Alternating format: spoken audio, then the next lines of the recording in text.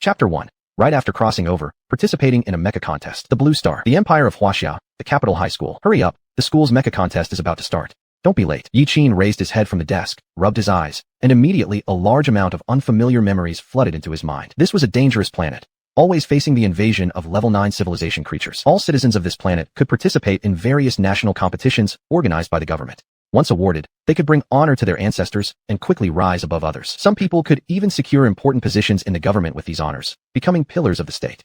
And those who failed were laughed at by everyone, living at the bottom of society.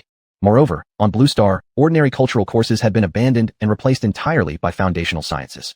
Physics, naturally, was the focus, with auxiliary sciences like chemistry and mathematics also playing significant roles. The technological level of the entire population wasn't achieved overnight. This was the reason schools existed. And today's event was precisely the mecha contest, which was the most valued competition in Wuxia, second in importance only to the college entrance exam. The method of the competition was straightforward, driving mechas for combat. The winning side would smoothly advance, and under the audience's watchful eyes, connection values would be measured. The losing side would naturally be eliminated and lose the opportunity for exposure. This is crazy, have I crossed over? Before Yiqin, feeling dizzy and disoriented, could clear his thoughts, he followed his classmates out of the classroom. At this moment, many memories not belonging to him flooded into Yiqin's mind. It seemed like he wasn't the true owner of this body. After a while, that swollen sensation gradually disappeared, and Yiqin managed to recover most of his memories. It seemed like he wasn't the rightful owner of this body. The real owner's name was Yiqin. His family was very wealthy, and he belonged to the playboy type. Even if he accomplished nothing in his life, there would still be an endless supply of money. But that wasn't the point because according to the memories in his mind, he knew that the Empire of Wuxia would soon receive signals from a level 9 civilization. When that happened, an even greater crisis would arrive, and war would engulf the entire planet, with the entire starry sky consumed by cannon fire. Although he didn't know what his original name was, since he had been reborn as this person, it was his responsibility to stop all of this from happening. In no time, Yiqin arrived at the venue with other classmates, and the mecha contest officially began. Look quickly, the first contestant is Qin Feiyu. Look how dazzling his mecha is. That's right, Qin Feiyu usually ranks among the top students, and the mecha he created can be considered undefeated across the entire class. After all, his father works in the National Research Department specifically developing mechas. Yiqin narrowed his eyes slightly and looked at the composed teenager on stage. Qin Feiyu, 17 years old, had once ranked first in comprehensive scores during the senior high simulation exams, and his father was a senior scientist in the Huaxian National Mecha Battle Department. Qin Feiyu's opponent was Wang Kai, who ranked 5th in the class simulation test. Wang Kai's mecha was also powerful but lacked flexibility. Both sides are ready. The match begins now. As the announcement came through the loudspeaker, Qin Feiyu and Wang Kai began their fierce battle, each controlling their own mechas. What were originally lifeless mechanical bodies now moved flexibly under the two individuals' control. Clang. Two massive mechanical arms scraped against each other, creating blinding sparks. An explosion of sound erupted. The entire competition area fell silent. The mecha controlled by Qin Feiyu was driving Wang Kai back relentlessly. Eventually, Qin Feiyu unleashed his ultimate technique.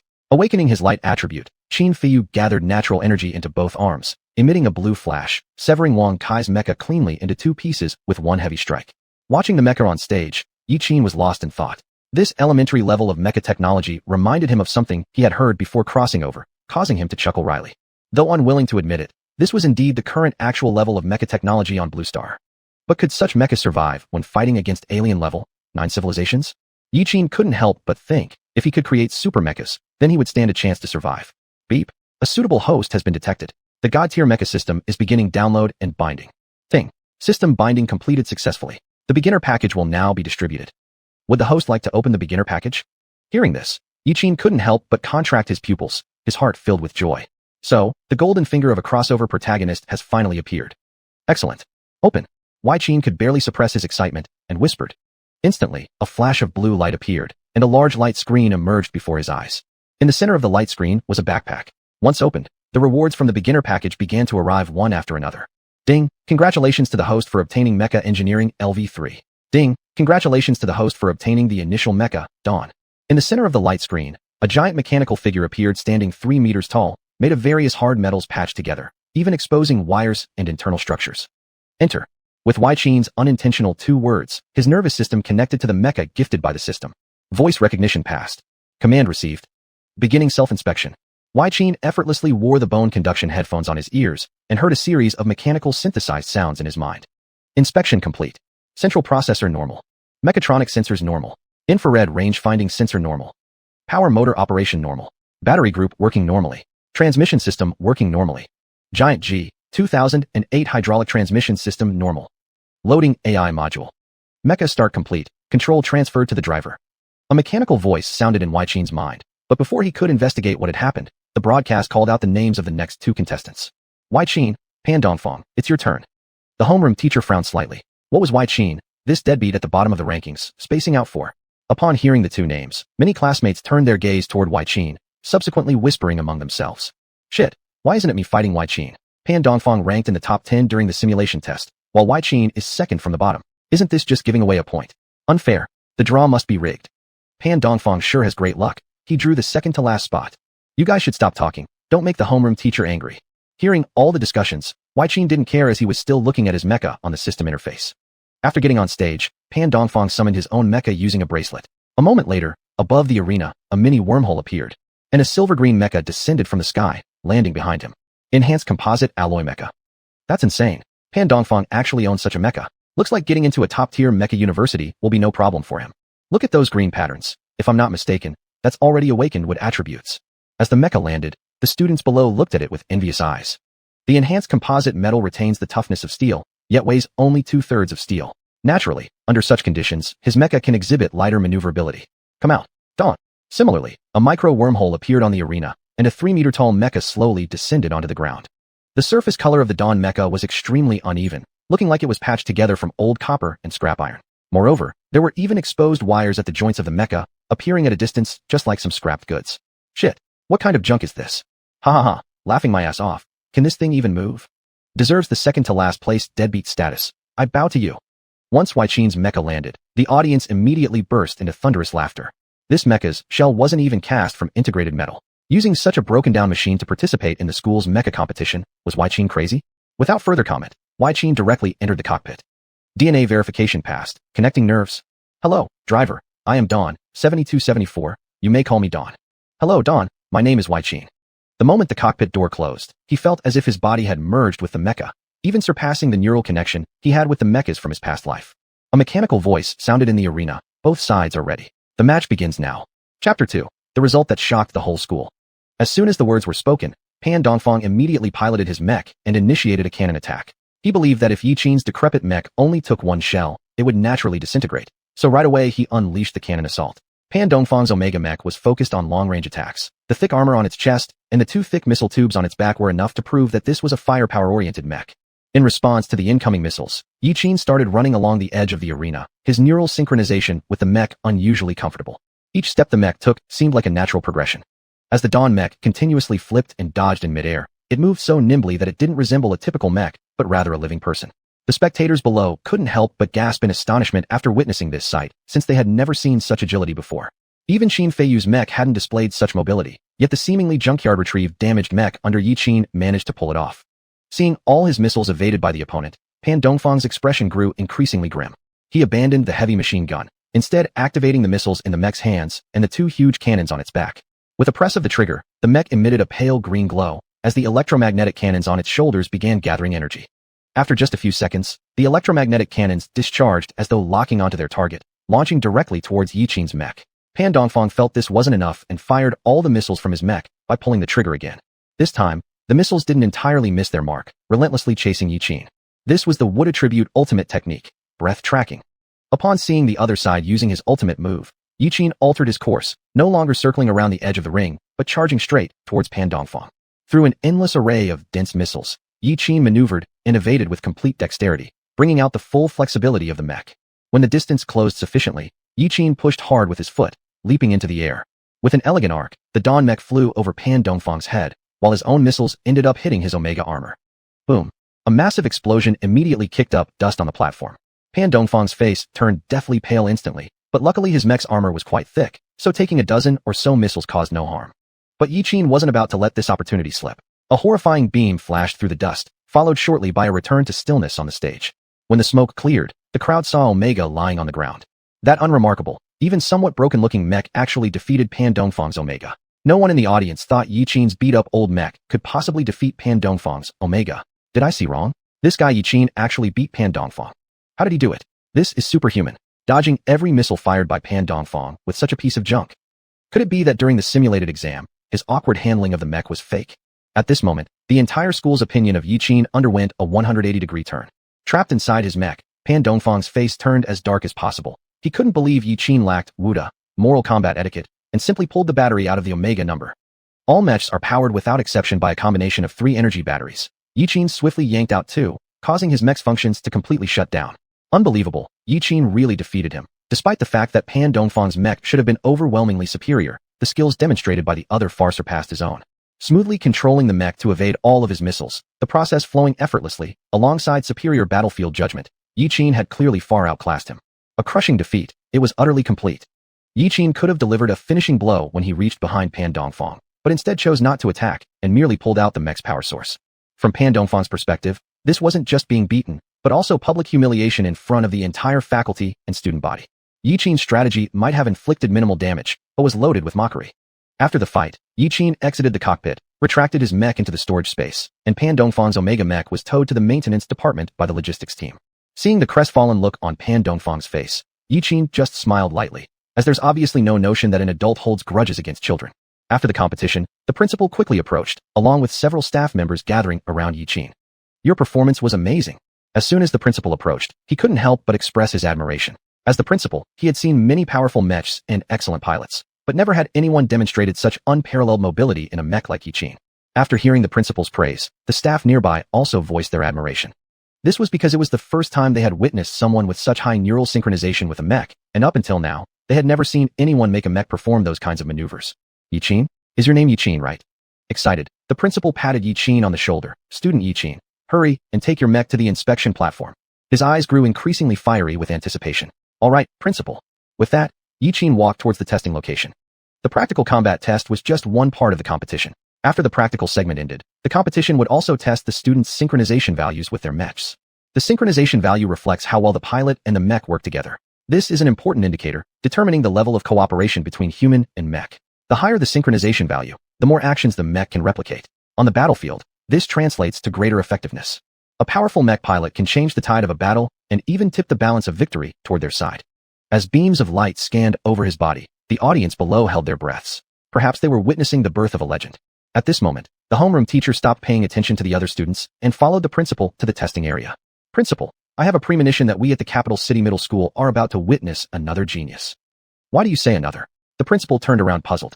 Because the previous genius was Yiqin's older sister, Yijia. Truly remarkable, the Yi family. To produce 2 geniuses like this is incredible. At this thought, the principal's expression changed suddenly. Quick, check if Yiqin has any younger siblings or brothers. Homeroom teacher. Ding, standing on the examination platform, Yiqin received several bioelectric signals into his body. Simultaneously, the light was scanning the bracelet on Yiqin's hand. The entire process lasted for about 10 seconds. The test is complete. With the mechanical voice announcement, Yiqin stepped down from the platform. Ding, upon completion of the scan, Yiqin's data appeared on the large screen beside him. Mech classification E, synchronization value 95. 95. Yiqin's synchronization value actually reached an astonishing 95, which was completely unexpected by everyone.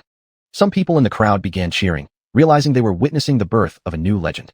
Ordinary people typically only have single-digit synchronization with mechs. Driving a mech requires a minimum synchronization of over 20. But even if one could drive a mech, a synchronization value just above 20 would only allow the mech to take steps, far from performing precise attacks or complex movements. One needs to reach a synchronization value of 40 to be able to slowly manipulate the mech as if it were an extension of one's own body.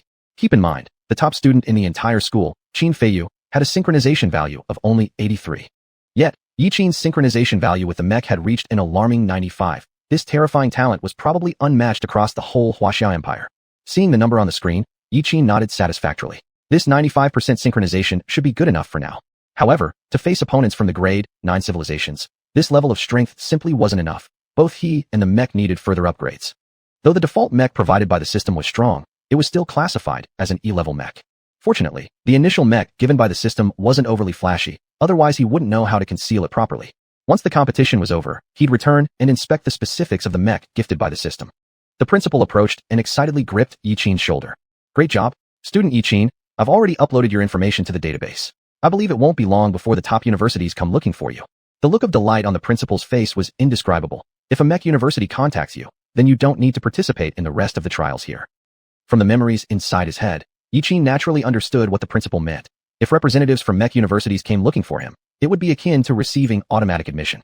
After all, Talented young prospects are always snatched up immediately, and no one would pass up on such a genius. Chapter 3. A Sudden Explosion. Yi Qin's mind was not on choosing a university right now.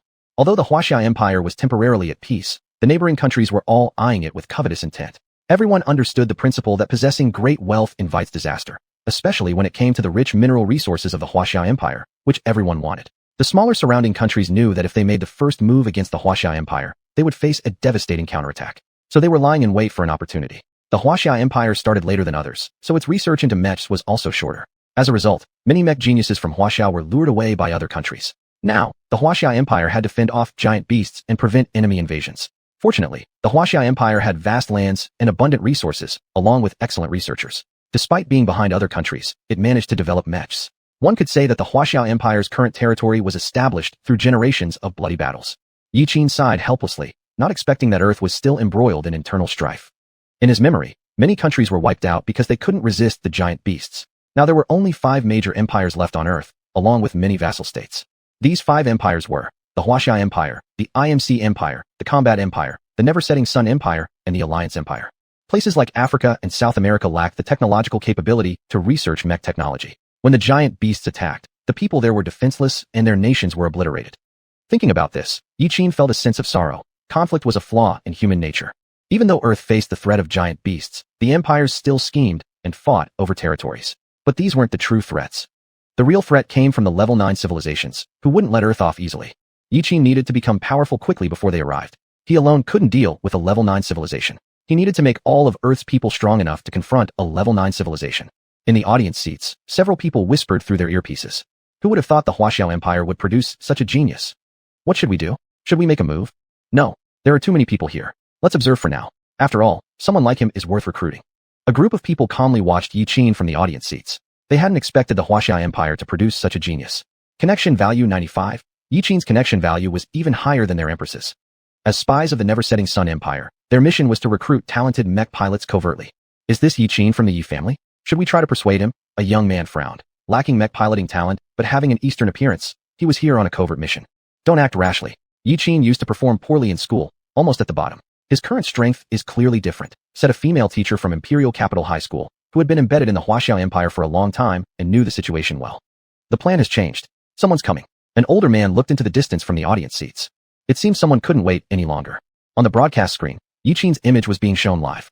Everyone watching the birth of this genius became feverishly excited. A connection value of 95. How many years had it been since anyone saw such a high score? The last person with a connection value over 90 was the current mech marshal of the Wuxia Empire. At this moment, everyone understood what Yi Qin meant to the Wuxia Empire. If nothing unexpected happened, Yi Qin would surpass the mech marshal in strength.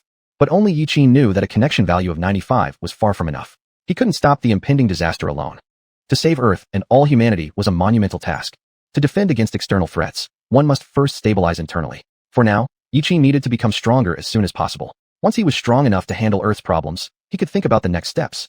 Ever since Yi Qin stored Dawnbreak in the space, the system kept popping up notifications. Looking at the system notifications, he felt a headache coming on. Initial mech, Dawnbreak, preliminary repair requires 100 kilograms of titanium alloy. According to Yi Qin's knowledge, since the appearance of giant beasts and mechs, the prices of metals and rare materials on Earth skyrocketed 10,000 times. Ordinary iron ore alone had increased more than tenfold in price, and this was just unrefined ore. And now the system was notifying him that repairing the Dawn mech required 100 kilograms of titanium alloy, something he simply could not afford with his current financial means. Titanium alloy had high strength, corrosion resistance, and heat resistance, but requiring 100 kilograms was just too outrageous. This system-gifted Dawn mech was nothing short of a money-consuming machine. Before Yi Qin could figure out where to get the money, an intense light burst forth from the center of the testing area for connection values. A mushroom cloud of flames slowly rose as a massive explosion directly destroyed the testing site, and the platform used for testing was also affected. The moment the fire appeared, Yi Qin instantly summoned his mech. Before he could enter the cockpit, the heat wave generated by the explosion blew both him and the mech away. Yi Qin covered his head with both hands, trying to assume a defensive posture as much as possible. Although the Dawn mech blocked most of the heat wave from the explosion, even the residual force was almost roasting him alive. DNA verification successful, neural connection in progress. Detected physical damage to the pilot, initiating Protocol 3. Protocol 3. Protect the pilot, life support system activated. Carbonization detected on both arms and body, administering emergency life solution injection. Inside the cockpit of the Dawn mech, a syringe inserted into the back of Yi Qin's neck, and as the medication slowly entered his body, his injuries gradually improved. Sitting inside the mech, Yiqin barely opened his stinging eyes, dazed. Where am I? How did I get into the mech? At this moment, Yiqin had completed the mental connection with the Dawn mech, and the visual perspective automatically switched to the mech's viewpoint. He was puzzled. He had been blown away by the heat wave after the explosion, so how did he end up inside the mech? Pilot, your life was threatened, so I initiated Protocol 3 of the mech. Protocol 3? Recalling what happened, Yiqin had been testing his connection value when the test site suddenly exploded. In that instant, he activated the bracelet to summon the mech.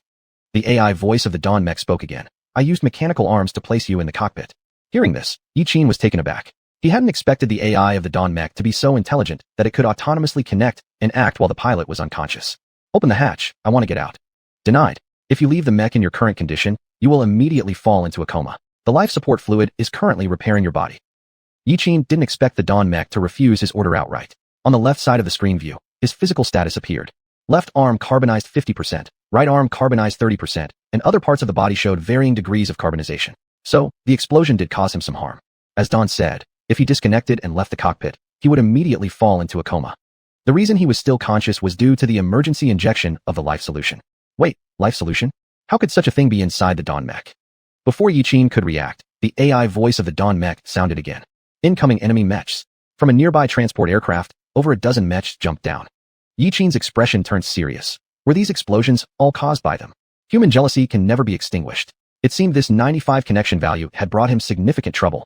Chapter 4, Goryeo Invasion. At the venue, a series of explosions shattered the mech competition arena to pieces. The spies of the Empire of the Setting Sun's faces turned pale. Although they knew other countries had also infiltrated the Wuxia Empire, how could the perpetrators escape after such an audacious act in broad daylight? What should we do, Captain? The voice of the young man from before sounded again. He had been sitting at the farthest end of the audience stands, observing the situation. When the first bomb exploded, he immediately hid. You retreat first. I will stay behind. As a teacher from the Imperial Capital High School, xiuxian could not flee when something like this happened.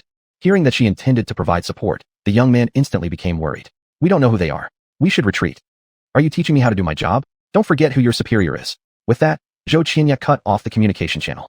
The safety supervisor of the mech competition was the first to see the explosion and immediately directed his subordinates into action. Immediately arrange for medical personnel to treat the injured around here, and notify the Imperial Capital Mech forces that we need support. He, as the security supervisor for this event, never imagined such a scenario. Someone actually dared to plant bombs at the mech competition venue in the Imperial Capital. After all, the participants of the mech competition were the future talents of the Wuxia Empire. If there were repercussions from above, losing his position would be the least of his worries. He might even face criminal charges. Suddenly, one of his subordinates pulled out a composite alloy blade and stabbed him directly. The safety supervisor felt a chill run down his spine as he used all his strength to turn his head to see who attacked him. You brat, dare to. Before he could finish speaking, the attacker sliced his throat with another swift, clean motion. Shit. Such low pay and so much work. The assailant spat and then shut down all the surveillance cameras inside the mech competition venue. With this, he cut off both rescue efforts and evidence collection. What happened next was unknown. It's done. You can move now. Understood. Engage. Following the commander's order, over 10 mechs leaped from the transport aircraft and rushed straight toward the competition venue. Pity about this genius with a connection value of 95. It would have been better if he had been born in our country. Lin Runke lamented continuously from inside his mech cockpit. Can you stop being so frivolous during missions? Lin Runke replied disdainfully. Do you, a perpetual sixth place, have the right to criticize me? Pak Jiangwei interrupted their discussion. Focus on completing the mission. Yes. But sir, many people haven't died yet. Should we directly find Yiqin or eliminate everyone? Upon hearing this, Pak Jiangwei frowned deeply, his face radiating coldness. Initially, he did not want to participate in this attack. As a long-term spy in Wuxia, their main task was to gather information on the Wuxia Empire. However, after reporting Yiqin's 95 connection value to the organization, the high-ranking officials of the Goryeo Empire immediately issued orders for them to carry out the assassination mission. They couldn't let such talent grow unchecked within the Wuxia Empire. The last person with a connection value over 95 had decimated the Goryeo Empire's mech core, leading to repeated defeats. Because of this precedent, they closely monitored the Wuxia Empire. Try not to leave any survivors, but our primary task is still to locate Yiqin. Once found, execute him immediately. Absolutely do not let him live. Yes.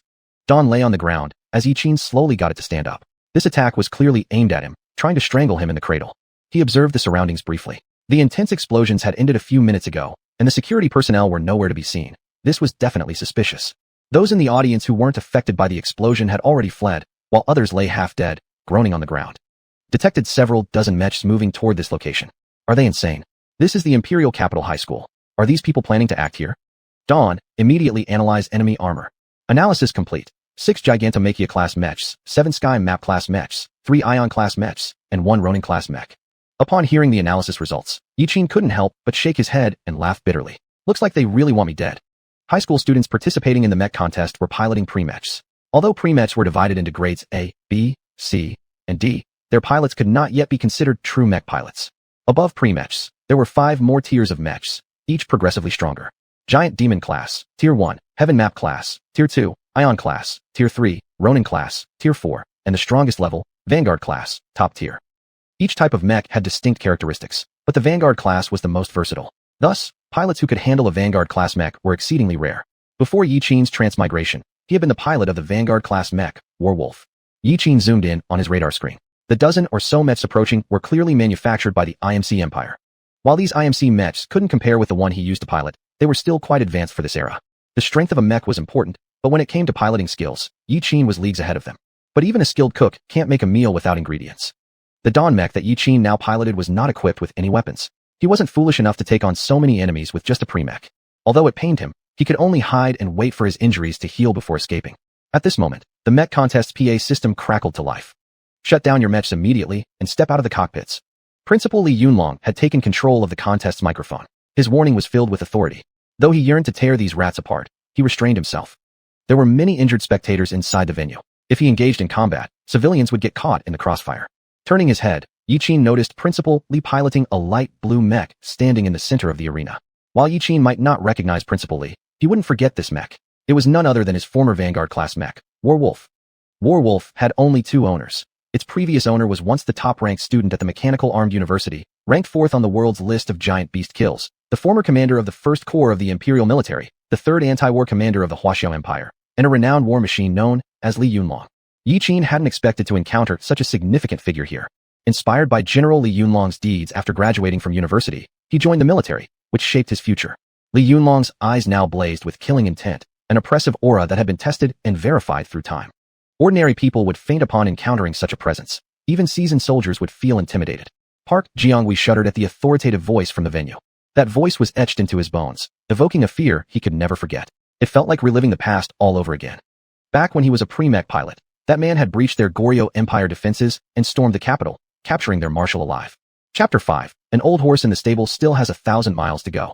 But times have changed, and Park Yungyui now is no longer the mecha trainee pilot he once was. He is now a legitimate Ronin-class mecha pilot, and the 5th strongest in the Goryeo Empire. Thinking of this, Park Yungyui suddenly grinned. Li Yunlong must be decrepit by now. This time, with so many of them here, they can kill Yiqin and take Li Yunlong's head at the same time. It's truly killing 2 birds with 1 stone.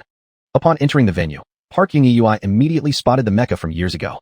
The light blue mecha patterns, coupled with the large black sword on its back, confirmed it. This was Li Yunlong's mecha, the Werewolf. Park Yungyui raised his hand, signaling all the other mechas to stop. In an icy tone, he said, "Who would have thought that the famous Werewolf has ended up being just a petty principal? That's quite an underutilization of talent." However, when truly facing Li Yunlong, Park Yungyui became cautious, for the other party was known as the invincible war machine back in the day. Yet, they had brought out 17 mechas, and the old man opposing them seemed intent on stopping their advance. How laughably naive could they get? Inside his mecha, Li Yunlong observed the surrounding crowd. By now, most of the people inside the arena had been evacuated, though there were still a few lying injured where they fell.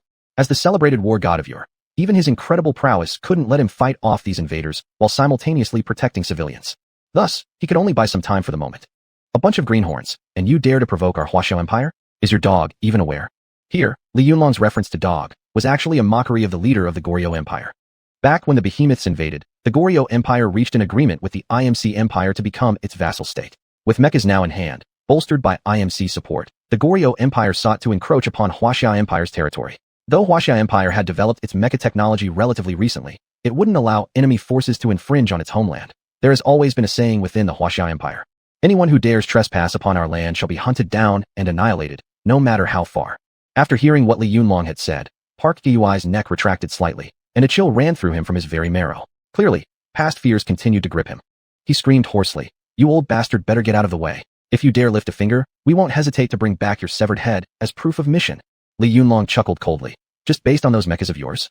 Before the words had even left his mouth, Li Yunlong immediately activated the light attribute of the mecha, because, at the age of 75, speed was essential to resolving matters quickly. Although he could still operate the mecha in combat, the strength required to activate the light attribute had greatly diminished compared to his younger days. Hence, quick action was necessary.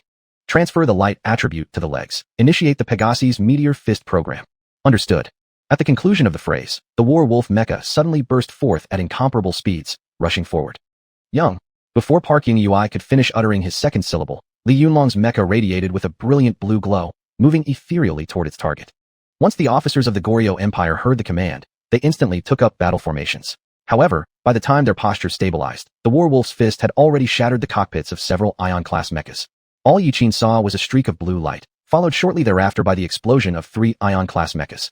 Li Yunlong's movements flowed like clouds and water, without even the slightest hesitation, as if everyone else were mere ants. Pegasus Meteor Fist, 1 punch per kid. To act, or not to act, that is the question. For when Li Yunlong acts, someone will die. This, indeed, is why he earned his moniker, the War Machine. Park Ying-ui stood dumbfounded, incredulous that Li Yunlong at 75 years of age could still activate the light attribute of his mecha. He'd assumed the older man was barely able to move the mecha at all. Could this old guy's skills not have declined? This made absolutely no sense. Is this still human? 3 Ion class, Tier 3, mechas were destroyed in an instant? He originally believed that Li Yunlong was merely bluffing, but looking at the current situation, the old man definitely retained fighting capabilities.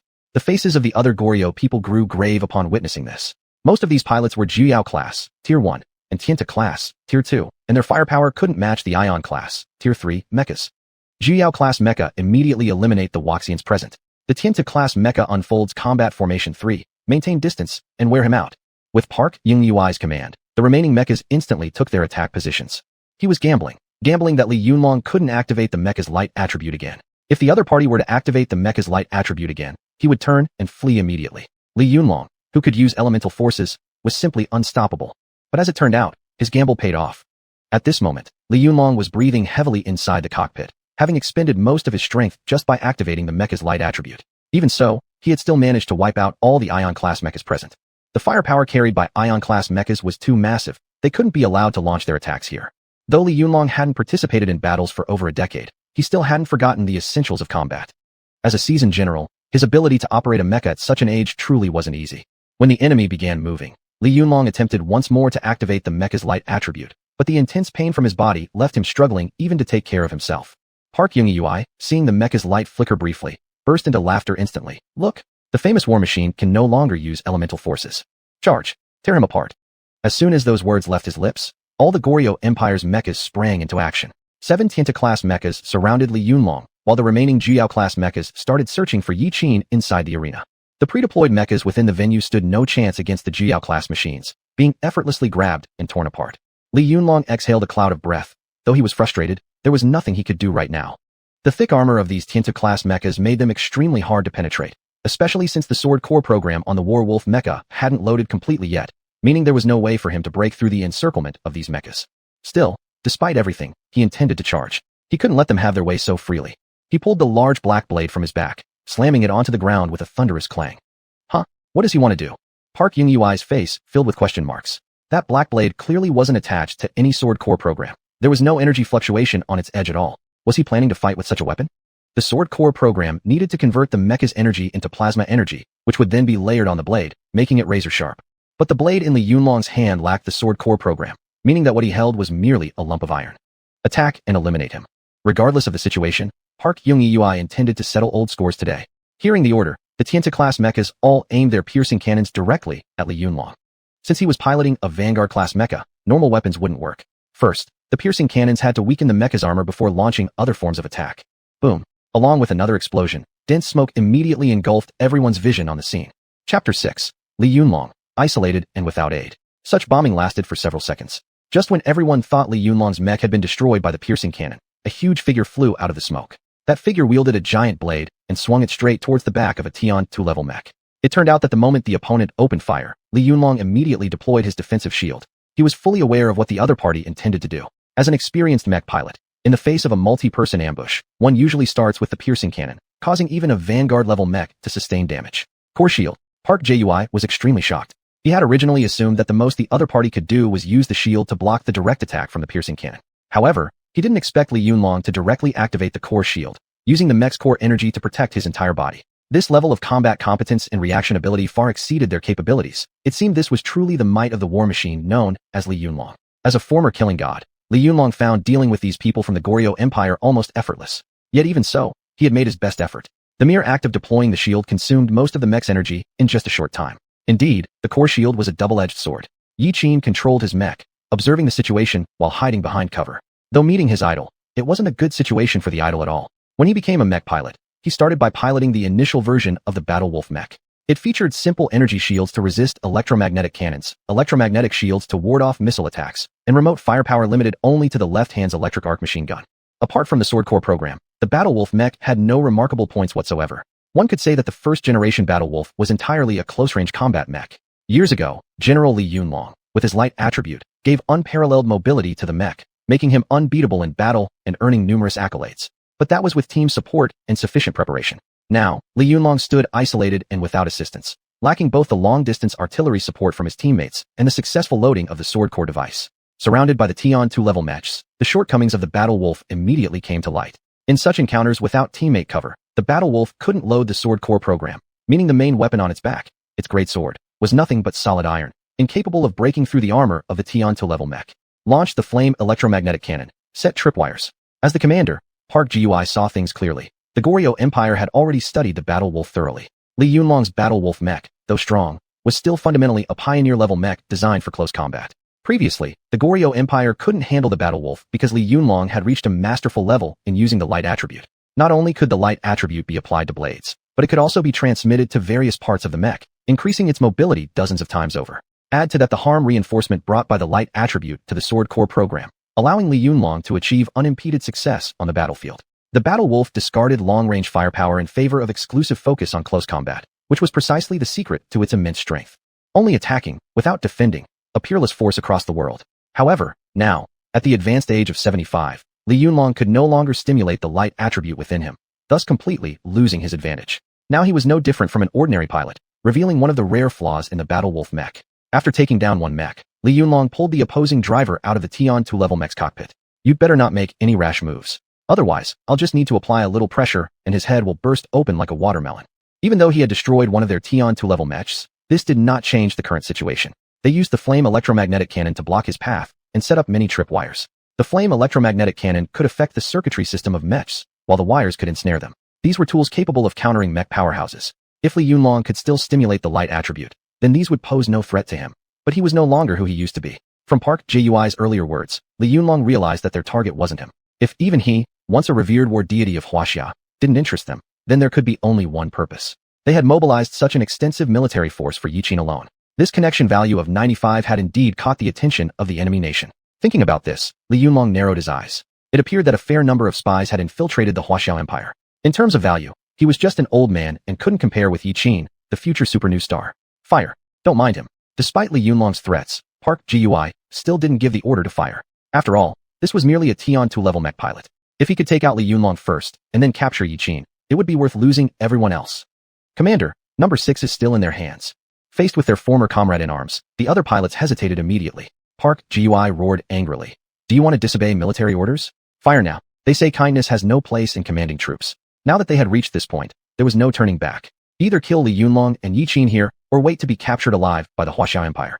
Even if all his subordinates had to sacrifice themselves, he must accomplish this mission. If the mission failed, they would all become pawns abandoned by the higher-ups. The system of the Goryeo Empire was extremely cruel. Anyone who couldn't create value would be immediately discarded. This thought made Park Jiui's flesh crawl instantly. If the mission failed, there would come other men to replace him, sleep with his wife, beat his son, and possibly even take his daughter as well. He did not want to become one of those men whose wives others claimed for themselves. All Tian 2-level mechs, prepare long-range firepower. Park Jiui screamed at the top of his lungs. Attack now. As soon as he finished speaking, the Tian 2-level mech next to Li Yunlong exploded. An old 6 in his hand was directly roasted into medium well. Old 6. No. Damn it, I'll kill you. Seeing their comrade devoured by flames. In almost the same moment, all the Goryeo Empire mechs opened fire on Li Yunlong. None of them expected Li Yunlong to execute Old 6 right before their eyes. If earlier they refrained from attacking because Li Yunlong held a hostage, now that the hostage was dead, there was no reason left to hold back. The remaining 6 Tian 2-level mechs immediately unleashed countless missiles. Boom. A violent explosion caused another small mushroom cloud. Damn. Seeing this scene, Yi Qin's expression turned cold. The situation was extremely grim. That explosion clearly came from the enemy commander self-detonating one of his subordinate mechs. Yet these Goryeo drivers mistakenly believed Li Yunlong had killed the pilot. Others might not understand, but as someone who had crossed over to this world, Qin naturally knew what kind of people those from the Goryeo Empire were. In the future, when the Wuxia Empire was locked in fierce battle with a level 9 civilization, the Goryeo Empire took the opportunity to invade the Wuxia Empire. Every Goryeo mech was equipped with a self-destruction device. If they approached Wuxia facilities or mechs, they would detonate themselves, taking Wuxia personnel down with them. In the future, Qin had fought against Goryeo mechs, and once suffered a major loss due to this. Chapter 7 Life and Death in 1 minute.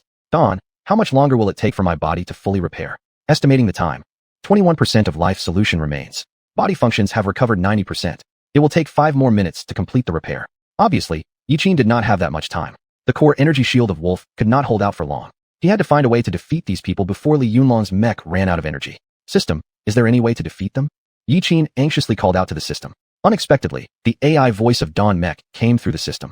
The host has Mecha Engineering LV3 skill. It is recommended to interfere with enemy mechs. What should I do? By amplifying Dawn Mech's communication device, you can make the enemy mech systems crash, which may give us about 1 minute. The operation details came through on the system panel again, and after quickly reading it, Qin roughly understood what was going on. The system's plan was to convert the mech's energy into an EMP signal pulse, thereby causing the enemy mech to malfunction. But this would also temporarily paralyze the Dawn Mech, and at the same time, the communication device would be completely burned out. At this moment, Goryeo Empire's mech launched missiles at Li Yunlong again. 10,000 arrows were fired all at once. This time, all Tianta-level mechs released all their remote firepower, determined to destroy Li Yunlong and the Wolf Mech together. Hearing the warning from the system, Li Yunlong knew he was in a hopeless situation. Although he had managed to deploy the core shield in time during the last bombardment, he had exhausted all the mech's defensive energy. As the missiles approached again, he didn't know if Wolf could survive this round. Old age is something we must all accept. Sitting in the cockpit, Li Yunlong helplessly glanced at the mech program. The sword core is still loading. If he could activate the light attribute, such attacks would be easy to dodge. But now he couldn't do it. Now, he could only hope that Wolf's armor could withstand the attack. Boom. Almost simultaneously, all missiles hit Wolf directly. The high temperature produced by the explosion melted Wolf Mech's armor. As expected, even Pioneer-level armor couldn't withstand such firepower. Without defense energy or elemental attributes, the mech was just a huge machine. When the dust settled, the left arm of the Wolf Mech had been blown off, and the mechanical springs in its legs were nearly melted.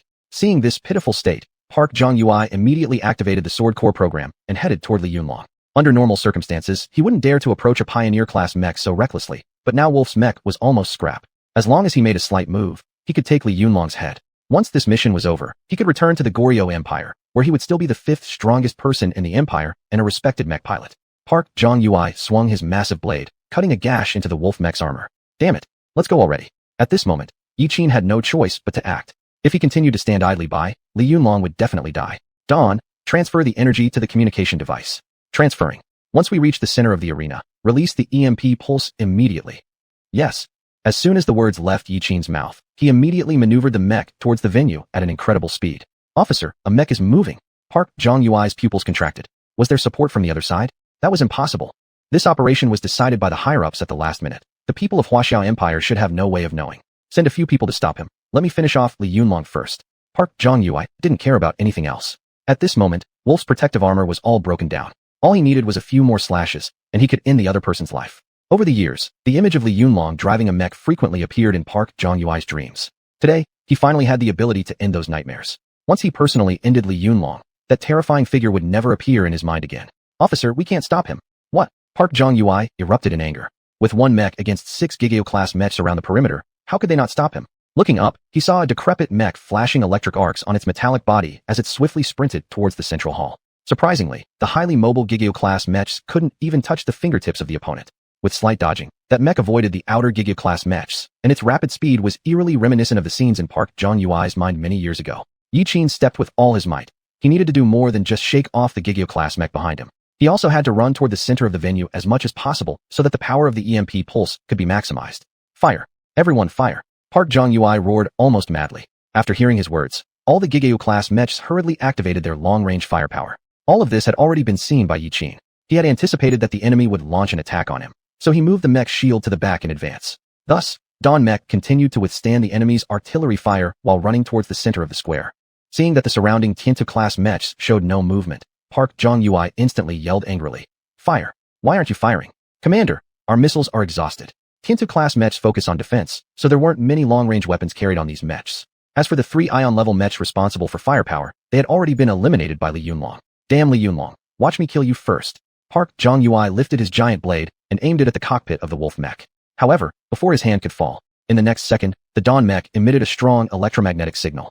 All the mechs present involuntarily twitched, causing everyone to momentarily freeze in place. It turned out that at the critical moment, Xiuxian had released the EMP pulse, which caused all the mechs in the field to become paralyzed due to the powerful interference wave. This sudden change left everyone present stunned. Why has the visual connection failed? Shit. The mech system is faulty and restarting. Damn it. What did that damn boy do? At the very instant the EMP pulse was activated, the hatch of the Dawn Mech opened simultaneously, and Xiuxian rolled out of the cockpit with a forward flip. Before acting, he had formulated a rough plan. Since the Dawn Mech lacked combat equipment, he would instead aim to incapacitate the enemy to the greatest extent possible. The simplest and most effective way to deal with these old-style mechs was to pull the battery. A mech has 3 batteries, but removing just one will put the mech into energy-saving mode. In energy-saving mode, the mech cannot use its weapons and can only maintain minimal operation. At that point, without long-range weapons, they wouldn't stand a chance against him. The EMP pulse emitted by Dawn would cause the enemy mech programs to restart, during which the hatches would be firmly sealed. Life or death depended on the following 1 minute.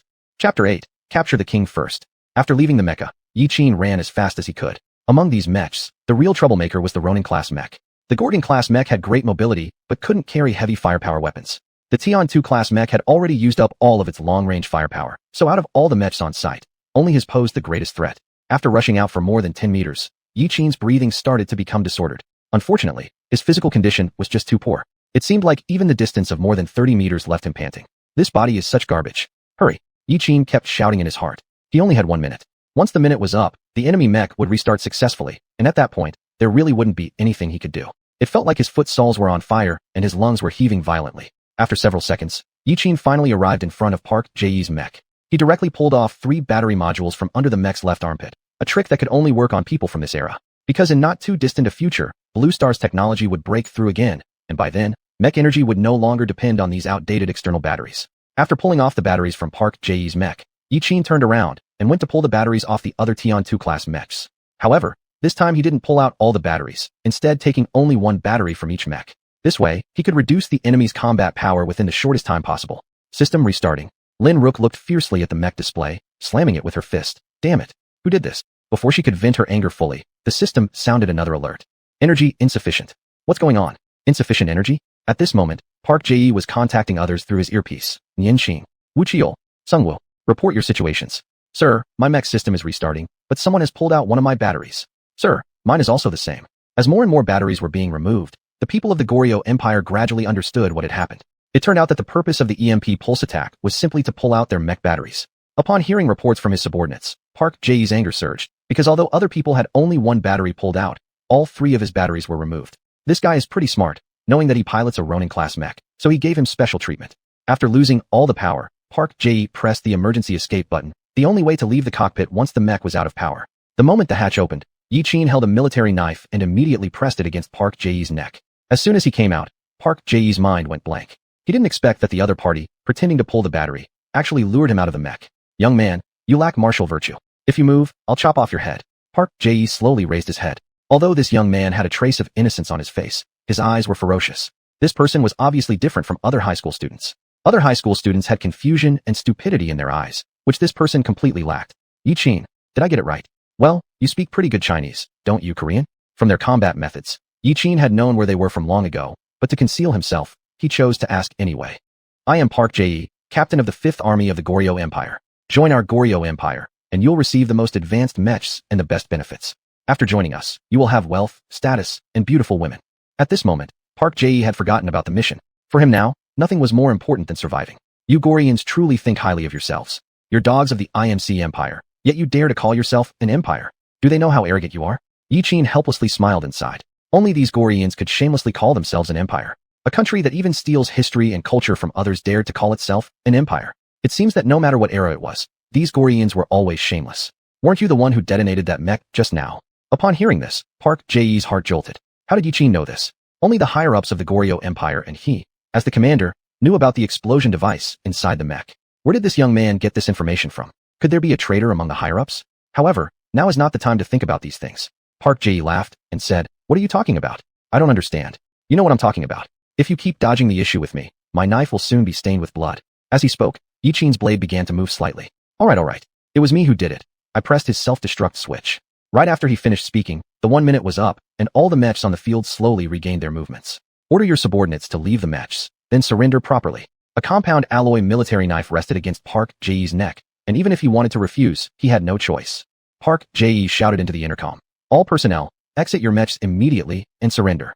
Although every mech had one of its batteries removed, their basic functions could still operate. The pilots of a few Tian-2 class mechs opened their cockpit doors. Their first sight was of Park Jae being captured by a young man. Everyone there looked at each other. They never imagined that Goryeo Empire's fifth strongest warrior would be subdued in such a manner. Lin Rook clenched her lips tightly, her face solemn as she cursed silently at Park Jae. What a waste of space. Even losing in combat is forgivable, but now he's been captured by the enemy. At this moment, Lin Rook was boiling with anger. This man was useless. Can't rely on him one bit. What fifth strongest?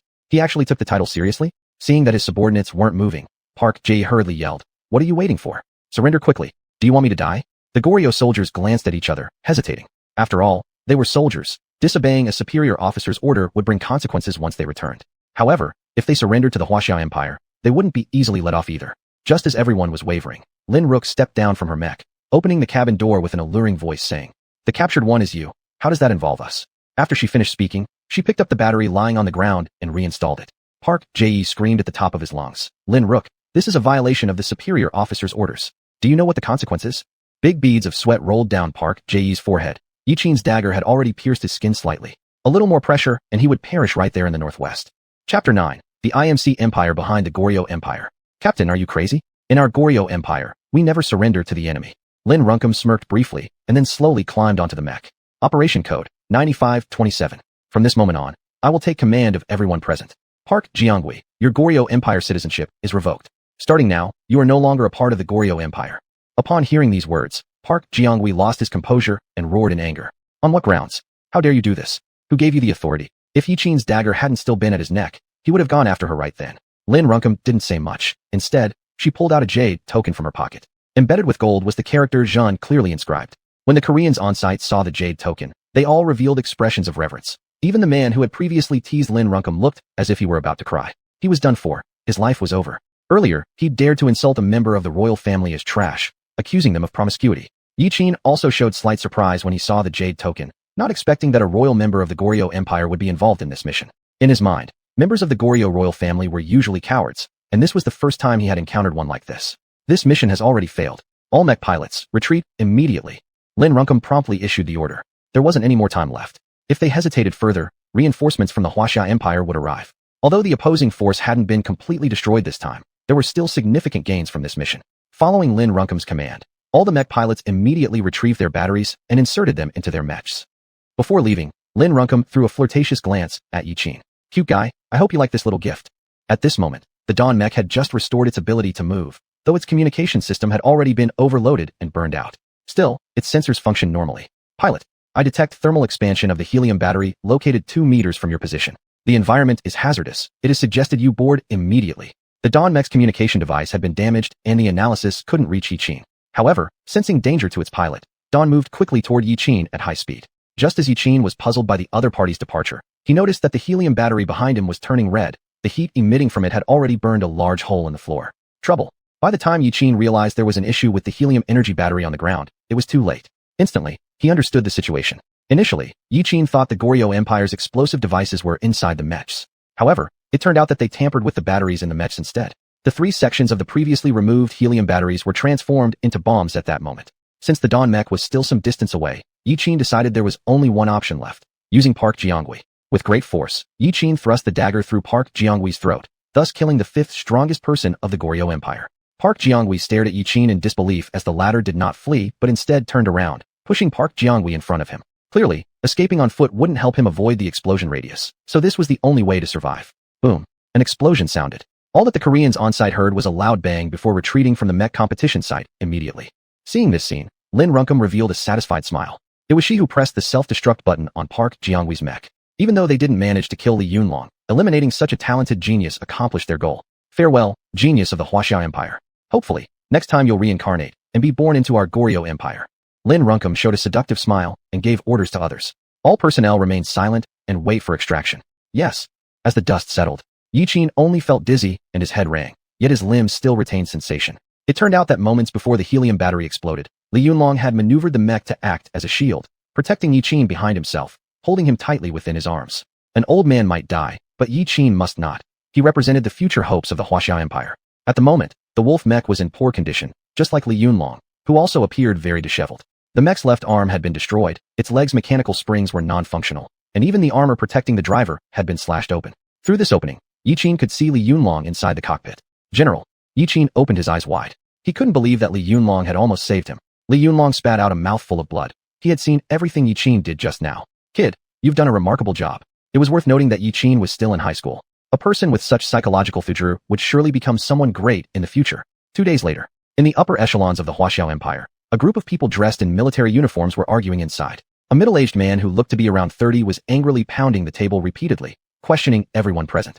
Where's the person in charge of the mech competition? What exactly has he been eating, allowing the enemy to brazenly attack the mech competition like this? You must realize those kids represent the future of Huaxia.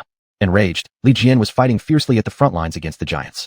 So why did trouble break out in his backyard all of a sudden? At this moment, his deputy reported the situation. We found the body of the safety supervisor in the conference monitoring room. The other party seemed well prepared. Upon hearing this, Li Jian's anger only intensified. What do you mean well prepared? If they were prepared early, does it mean we couldn't have prevented them? What about the mech forces in the capital? What were they doing at that time? Just loafing around. Just as he finished speaking, Li Jian turned his gaze toward a man sitting across from him. Lao Zhou, you're in charge of guarding the border. Give me an explanation on how those people got in. The man referred to as Lao Zhou's face also grew serious. Explanation? I have nothing to say. At this moment, there are giant threats everywhere along the borders of the Huaxia Empire. Do you expect my border troops to screen for spies too? Where's my budget? So you want to shirk responsibility? To hell with you. Seeing these two subordinates incessantly bickering, the commander slammed the table angrily and shouted. Both of you shut up. Right now, what must not be disrupted is the morale of the army. When is this? And yet these two people still have the time to shirk responsibility. General Li Yunlong's fate remains unknown, and both of you are here chattering endlessly. Does that make any sense? After hearing this, the two subordinates hung their heads shamefully. Who exactly was Li Yunlong? The third anti-warfare commander of the Huaxiao Empire. Even the current commander was promoted by Li Yunlong. One could say more than half of the officers in the Huaxiao Empire were his students. Once he saw the two calm down, the commander began mediating between them. His brows furrowed tightly as he softly said, "Now is not the time to discuss how to divide responsibilities, but rather think about what to do next." His voice wasn't loud, but it silenced the crowd. Not a single one of the attackers was successfully captured, and the Huaxiao Empire, with its vast territory, had no records or evidence to track them down. Li Jian gritted his teeth. The cameras of the mech competition have all been turned off. Now, we don't have any eyewitnesses or physical evidence. Even if we want to find a reason to go to war with the Goryeo bastards, we can't. Everyone in the room knew who the mastermind behind this attack was, but they had no recourse. If it were just simply going to war with the Goryeo bastards, it would be as easy as flipping your hand. But the actual boss behind the Goryeo bastards was the IMC Empire. With the most advanced mechs in the entire Blue Star belonging to the IMC Empire, initiating a conflict with them clearly wouldn't work in their favor. The situation right now was just like in a movie. Everyone knows Chang Wei is the murderer, but his father is a naval admiral, and even Lu Gonggong supports him by giving him a yellow jacket. Unless solid evidence is obtained, there's nothing they can do to the kingdom of Goryeo. Chapter 10, the Huaxia Treasure Vault. Even dogs must be beaten with respect to their masters, let alone the IMC Empire, which has numerous vassal states. If a real war breaks out, it would not only cost manpower and resources, but also risk smaller neighboring countries taking advantage of the situation to grab their share. Thinking about this, the commander could only helplessly shake his head. It seemed there was no way to discuss this matter to any conclusion. Then he turned and asked, "How is Yiqin doing?" As soon as the words were spoken, all eyes fell on Li Jian. Li Jian is the son of Li Yunlong. He was the first one who wanted to lead troops out in revenge for his father's misfortune, but reality did not allow him to do so. "Commander, Yiqin is fine, but this young man is too eye-catching. Many people have already set their sights on him." The commander thought for a moment. There's no other way. We'll have to send him to that university. After these words, everyone present widened their eyes. Had the situation in the Huaxiao Empire deteriorated to such an extent? After you leave, he can go inside the treasure vault and choose a few things. This is the only place where we can provide some help. Yes. At that moment, Yiqin was sitting in the waiting room looking around. Though he had been here many times, he still pretended to look like a curious child. Suddenly, an old man with a stern face and white hair entered, and even while walking, his severe aura couldn't be hidden. Yiqin didn't need to see to know who it was. Behind him followed several others dressed in military uniforms. "Yiqin, you've done a great job this time. Not only did you single-handedly repel the enemies, but you also saved Li Yunlong's life." Yiqin smiled faintly. Right now, he couldn't show any unusual behavior or let the other side catch on. Compared to mere verbal praise, I'd rather have something more tangible. Upon hearing these words, an expression of displeasure immediately crossed the face of a middle-aged man behind the elder. Before he could finish speaking, the elder raised his right hand to wave him off. "Fine. I like your pragmatic attitude. Compared to those hypocritical sycophants on the surface, you're pretty good." The elder looked at Yiqin approvingly. He had reviewed Yiqin's dossier. He originally thought that Yiqin was just a wastrel interested in nothing but food, drink, and fun. However, judging from what he saw now, The young man's character might be much better than he imagined. Good? Is that all? Of course there's more. Shall we take him to the treasure vault? Yes. Li Jian saluted, then said to Yi Qin, follow me. Before being reincarnated, Li Jian used to be his immediate superior, though that was after the great technological explosion. After the explosion, the lifespan of people on Earth increased by several dozen times, all thanks to the genetic elixir. Now encountering this old acquaintance again, Yi Qin was secretly overjoyed. However, he had to suppress this excitement within his heart. Treasure vault. Herein was stored the most advanced mecha equipment of the Wuxia Empire, along with various rare and valuable materials. The dazzling array of weapons and accessories for the mechas, along with advanced mecha AIs and programs, were kept here. One could say, with these items, Yi Qin could assemble the strongest mecha on the entire blue planet. But given his current status, he still lacked the authority to use them. Nevertheless, being able to break tradition and enter here once was more than enough for him. Yi Qin, according to the commander's instructions, you can choose one thing from the treasure vault. My suggestion is that you choose the mecha operating system. Having a good AI is critical for a mecha. Of course, you can choose other things too. Once you've decided, notify me via this control panel. After leading Yi Qin into the treasure vault, Li Jian stood up and left. Once they were alone, Yi Qin couldn't help but smile. He hadn't expected Li Jian to remain so practical. By general logic, normal people would choose the mecha operating system. A standard mecha generally acts only upon the pilot's orders, while higher-level mecha AIs can be programmed. However, Dawnlight can analyze whether the pilot's commands are correct. This capability was unmatched by other AIs. Since Yi Qin already possessed the Dawnlight AI, the option of choosing an operating system was excluded. If the operating system wasn't needed, then what remained was the mecha components. Mecha components were divided into external attachments and internal programs. In simple terms, external attachments referred to mecha weapons, cannons, armor, giant blades, electromagnetic cannons. All belong to the category of external attachments. Internal program software, such as the Pegasus Meteor Fist of the Battle Wolf mecha, was classified as an internal program. Electromagnetic defense shield, capable of defending against penetration shells and electromagnetic weapons. Although very useful in combat, it is merely a defensive mechanism. Electromagnetic cannon, one strike can penetrate the mecha's armor, but currently, I don't need this either. Balanced dynamic attachment piece. The Dawnlight hasn't reached the point where a flight device is required yet, so this isn't necessary. Yi Qin carefully observed every mech accessory. Although the treasures in the vault were all top-notch equipment, most of them couldn't be used by his Dawnlight mech. After walking around a few times, Yi Qin couldn't find anything that made him feel excited. He wondered if it was because his standards were too high. Nothing in the treasure vault could make him thrilled. Just as he was pondering what to choose, a prompt came from the system. Ding. Detected gold titanium alloy. A voice rang out in Yi Qin's mind. Gold titanium alloy? That was an even rarer material than titanium alloy. Even though the Wuxia Empire was wealthy, they surely wouldn't manufacture this kind of material. The gold titanium alloy is a synthetic alloy made of 99% gold and 1% titanium, with a color close to pure gold, but hardness several levels higher than titanium alloy. Not only can it resist extreme cold and heat, but even aqua regia, which dissolves metals, cannot easily break it down. 3 meters ahead, on the top shelf to your left, I detected the presence of gold titanium alloy. Yi Qin's pupils suddenly contracted. He hadn't expected the system to also help him identify materials. After hearing this, he checked what was on the shelf using the tablet in his hand. Code C-137, mech core debris found in the battlefield at the border of the Wuxia Empire, belonging to an unknown item. What was known as a mech core was actually the central processor of the entire mech. Other parts of the mech could be replaced, but generally not this one. It wasn't interchangeable either, because this thing was akin to the brain of a human being. Are you sure you want this? Yi Qin asked the system again, still uncertain. Although gold titanium alloy was precious, the system panel hadn't mentioned needing it for repairing the Dawnlight, so he didn't know whether choosing this item would be useful. This time, the system gave a definitive response. Trust me, I'll take this one. After deep reflection, Yi Qin realized that so far he knew very little about the system. Apart from giving him a big gift package, the system hadn't provided any other rewards, but since the system had spoken, there was nothing else he could do but follow its instructions. Alright, I trust you, I'll take this one. After making his choice, Yi Qin sent a message to Li Jian. Li Jian was sitting in his office, surprised after seeing Yi Qin's message. The treasure vault gathered the cream of the crop of the Wuxia Empire's scientific research. Whether it was mech equipment or operating systems, they all ranked among the best in the world. Yet, Yi Qin did not choose equipment or an operating system, instead opting for a mech core remnant. He couldn't comprehend it. Li Jian truly could not figure out what Yi Qin was thinking. After some deliberation, he reported the matter to the commander. When the commander saw Li Jian's report, he was also surprised. Could it be that the treasure vault of the Wuxia Empire lacked the things Yi Qin wanted? Those mech components and operating systems were all top-notch in their own right when considered individually. Yi Qin didn't just refuse those advanced pieces, but he specifically picked the most useless scrapped mech core. Commander, should we intervene? Li Jian was already confused, unsure of what plan Yi Qin had in mind. However, the commander held a different view. Let him be. For some reason, although the commander hadn't probed Yi Qin's thoughts, he faintly sensed that something complex was at play. Perhaps that was the charm of genius. After picking his reward, Yi Qin was escorted out of the base. After leaving the base, Yi Qin looked at the system interface and started to worry. Repairing Dawnlight originally required 100 kilograms of titanium alloy, and now another communication device repair had been added. Chapter 11, Rare Metal, Gold Titanium Alloy. As soon as he got home, Yi Jiao rushed over and clung to Yi Qin like a gecko. Big brother, are you alright? I heard there was an explosion during the mech contest at school.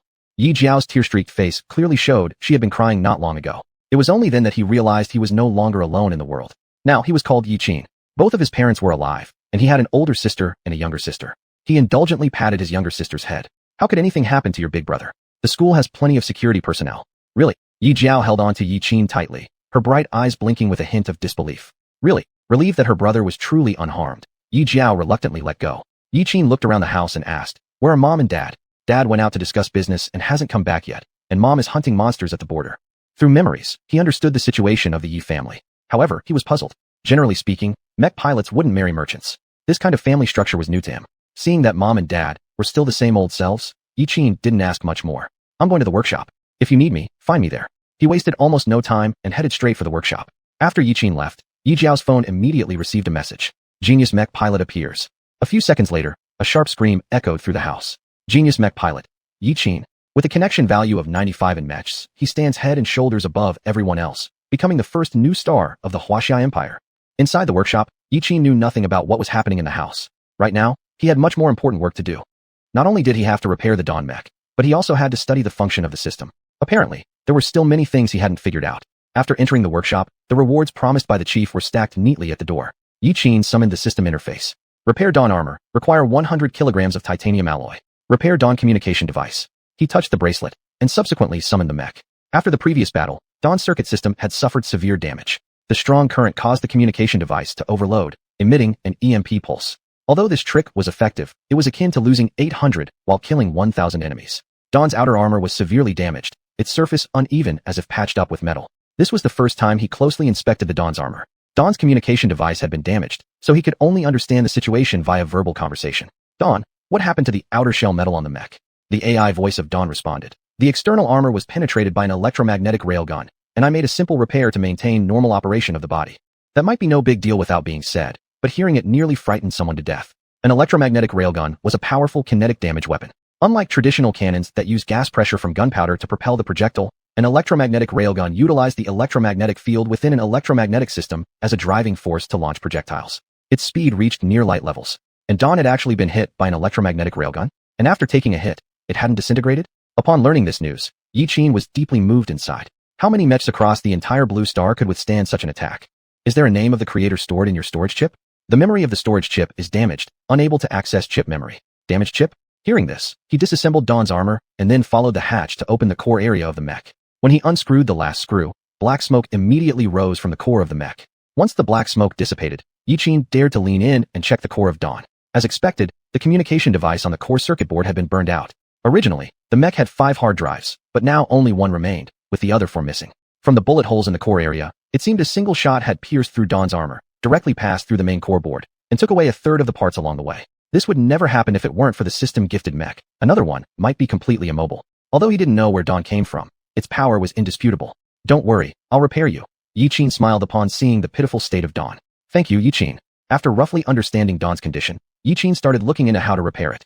He would definitely need to buy 4 more storage hard drives. But the real issue was the large hole in the core motherboard. Most of the programs that were supposed to be loaded had been lost due to this gaping hole. How was he supposed to fix it? Based on his previous experience, if a program was still running, it was best not to touch it. Anyway, since Dawn could still be used, he decided not to worry about it too much for now. Then Yi Qin turned his attention to the unknown mech core found at the border of the wuxia empire, an item unknown even in the treasure vault. According to his memory, he hadn't seen this thing in the vault. Besides, this item had been requested by the system. "System, you said there's gold titanium alloy inside this mech core?" "Yes, Yi Qin. My scanner detected approximately 1 kilogram of gold titanium alloy inside this mech core." Scanner? Could it be that the dialogue box in front of him wasn't the so-called golden finger from his rebirth? System, retrieve Dawn's data. In the next second, a dialogue box appeared before Yi Qin's eyes, displaying all details about the Dawn mech. Repair Dawn armor. Require 100 kilograms of titanium alloy. Repair Dawn communication device. Repair Dawn circuit system. Damage level, 69%. System, can you connect with the Dawn mech? Yi Qin made a bold assumption.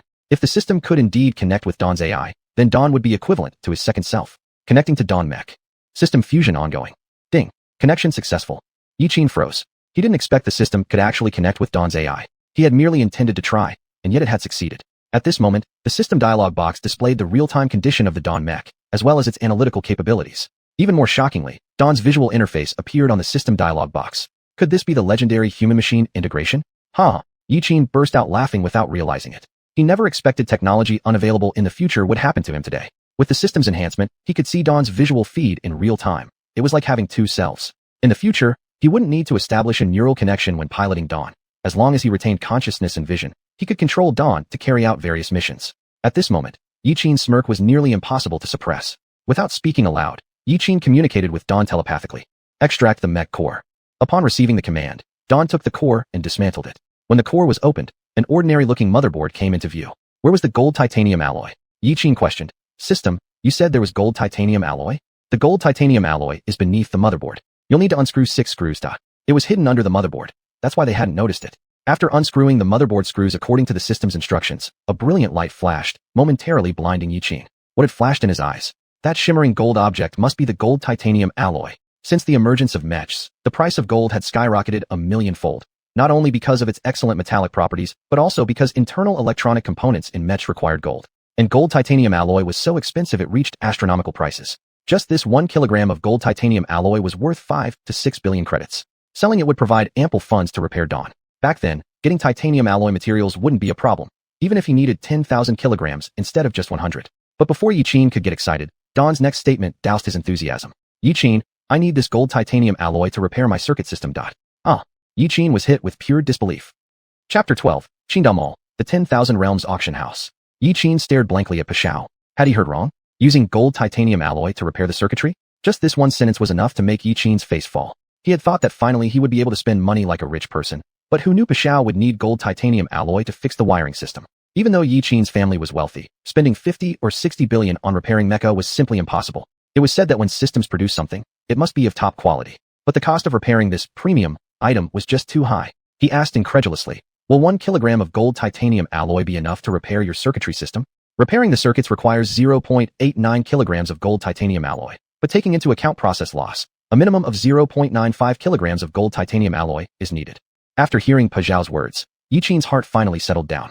He had been worried that Pashao would say that 1 kilogram of gold titanium alloy wouldn't be enough, and he'd have to find another kilogram. According to Pashao, he could still have 0.05 kilograms of gold titanium alloy left over. This mere 0.05 kilograms of gold titanium alloy could be worth several hundred million. Now, he hoped that this remaining gold titanium alloy would sell for a high price. In that case, he would have money to repair Pashao. Knowing where the problem lay, Yiqin put Pashao back together once again and then stored him inside his bracelet space. Repairing Pashao was urgent, but more importantly, he, as the pilot, was equally crucial. If you compare mecha to guns, then the pilot is the one pulling the trigger.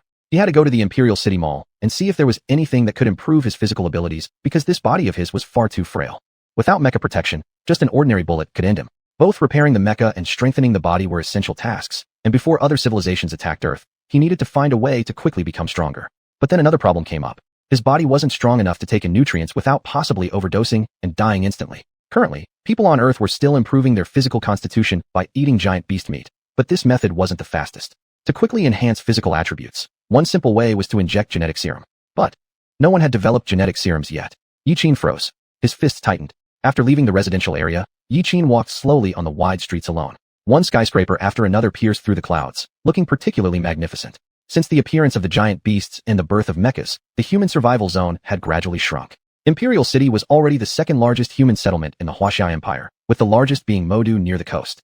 Modu's geographical location was more dangerous than Imperial City.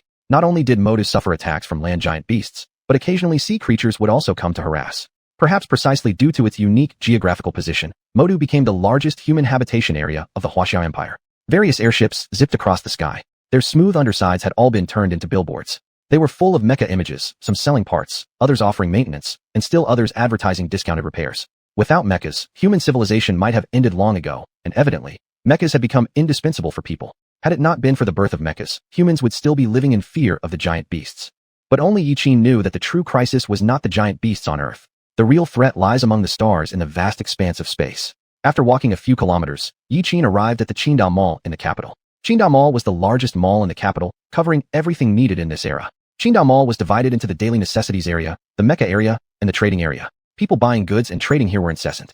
The reason was that transactions here were free of handling fees, and behind Qingdao Mall stood the Wuxia Empire as its backup. One could say that no one dared to cause trouble here.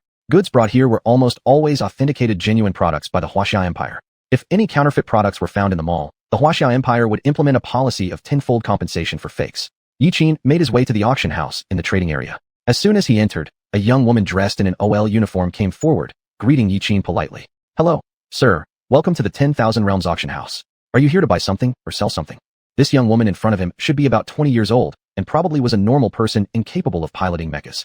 Generally speaking, people without talent to pilot mechs would earn their living by various means.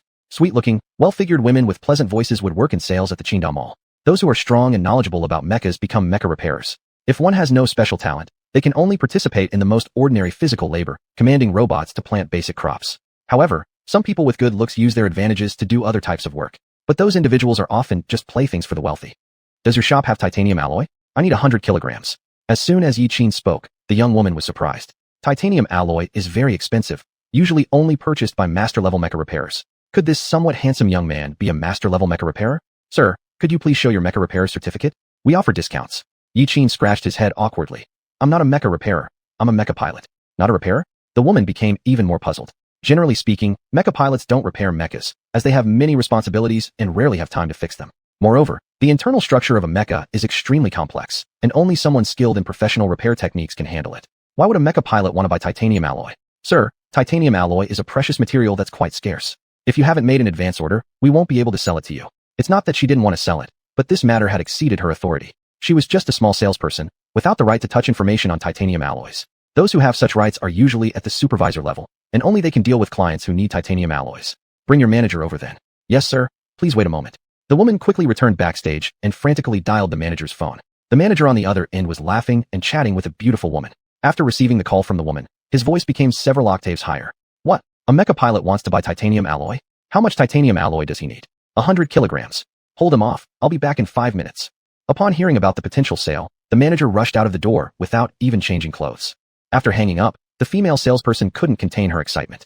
With the manager's assurance, she now knew the big deal was sure to happen. Though the commission wasn't too much, every bit counts, even the little ones. Nowadays, jobs are hard to find, especially in sales positions, where competition is fierce. Salaries for their type of salespeople are mainly tied to performance. If this deal went through, she'd get a significant amount of commission. Thinking of this, she calmed her excitement and put on a smile again before heading back to the front desk. Sir, we do have titanium alloy. Do you need anything else? Since this handsome young man was a mecha pilot, he surely needed other things. Do you sell giant beast meat? Yes. What class of giant beast meat do you need? As she spoke, the little sister immediately handed over a tablet. Yiqin looked at the dazzling array of giant beast images on the screen and felt a bit lost. His body was too frail, so he could only improve his physique step by step through consuming giant beast meat. When the time was right, he'd also need to figure out how to develop genetic serum. Following the list in his memory, Yiqin cleaned out all the low-class giant beast meat. I'll take these for now. How much does it cost? All right, sir. The girl eagerly took the tablet and calculated the price within 15 seconds. In terms of business ability, she was the top around here. Just from this single deal, the commission would be enough to cover her salary for years. Besides, since she handed this customer to the manager, she'd also get a cut of the money. For a client like this, she couldn't afford to be careless. Sir, the total for the giant beast meat and herbs comes to 4.56 million yuan. What about the titanium alloy? Is there no stock? Hearing this, the girl showed a troubled expression, silently wishing for the manager to come back quick. I can hardly hold him off any longer. Chapter 13. A chance encounter with Qin Feiyu. Just as the words were spoken, a young man in his early 20s walked into the auction house, carrying 2 girls in his arms. Though the 2 girls were dressed flamboyantly, they too looked about high school age. The young man was around 180 centimeters tall, significantly taller than Yiqin. He had broad shoulders and an appearance that was handsome with a touch of sternness. His golden-dyed hair made him look extremely fashionable. Most astonishingly, the faces of the 2 girls were identical. Many inside the store turned their eyes towards the young man, admiring his skill in having managed to win over a pair of twins. Yiqin just gave them a brief, indifferent glance. He recognized the young man. He was none other than Qin Feiyu, the top scorer from the mock exam at the Imperial Capital High School. I want all your titanium alloy today. At this moment, Qin Feiyu's mood was particularly bad. He hadn't expected Yiqin to steal the limelight in the mech competition just a few days ago. Now news in the Imperial Capital was circulating about the emergence of a super genius. There wasn't a word about Qin Feiyu. What he hadn't expected was for Yiqin to actually come to the Boundless World's auction house to make purchases. This seemed like bad luck for him. The sales lady inwardly sighed. Another one? Titanium alloy was a material that usually no one ever inquired about, and now there had been 2 instances back to back. Wasn't this teasing her? Sir, our manager is on his way back, and I'm not even sure about the stock of titanium alloy. No matter how the customer might challenge her, she had to maintain a smile. After all, the customer is God. What do you mean? If he can buy it, why can't I? Let others think what they will. It's as if I can't afford it. Bring me the titanium alloy immediately. Immediately, I said. He buys as much as I do. Qin Feiyu's shout drew everyone's attention. Seeing the commotion caused by the customer, the saleswoman's face turned slightly pale. The auction house followed the principle that customers are God, but this customer's attitude was rather pushy. She, an ordinary person, had finally gotten this job after much difficulty. If she messed up this deal today, not only would she lose her commission, but she might also lose this job. And without this job, how would she handle her daily living expenses? As the female salesperson was close to tears, Yiqin stepped in to stop him. Qin Feiyu, why are you shouting so loud? Anyone would think you're deaf. He detested the arrogant ways of rich second-generation types. For a mech pilot to be bullying an ordinary person like this was truly disgraceful. Qin Feiyu arrogantly asked, do you, Yiqin, always have to show off? Pretending during the mech competition is already bad enough, and here you continue pretending? Pretend. Yiqin didn't understand where this hostility was coming from. You think you can afford titanium alloy, a premium material? Stick to using your broken mech. Being the son of the chief mech scientist, Qin Feiyu had known everything about mechs and metals since he was young. Titanium alloy is typically only used on Ronin-class mechs, Tier 4. Yiqin's broken-down mech certainly wouldn't require such expensive alloys. Unless it was for showboating, Qin Feiyu couldn't figure any reason why Yiqin would need to buy such a thing. So what? Is buying something bothering you? Detecting the mockery in his tone, Yiqin's expression darkened. Haha, I just can't stand certain people flaunting their superiority. To compete in the mech tournament with an E-class mech, deliberately showing off your connection value. In Qin Feiyu's view, Yiqin was merely speculating and thus grabbing everyone's attention. During the mech competition, or even right here and now, Yiqin was always showing off. Well, why don't you enter the competition with an E-class mech? Isn't that prohibited? One sentence left Qin Feiyu speechless. Piloting an E-class mech did indeed boost the connection value somewhat, but such mechs neither unlocked properties nor supported powerful components. With access to a C-class mech, who'd bother with an E-class mech unless they were crazy like Yiqin? Qin Feiyu snorted coldly. Your victory was pure luck, don't get too cocky about it. Have any universities approached you yet? As soon as the match ended the day before yesterday, people from the Mechanical Armed University came looking for me. Seeing the other side unable to respond, Qin Feiyu finally revealed a hint of a smug smile. After all, in terms of saving face, he had gained some advantage. The mechanical competition hadn't lasted long when a sudden incident occurred the other day. After extensive inquiries, Qin Feiyu found out it was due to a fire in the hall. However, from what he later learned from his homeroom teacher, no university had contacted Yiqin yet. In other words, Yiqin had not caught the attention of any university. Qin Feiyu immediately felt much more cheerful, truly experiencing the saying, a happy man feels spirited. After reprimanding Yiqin, Qin Feiyu's gaze fell upon someone extremely familiar. That person was precisely the one who came to his house yesterday to deliver the university admission notice. Director Zhang Wei from the admissions office of Mechanical Armed University. As soon as Zhang Wei entered, Qin Feiyu put on an immediate smile and approached. Director Zhang, why have you come? Director Zhang? Yiqin turned around. He had never seen Qin Feiyu trying to please someone else like this before, which meant the middle-aged man in front was no ordinary figure. Zhang Wei, upon seeing Qin Feiyu, gave a sheepish smile. I heard that Boundless World's auction house has everything, so I decided to take a look. I'm familiar with this place. Let me show you around. Without another word, Qin Feiyu handed over the tablet in his hand, acting more proficient than even the auction house staff. This auction house supplies specially reserved giant beast meat, and all sorts of mech components are also fully stocked. Zhang Wei opened the tablet and saw indeed a wide range of goods from the Imperial Capital Mall. Even the giant beast meat unavailable at the Armed Mecha University in Shanghai could be found here. Suddenly, a phone call interrupted Zhang Wei's browsing. The screen displayed the voice of the Dean of Students.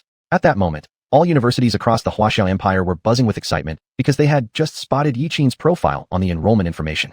The Dean of Students of the Mechanical Armed University immediately stood up upon hearing this news. Connection value of 95? Are you sure? Contact Zhang Wei immediately. Isn't he in the Imperial capital? Reach out to him now. Hurry. We can't let other universities contact Yiqin first.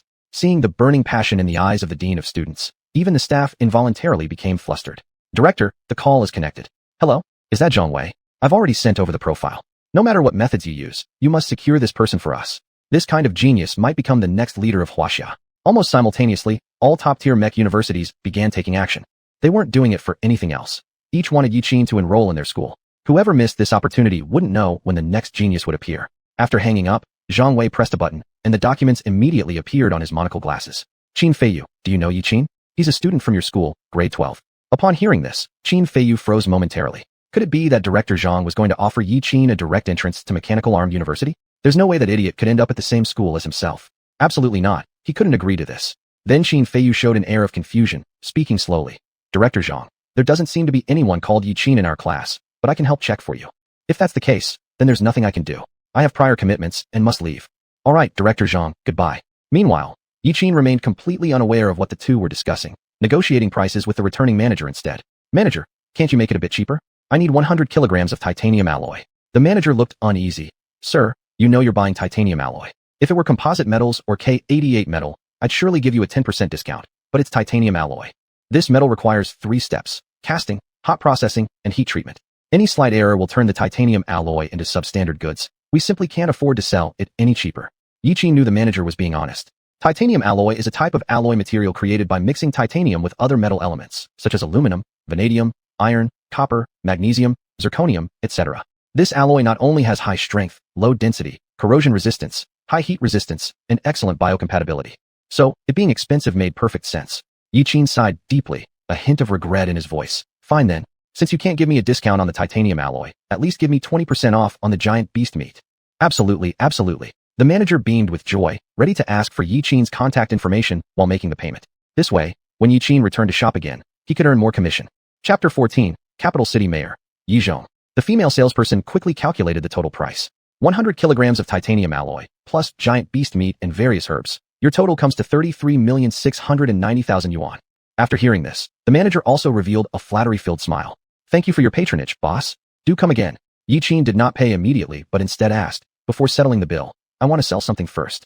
Before he could take it out, Qin Feiyu, who had just seen off Zhang Wei, approached once more with mockery. Oh wow, could it be that you don't have enough money to settle the bill?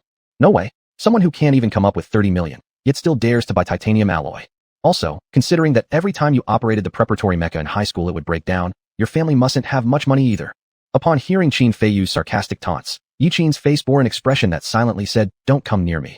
He then took out a small, shiny golden object from his pocket and placed it on the counter. Instantly, all eyes in the auction house were fixated on the gleaming item. Qin Feiyu stared wide-eyed, astonished. Gold. How could Yiqin possess gold? Even the manager, upon seeing the small chunk of glittering material, quickly took out a pair of white gloves to carefully place the tiny piece of gold onto a tray. Sir, where did you get this gold from? The manager delicately lifted the piece of gold with awe evident in his eyes. After all, as a rare metal, gold had long been classified as a controlled substance by various countries. This single small piece was worth 50 to 60 million yuan. Please go fetch the appraiser. Yiqin did not disclose that it was actually gold titanium alloy, which was even rarer and far more valuable than plain gold. These 50 grams alone were sufficient to spark murderous intentions. Gold titanium alloy was an item priced without market availability, making it the real treasure of this era. Alright, sir, please follow me. I will arrange a room for you immediately.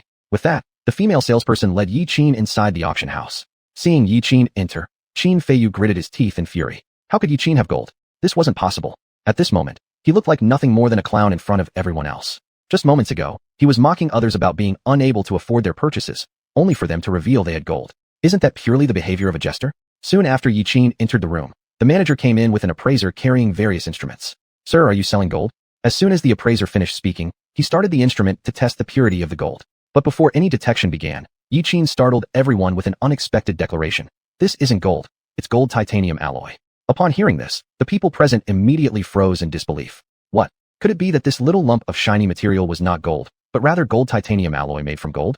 Even the highly knowledgeable appraiser was taken aback. He'd only ever encountered gold titanium alloy in documents. The manager and appraiser exchanged glances nervously. Since empires worldwide had already begun strict control over the rare metal of gold, the market rarely saw any appearance of gold titanium alloy. The manager couldn't help but break into a cold sweat. Given the difficulty in producing gold titanium alloy, in all his years of professional experience, he had never come across such an item. Finally, the appraiser cleared his throat and feigned calmness. Sir, please don't make random claims. The gold titanium alloy is the king of metals and exists as a priceless commodity. If you say this is gold titanium alloy, can we test it? Yiqin waved his hand indifferently. Sure. Amidst the skeptical gazes of those around him, the appraiser activated the scanning device. The device indicated that the O content was at 99%. Then, the appraiser picked up a spray gun, adjusted the parameters, and watched as the flame of the spray gun gradually changed from red to blue. The appraiser aimed the nozzle of the spray gun at the small clump of gold.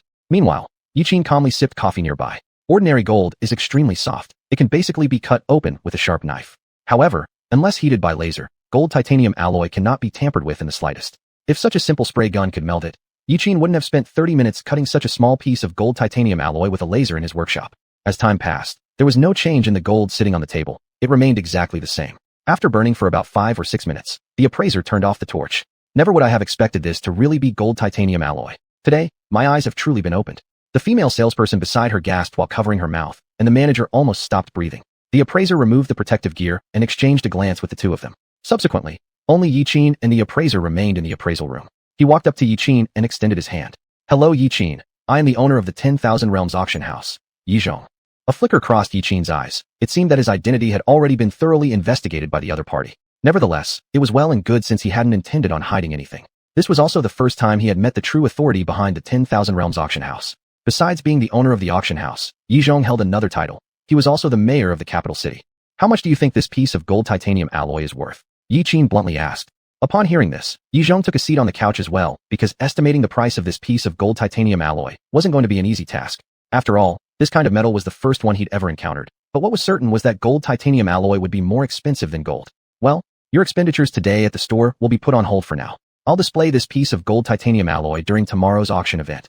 Yizhong replied with a smile. Yi Qin didn't like taking advantage of others, but when the words came from none other than the boss of the 10,000 Realms auction house, the mayor of the capital city, it was a different story. As the old saying goes, if you don't take what's free, you're foolish. Then I thank you. In any case, Mayor Yi, if there is anything you need help with, just say the word, and as long as it's within my capability, I'll do it without hesitation. Sorry to hear that. Both of us share the same surname Yi. Perhaps we're even distant relatives. As he spoke, he took out a golden bank card. We're all family here. This card has a credit limit of 10 million. You may use it first. Yizhong looked quite pleased. For him, these 10 million were petty cash. Being able to owe such a genius a favor? That could only benefit him. When it came to people who instantly tried to form familial ties, Yi Qin usually held no affection for them. But the offer was far too generous to turn down. Then, I must thank Mayor Yi. Call me Brother Zhong. Call me Brother Zhong. All right, Brother Zhong. An elder's gift should not be refused. Free benefits should never be turned away either. This address of brother certainly wasn't wasted. Originally, Yi Qin planned to sell the gold titanium alloy and then go to the residential area to buy some other items. But unexpectedly, the other party started claiming kinship right off the bat. Not only did they present him with 10 million as a freebie, but also resolved his problem of insufficient funds. After seeing Yi Qin off, Yizhong immediately summoned the manager into the surveillance room. Meanwhile, after stepping out of the 10,000 Realms auction house, Yi Qin headed towards the residential district.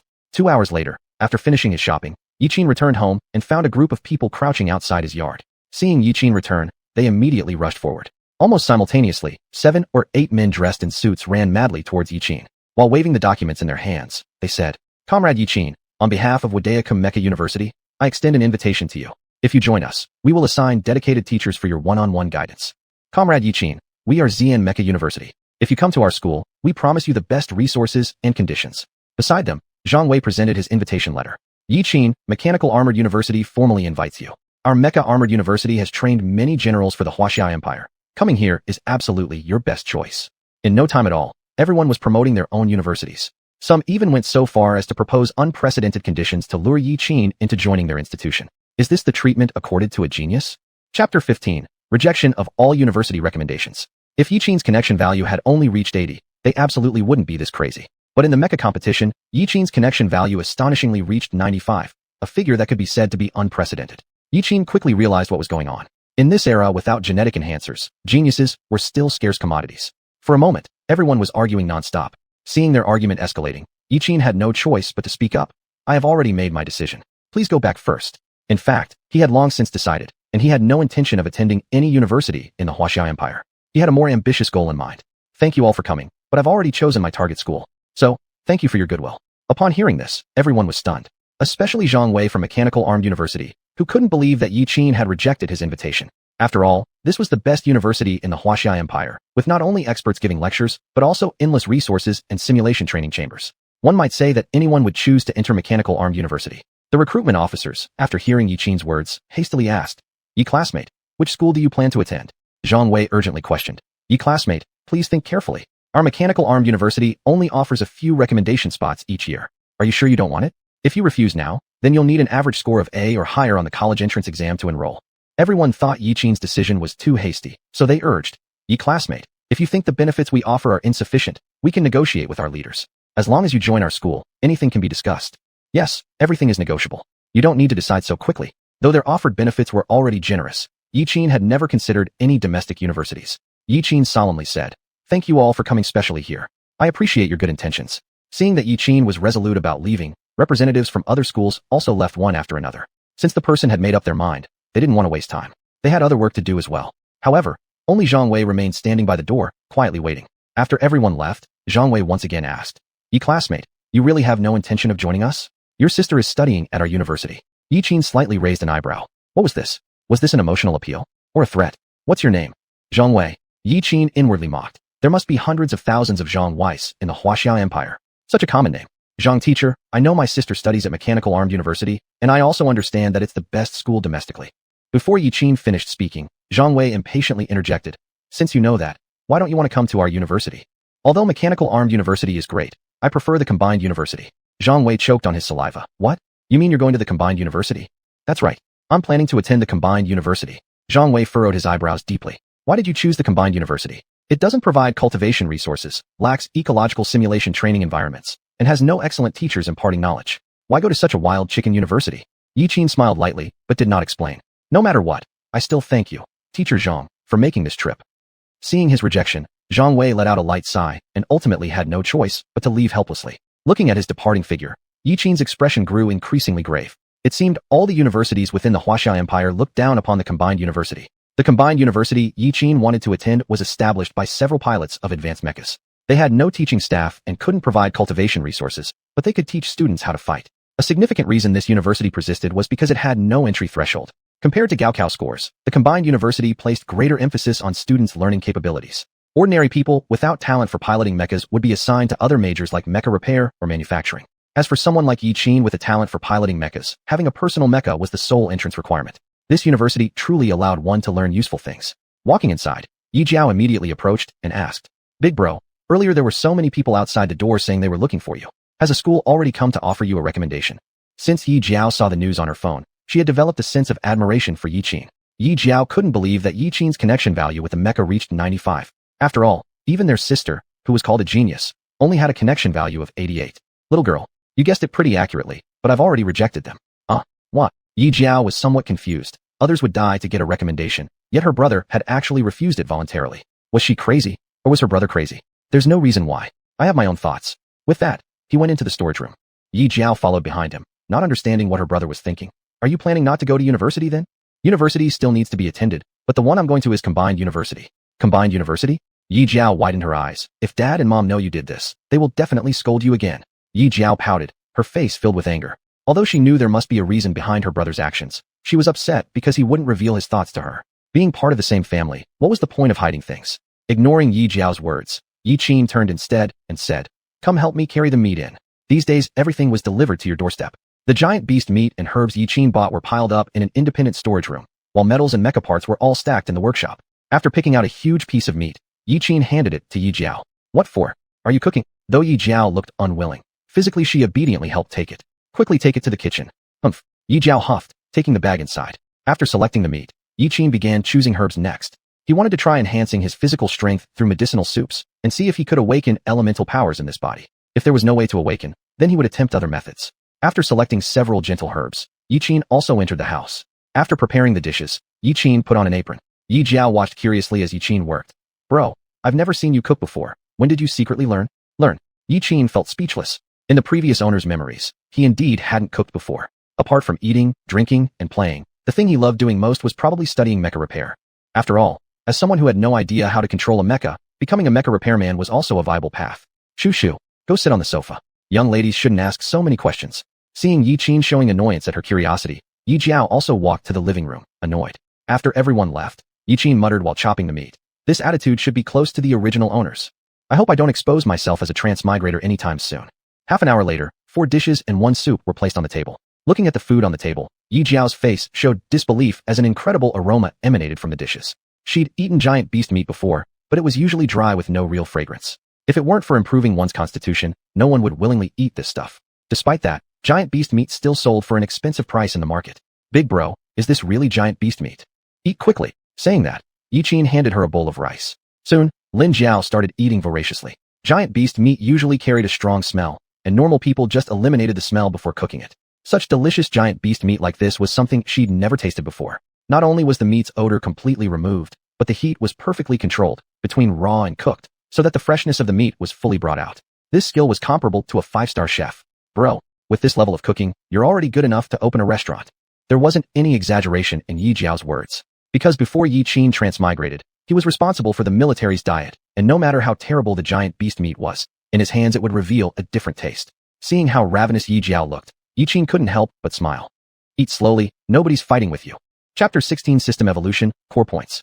Looking at Yi Jiao wolfing down her food, Yi also picked up a piece of pork rib with his chopsticks. Smelling the aroma, he couldn't help but swallow his saliva. The previous host had never wanted to eat such unappetizing things, which had resulted in extremely poor physical condition. On the other hand, Yi Jiao never refused any giant beast meat, so even with all the added nutritional supplements, it didn't matter for her. Yi Qin looked at the fatty and juicy meat on his chopsticks and cautiously hesitated.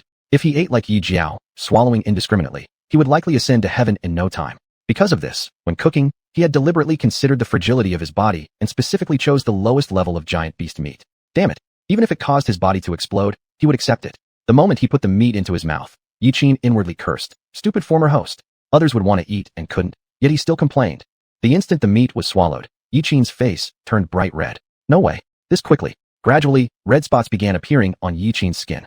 As powerful energy fused into his body, Yi Qin found it hard to withstand the surge. Before Yi Jiao could react, Yi Qin had already left the dining table and returned to his room. Yi Jiao, who was still voraciously eating beside him, only felt that her brother ran into the room as soon as possible. Brother, are you not eating anymore? At this point, Yi Qin had no heart to answer Yi Jiao's question. He quickly rushed into the bathroom inside his room, and before he could close the door, a mouthful of black blood spewed out. Detected life energy, conversion in progress. Before he could figure out what was happening, the system popped up. Detected host kidney damage, repair in progress. Detected host liver damage, repair in progress. No way. Eating a piece of giant beast meat would result in bodily injuries. Just how weak is this body? After painfully closing the door, Yi Qin sat cross-legged and started practicing progressive breathing techniques. This cultivation method was taught to him by elder brother Li Jian, aiming to control the body's circulation through breath control. It allows one to endure extreme conditions and helps alleviate wounds to some extent. In his past life, he awakened with wood affinity. With this cultivation technique, Yi Qin's self-healing ability significantly improved. But this current body has yet to awaken its attribute. He adopted the desperate method and began controlling his breathing. Congratulations, host, for comprehending the breathing meditation technique. Assistance with cultivation manuals is now active. With the system's help, Yi Qin's condition gradually stabilized. After several rounds of qi circulations, his internal injuries were nearly healed. Half an hour later, Yi Qin finally opened his eyes. At this moment, he felt an unprecedented sense of lightness, as if undergoing a rebirth. He had never felt this relaxed. Just the energy from a piece of giant beast meat was about to burst his body, which was too dangerous. It seemed he had a long way to go to restore his previous strength without gene enhancers. Yi Qin called out the system interface. There were a few more options on the system interface this time. Host, Yi Qin. Race, human. Body damage degree, 5%. Core points, 3. Initial mech, Dawn. Mechanical damage degree, 69%. Mechanic engineering LV3, beginner's breathing meditation technique. What's wrong with the system? Life energy traces detected, system evolution completed. Evolution? Could it be because he ate the giant beast meat and obtained life energy? Never did he expect that after the system evolved, it could even display the degree of bodily damage. What is this core point thing? All other data made sense except for this core point. It was completely unfamiliar to him. Core points stem from the primal cores in the universe. This energy forms the existing observable universe and can be used in various ways. Before the system finished explaining, Yi Qin interrupted. Stop. Speak human language. Converting language. Conversion complete. The host can consider core points as similar to spiritual energy in xianxia novels. The more Yi Qin listened, the weirder it felt. So, does that mean if I cultivate enough, I can fly? Please stop fantasizing. Core points represent the level of the host's physical evolution. Increasing core points cannot enable a person to fly unaided. Only then did Yi Qin understand. The function of core points should be representing his physical strength. But merely having 3 core points could bring such great changes to his body. Then when he grows up to hundreds of points in the future, wouldn't he directly achieve enlightenment and sainthood with his flesh and blood? Yi Qin swallowed his saliva, then asked expectantly, to what extent will core points evolve the flesh? Data missing, unable to display. Again, he had been hoping to find out something, but when it came to the critical moment, the system showed data missing once again. Never mind. Since he couldn't eat this food, he would have to repair the mech instead. Morning. Outside a villa somewhere, a searing flame glowed all night long, accompanied by crisp sounds of blacksmithing. Tink tink. A teenager was holding a hammer, knocking on an orange-red iron block. Yi Qin firmly gripped the hammer, with his feet standing as steady as tree trunks, one in front and one behind. Sweat drenched his whole body as he clenched his teeth and hammered away at the titanium alloy on the anvil, blow by blow. His eyes were resolute as he skillfully manipulated the flying hammer up and down. Next to him, the Dawn mech had been disassembled, only leaving the core and one arm still functioning. Yi Qin, I think we've done enough repairs for today. After hearing Dawn's words, Yi Qin did not stop. He continued raising the hammer and striking the scorching iron block. Just a bit more, and after finishing this section, the mech core's protection will be complete. As he spoke, his foot went limp, and the next moment the hammer flew out of his hand. Yi Qin suddenly felt that his shoulders had lost all sensation, followed by waves of tingling spreading throughout his body. His legs started to weaken, almost losing control over his body and nearly falling onto the ground. Seeing the pilot's body going limp, Dawn quickly used its remaining arm to support Yiqin. With Dawn's help, Yiqin began adjusting his breathing rhythm, rekindling the slight amount of strength inside him. Spurred by the pain, his body became even more vigorous than usual, slowly infusing a cool warmth into his bones and muscles, subtly reinforcing them. After last night's system evolution, Yiqin began his training. Given his current potential, although consuming giant beast meat could increase core points, the side effects were quite noticeable. In order to grow stronger, he first had to restore exercise and then gradually increase the consumption of giant beast meat. Core points, 6. After a night of training, his constitution indeed improved significantly. Yiqin opened the holographic projection beside him. Under the enhancement of the system and science, he had already found a way to melt gold titanium alloy. After being heated overnight, the gold titanium alloy finally turned into a liquid state. The iron block Yiqin was just hammering was precisely the finished titanium alloy. He planned to take apart the core components of the Dawn Mech and place them into a new frame. And this new frame was made from titanium alloy. Yiqin, I think you should work on the mech's wiring first. Dawn picked up a pile of cables and handed them to Yiqin.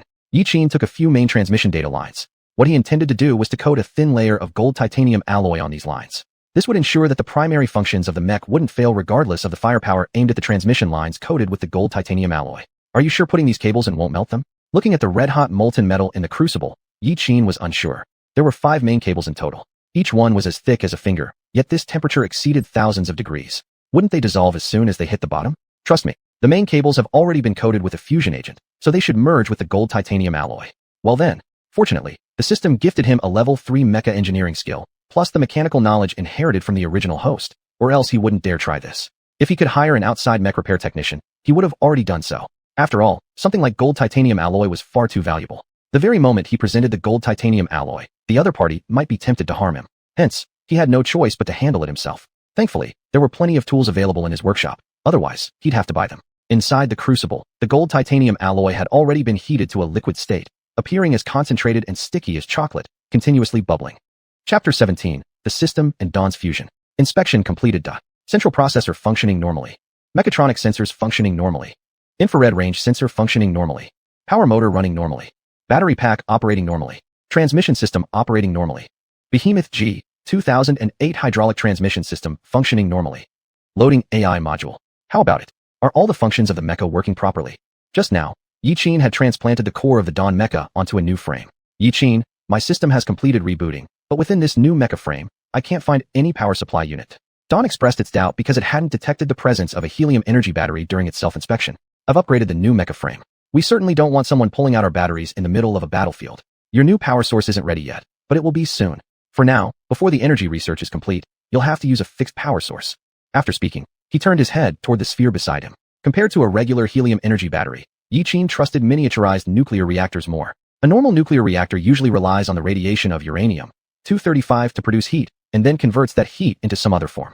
But what he intended to create was technology non-existent in this world, a cold nuclear fusion reactor. Cold nuclear fusion refers to nuclear fusion reactions happening at relatively low temperatures. This device drastically lowers the reaction requirements, allowing for simpler equipment to be used. It ensures safety without causing nuclear radiation and also allows the fusion reaction itself to become safer. This technology was learned by the Blue Star people when they fought against the 6th-tier civilization. Yiqin had the good fortune to record the principles of the apparatus while repairing the mecha initially, though the materials for the energy core were not available on Earth. So, he found an alternative metal core, which although only 30% efficient, was already sufficient to drive the mecha. If following the usual pace of development, the Blue Star people would still need thousands of years to research such technology. After swapping out the circuits with the main frame of the mecha, Yiqin restored all the parts to their original positions. Now everything was ready except for one thing. Acquiring palladium metal would enable him to build a power source for the cold nuclear fusion device. I'm going to rest first. You can download data while I'm gone. Yiqin plugged several data cables into the Dawn mecha. A large amount of data detected. Would you like to merge the system with the mecha AI? Fusion? Staring at the text on the system panel, Yiqin fell into deep thought. He had originally assumed that the system was just there to help him better control the mecha, but he never expected the AI of the Dawn mecha could fuse with the system. What benefits would there be after merging? Out of caution, Yiqin still asked the system. After merging, the system will be led by AI, which can greatly enhance the host's combat ability. In other words, this was simply letting the AI of the Dawn mecha replace the system. Okay, after hesitating for a moment, Yiqin still pressed the agree button since the system said it would enhance combat power.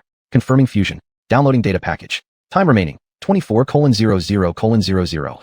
After pressing the button, Yiqin tried calling up the system panel.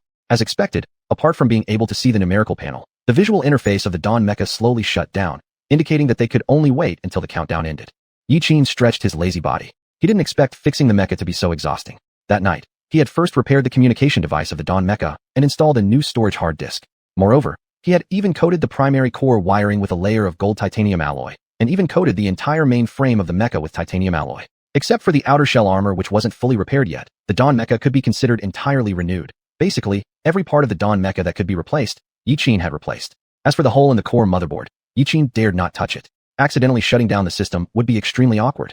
After reassembling the battered armor pieces back onto the frame, Xuanhuan walked into the house. Already utterly exhausted, he quickly stripped off his clothes and collapsed into the bathtub. The instant he entered, the pale blue water inside the tub swiftly absorbed into his body. Xuanhuan immediately felt comfortable, inhaling a few cool breaths, as the sensation brought him to a peak of bliss. Lying straight in the bathtub, he moved not a muscle. Closing his eyes, he just wanted to savor this fleeting moment of joy. With his body relaxed against the edge of the bathtub, his breathing gradually calmed. After last night's grueling efforts, his muscles were sore all over. Under the nourishment of the medicinal liquid, the blue solution gently swayed, and a faint energy gradually seeped into Xuanhuan's body through his pores. His already maximally strengthened physical body continued to be reinforced. He didn't know how long he had slept. Xuanhuan only remembered that when he woke up, the originally blue medicinal solution had turned clear like water. Xuanhuan lazily stretched his arms, feeling incomparably refreshed all over, with an indescribable sense of well-being throughout his body. Has the medicinal solution been completely absorbed? Before starting the repair on the mecha, Xuanhuan had already prepared this bath of medicinal solution. Although this solution could only alleviate bodily fatigue, it was more than enough for him. At this stage, every second counted, and he couldn't afford to waste any time. Suddenly, as if recalling something, Xuanhuan immediately summoned the system panel. Host, Xuanhuan. Race, human. Physical damage level, 0%. Core points, 9. Initial mecha, Dawn. Mecha damage level, 17%. Mecha engineering LV3, basic breath meditation technique. Fusion remaining time, 14:46:20. After seeing the figures on the system panel, Xuanhuan was filled with delight, his joy impossible to conceal. It really works. Just going through the first session in the medicinal solution had such effects, truly living up to being a prescription formulated by a high-level nutritionist. At the current rate, as long as some time passed, he would naturally be able to recover to the level he was before the xiuxian, provided he could secure enough funds to purchase spiritual herbs. The medicinal solution absorbed so far was merely the most basic formulation, its materials also being relatively inexpensive. Further down the line, even a single sprig of a spirit herb might cost hundreds of millions or possibly even billions. But for now, this basic formula suited Xuanhuan just fine, considering how frail his current physique still was. After getting dressed, Xuanhuan picked up his phone and checked the messages. Brother Xuanhuan, remember to come to the auction at 8 o'clock tonight. Looking at the invitation sent by Yizhong, Xuanhuan couldn't help but smile. He had almost forgotten about this matter, and this trip to the auction house could also serve as an opportunity to search for palladium metal. After quickly tidying up his room, he immediately headed towards the wuxia auction house. After presenting the invitation, a young lady escorted Xuanhuan into the ongoing auction. As soon as he entered, the spotlight on stage immediately focused on the podium. The moment the auctioneer began speaking, the bright surroundings dimmed instantly, and the formerly noisy crowd fell silent all at once. The venue of the wuxia auction house was large, easily accommodating hundreds of people without difficulty. Right then, from backstage emerged a stunningly beautiful woman dressed in a red gown. Her seductive demeanor caused shivers of excitement to run through the spines of the audience, her sweet voice setting a group of men into a frenzy. In general, the more valuable items came toward the end of the auction. Sir, you've arrived at room number 8. If there's anything you need, please press the contact button. After saying this, the server leaned forward slightly, revealing a hint of a smile in her eyes. Working in this place, one could say everyone understood the unwritten rules. Chapter 18, Auction of Golden Titanium Alloy. Xuanhuan immediately picked up the tablet as he entered the private room, flipping through it to find various raw materials. Cobalt acid lithium battery, helium energy battery, manganese zinc battery. After searching several times, there was no sign of palladium metal. Before Xuanhuan could even sit down properly, Yicheng walked into private room number 8. Seeing Xuanhuan lost in thought, Yicheng explained, Xiaoqingwu, a Tianta-level mech pilot. She has no family background, but her mature and charming demeanor has made many men fall for her. It turned out that from behind, Yicheng thought Xuanhuan was staring at the beautiful woman on stage. At the sound of the voice, Xuanhuan looked up slightly. The moment the other party spoke, he knew who the voice belonged to. Younger brother, you must have received your acceptance letter from the Mech Armed University, right? Xiaoqingwu also studies there, and she has quite a number of admirers. In response, Xuanhuan furrowed his brow slightly. He put down the tablet and looked down at the woman below, unsure of what to think. On the stage, Xiaoqingwu's cherry lips were introducing the auction items. Indeed, the woman on stage was an unparalleled beauty, but Xuanhuan wasn't here for her. Brother Chong, when is my golden titanium alloy going to be auctioned? Older brother, Yi doesn't need to worry. Your item is placed second to last. I guarantee it will sell for a sky-high price. Upon hearing this, Xuanhuan's eyebrows lifted slightly. The Universal Realms auction house always determined the order based on the rarity of the items being auctioned. If his item was second to last, then what was first to last? Could there really be something more precious than his golden titanium alloy? Yi Qin stood up and stared meaningfully at Yi Chong. This woman, she wouldn't happen to be someone older brother invited to liven up the atmosphere, would she? At this, Yi Chong couldn't help but chuckle awkwardly because at first, Xiao Qingwu had indeed been invited by him to stir up the excitement. But after some simple training, Xiao Qingwu's popularity soared steadily. She was now the chief auctioneer of the Universal Realms auction house. I see that most people down there didn't come for the auction, but for this woman. Indeed, Xiao Qingwu was quite skilled. Her every gesture, every smile stirred the emotions of many people in the auction. She was truly an expert at creating an atmosphere. Under her control, the atmosphere within the venue remained consistently intense. People kept raising their bids, not caring how much money they spent. They just wanted to earn a smile from the beauty. More than half an hour later, it was finally time for Yi Qin's item. Everyone, this is the second to last item of today's auction. I believe everyone will find it interesting. As soon as the words were spoken, Xiao Qingwu clapped her hands lightly, and a staff member quickly brought the item onto the stage. This is a rare metal. Saying this, Xiao Qingwu donned white gloves and carefully held the golden object in her palm. After a brief moment, the noise in the room gradually subsided. Xiao Qingwu's red lips parted gently as she uttered a sultry and soft voice. This glittering object is not gold. It is the far rarer golden titanium alloy. This piece of golden titanium alloy weighs 50 grams. Whether used as electronic components for mechs or blended with other metals, it will enhance the properties of the resulting alloy. At these words, there was an uproar among the people present at the auction. Golden titanium alloy? Does such a thing even exist? It looks like regular gold to me. Some people even raised doubts. How can you prove that this piece of metal is golden titanium alloy? Perhaps this piece of gold is merely mixed with other metals to create a counterfeit. Sure enough, there were still doubts about the authenticity of this golden titanium alloy. After all, it was too precious. Now the Universal Realms auction house had unveiled 50 grams of it, which was indeed hard to believe. Xiao Qingwu smiled and said, "This golden titanium alloy has been personally appraised by our chairman of the auction house. Please rest assured, there will be absolutely no issues." Personally appraised by the chairman? Upon hearing this, the number of skeptics inside the venue instantly dropped significantly. Everyone knew that the owner of the Universal Realms auction house was the mayor of the imperial capital city. With him guaranteeing it, they didn't need to question its authenticity anymore. Sitting on the sofa, Yi Qin didn't bother watching the bids. Instead, he kept searching on the tablet, looking for equipment suitable for Dawn or some spiritual medicines. The starting price for this golden titanium alloy is 1 billion, with each subsequent bid requiring at least a 5 million increase. Now please place your bids. Just as Xiao Qingwu finished speaking, a voice immediately called out the bid. 1.5 billion. 1.1 billion. The bidding voices followed one after another, causing the price in the room to escalate continuously. In just a moment, the price had already reached 1.5 billion and showed no sign of stopping as it continued to climb. Meanwhile, a man sitting in private room number 2 looked at the golden titanium alloy with immense excitement. His expression was resolute, but his lips twitched more than an AK could suppress. I didn't expect the king of metals, golden titanium alloy, to appear here. No matter the cost, I must have it. Qin Feiyu, looking at his cousin's excited face, asked in confusion, "Cousin Tang-san, is this piece of golden titanium alloy really that important? Are you kidding me? Ordinary steel has a hardness of only 220 HV, and weaker aluminum alloys might be around 100 HV. The titanium alloy reaches a hardness of 1020 HV. The hardness of golden titanium alloy surpasses even that of titanium alloy. This kind of material is rare and hard to find. I never thought I would see it here. 3 billion. Tang-san calmly pressed the button inside the private room. With the wealth of the Tang family group, he was determined to secure this item today. This bid instantly silenced all other voices in the hall. The person from private room number 2 was clearly insane. Others had just bid 2.5 billion, and this guy added another half billion as if money grew on trees. Some people immediately put down their bidding paddles after seeing Tang-san's bid. They couldn't compete with such a lunatic. 3.1 billion. Then someone from private room number 7 countered. Seeing this bid, Tang-san frowned coldly. He hadn't expected anyone to dare challenge him. As the son favored by destiny, ever since he was reincarnated into this mech world, Tang-san had been searching for ways to grow stronger. In this era, cultivation was impossible. Neither the Xianyu skill nor the Xiantian hand, which granted immunity to toxins, could be practiced. Moreover, this era's civilization was too advanced, significantly weakening the potency of his poisons. The only effective thing left was the hammering technique passed down by his father. In a world where rare materials constantly appeared, this hammering technique became his greatest asset. Ordinary fine steel, when forged with the hammering technique, would become far superior to other metals. After further study, Tang-san grew particularly fond of titanium alloy, which, after being processed with the hammering technique, became several times harder than ordinary titanium alloy. If he could add this golden titanium alloy to titanium alloy on top of this foundation, he could hardly imagine how strong his mech would become. Therefore, under any circumstances, he had to acquire this metal. 3.2 billion. Tang-san stubbornly called out the price. He was determined to get this golden titanium alloy no matter what. After seeing the bid from private room number 2, the bidder in private room number 7 showed no sign of backing down either. 3.3 billion. Within 10 minutes, the price for this piece of golden titanium alloy had already climbed to 7 billion. The audience had stopped watching the bids and started gossiping. People from private rooms number 2 and number 7 were bickering like dogs fighting over food, driving the price up to 7 billion. Although the value of this piece of golden titanium alloy was high, their crazy bidding had exceeded everyone's expectations. 7.5 billion. The mysterious figure from private room number 7 placed another bid, turning Tang San red with anger.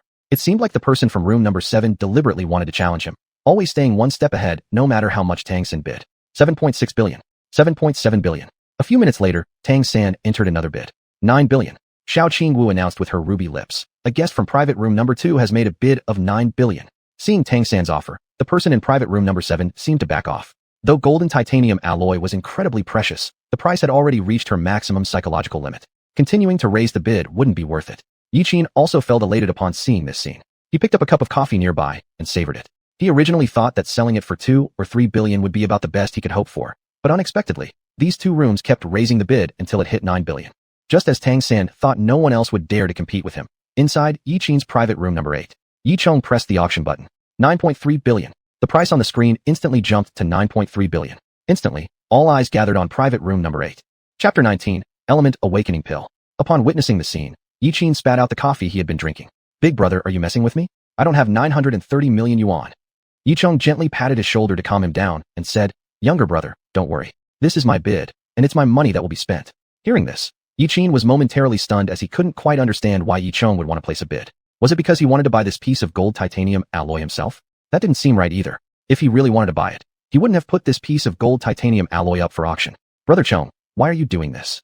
After giving him a meaningful look, Yi Chong finally spoke. The person in room 2 is Qin Feiyu and his cousin Tang San. Tang San from room 2. Tang San from the Tang Mecha Corporation? Tang Mecha Corporation has developed at an unprecedented rate over the past 10 years, producing mecha armor of much higher quality than other companies. Because of this, Tang Corporation has now become a leading figure in the field of mecha armor. To not take advantage of such easy prey would be a mistake. Upon seeing Yi Chong's mischievous grin, Yiqin immediately understood what he meant. Younger brother, just leave this matter to your older brother. If Yiqin's guess wasn't wrong, then Yi Chong already knew what had happened in the hall that day. With a knowing smile, they both exchanged a glance. Brother Chong, you're awesome. As the mayor of the imperial capital, he doesn't need to resort to these kinds of small tricks. But by doing so, Yi Chong was helping him get revenge. Yiqin lightly chuckled, realizing he owed him even more. At the same moment, Tang San's face inside room 2 darkened with a menacing chill. If he still possessed divine power, he would surely have killed everyone here. But since there's no divine power in this world, all he could do was silently remember this vendetta. Although somewhat reluctant, he still placed one final bid.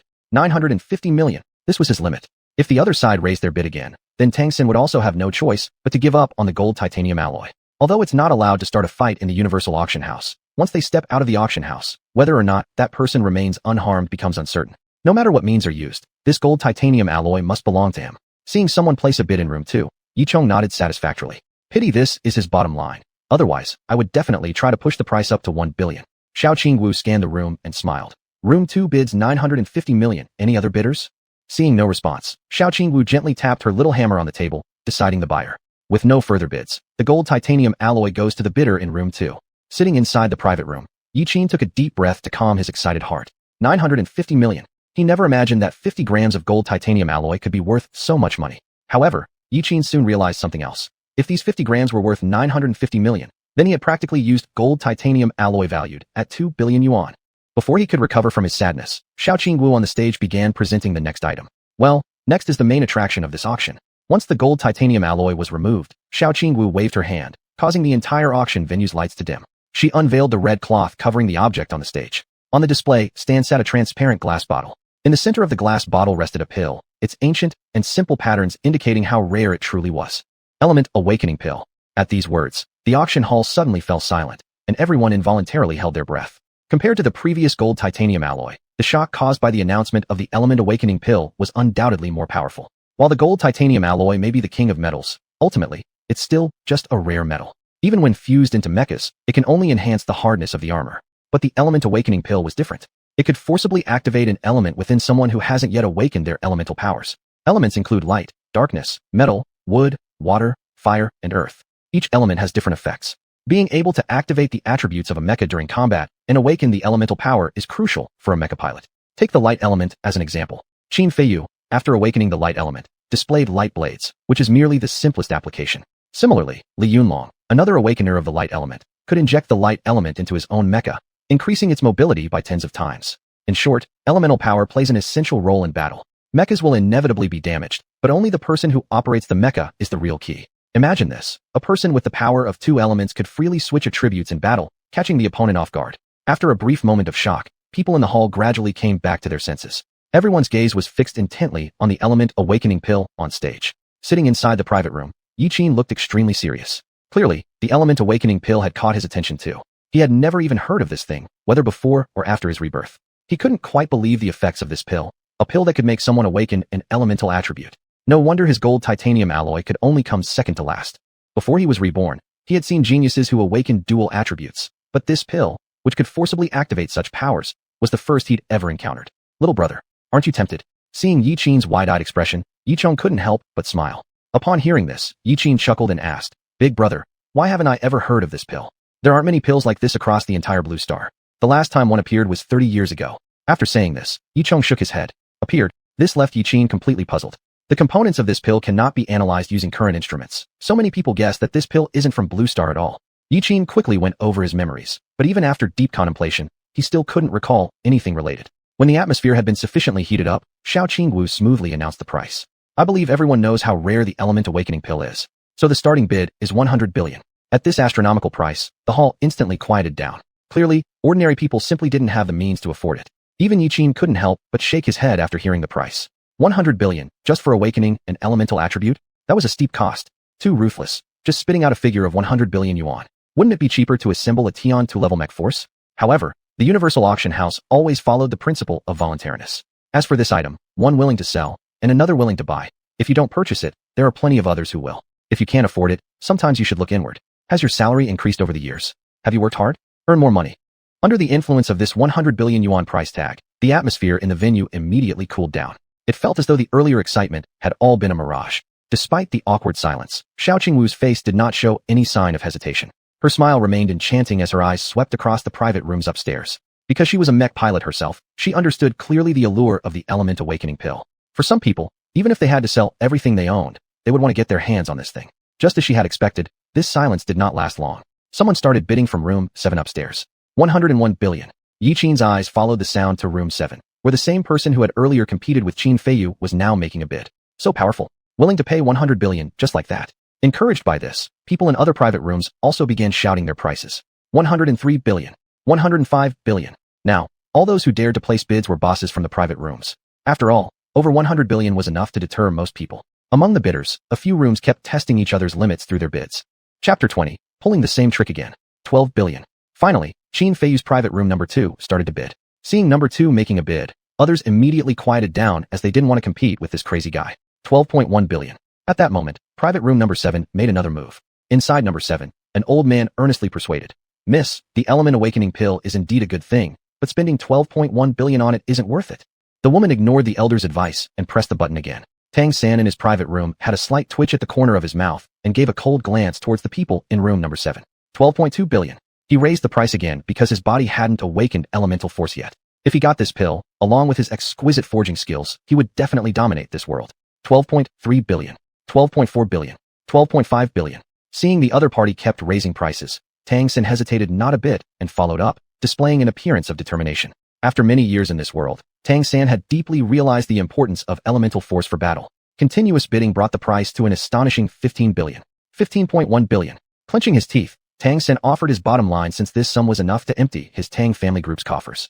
If the price continued to rise, then Tang Family Forge Company would face an economic crisis. After all, their annual pure profit was around 1 billion.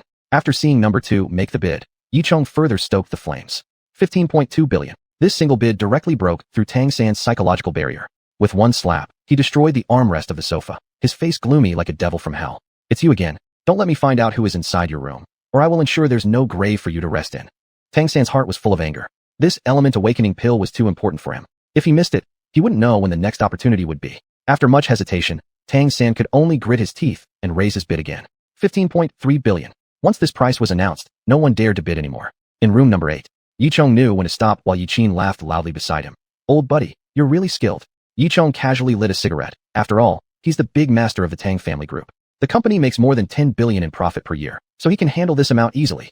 If Tang San heard Yichong's words, he would definitely spit out 2 mouthfuls of blood. Does he think money grows on trees at his house? 15.4 billion. Just as everyone thought no one would place another bid, room number 7 raised the price by another billion.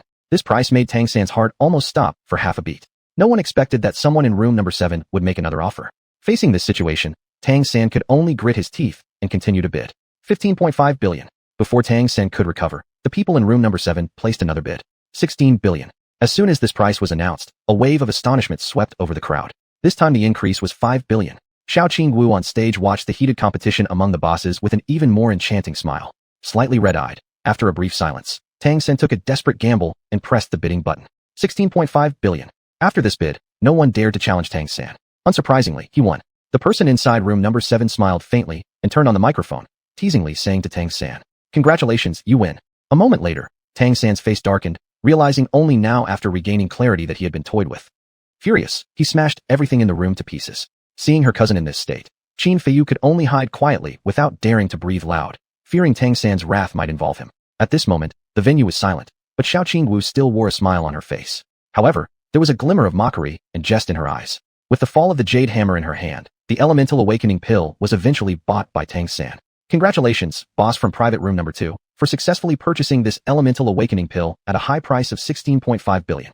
Watching this scene, Yiqin couldn't help but smile slightly. If Yichong hadn't interfered, Tang San would have bought this awakening pill for 15.1 billion long ago. He sure knows how to play. After the auction ended, Yiqin also put down the tablet in his hand.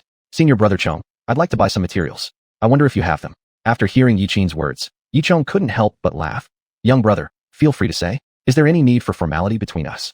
Just the golden titanium alloy alone had earned him quite a sum of money. The Universal Auction House usually took a 5% cut, meaning he'd made around 50 million or so.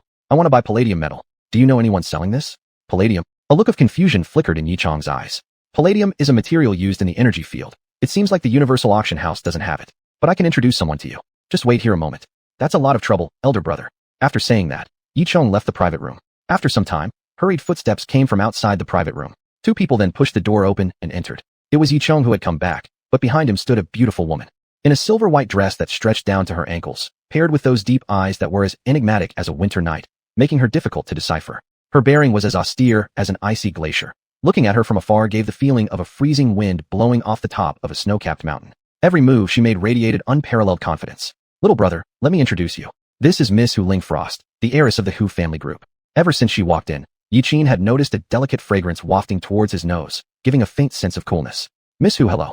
Who would have thought we'd meet in such a way? The famous genius of the capital, Yiqin." Her soft and refined voice reached Yiqin's ears, causing his heart to tremble slightly. If xiuxian below was considered a sprite, then this Hu Lingfrost exuded a kind of majestic authority all over. The kind of self-confidence carved deeply into her bones, and the tone of her voice conveying an inviolable presence. Just standing there commanded respect. Yiqin subtly shifted his gaze, carefully examining her up and down. So this was the future successor of the Hu family group? "Hello, Miss Hu. I want to purchase palladium from you." Palladium? Hu Lingfrost's mind raced rapidly. As a catalyst for mech batteries, their Hu family group indeed owned a mech energy manufacturing plant. But what did Yiqin need it for? In a deliberately gentle tone, Hu Lingfrost softly asked, "Hu Energy Enterprise does carry palladium. However, may I ask why you need it?" Earlier, she had learned from Yichong that this talented mech master wanted to buy palladium, yet she couldn't figure out what use he had for it. "I will use it to modify a mech. Are you unwilling to sell?" Yiqin paused momentarily, instantly countering her question. "Selling is definitely not an issue. However, we only carry palladium in 3 different concentrations. I wonder which one you're interested in." Looking at the smiling Hu Lingfrost beside him, Yiqin naturally became cautious. As the future inheritor of the Hu family group, he knew Hu Lingfrost wasn't one to be easily underestimated. The Hu family energy group, being one of the top-tier energy enterprises in the Wuxia Empire, had grown to its current scale through no laughing matter. He certainly didn't think this woman was simple. Negotiating business with such a shrewd woman was bound to incur some loss. "If possible, could I visit your company first and take a look at what concentrations of palladium metal you have?" Hu Lingfrost handed over a card. "That works too. When you're free, please come to the Hu family energy group, and we can discuss it further then." Upon hearing this, Yiqin reached out and accepted the card, knowing full well that things wouldn't be resolved so easily. But for Dawn's energy core, he had to obtain the palladium no matter what. Just as Hu Lingfrost was about to leave, the female salesperson from earlier opened the door and walked in. "Sir, your auction item sold for a price of 9.5 billion. After deducting 5% handling fee, do you wish me to transfer the remaining amount to your account?" Yiqin nodded, then placed his card onto the bracelet. Ding, transaction successful. Yiqin glanced at the number. It was confirmed, 9.025 billion yuan had arrived. Brother Yi. Clearly, the items he had purchased earlier at the Universal Auction House, including the 10 million yuan gifted by Yichong, had not been deducted. Yichong patted his shoulder. "Young brother, consider those things as a gift from your older brother. Since you call me big brother, I must give something as a sign of our relationship." A gesture, costing over 30 million, truly deserving of being the mayor of the capital city. When he acts, it's always a grand gesture. However, this was good. Though 9 billion might seem a lot to an ordinary person, it was still far from enough for Yiqin. With the money now in hand, Yiqin no longer wished to stay, casually bidding farewell. Old brother, I'll leave first. There's still a bunch of things at home I haven't finished. Alright, then I won't keep you. Yicheng also casually replied. Chapter 21. The arrival of the gigantic flying beast. After leaving the auction house, Yiqin took another stroll around Qingdao Mall. The effects of the medicine solution from last time were great, so he had to buy more herbs in the living supply section.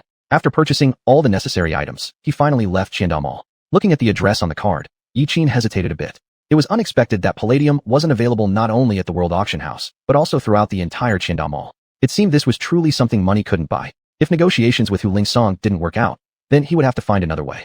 The worst case would be to purchase mecha batteries, extract the palladium from them one by one, and then dissolve it together. But this method was not only time-consuming and labor-intensive, but also costly. After leaving the mall, Hu Lingsong immediately video called her father. Father, I'm sorry. I didn't manage to bid for the gold titanium alloy. Hu Biliu held a glass of strong liquor, and upon hearing his daughter's words, he didn't seem particularly surprised. If you didn't get it, then so be it. After all, the price was indeed too high. As the head of Hu Group, he naturally had insiders within the World Auction House, so he was already well aware of the situation. Following this, Hu Lingsong continued. Although I didn't manage to bid for the gold titanium alloy, I encountered its seller. Oh, Hu Biliu appeared slightly surprised. Yicheng might be a profit-driven individual, but he does have some professional ethics. Why would he take you to meet the seller of the gold titanium alloy? Hu Lingsong replied seriously. The reason Yicheng brought me to meet the seller is that they proposed to buy palladium. Father, what should we do? Hu Biliu's expression of surprise gradually subsided as he placed down his wine glass and lazily leaned back in his chair. Let's discuss the details once you return to the company. Yes, father. Hu Lingsong narrowed her eyes slightly, biting her rosy lips softly. The reason why Hu Biliu wanted to bid for the gold titanium alloy was because he was developing a new type of energy source, and its core material was the gold titanium alloy. With the current Chinese Empire energy market approaching saturation, and their Hu Group holding a 70% market share, Hu Biliu's ambitions did not stop there. He wanted to secure all the mech energy orders across China. For this purpose, he had been tirelessly researching a new energy source for mechas, and now the only thing lacking was a core metal as a medium. Unfortunately, Hu Lingsong failed to secure the gold titanium alloy. Feeling somewhat frustrated, Hu Lingsong massaged her smooth forehead gently. I hope he still has some leftover gold titanium alloy. Hu Lingsong knew her father very well. Once he set his mind on something, no matter the cost, he would achieve his goal. What she didn't expect was her father's attitude after the bidding failure. It was unlike the impression she always had of him. After ending the video call, Hu Lingsong gazed irritably out of the window. As long as I've done everything possible, whether father's plan succeeds or not isn't my responsibility anymore. With this thought, Hu Lingsong pouted slightly and sighed softly while supporting her cheek with her delicate hand. Right after returning from vacation, I'm busy again with various tasks. Can't I just have some peace and quiet for a while? Outside Qingdao Mall, after careful consideration, Yiqin decided to visit Hu Group anyway. He knew without doubt that the invitation implied they needed something from him. If there were other alternatives, Yiqin would certainly prefer those instead. But unfortunately, none existed. Palladium itself wasn't rare, but achieving an extremely high purity of palladium posed a certain challenge. The energy core device of Dawnbreak absolutely required a highly pure form of palladium as its carrier. Reluctantly, Yiqin drove towards Hu Energy Corporation. About an hour later, the road ahead suddenly became congested. Not only were there traffic jams on the ground, but even skyships began dispersing chaotically. What exactly happened? While Yiqin wondered about the situation, a huge dark cloud suddenly emerged in the nearby sky, rushing over with astonishing speed. Inside, Yiqin sneered, thinking, it's just a small patch of clouds. Why are these skyships running? Will it rain? However, a few minutes later, Yiqin realized something strange. That black mass didn't look like a cloud at all. When did clouds move this fast? That ominous cluster near the horizon moved as if it had life, neatly bypassing skyscrapers. Within just a few minutes, the black entity covered tens of kilometers. Before Yiqin could figure out what was happening, the dark cloud reached him. At the same time, a prompt popped up on the system panel.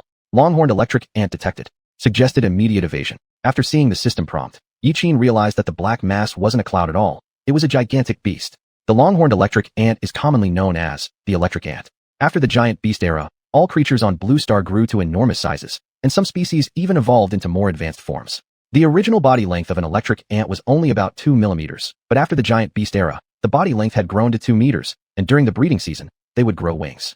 Since they can absorb electricity, they are called electric ants. For female electric ants to evolve into a queen, they must store large amounts of electricity in their bodies to complete their biological evolution. Yiqin's destination, Hu Energy Corporation, just happened to be where mech batteries were researched. He muttered to himself, isn't this bad luck? This once-in-several-decades event happened precisely today, right when he encountered it. Was there still time to turn back home? I don't know if this counts as misfortune or good fortune.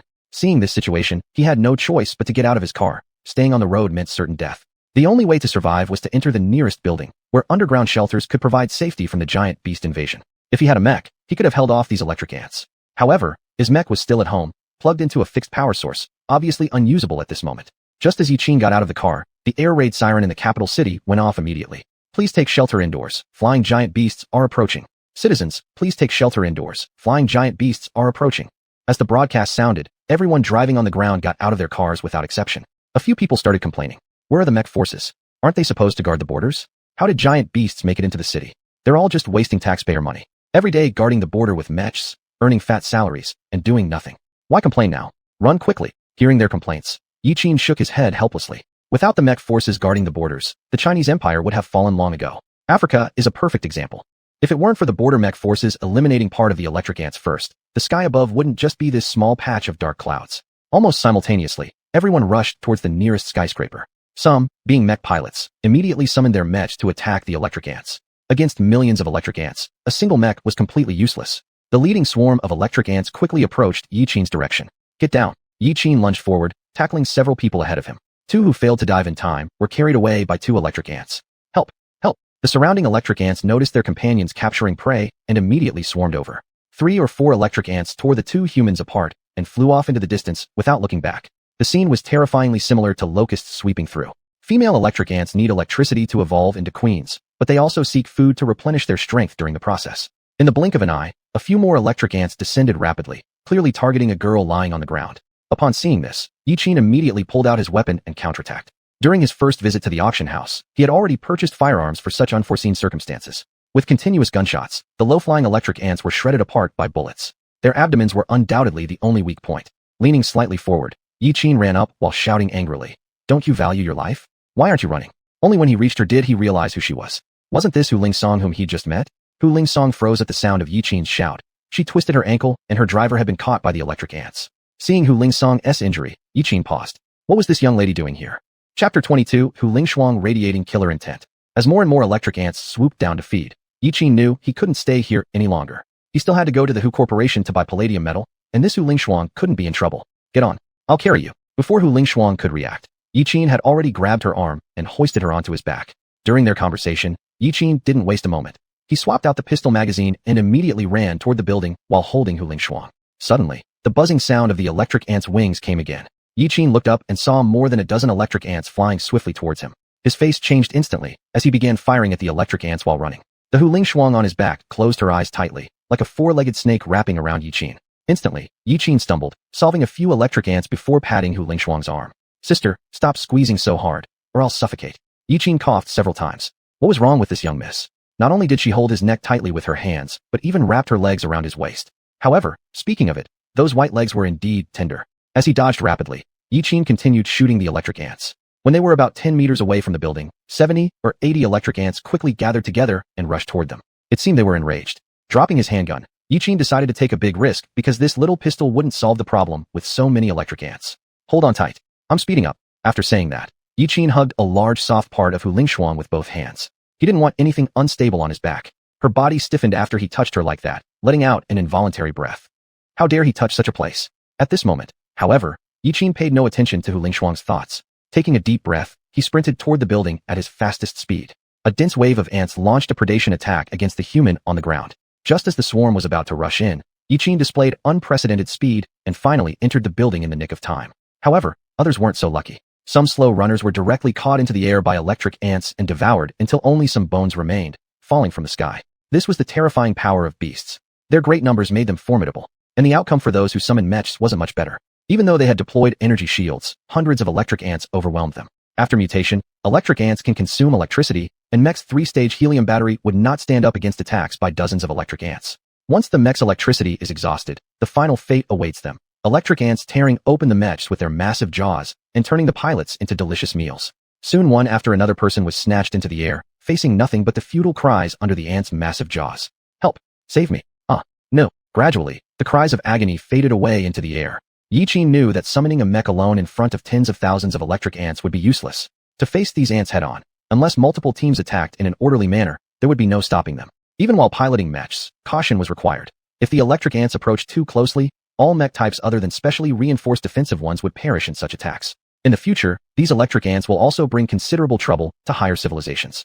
In a way, they were defending their own homes through their method. Soon, The group of electric ants flew past Yiqin's area. After all, their target wasn't here. They just attacked humans temporarily to replenish their food supply. After there was no more movement outside, the building's door slowly opened. The monstrous beasts had passed just now, and the mech troops outside arrived late. The roaring convoy and mech forces chased after the group of electric ants. Electric ants have only one weakness: they lack hate consciousness. Even when attacked, they won't turn back to hit the mechs on the ground. Their nature drives them toward places with electricity. Becoming an ant queen is imprinted in their genes as a command.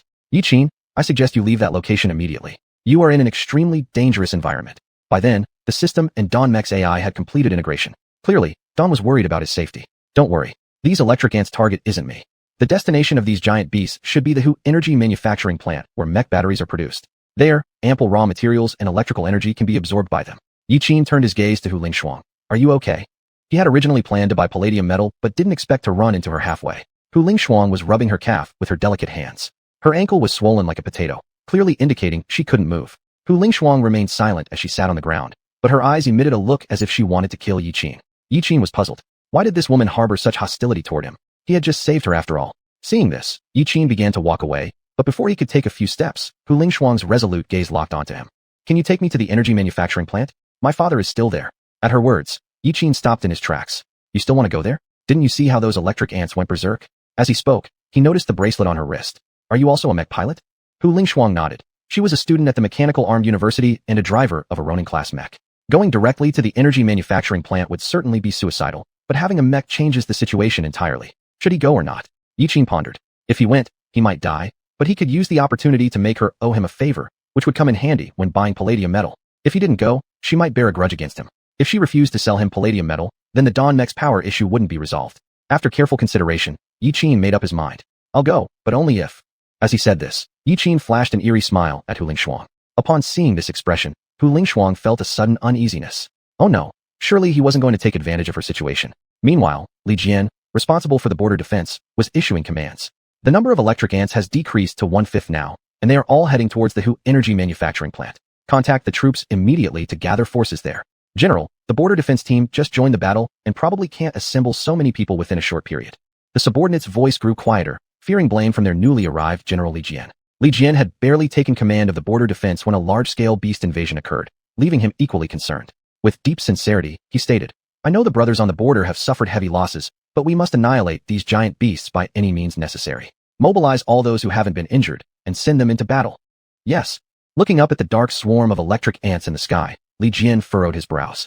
Although 4/5 of the electric ants had been eliminated by the Huaxia Empire's border defense line, 1/5 of them had managed to infiltrate the capital city. He needed to resolve this issue as soon as possible. Once these ants evolve into queens, things would become significantly more troublesome.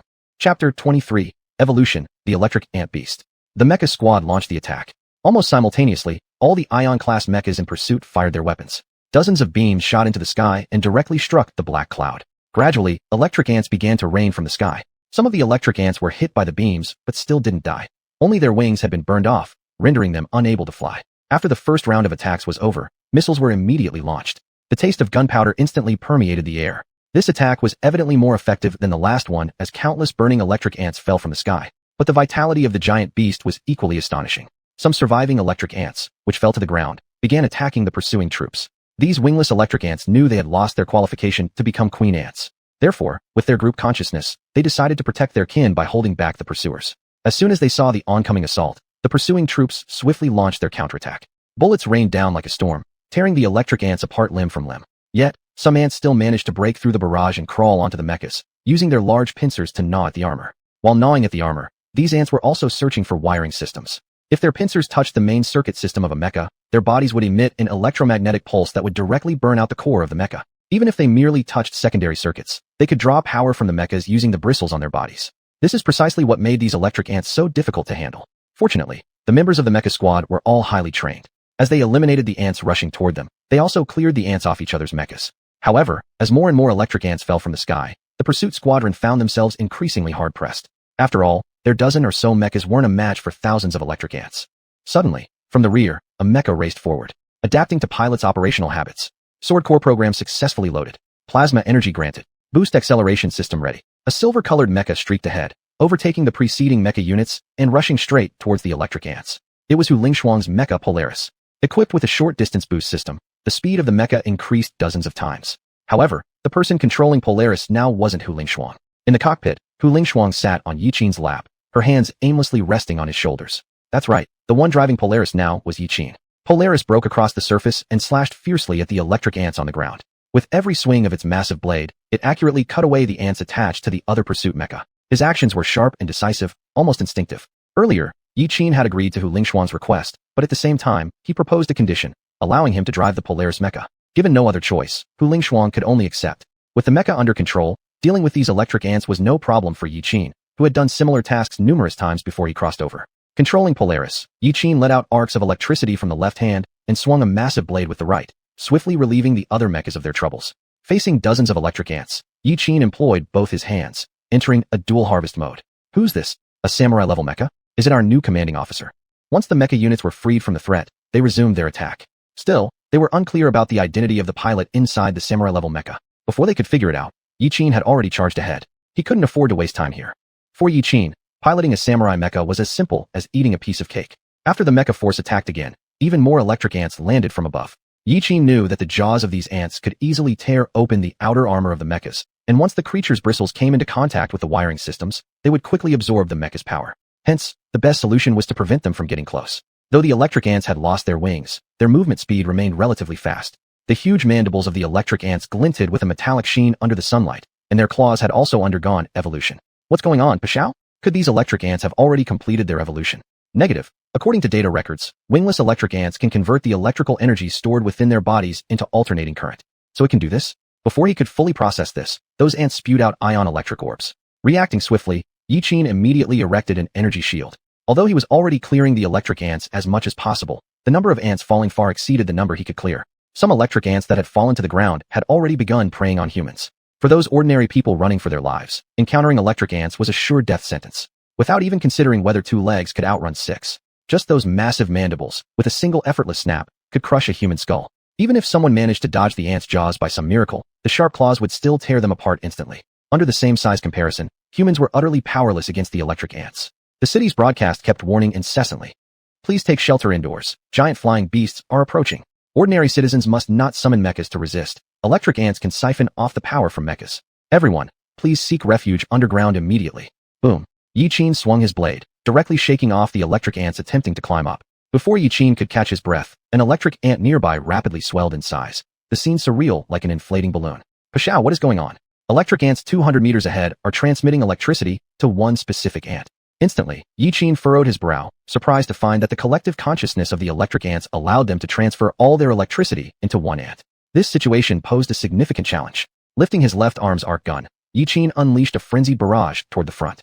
But the electric ants behaved as though they had developed awareness, charging one after another onto the body of the designated ant to protect it from any harm. Weapon overheating. Seeing the mech's warning prompt, Yiqin helplessly lowered his left hand. This was a common flaw in the Ronin-class mecha, insufficient powerful long-range weaponry. All around him, the mass of electric ants was visibly being drained of energy, their bodies quickly becoming desiccated. On that blackened figure, a flash began pulsing rhythmically, akin to a heartbeat, growing faster and brighter. At the moment of explosion, the system issued a new alert. A unique entity has appeared, Electric Ant Beast. Please retreat immediately. The newly evolved electric ant had grown to match the height of a 3-meter-tall mecha. Witnessing this, cold sweat trickled down Yiqin's forehead. The spectacle just now clearly indicated that these electric ants performed a sacrifice. Wingless electric ants transferred bioelectricity to other stronger individuals within the group, leading to further evolution of those chosen ants. So this was the secret behind the electric ant's power. From the moment the electric ant beast came into existence, its 2 large antennae touched together, releasing subsonic waves that spread outwards. In an instant, all surrounding building windows shattered. Inside the mech, both Yiqin and xuanhuan coughed up blood from the impact of this sound wave. Warning, subsonic waves emitted by the electric ant beast can cause internal organ damage. Retreat immediately. Damn. It seemed he'd taken a direct hit right from the start.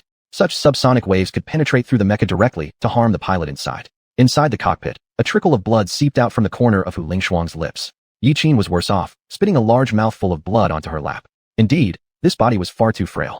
If he hadn't absorbed the medicinal fluid, getting hit by such a wave would have probably knocked him unconscious on the spot. Enduring the discomfort, Yiqin activated the electric arc gun. Once the beam struck the electric ant beast's antenna, the terrifying low-frequency sound finally ceased.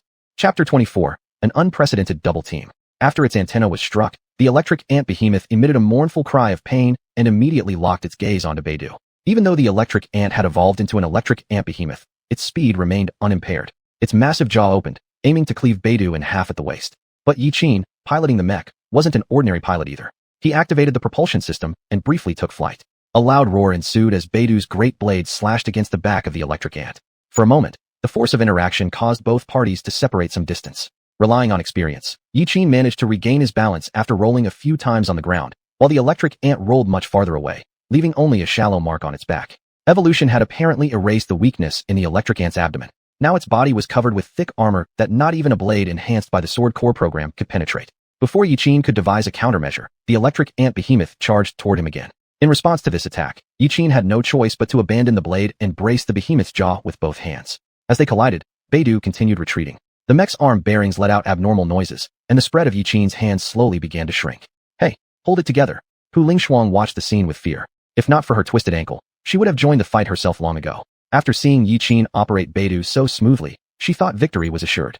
But who would have expected the electric ants to sacrifice themselves to allow one of their own to evolve into a behemoth? While bracing the behemoth, Yi Qin asked, "What material is this mech's outer armor made of?" Caught off guard by this sudden question, Hu Lingshuang's mind went blank. How could Yi Qin think to ask questions at such a life-and-death moment? Huh, what do you mean? With great effort, Yi Qin forced out words. Don't give me that. What material is the external armor made of? He asked because he didn't know what metal Beidou was made from. The armor is made of titanium alloy. As soon as she said that, Yi Qin abruptly released the behemoth's jaw. Immediately, the electric ant's massive jaws contracted, clamping tightly onto Beidou's armor. At the moment Yi Qin released his grip, a single thought crossed Hu Lingshuang's mind. It's over. After closing her eyes for a moment, the scenario she expected never occurred. Slowly opening her eyes, she saw a huge blade piercing straight through the electric ant's head from its mouth. Before she could understand how it happened, Yi Qin aimed the left-hand arc machine gun at the electric ant's head and gave it a decisive finish. The arc machine gun fired all its bullets into the electric ant's head. And while the electric ant's jaws left a deep bite mark on Beidou's external armor, the threat was gone, and Yi Qin silently rejoiced. Thankfully, this mech's external armor was made of titanium alloy. If it had been made of K88 metal or composite alloy, both of them should have been dead by now. After confirming that the enemy was no longer moving, Yi Qin pulled out the giant blade embedded in the ground and severed the behemoth's jaw still clamped onto the armor. Indeed, without bioelectricity, the behemoth's armor lost its original function.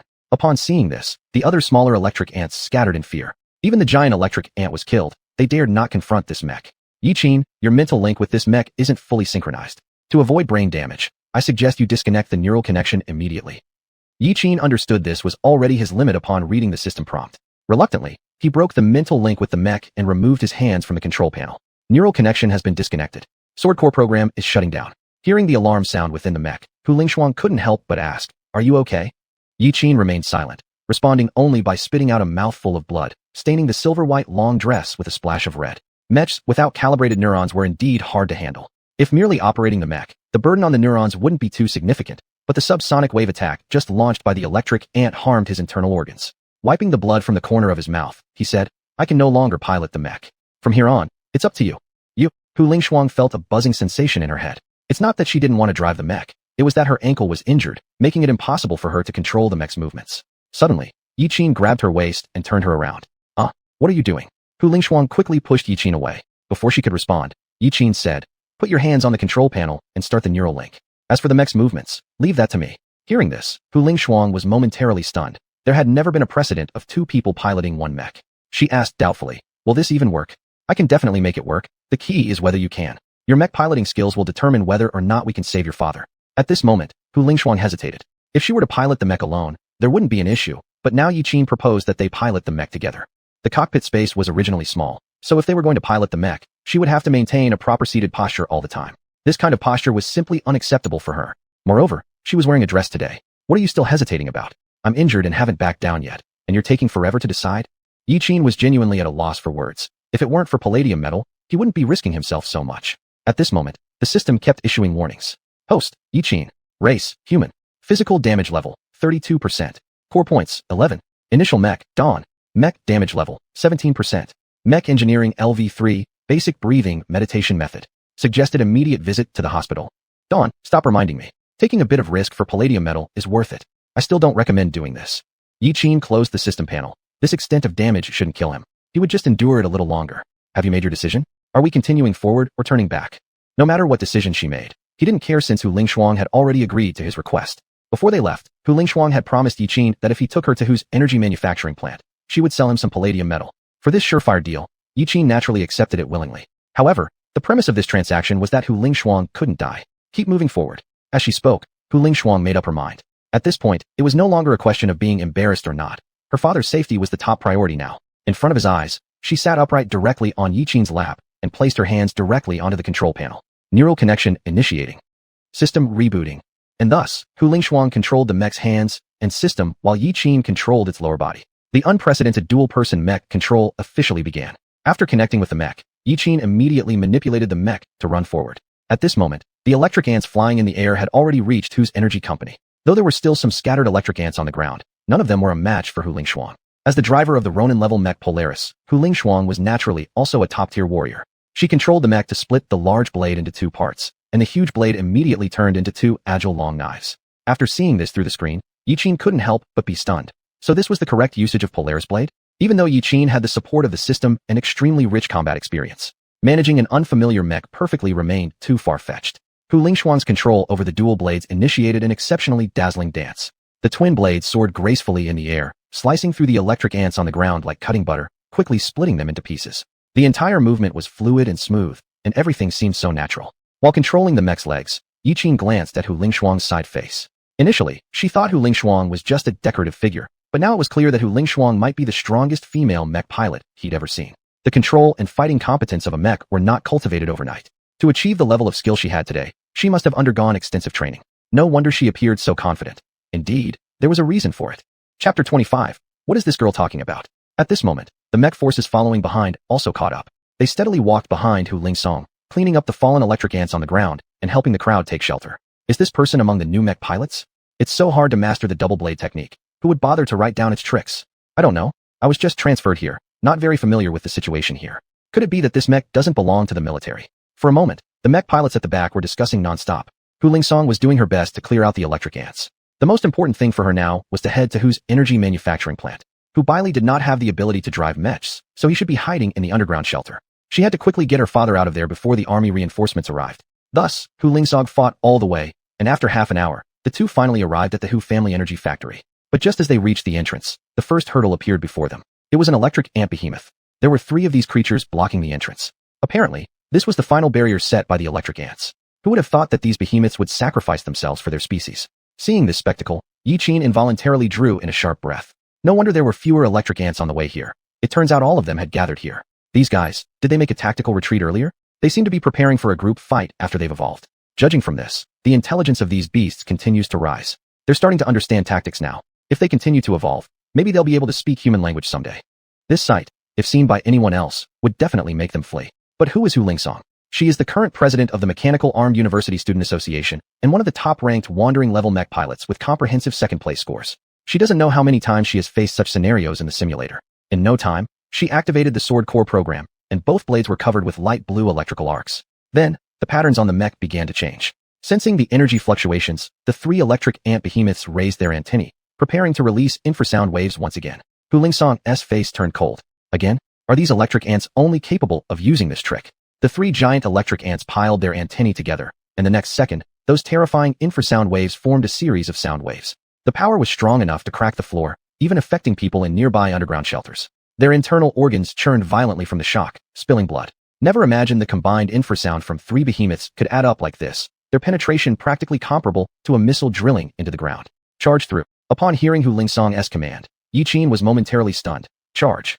Yes, charge through at maximum speed. In an instant, the mech initiated the propulsion program, coupled with the steps Yiqin took below. In less than a few seconds, Polaris reached the front of the 3 giants. Without hesitation, Hu Lingshuang swung her blade and charged forward.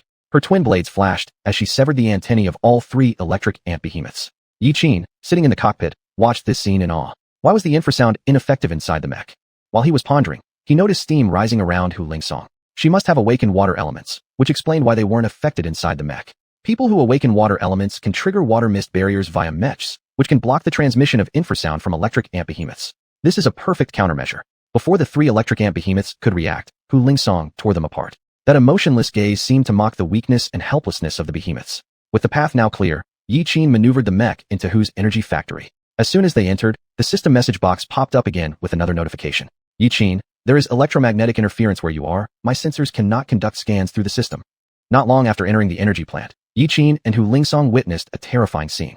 Tens of thousands of electric ants clung to the cables, each using the bristles on their claws to continuously absorb electricity. The entire scene was particularly hair-raising. It seems that all these electric ants have entered the evolution stage. Once they absorb enough electricity, their physical forms will start evolving toward becoming a queen. When fully evolved, these ants' bodies will undergo significant changes. The uterus in their tails will gradually enlarge while their claws and mandibles will gradually degenerate, gradually transforming into mere egg-laying tools for the swarm's survival. The abdomens of the electric ants clinging to the wires emitted breath-like flashes constantly, like power banks. It's probably when those flashes from their abdomens stopped flickering that they would have completed their evolution. As Xiuxian operated the mech, he glanced at the surrounding electric ants. Looking far and wide, many of the ants' bodies were beginning to swell, and the intervals between the internal flashes became increasingly shorter. Fortunately, these electric ants have all entered the evolutionary state. Otherwise, we would have had to exterminate them before proceeding. Upon hearing this, Hu Lingsong also looked up in awe at the wonders of the giant creatures. After reaching the production workshop, Hu Lingsong disconnected the neural link of the mech. She turned her body and sat on Xiuxian's lap, saying, "Because the mech can't enter this place." Seeing her feet swollen like this, Xiuxian hesitated and asked, "How about you just stay inside the mech? Your condition really isn't suitable for going in." Hu Lingsong shook her head and said, "This time I came not only to save my father, but also to rescue the other employees in the company. The infrasound waves emitted by the electric ant behemoths were very strong, and I'm worried that something might have happened in the shelters." Xiuxian raised his head and looked at the densely packed electric ants. These ants were all focused on absorbing power and should not be aggressive. As long as he could escape in time, there wouldn't be any problem. "So let's get it clear. I can take you in, but you must follow my orders. If danger arises, I'll immediately retreat." Hu Lingsong's eyes were filled with worry. "Understood. Open the hatch." As she spoke, Hu Lingsong pressed a button, and the hatch of the Polaris mech slowly opened. The moment the door opened, a wave of heat hit both of them. The raw materials for mech batteries around them sizzled like squids on a hot iron plate. The temperature inside and outside the mech was vastly different. Xiuxian felt as if he was being grilled over fire. Under such high temperatures, people couldn't last more than a few minutes. Only these beasts could survive in such a harsh environment. "Get on my back, and I'll carry you." Standing on one leg, Hu Lingsong hesitated. "Can you not touch that part?" "What part?" Xiuxian was confused. Given the current situation, what was she talking about? After a brief pause, Hu Lingsong finally extended her arms to circle Xiuxian's neck. There was no time to be picky anymore. Once she was on his back, Xiuxian predictably placed his hands somewhere soft again. This made Hu Lingsong silently curse him in her heart. Another case of taking advantage. "Tell me the direction. How should I go?" "Go straight for 50 meters, then open the door, and I'll tell you what to do next." After receiving the instructions, Xiuxian moved immediately. In no time, he arrived at the spot. He broke the fire hydrant, grabbed the fire axe inside, and struggled to pry open the control panel on the door. Then, using a short circuit method, he managed to open the door. As soon as they entered the production workshop, the temperature dropped instantly. Most of the machinery in the workshop was undamaged, and there were no signs of casualties. Actually, Xiuxian didn't see a single person there. Apart from some broken glass, the production workshop was virtually unscathed. Why is there not a single person here? Could they have already evacuated? Xiuxian muttered under his breath. He wondered if he had come all this way for nothing, as not seeing a soul was quite eerie. "Where's the underground shelter of your company located?" Hu Lingsong pointed to the emergency exit. "The underground shelter is on the second basement level. There should be a way to get in from there." Just as she finished speaking, Xiuxian felt the ground shake. A tremendous flapping sound followed, and in an instant, 7 or 8 electric ants emerged from the depths of the production workshop. At this moment, the system issued another warning. "Detected electric ant worker ants. Suggest the host evacuate immediately." Xiuxian chuckled sarcastically in his heart. No wonder no human bodies could be found. They had been carried away by these worker ants. If worker ants had appeared, it meant that a female electric ant had evolved into a queen, and these worker ants were now out searching for food for the queen. Chapter 26 Underground Shelter. Compared to the female electric ants, these worker ants were obviously smaller in size, and their wings could only be used for gliding. Individual development ranged from half a meter to 2 meters. Without the giant mouth clamps used for hunting, but with 6 highly developed legs that could easily lift 1 or 2 tons of weight. This worker ant was completely red. Apparently it had just hatched. Xiuxian quickly stepped forward, holding the arc gun he had disassembled from the Polaris, crazily shooting at the worker ants in front of him. Some worker ants were even hit by the arcs before they could get close, exploding directly. Hu Lingsong sighed in relief. Fortunately, they're just worker ants. Once the soldier ants come out, we won't be so lucky. Though worker ants have great strength, their bodies haven't grown defensive keratin yet. Otherwise this little arc gun couldn't kill them. After dealing with these 7 or 8 worker ants, the gun barrel of the arc gun began to turn red. Obviously, continuous use made the gun structure unstable. Xiuxian had no choice but to pick up the fire axe nearby and move towards the stairwell. The more they walked inside, the more worker ants came out. Facing worker ants without defensive keratin, Xiuxian immediately slid and slashed, cutting off the claws of the worker ants.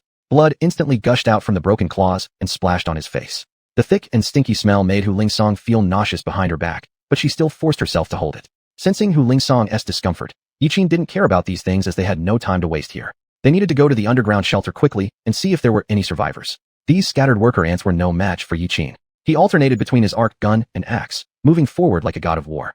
10 minutes later, Yiqin finally arrived at the second underground shelter. Turning to Hu Lingsong, Yiqin asked, "Is this the place? Can you open the door?" The shelter's gate was made of specially mixed clay and metal. He had no way to deal with this material. All underground shelters had devices inside for opening and closing doors. It would usually stay open. Once someone goes inside and presses the close button, no matter what method is used outside, it cannot be opened. Once the door is closed, the underground shelter becomes just like a sealed room.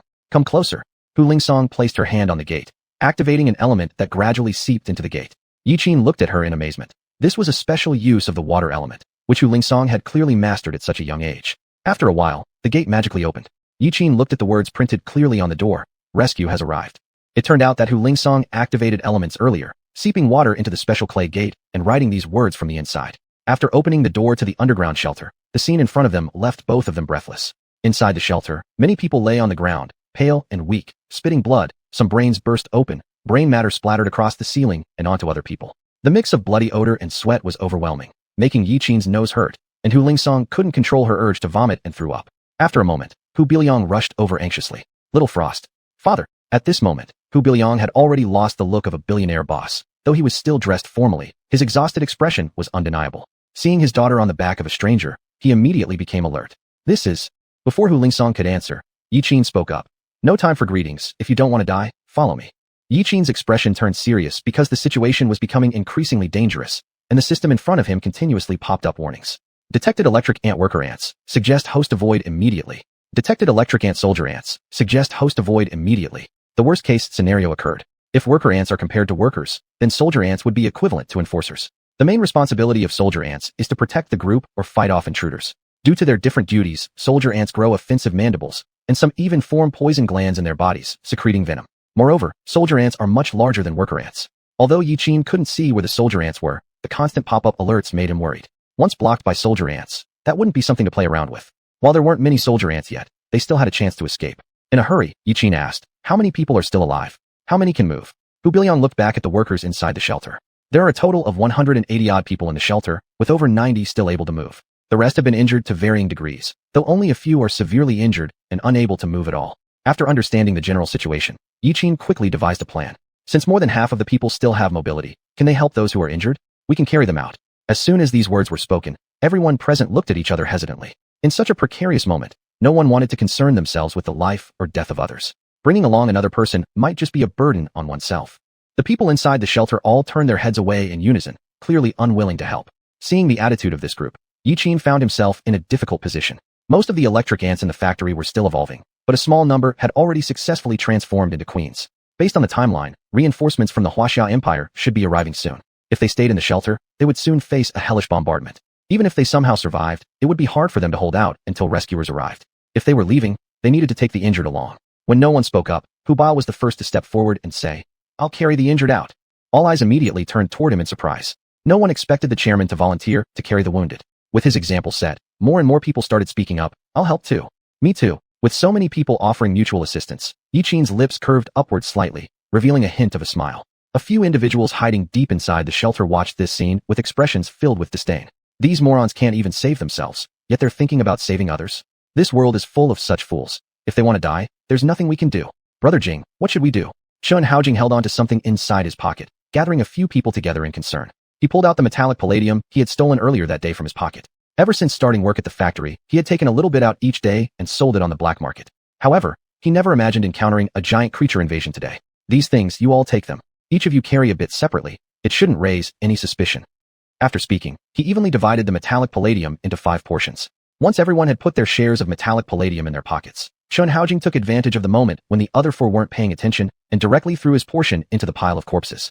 After escaping outside, they would most likely be detained by official personnel for questioning. If metallic palladium were discovered on their persons during searches, the situation could become serious. The metallic palladium they had stolen was a prohibited item with a purity level of 99%. Taking it out could mean spending the rest of their lives in prison. But he couldn't bear to give it up, so he decided to use these 4 individuals as guinea pigs to see if some of it could be smuggled out. If no officials came looking for them, they would stand to make a fortune.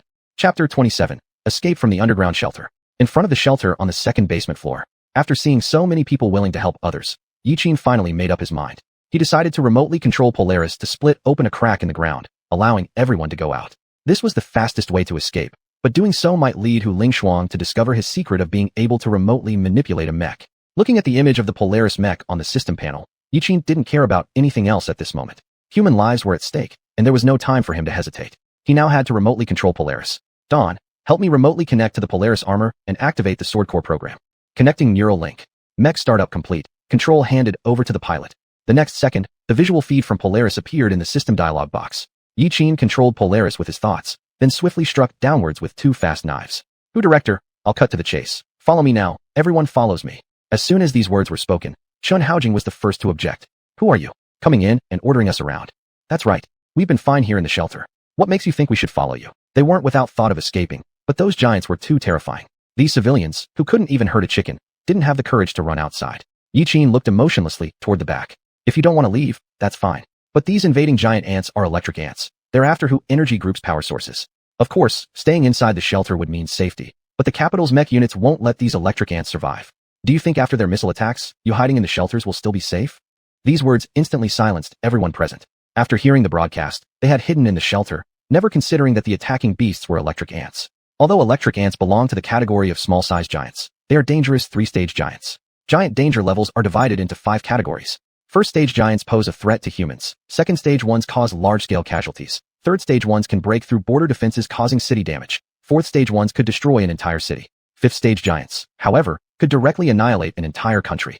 Yiqin loudly told the crowd, I don't insist that all of you come. Those who don't want to leave can stay in the shelter. With that said, he turned and left. He didn't want to waste his breath on these doomed people. While manipulating Polaris, Yiqin also led the group below ground towards the predetermined location. He must act as quickly as possible because once these grouped electric ants evolve into queens, their rate of egg production would far exceed anyone's imagination. Within just 1 hour, these queens could produce tens of thousands of eggs. By then, not only would Hu Energy Corporation fall entirely, but even the capital could be overrun. Before the disaster could escalate further, he did not know how much time remained. Very soon, the crowd arrived at the retreat point Yiqin mentioned. What are we doing here? Is there a way out from here? My God, are we going to die here? No one knew why Yiqin brought them here. Not even Hu Lingshuang fully understood why he led them to this place. An infuriated Xuanhuan directly lunged forward, grabbing Yiqin by the collar. You little guy, is it your intention to deceive and harm us, luring us out of the shelter to this place? Yes, exactly. This is merely the raw materials warehouse. There's absolutely no way out. Facing Xuanhuan with bulging veins, Yiqin easily pushed him to the ground with a single hand, coldly saying, I already said there's a way out here. Immediately, dissensions arose from the crowd. Do you take us for fools? Where's the way out here? Just head back to the shelter. It'll be too late otherwise. Xuanhuan, having been pushed down, led the charge back to the underground shelter, as the relative safety of the shelter was preferable to remaining here. Once someone took the lead, more than a dozen others followed without hesitation. Yiqin did not attempt to persuade these people to stay. He didn't want to waste effort on those who were doomed anyway. He was busy remotely controlling Polaris to dig through the ground while leading the way. Already exhausted from this task, these people refused to believe him. Yiqin, bringing us here must mean something important. At this point, Hu Lingshuang became anxious too. Although Yiqin said to trust him, she still didn't quite understand what he planned to do. Soon, the group on the second basement floor sensed something amiss. Yiqin waved his hand. All of you move aside a bit. The crowd on the second basement floor immediately felt a deafening roar coming from above. Boom, boom. In an instant, everyone felt their scalps tingle. The next second, right in front of Yiqin, a mech dropped out of the sky. Hu Bailey instantly recognized it. His daughter's mech, Polaris. Seeing her mech falling from the sky, Hu Lingshuang was also utterly bewildered. Who could be piloting her mech? Yiqin remotely controlled Polaris through the system panel, cutting 2 square openings in the ground. The fallen ceiling became their staircase. Everyone quickly escaped through here. But unfortunately, just as they were about to leave, the soldier ants traced their scent and found them. Unlike worker ants, soldier ants are roughly 3 times larger than worker ants, only slightly shorter than a mech. Their enormous mandibles and claws were incredibly powerful weapons. As he spoke, Yiqin opened the hatch of Polaris. Hu Bailey watched in disbelief as his daughter entered the cockpit with Yiqin. What was going on? How did both of them enter the mech? Neural link initializing. At almost the same moment, Yiqin and Hu Lingshuang started maneuvering the mech together. Having improved their coordination after the first attempt, they worked much more smoothly together now. In the next second, the Sword Core program activated, and its gleaming light flashed before everyone like chopping up vegetables, slicing the soldier ant into pieces. It took only a few seconds for Polaris to finish off the beast. For a brief moment, all anyone could think was how powerful it was. Among the crowd, cheers erupted. Miss Hu is so impressive, truly worthy as the successor of Hu Energy Group. If I had any doubts working at Hu Energy Group before, I don't now. Even Miss Hu, someone of noble standing, came to rescue us. But I've never seen a mech that requires 2 people to operate it. The crowd stood still, mesmerized by the elegant yet terrifying scene, forgetting all about escaping. Polaris looked like a god descended from heaven, instantly slaying the incoming soldier ants within minutes. What are you all waiting for? Run. Lingxuan couldn't help but sigh at the foolishness. This was life or death, not a show. Upon hearing her words, everyone scrambled upwards. Under Lingxuan's protection, they finally managed to leave safely. Under the protection of Polaris, most of the employees managed to evacuate the building. Just as Yiqin was about to go, another dozen people hurried over. On closer inspection, these were the same individuals who had insisted on staying back in the shelter earlier. How were they back now? At this moment, a red electric ant let out a horrifying roar. The crimson ant suddenly opened its mouth wide, and its mandibles transformed into a flamethrower. Flames burst forth and incinerated several people who were lagging behind. Yiqin quickly retreated, thinking, this is a mutant species? After roasting those people, the flames shot towards Polaris. Reacting immediately, Lingxuan activated the energy shield to block the flames. Though Yiqin and Lingxuan inside the mech didn't feel the heat, the fleeing employees outside screamed as the water vapor scorched their skin. Fire! Fire! We're being roasted alive. As xuanhuan and others fled, they felt like they were inside a steamer while they themselves were the ants being boiled. Realizing the situation, Lingxuan broke through the wall of the warehouse. The moment Lingxuan shattered the wall, Yiqin knew what she intended to do and promptly rolled out of the storage room. Unsurprisingly, the mutated electric ant followed suit. So you saved them? And then? Chapter 28, Special Mutant, Fire-Spitting Ant Gigantic Beast. Will escape after everyone goes out. Upon hearing these words, Yiqin froze completely. It seemed that the young miss had made this decision on a whim, without considering the consequences at all. That fire-spitting electric ant was clearly a mutant species, whereas they were one with a lame leg and the other severely injured. Was she really unaware of the current situation, or has she always been this reckless? Polaris increased the distance, and the pursuing mutant fire ant immediately sprayed flames towards them. Lingsong reacted swiftly by activating her shield the moment she heard the sound. But the flames continued to erode the shield structure. Pushing against each other, the strong recoil did not allow for an upper hand at first. Without any mental connection, Yiqin managed to barely stabilize Polaris' balance using muscle memory, but Polaris was still retreating constantly, indicating that the opponent's attack was superior. Think of a way. Otherwise, we will end up like roasted ducks wafting with fragrance. Yiqin struggled to support his body. He hadn't mentally linked with the mech, but knew their situation was very unfavorable. Faced with such a situation, Lingsong also felt extremely uneasy. This fire-spitting ant was far more troublesome than she imagined. If this continued, once the shield's energy was exhausted, their situation would become dangerous. No matter how they moved, this fire-spitting ant kept aiming its flames at them. Even though she possessed water elements, it could only temporarily prevent the mech from overheating. Resisting this way wasn't a solution. She had to find a way to approach the enemy. Lingsong hesitated while looking at the skills panel on the mech. This program was just installed, and the mech hadn't officially started yet. Even though the program hadn't been debugged, nor did she know what side effects it would have on her body, but given the urgency of the situation, she couldn't think too much about it anymore. Initiate spatial jump.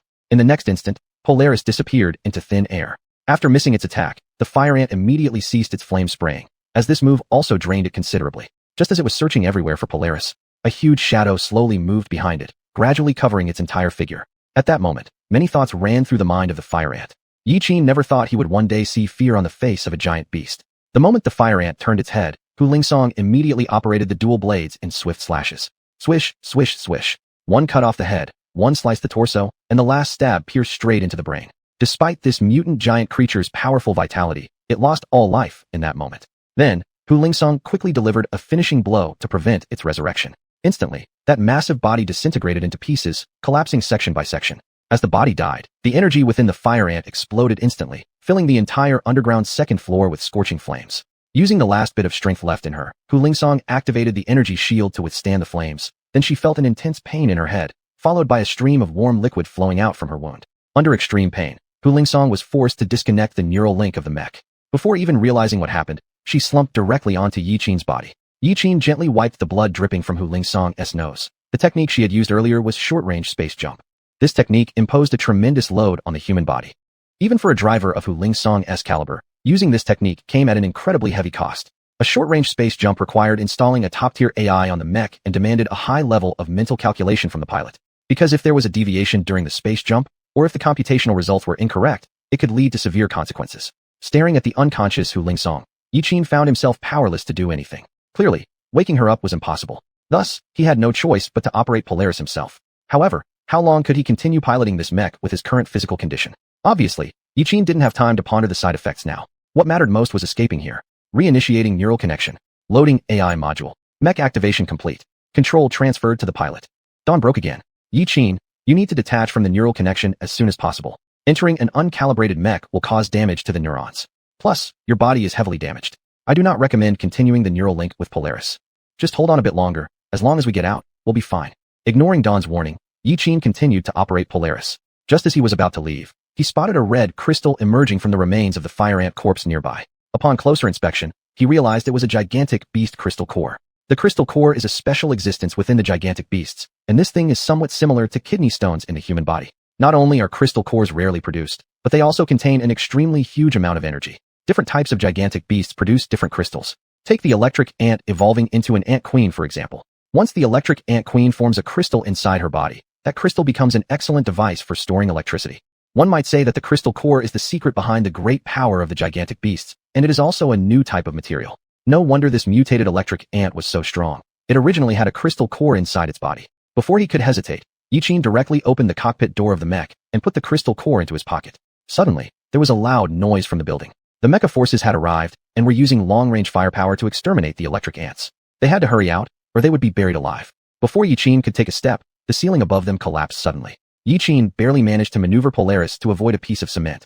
He hadn't caught his breath when he heard another explosion. In the sky, countless missiles rained down on Hu Family Energy Manufacturing Plant. The metal raw materials and mech batteries stored in the plant exploded repeatedly, and the electric ants clinging onto them started roaring. The terrifying fire explosions were enough to annihilate all living beings. On the underground second floor, falling rocks increased more and more, even blocking the way out. While dodging here and there in the basement, Yiqin glanced at the internal programs of the Polaris mech. Energy shield, core shield, magnetic counterattack shield, balanced glider, synapse acceleration, sword core program, arc ion gun, arc positioning device, short-range spatial jump. This mech, called Polaris, truly equipped with many advanced programs and devices. At this point, the system sent out another warning. Yiqin, you're currently in an extremely dangerous environment. I suggest you leave immediately. Yiqin was already anxious and distressed. How much did he want to leave? But the problem was now that he couldn't leave.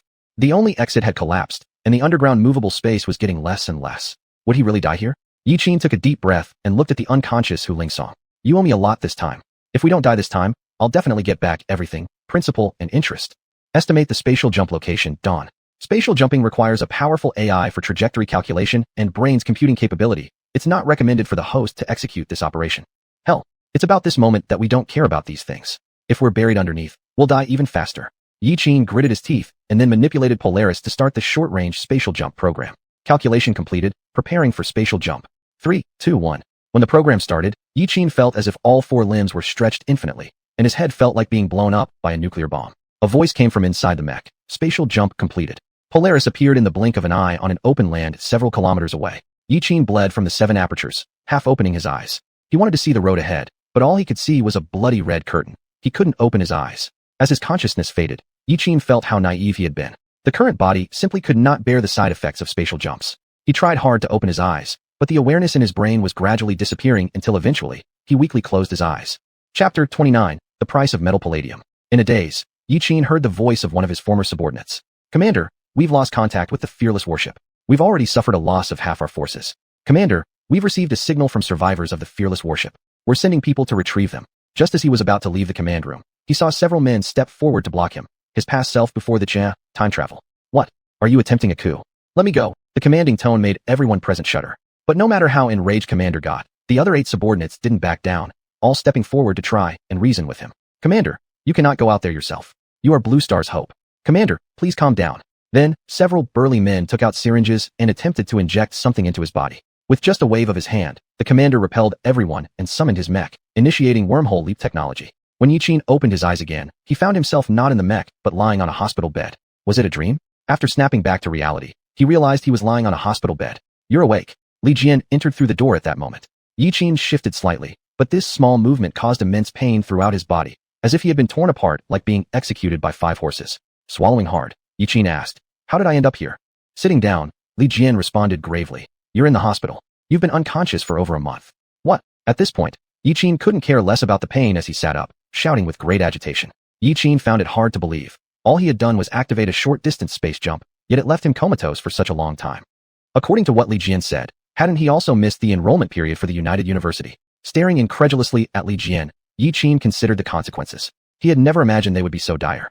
He truly hadn't expected that this body could not endure even a short-distance space jump. This completely disrupted all his plans.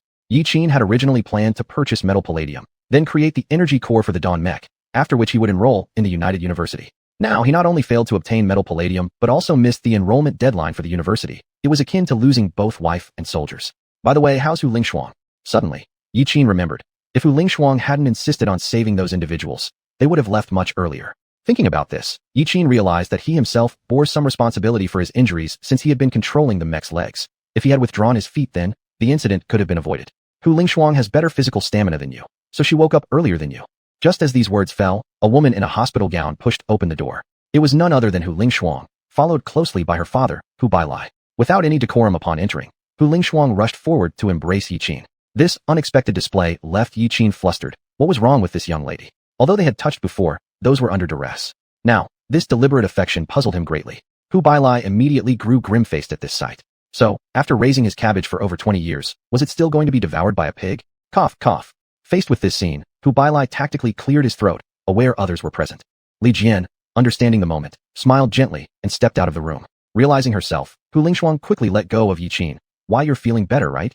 After she activated the space jump, her body remained hazy with some lingering consciousness, though it wouldn't respond to her commands. What surprised her was that Yi Qin had managed to start the space jump and escape with her. The state of damage immediately made Hu Lingshuang more alert. Shifting a little in discomfort, Yi Qin lied, pretending everything was fine despite his pain. However, for the sake of politeness, he answered accordingly. I'm much better. Then, Hu Lingshuang turned to Hu Bailai behind her, introducing, let me introduce you. This is my father, chairman of the Hu Group, Hu Bailai. I never thought I'd have the pleasure today to meet Yi Qin, the renowned genius of the Imperial Capital High School. Truly, one's reputation is less than their actual presence. At these words, Yi Qin sensed an anomaly. Although the words spoken seemed complimentary, the tone betrayed an unfriendly demeanor.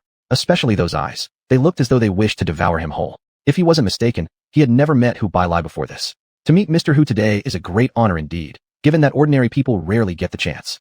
Yi Qin replied with an equally challenging tone. Ye Qin was naturally adept at sarcasm, even if he didn't know why the other person was looking at him with such an expression.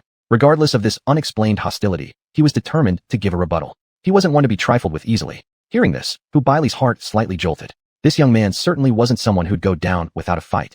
Listen, Little Frost mentioned that you want to buy palladium? Yi Qin nodded. I do indeed want to purchase palladium. I originally intended to negotiate with your esteemed company, but never expected the invasion by the giant beasts. As he finished speaking, he turned his gaze toward Hu Lingshuang. Hu Bailai frowned coldly. Such a cheeky brat. Seeing the other's sour face, Yi Qin quickly changed the topic. Do you know how much pure palladium your company has? The item you're after, I have it.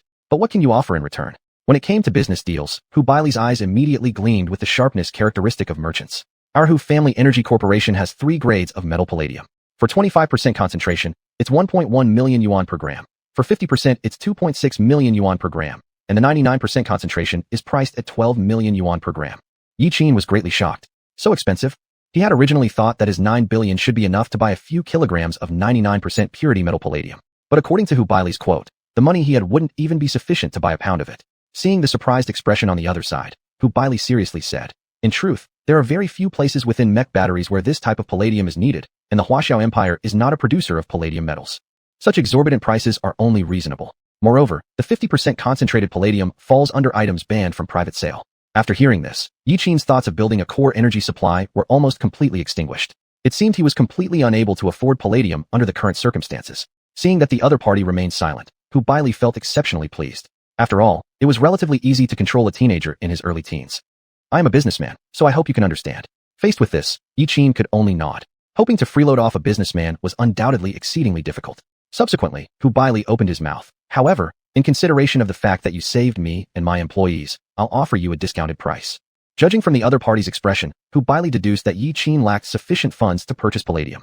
Although he was a businessman, for geniuses like Yi Qin, it was important to maintain good relations. Moreover, since the other party took action to save him, offering a discount price was something Hu Bailai could still manage. It just meant earning a little less profit. The most I can do is offer a 30,000 yuan per gram discount. As for the quantity, that's up to you. 30,000. It couldn't be said that there was no discount, but it was merely pitiful. Hu Bailai truly lived up to being a professional merchant. Even discounts were minimal. But something was better than nothing. In that case, can I order 3 kilograms of 50% concentrated palladium? No problem. With that, Yi Qin picked up the phone by his bed and transferred the money. Then we'll take our leave now. Once the transaction was completed, Hu Bailai exited the room.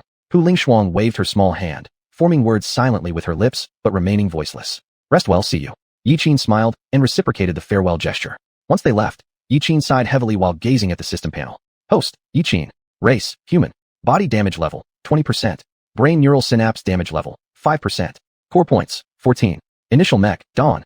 Mech body damage level, 23%. Mech engineering LV3, beginner breath meditation method. What does brain neural synapse damage mean? Was his brain fried? Pashao, are you there? Yi Qin tried calling out to Pashao. Yechin, I'm here.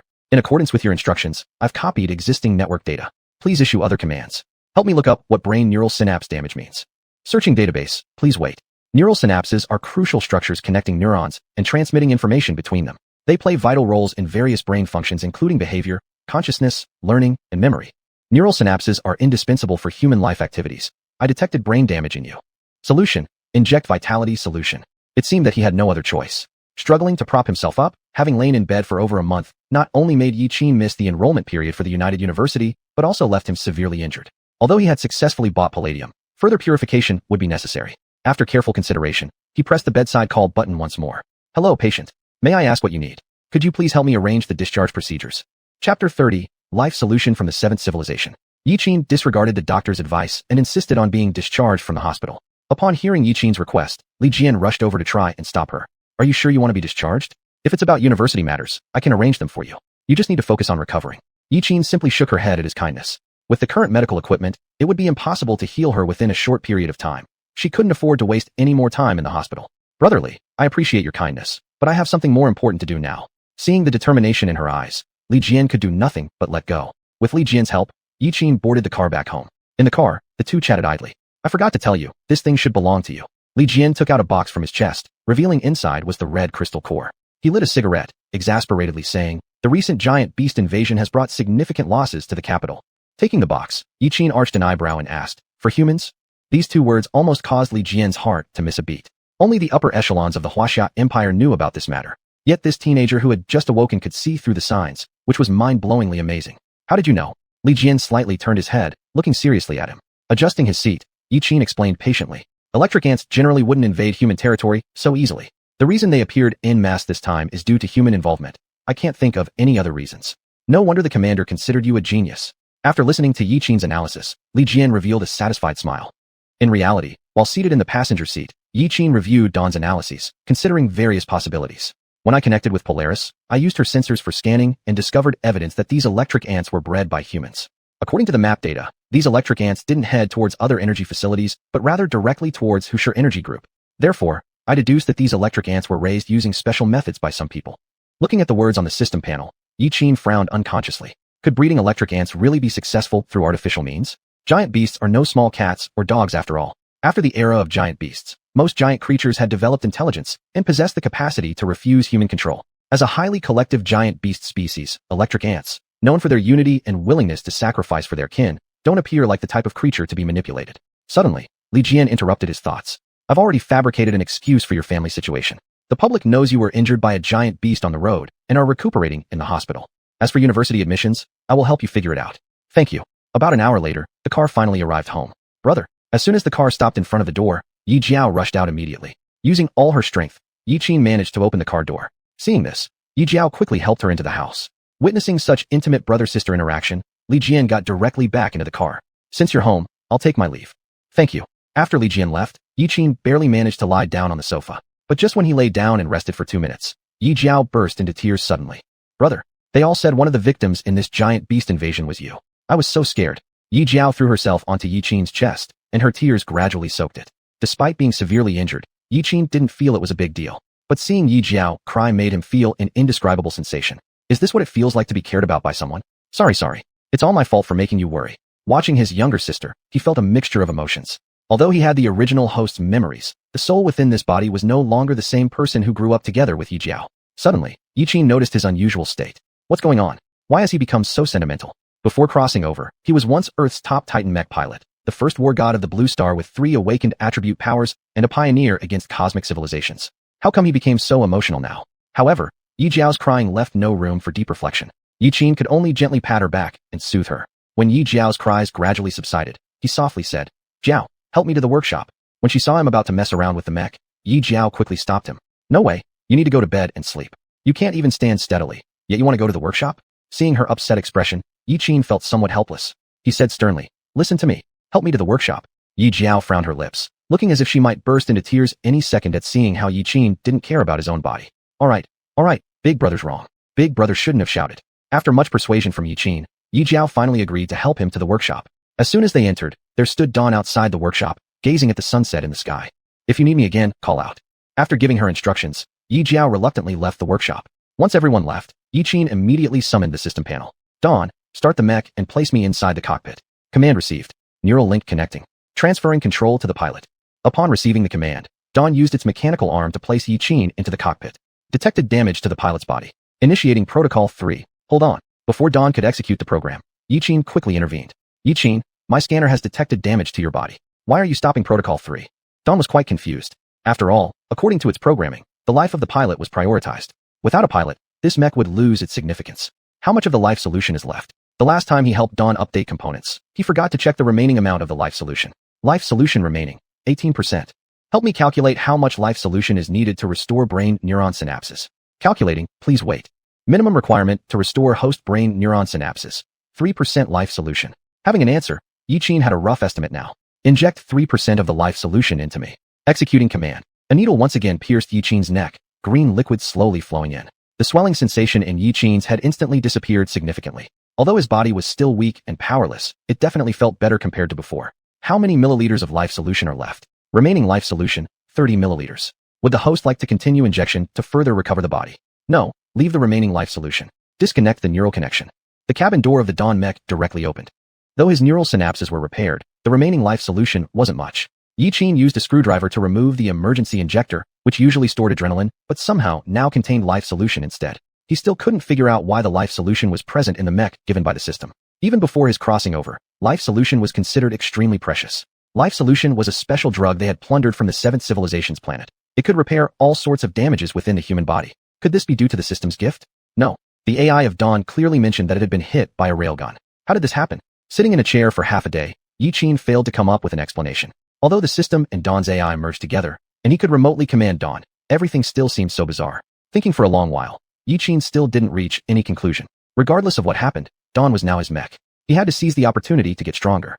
Chapter 31. The Fusion of Ice and Fire. Ding dong.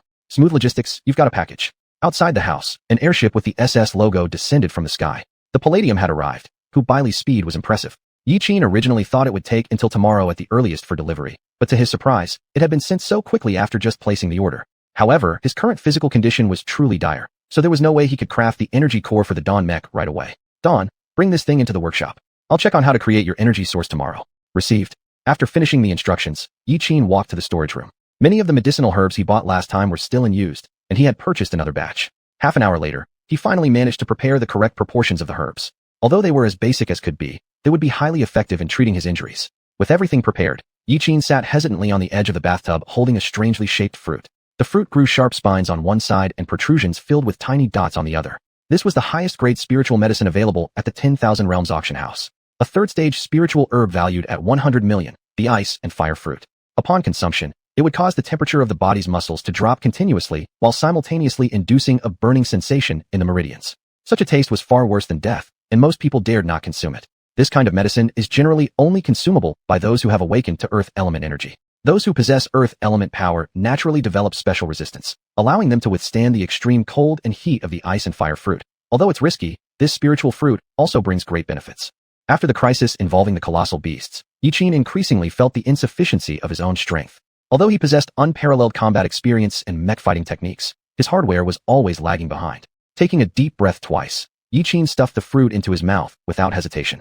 He ignored the taste, chewed a couple of times, and swallowed it down. Soon enough, the side effects of the fruit manifested. Yi Qin immediately adjusted his breathing to harmonize the energy within his body. Simultaneously, he soaked his entire body in the bathtub. He followed the internal breathing method of the beginner stage. Shen Feng, Ling Su, Ming Fu, Qi Hai, lower 3 vertebrae. By regulating his breathing, he consciously diffused the violent energy within his body to all parts, then used it to refine his physical frame. Despite his idealistic imagination, the reality proved cruel. The energy brought by this third-stage spiritual herb was far beyond what he expected. Currently, Yi Qin's muscles were covered in a thin layer of frost, while his tendons were burning hot like red-hot wires. Each breath accompanied alternating sensations of cold and heat, with an overwhelming surge of life energy ceaselessly assaulting his nerves.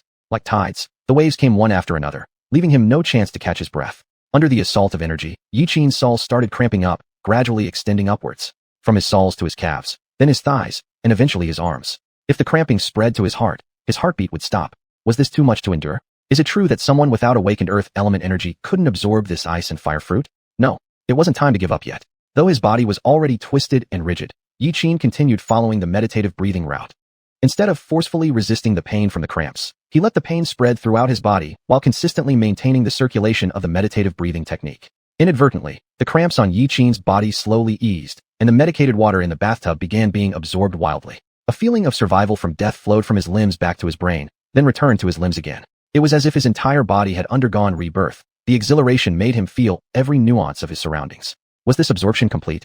Only after fully absorbing did Yiqin dare to believe he had survived through it. After undergoing refinement by the ice and fire fruit, his body had reached an unprecedented level of strength. Using merely 2 fingers to perform push-ups seemed worthwhile for the expenditure of 100 million yuan. His bones became even more robust, and apart from muscular regeneration, his 5 senses had also become further enhanced. He could even perceive the faint currents of air from the indoor air conditioner and trace their trajectories. Enduring such torment earlier wasn't in vain. A single 3rd-stage spiritual herb had helped his body significantly. Consuming 4th or 5th-stage spiritual herbs in the future might bring even greater benefits. Yiqin stretched out his hand and tried to invoke elemental force, but nothing changed in the room. Could it be that this body doesn't possess any elemental energy? He sighed and pulled up the system panel. Host, Yiqin. Race, human. Body damage level, 0%. Core points, 29. Initial mech, Dawn. Mech damage level, 17%. Mechanical engineering, LV3. Beginner's breathing meditation method. Yiqin hadn't expected that this body refinement would double the core points directly. The core point was originally only 14, but now it had reached 29, an increase of exactly 15 points. After seeing the straightforward numbers from the system, Yiqin roughly understood how much his body had changed. If he had 29 core points when facing the electric ant behemoth, he wouldn't have been injured as badly as he was.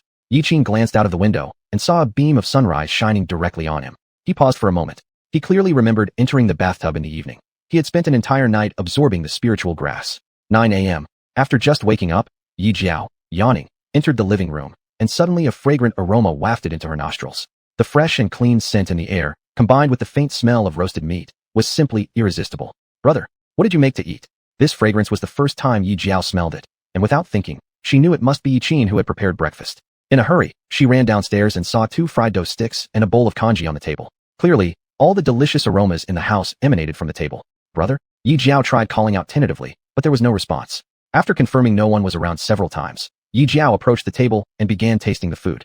As soon as the congee entered her mouth, its clear sweetness and rich texture melted slowly, offering an unparalleled taste experience. Though it seemed like an ordinary bowl of congee, Yiqin had actually put great effort into preparing this meal. Yiqin peeled and cleaned the swallow grass python first, then lightly fried it in a flat pan until both sides were golden brown. Then he added a large pot of water to stew the snake meat until it disintegrated into fine fibers. After adding seasoning, he boiled this soup down to its essence. Once finished, he set another pot and added the liquidated spiritual herbs to the congee. When the snake broth was reduced, he mixed it with the congee. Even the fried dough sticks were made using oil extracted from the giant beast's fat. With just one bite, the robust life energy spread through the esophagus, energizing her entire body, making Yi Jiao feel extremely refreshed. By this time, Yiqin had already left home. At 8 o'clock in the morning, he received a phone call notification from Li Jian. Although he had missed the application deadline for university, the Mechanical Armed University still had an opportunity for supplementary exams, and the test date was today. He had originally planned to create a new energy source for the Dawn Mech today, but the exam coincidentally fell on the same day. Regrettably, Yiqin reinstalled the old mech power supply device onto Dawn and immediately rushed to the gathering point. Chapter 32, JB Alliance. 10 a.m.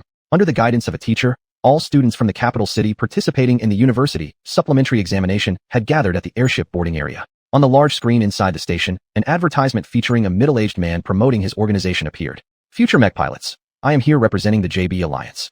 As soon as the advertisement came on, nearly everyone's eyes turned to him. You may not have met me, but you must have heard of the JB Alliance. JB Alliance is a mercenary organization co-founded by various nations around the globe. Our goal is to eradicate all behemoths on Earth and restore peace for humanity. Yiqin quietly sat in a corner, watching the man on the advertising screen. Do you plan to join the JB Alliance after finishing university? I don't know. Haven't even figured out if I can pass this supplemental exam yet. A few young people started discussing enthusiastically. JB Alliance. Full name, Mech Giant Resistance Organization. There are numerous individuals from many countries across the world who have joined the JB Alliance. Inside the JB Alliance, there are excellent mech pilots and superb mech repair specialists. They also have specialized departments dedicated to researching mech weaponry and businesses focusing on recycling and selling behemoth corpses. It can be said that the JB Alliance is currently the richest in resources and has the largest influence among organizations worldwide. When the behemoth era began, countries and governments struggled to preserve themselves. Some weak countries had already been flattened by behemoths. But the JB Alliance was different. In the third week since the emergence of behemoths on Earth, they constructed the first-generation mech and swiftly took over Australia, which was overrun with behemoths. Later, their leader directly founded the JB Alliance and publicly disclosed the manufacturing technology for prototype mechs, inviting capable talents from around Earth to join them. Our JB Alliance does not care about nationality or stance. If you are talented, then you can join us. In the JB Alliance, everyone's abilities will be fully utilized, and rewards are extremely generous. Xiuxian knew that although the JB Alliance had a lot of good things, one would need to pay a corresponding price to obtain them. At this moment, the broadcast sound rang out again. Please take the airship to the examination site. Candidates participating in the supplementary assessment. Instantly, an enormous crowd rushed onto the airships, numbering no less than 2,000 to 3,000 people. Xiuxian hesitated momentarily when he noticed some examinees looking close to 25, even approaching 30 years old. Were they here for the university supplementary exams? After half an hour, the airship had flown out of the capital city and arrived at a base on the border of the Wuxia Empire. Through the window, Xiuxian saw several other airships nearby, indicating that this year's supplementary examination might be special. A girl up front whispered to her companion, "I wonder if I can pass this time. I heard from others that the age limit has been lifted for this supplementary exam. Anyone under 28 can participate in the evaluation." "Ah, really? That would put us fresh graduates at a disadvantage." The girl shook her head. "No, those over 20 cannot participate in the university supplementary exam. The older participants will take the Wuxia military department test." "I'm relieved. I thought I'd have to compete with them." Xiuxian raised his eyebrows slightly. Was it due to a shortage of soldiers that the requirements were lowered? Ding dong, the airship's broadcast sounded. "The airship will arrive shortly at the destination. Please prepare to disembark and don't forget your belongings." Approaching the destination, Xiuxian stood up and headed towards the door. As the airship gently landed, all candidates quickly disembarked. This border base was well equipped, surrounded by high walls, cannons, and various energy weapons piled everywhere. Additionally, about a dozen Tian-2 class mechs were patrolling back and forth within the base, keeping vigilant watch. Xiuxian carefully observed the surrounding environment. It seemed like a forward observation post. Inside this outpost, there were close to a battalion of soldiers stationed. Apart from a few flying behemoths soaring far above in the sky, there wasn't a trace of any other beasts. They must have been scared off by the station troops here. This was Xiuxian's first time stepping outside the urban area since arriving in this world, and the refreshing scent in the air brought a feeling akin to returning home. The announcement echoed once more. "Welcome to the forward observation post of the Wuxia defense line. Candidates taking part in the evaluation should proceed to the designated location to collect bracelets. Then proceed to the testing venue according to the bracelet number." An hour later, the thousands of candidates present all received their bracelets. After registering their personal information on the bracelet, it gradually changed into two colors, blue and green. Xiuxian looked at his bracelet and soon understood what was going on. This was likely to distinguish between those taking the exam.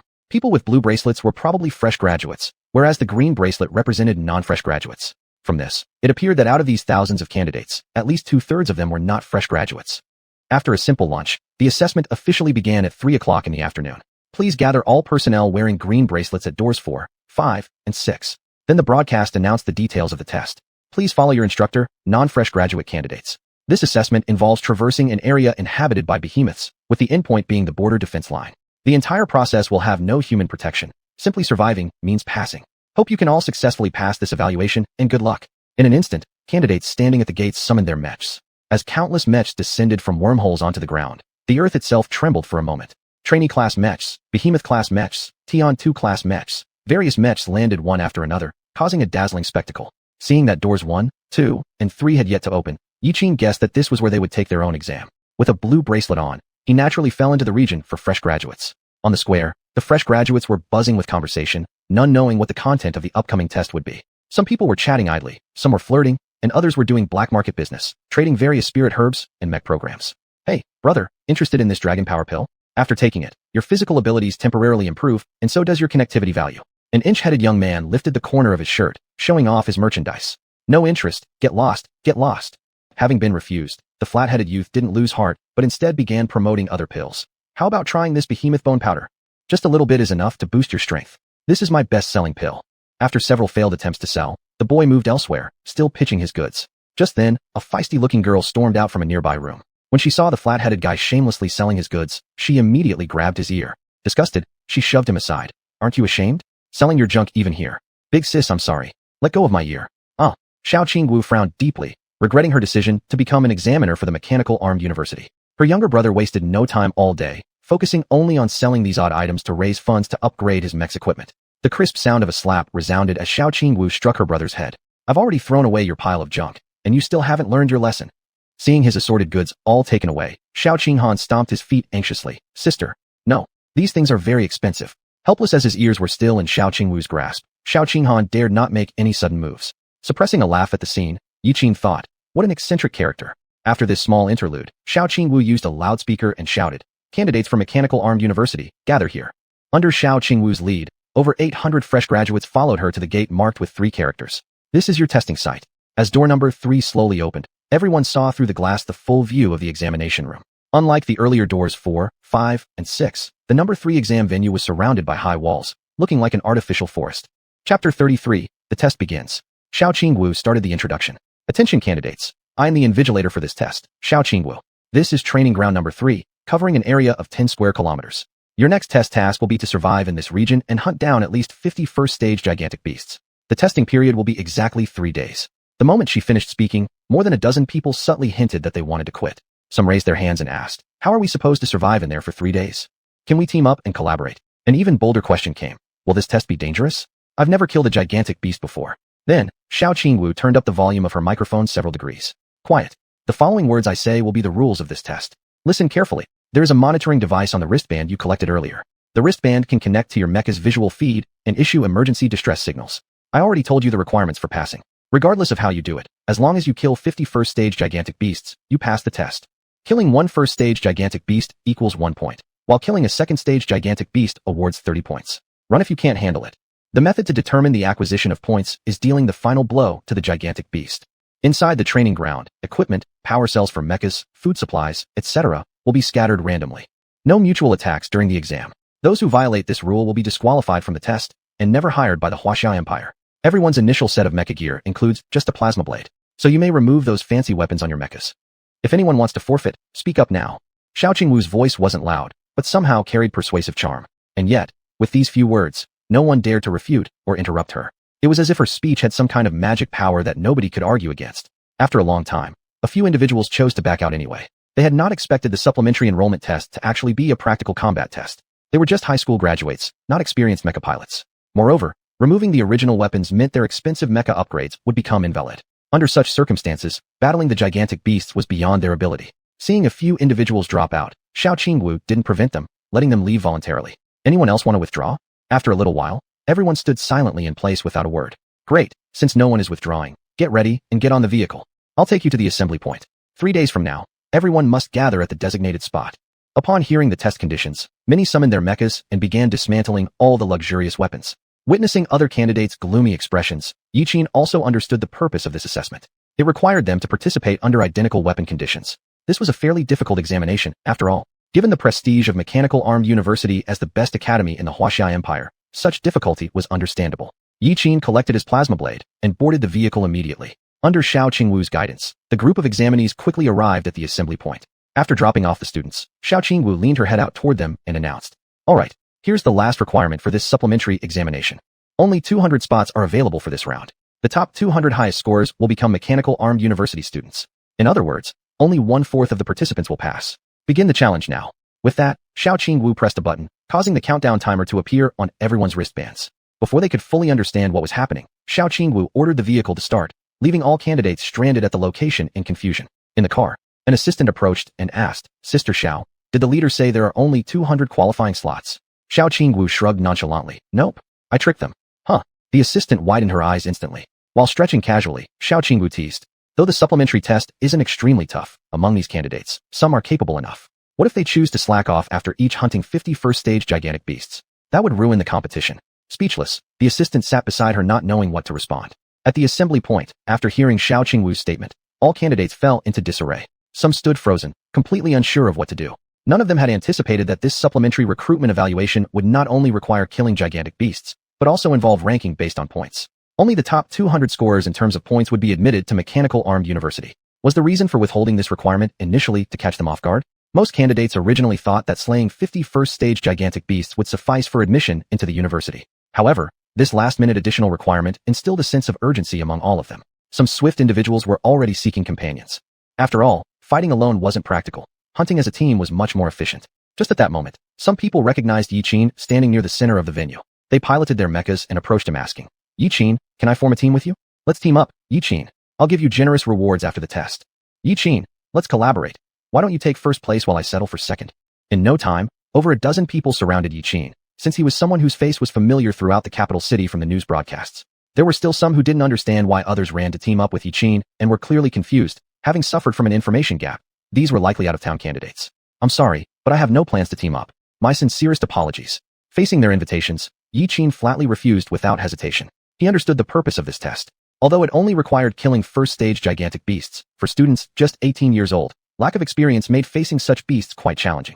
Though all participants used identical weapons, wealthy families' children must have experienced simulation training beforehand. For them, hunting down first-stage gigantic beasts wouldn't be so hard. Yi Qin naturally could see through this. But even if they lacked raw power, candidates could still kill gigantic beasts by leveraging teamwork advantages. This was probably one of the elements being tested, evaluating the candidates' teamwork abilities.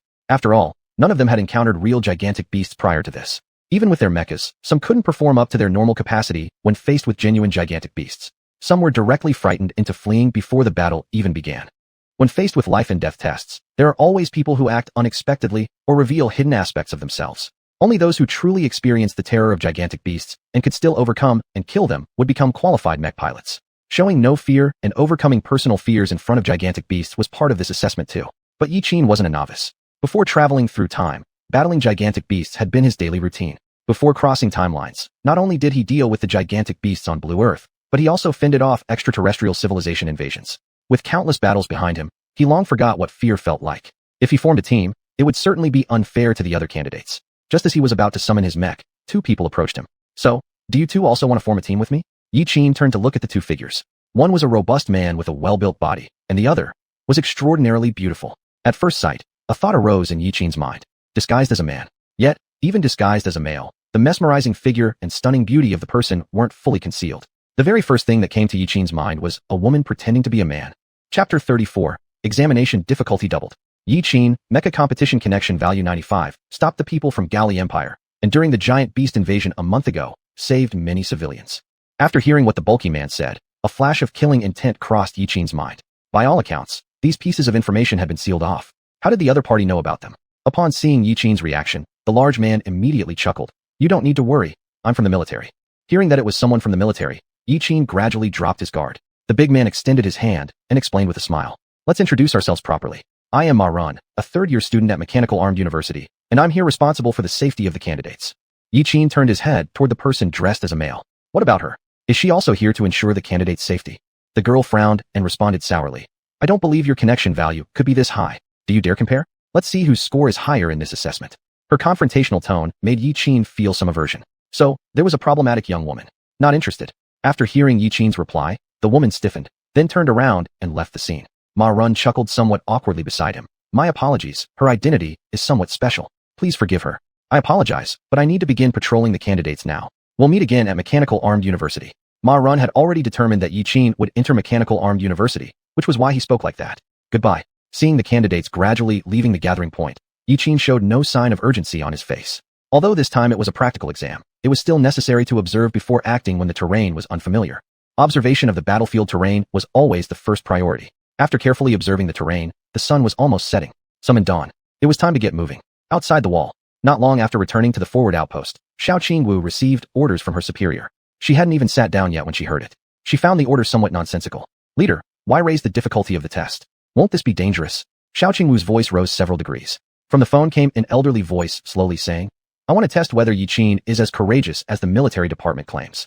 Is it really worth increasing the difficulty of the examination just because of one person? Isn't this unfair to the other examinees? Xiuxian was a bit confused. There were already 2,000 first-tier giant beasts and 10 second-tier ones inside testing grounds number 3. Yet, the leader called to say that the number of giant beasts should be increased 5-fold. That would amount to 10,000 first-tier giant beasts. Once they are released into the examination site, it seems that very few candidates participating in the supplementary enrollment might pass. Did the random joke she told within the exam room get reported to the leadership? Upon reflection, Xiuxian glanced at the assistant standing next to her. The assistant was still eating, completely unconcerned about anything else. After deep consideration, Xiuxian shook her head. This silly girl only thought about eating.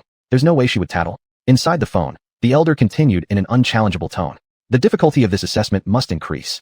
No negotiation will be allowed. Hearing these words, Xiuxian helplessly hung up the call and reconnected with the staff of the advanced post. Add 7,000 Kuan snakes, another 2,000 ground dragon beasts, and finally 1,000 male electric ants to the exam venue. Randomly deploy 50 second-tier giant beasts. The staff at the advanced post were stunned upon hearing this. What? Say that again.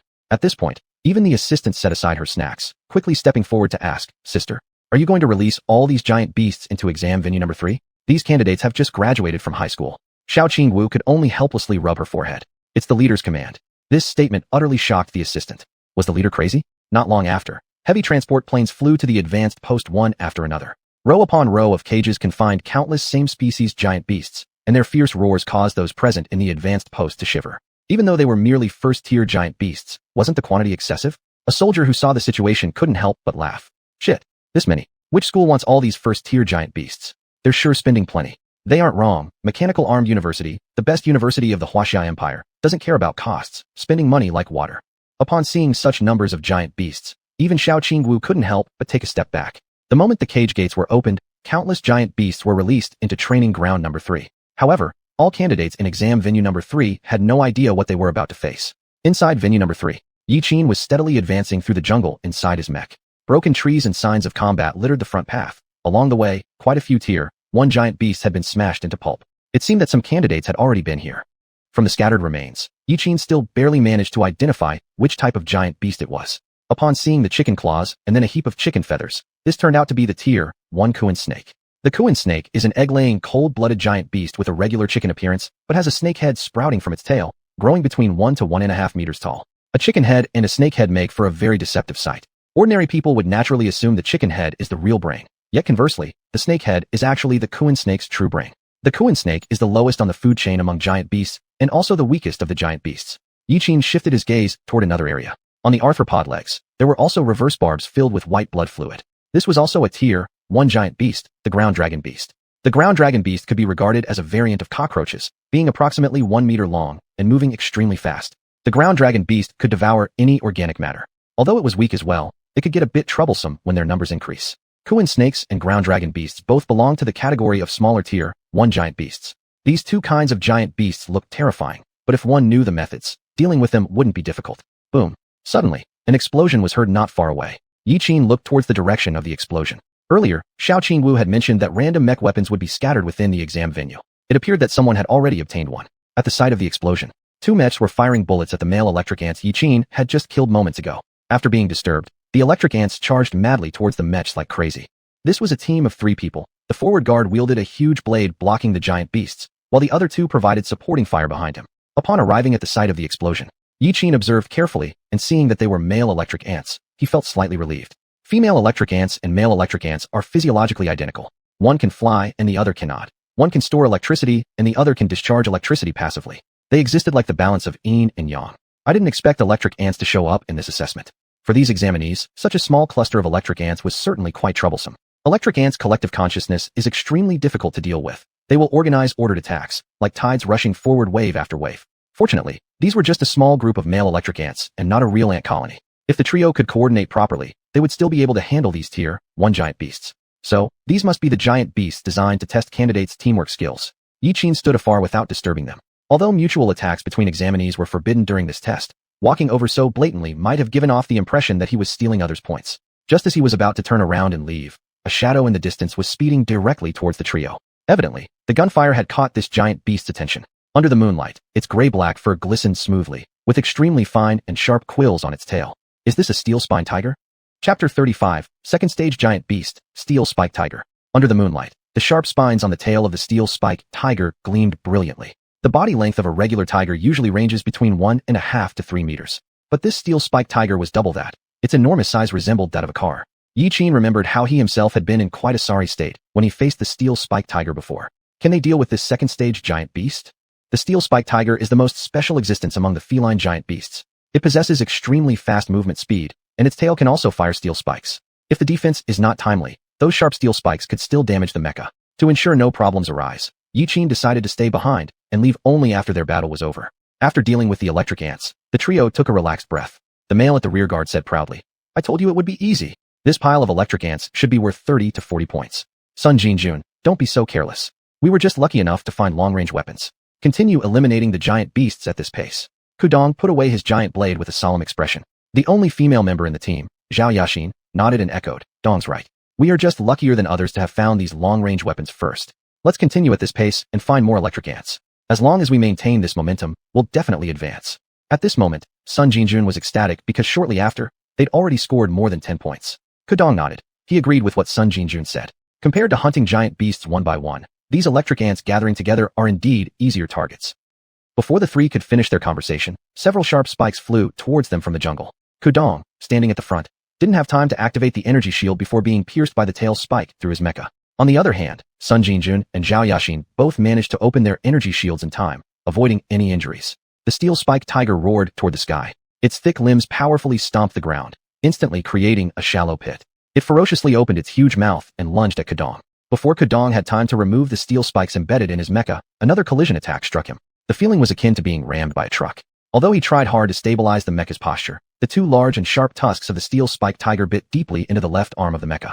With the continuous tearing of the steel spike tiger, the right arm of Kudong's mecha was almost about to be ripped off. Had he not stabilized his posture in time, he would have been knocked over by the steel spike tiger immediately. Watching from the side, Yiqin approved noddingly, acknowledging the excellent operational skills of this frontline mecha pilot. Despite being hit, he could still maintain the stability of his mecha, which made him better than many others. Seeing Kudong trapped, xiuxian and Sun Jinjun started firing their weapons in support. The bullets from the large caliber gun hit the skin of the steel spike tiger, making bang-bang sounds. No matter how much they attacked, the steel spike tiger showed no intention to retreat. Anxious, xiuxian exclaimed, "This stupid beast can't be killed." Upon witnessing this, Sun Jinjun began retreating while continuously firing shots. Ordinary heavy weapons couldn't kill the steel spike tiger. Its tough skin reflected most physical attacks. Only ion blades equipped with sword core programs or arc guns could harm it. Snap! Finally, after prolonged struggle, the steel spike tiger succeeded in tearing off the right arm of Kudong's mecha. After flinging the detached mecha arm aside, it swiftly turned to the two mechas that had previously fired at it. Even though those previous attacks merely scratched it like an itch, they successfully drew its attention. Then, the steel spike tiger turned around suddenly, leaping directly onto xiuxian, knocking her down, and then swiping with a claw to destroy her weapon. As it was about to deliver the fatal blow, a blade filled with plasma energy soared rapidly towards it. Seeing the blade full of plasma energy heading its way, the steel spike tiger instinctively sought to evade. Because the animal instinct told it that accepting this hit outright would mean death. Although it managed to break free just in time, Yiqin did not give it any opportunity. It was evident that Yiqin skillfully maneuvered the mecha towards the creature at high speed. He pulled out the blade stuck on the ground and transferred all the kinetic energy of the surrounding mecha onto the blade. With an immense sweeping motion, he drew a perfect circle in the air with the plasma-filled blade. The blade, now imbued with plasma energy, cleanly sliced the steel spike tiger in half. Snap! Blood splattered continuously from the wound of the steel spike tiger. Yiqin didn't stop there but lifted his hand for another strike, severing its head cleanly, preventing any possible resurrection. And thus, the steel spike tiger lost its life, staggering a few steps before its colossal body crashed heavily to the ground. Everyone else who witnessed the scene stood there dumbfounded, the image of blood spurting everywhere still branded into their minds. Who is this guy? He's so powerful. Xiuxian's heart was pounding hard with fright. This was her first encounter with a second-stage giant beast. Compared to first-stage beasts, the power of this one was simply multiplied several times over. But Yiqin felt nothing about it. Having killed giant beasts for so many years, his mind was already devoid of any ripples. It was like an employee slaughtering fish in a RT-Mart supermarket. His heart had become as cold as a knife. After deactivating the plasma energy from the giant blade, Yiqin began to reflect on the previous battle. Although he took out the second-stage beast with just one blow, that was after all a sneak attack. If earlier the steel spike tiger's focus had been on him, even he might have ended up in a fierce battle. The steel spike tiger wasn't what you would call a particularly strong giant beast, but evidently, the equipment on his mecha didn't quite keep up. Especially this plasma blade. Its plasma energy conversion rate was extremely poor. It seems once the exam is over, he needs to go and get some better mecha equipment. After the battle ended, Kudong opened the cockpit of his mech that lost an arm. "Thank you. If it weren't for you, we might have met our end here." At that moment Xiuxian also opened the hatch and expressed her gratitude. "Thank you for helping us out." Yiqin did not open the cabin door. He pointed at the corpse of the steel spike tiger on the ground. "Do you want this thing?" Kudong shook his head and said aloud, "This giant beast was hunted by you, so you decide. We aren't a match for this beast, so it rightfully belongs to you." Xiuxian beside her nodded quickly as well. PX scanning around. Scanning in progress. No traces of giant beasts detected. Once safety was confirmed, Yiqin then exited his mech after opening the hatch. Yiqin looked at the two of them and realized the one who should be the frontline guard was actually a blonde guy, while this girl should be one of the rear guard members. In fact, their trio squad was already pretty strong. They could cooperate effectively to eliminate a small cluster of electric ants, something few teams could do. Did you forget what your textbook says? The steel spike tiger is a second-stage giant beast. Attacking its outer skin with long-range physical weapons has no effect. Only an ion gun or a blade imbued with ion energy can breach its defenses. Upon hearing this, both became uneasy and turned their heads away. Only Sun Jinjun retorted defiantly, "We were caught off guard." They had just cleared this group of electric ants and hadn't yet caught their breath when this steel-spiked tiger launched a surprise attack on them. Because of the urgent situation, they simply had no time to assess it properly. Strictly speaking, it couldn't be blamed on them. Yi Qin's face grew cold, and he glanced upward briefly at Sun Jinjun. This isn't simulation training. We're in the wild. All dangers here are real. Surely you know this. If you want to make it into university, you must learn to adapt and overcome these dangers. Battling giant beasts is literally life or death. These beasts won't give you time to prepare. In a fight, no one will care about your situation. Skill is one thing, psychological resilience is another. A mistake easily results in death. Unconsciously, Yi Qin started lecturing the three of them. He'd seen too many rookies lose their lives due to carelessness on the battlefield, and he didn't want these three to repeat those mistakes. Chapter 36. Unarmed Hunt for a Giant Beast. Xiuxian was about to argue, but Kudong quickly shook his head at her. Sun Jinjun snorted coldly and left immediately. After all, their forward had already gone. He needed to find someone else to team up with. Since the mech was damaged, Kudong could only press the button on his wristband and send out a distress signal. Not long after, a giant demon-class mech arrived in front of the three of them. Who sent the message? Kudong raised his hand. It was me, my mech is damaged. After the soldier pressed the button in his hand, soon a helicopter came from the sky. Once the ropes were securely tied, both Kudong and the mech flew away from the scene. Looking at Kudong's reluctant exit, Xiuxian's eyes were filled with regret. Soon after, the instructors withdrew from the exam area, leaving only Xiuxian and Yi Qin standing there. Before leaving, Yi Qin gave her some advice. Do not team up with people you don't know well. The previous teammate is a very vivid example. Xiuxian glanced at Yi Qin. She knew the other party was right. When she had been tackled by the steel-spiked tiger earlier, Sun Jinjun actually wanted to leave them behind and escape. If it weren't for Yi Qin stepping in to help, then she would have had to withdraw from the test early like Kudong. Thank you for the warning. After thanking him, Xiuxian drove her mech forward. Yi Qin exited the mech and leisurely started a fire at the spot. Although there were only 200 qualified slots, he wasn't in a rush to hunt the giant beasts. He used a dagger to slice off the meat of the steel-spiked tiger and slowly roasted it over the fire. Time passed bit by bit. Battles were happening every moment within the training ground. Just by watching helicopters flying back and forth in the sky during the night, Yi Qin already knew many people had been eliminated. Though first-stage beasts seemed weak, they had an intelligence nearly equivalent to that of a 7- or 8-year-old child. Rushing recklessly would only cause one's mech energy to deplete rapidly. Once the mech's power runs out, the examinees can only be slaughtered at the hands of the monsters. While Yi Qin was eating his roasted meat, several figures from deep within the jungle charged toward the flames. Dawnbreaker. Threat detected. Operation executing. Boom. As the blade fell, several Xuan snakes were brutally killed under Dawnbreaker's blade. While Yi Qin was eating the steel-spiked tiger roasted meat, he glanced at the system panel. Sure enough, the system had already merged with the AI of Dawnbreaker.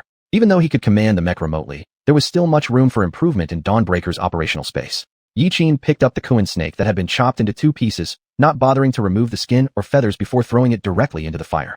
These Xuan snake meats were firm and had no fat at all. Its texture was nothing different from cardboard. First-stage giant beasts posed no danger to Yi Qin. He didn't even need to pilot the mech, being able to resolve the Xuan snakes with bare hands alone. As long as the snake's head was severed, the Xuan snake would lose its ability to act. Confirm instruction with Dawnbreaker. Do not intercept the Xuan snakes anymore. Let them pass freely. Command confirmed. After eating his fill and quenching his thirst, Yi Qin stretched his muscles and tendons. His core points had reached 29. It was time to try and hone his body. In Yi Qin's mind, there was a conception to achieve man-machine integration using the system in combat. Although the mechs are equipped with powerful gear, the operator is what matters most. If he could accomplish remote controlling the mech while also fighting away from the mech simultaneously, it would be equivalent to having 2 versions of himself existing. Though this might just be a conception in the future, with the support of the system, Yi Qin believed this idea could become a reality. Imagine during battle, he directly detaches from the mech, sneaking behind the opponent to attack. Such an offensive strategy could be described as unstoppable. After Dawnbreaker confirmed the command, Xuan snakes from all directions rushed straight towards the bonfire.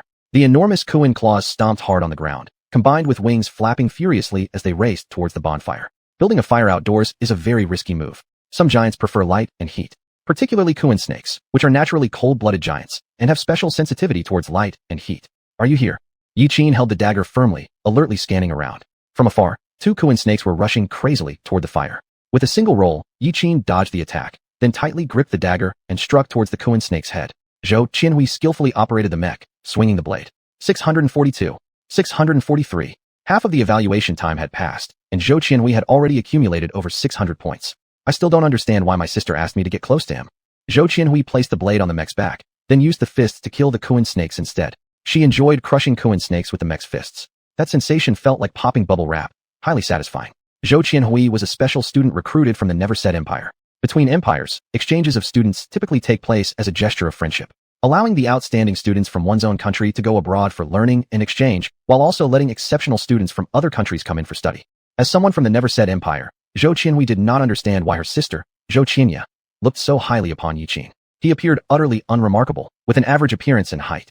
The only thing standing out about him was his high connection value, but she couldn't think of any other merit. Connection value isn't everything. Even if this Yi Qin has a high connection value, it's all just wasted potential. As an exchange student, Zhou Qianhui had obtained Yi Qin's information early on. According to the records, during 3 years of high school, he didn't even reach the average score in mech driving classes. She wondered what there was to observe about such a person. Her, Zhou Qianhui, a top student from the Never Said Empire, admitted to the premier institution with the highest score in practical combat exercises. If the academy hadn't specifically designated her as an exchange student, she would never have agreed to come. As a genius of the Never Said Empire, she was already an admired figure by thousands since high school. Boom. The sound of a mech striking the ground came from nearby. Zhou Qianhui glanced toward the distance. Who dares to light a fire inside here? Doesn't he fear being surrounded by monsters? Driven by curiosity, Zhou Qianhui moved toward the source of the firelight. Initiate long-range thermal scan. On the mech screen, an image showed a mech using both fists to pound down on a ground dragon beast. Every hit caused bursts of fluid. The blood of the huge beast splattered onto the surrounding woods. Ground dragon beasts, as first-stage giant beasts, were slightly stronger than xuanhuan snakes, but their bizarre position in the food chain allowed them to survive uniquely. Normally, this scene wouldn't be anything remarkable, but the boy beside the bonfire caught Zhou Qianhui's attention. Who is this? Why isn't he staying safely inside the mech, but instead wandering around the fire? The boy held a sharp dagger, fiercely battling against a 3-headed xuanhuan snake. The snakes formed a pin-shaped attack pattern, striking swiftly and densely, leaving Yi Qin no chance to counterattack. With those sharp beaks and chicken-like claws constantly slashing, the man twisted his body skillfully to dodge. Swoosh, swoosh, swoosh. The young man's dagger was as nimble as a hand, 3 quick slashes severing the heads of the 3-headed xuanhuan snake cleanly from its body. What incredible speed! Zhou Qianhui was startled inside. This astonishing physical ability was something not even athletes in school could match. Without piloting a mech, this boy efficiently dealt with 3 xuanhuan snakes, each struck dead with 1 cut. It seemed that in this test, there were still some true talents present. Someone has come. Dawnbreaker, come to pick me up. Yi Qin secretly gave the command to Dawnbreaker. He did not want to expose his ability to remotely control the mech. Command received. Yi Qin directly grabbed water and poured it onto the bonfire, then jumped into the cockpit of Dawnbreaker. Turning away without giving the other party a glance, he left at once. After this prolonged spree of killing, Yi Qin roughly understood the level of his physical condition. If calculated based on his current physique, he had only restored 1/20th of his capabilities from before his time travel. Without the enhancement of gene serum or training through the transformation plan, his physical abilities had regressed far too much. Chapter 37, Extreme Battle. Outside the examination room, Xiao Qingwu was observing the candidates inside the exam room through surveillance. Some candidates, upon seeing the giant beasts, forgot how to pilot their mechs and ran away panic-stricken. Others, encountering a second-stage beast for the first time, were knocked down before they could even draw their weapons. All kinds of embarrassing situations kept unfolding. Seeing this situation, Xiao Qingwu could only helplessly shake her head. Psychological resilience at this level would make it hard to become an outstanding mech pilot. However, among these candidates, there were still promising ones. Some candidates, after killing the beasts, vomited everywhere, though looking very disheveled, had managed to defeat the giants. Some others, in stark contrast, exhibited excitement on their faces after killing the beasts, as if born to be killing machines. Although the difficulty of this assessment had increased, it meant nothing before true geniuses. The proverb, genuine gold fears no fire, describes people like them. Sister Xiao, do you think our leader might have gone a bit too far? An assistant, after seeing the surveillance footage, shook his head with pity. 5 times the number of giant beasts. Was this testing the candidates, or the beasts? Xiao Qingwu could only helplessly wave her hand. This batch of test takers includes some exchange students, and the difficulty of assessments isn't something we can decide anyway. But it's better this way. Those who can pass this test will generally survive in the school. Suddenly, an astonishing scene appeared on the screen. The assistant instantly became excited. Senior, look quickly. Xiao Qingwu, about to close her eyes and sleep, was suddenly awakened by the assistant. Could it be that another candidate was in mortal danger?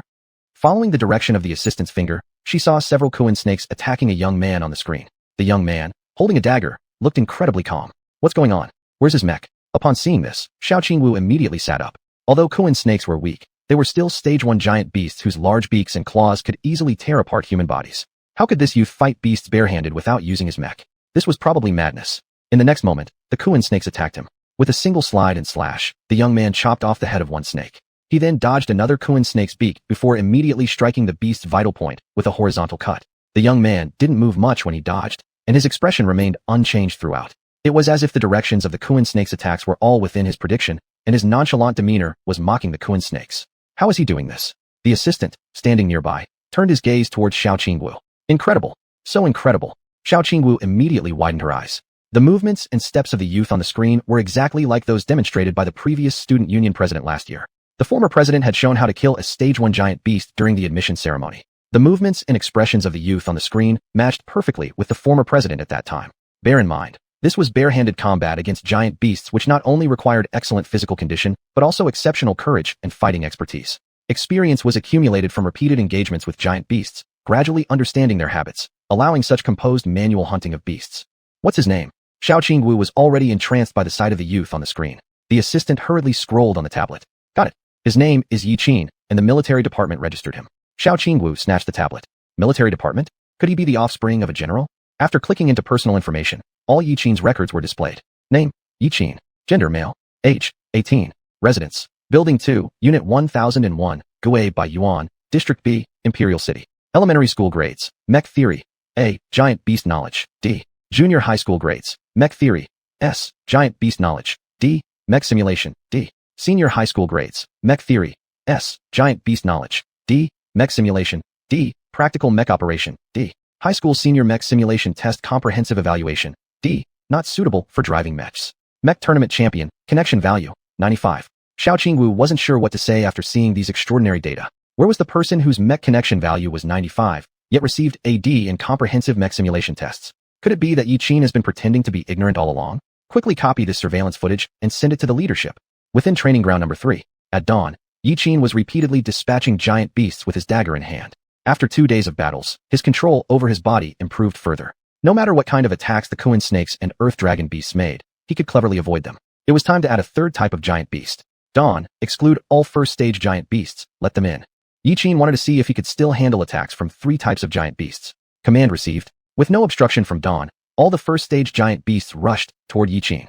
Next to Yi Qin, there was a campfire where their favorite Xuan snake roasted meat lay. The roasting flames enhanced the aroma of the Xuan snake meat by several levels. That smell was like a mesmerizing drug that seeped into the lungs for other giant beasts. They couldn't resist even a whiff of it. Here they come. 3 Xuan snakes, 2 earth dragon beasts, and 7 electric ants. Yi Qin squatted half ready. Seeing these first-stage giant beasts attacking him, he remained calm and swayed his body slightly to the left, then took steps forward to the right. Just a few shifts in movement managed to dodge the beast's attacks. For a moment, the giant beasts were also confused about Yi Qin's movements.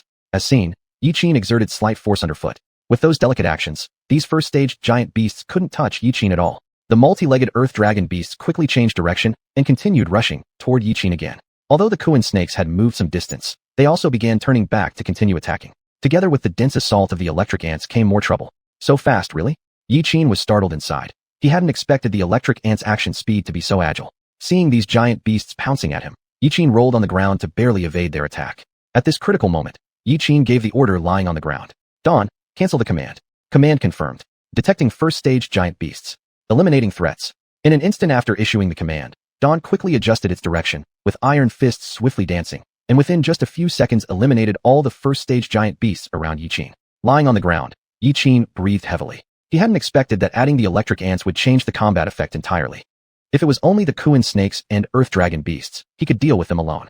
But with the addition of the electric ants, the situation completely changed. He could no longer follow the original rhythm to dodge the attacks. Although his mind knew what to do, his body just didn't respond in time. Leaning against a tree, Yi Qin summarized. The first round of dodging went well, but when the second round of giant beasts attacked, he felt weak. From an experiential standpoint, there was nothing wrong, but his body severely lagged behind. After days of training, Yi Qin had almost not rested at all. Dawn hadn't activated the Sword Core program yet, so the mech's power supply was still usable until the end.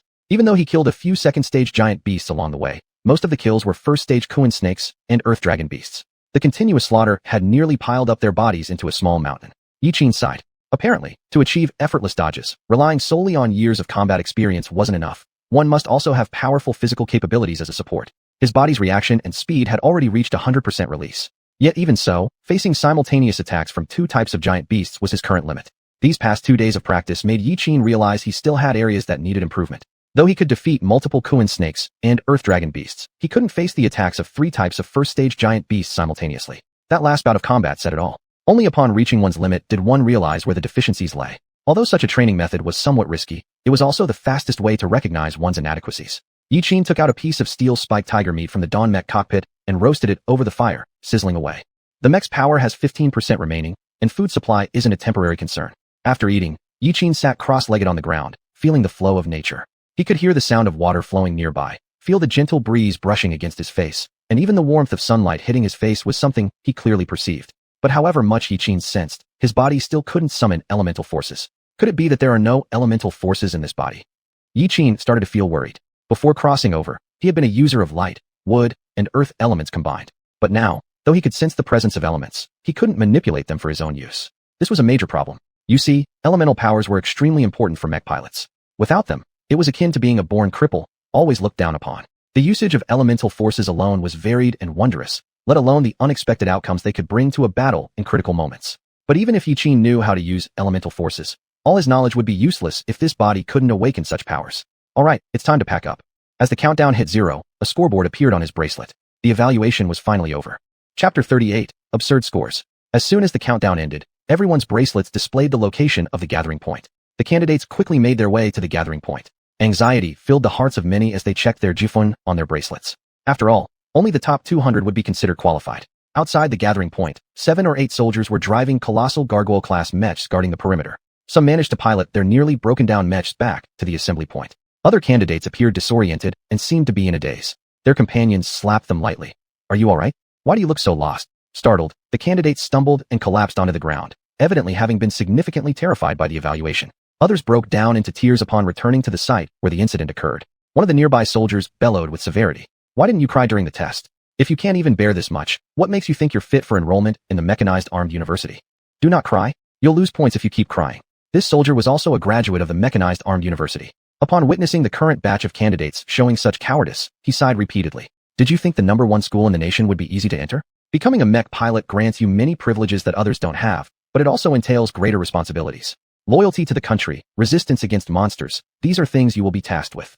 After hearing this stern lecture, the candidate swallowed his tears with difficulty. Inside the gathering area, most people had already retracted their mechs back into their bracelets. What initially started as more than 800 participants now remained as less than half.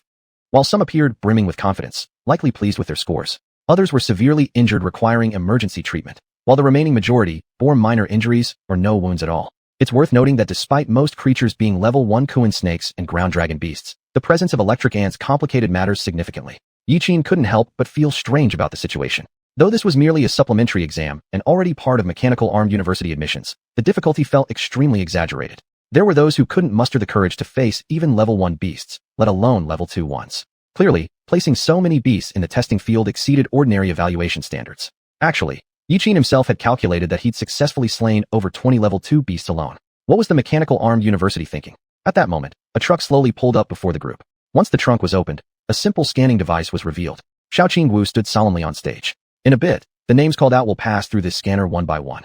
This scanner detects your physical conditions, the degree of damage to your mechs, and your total xuanhuan earned. Scores will then be judged based on these comprehensive situations. On a side note, the mention earlier of the first 200 slots being qualified was, in fact, a ruse.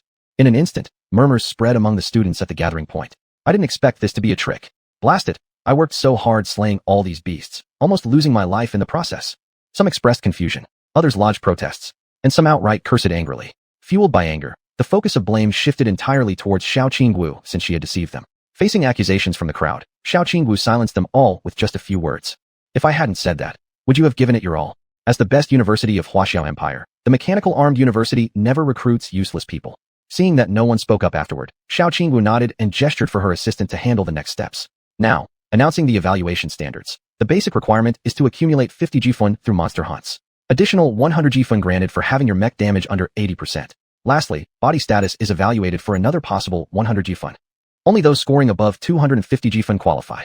Meaning, even if the mech was damaged and personal injuries sustained, slaying 250 level 1 beasts would still count toward passing the assessment. Suddenly, all eyes were glued to their bracelet xuanhuan readings. Lu Jiqiong, 73 xuanhuan, mech damage 5%, no bodily harm. Final xuanhuan, 268. Zhua Qingjiu, 110 xuanhuan, mech damage 30%, no bodily harm. Final xuanhuan, 280. Yan Yuanbao, 9 xuanhuan, mech damage 20%, severe left arm injury. Final xuanhuan, 245. Several participants achieved 50 xuanhuan, but due to mech damage and physical injuries, they failed to reach the overall score of 250. They were consequently disappointed to be eliminated. Xiuxian, 541 xuanhuan. Wow! All the candidates present exclaimed in amazement. Previously, most candidates had only scored around 100 points, with those scoring 200 being rare and none having broken the 500-point threshold. Just based on xuanhuan alone, Xiuxian was already qualified. Then the machine announced his final score. Mech damage 10%, no bodily harm. Total xuanhuan, 731. Once again, The candidates were astonished and turned their heads toward xuanhuan. Yiqin shifted his gaze to the stage. Wasn't that the guy who sold the energy pills? With such strength, he probably didn't lack money. At that moment, Zhou Qianhui also stepped up to the podium. Zhou Qianhui, 1,350 points. As soon as the words were spoken, almost all eyes focused on Zhou Qianhui. The first person to break 4 digits had finally appeared. No one expected that this slim and frail-looking candidate would be so powerful, racking up over 1,000 jifun on her own. Xiao Qingwu quickly pulled up Zhou Qianhui's profile. Name, Zhou Qianhui. Gender, female. Age, 19. Residence, elementary school grades, Mecha Theory. A. Giant Beast Knowledge. S. Middle school grades, Mecha Theory. A. Giant Beast Knowledge. S. Mecha Simulation. S. High school grades, Mecha Theory. A. Giant Beast Knowledge. A. Mecha Simulation. S. Mecha Practical Operations. A. Senior High Mecha Simulation Test Comprehensive Rating. A. Connection Value, 87. A girl? Then why is she dressed like a boy? And why is the residence information hidden? Before Xiao Qingwu could figure it out, Yiqin stepped onto the testing device, instantly drawing everyone's attention. During the assessment, word of Yiqin's feats had already spread among the candidates. Yiqin. The connection value in the mecha competition at the capital city middle school was 95. A rare talent in the Wuxia Empire. By now, almost everyone taking the exam knew Yiqin's identity. Even the officer stationed outside the incident location couldn't help but turn around to see how many jifun Yiqin would achieve. As the scanning beam swept over, the mechanical voice slowly announced the score. Yiqin, 4,399 points. How much? For a moment, everyone thought they had heard wrong. Over 4,000 jifun. Is this still human? Even after Yiqin stepped off the testing device, everyone remained stunned, unable to react. Xiao Qingwu sitting at the front couldn't believe the number on the leaderboard and found it hard to let go. Even though this time the number of giant beasts released was increased 5-fold, it still wasn't this exaggerated. Could it be that half of the extra giant beasts were killed by Yiqin? How is that possible? Upon seeing Yiqin's score, Zhou Qianhui also froze in place. She exerted all her strength, slaughtering giant beasts for 3 straight days, managing to obtain only 1,350 jifun. Now, Yiqin's jifun was more than 3 times hers. How could she accept that? As soon as Yiqin descended from the stage, Xiao Qinghan appeared behind him. Brother Yi, you're amazing. No wonder you're a genius from Capital City Middle School. I truly admire you. Turning at the sound of the voice, Yiqin saw it was Big Force Guy. Seeing his overly familiar demeanor, Yiqin could only smile and say, pure luck. Just luck. Don't be modest, Brother Yi. If 4,000 plus jifun are just luck, then aren't we all useless? Yiqin sheepishly explained, I just happened to encounter more second-stage giant beasts, so that's why my jifun are so high. Being able to kill second-stage giant beasts shows your extraordinary skills. I came across a steel-spiked tiger, fast and aggressive. I couldn't possibly fight it, so I had to detour. The steel-spiked tiger was considered difficult to handle even among second-stage giant beasts. Without experience, it was easy to get defeated. Xiao Qinghan made the right decision by dodging. After stepping down, Yiqin sat under some shade. He hadn't realized that he had unknowingly killed so many monsters, but upon reflection, he probably hand-slaughtered several hundred Kuan snakes and ground dragon beasts, right? Where did the rest of the jifun come from? Were the remaining jifun accumulated during the Dawn Watch phase when he guarded the surrounding environment? After tallying up, everyone boarded the vehicle back to the forward outpost. The waiting airship had been parked at the forward station for quite a while. After the evaluation, the candidates returned to their respective cities via the airship. The screens inside the airship displayed the jifun rankings of all participants. In this examination, only 3 people scored over 1,000 jifun. First place, Yiqin with 4,399 jifun. Second place, Zhou Qianhui with 1,350 jifun. Third place, Mei Zichang with 1,099 jifun. On the jifun chart, Yiqin saw a Big Force Guy's name. Xiao Qinghan scored 731 points, ranking 12th. This was actually a very good result.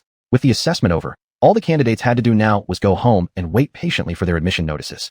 Chapter 39, ZG Crystal. District B, Imperial Capital, Unit 1001, Building 2, Guay by Yuan. That smelly older brother goes out without saying a word. Even though he's injured, he still runs around everywhere. Yi Jiao lay sprawled on the sofa in utter boredom, punching the cushion with her small fists. These days, she had tried calling numerous times via video chat, but no one answered. Could it be that brother missed the registration deadline at the Union University and went out to indulge in self-pity?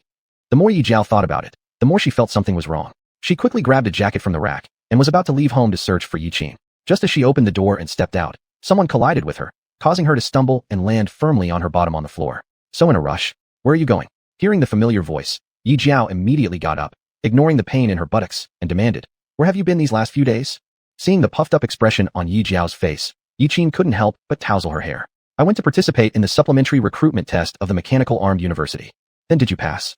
Yi Jiao unconsciously held her breath. Of course I passed. Upon hearing this, Yi Jiao immediately rushed forward to hug Yiqin, but as she got closer, a sour smell invaded her nostrils. You're so gross, big brother. Go take a shower.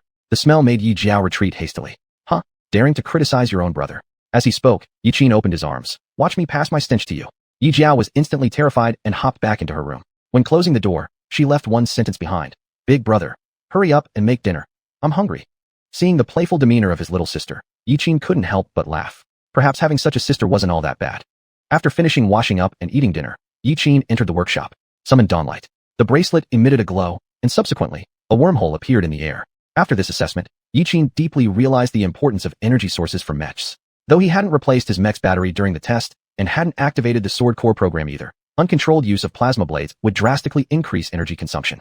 The current mech battery had too many limitations and couldn't meet the demands for long-term mech combat. Therefore, he must upgrade Dawnlight's mech power source. Roughly designing a blueprint, Yiqin shifted his gaze towards a pile of palladium metal. 3 kilograms of 50% concentrated palladium metal, which had to be refined to become the core energy source for Dawnlight. Refining techniques sound simple, but the actual operation is quite difficult. A difference of just 1% purity could lead to completely different results. Not to mention, Yiqin aimed to purify the 50% concentrated palladium metal to 99%. Dawnlight, connect to the house's projection system, start heating the crucible, and monitor the temperature in real time.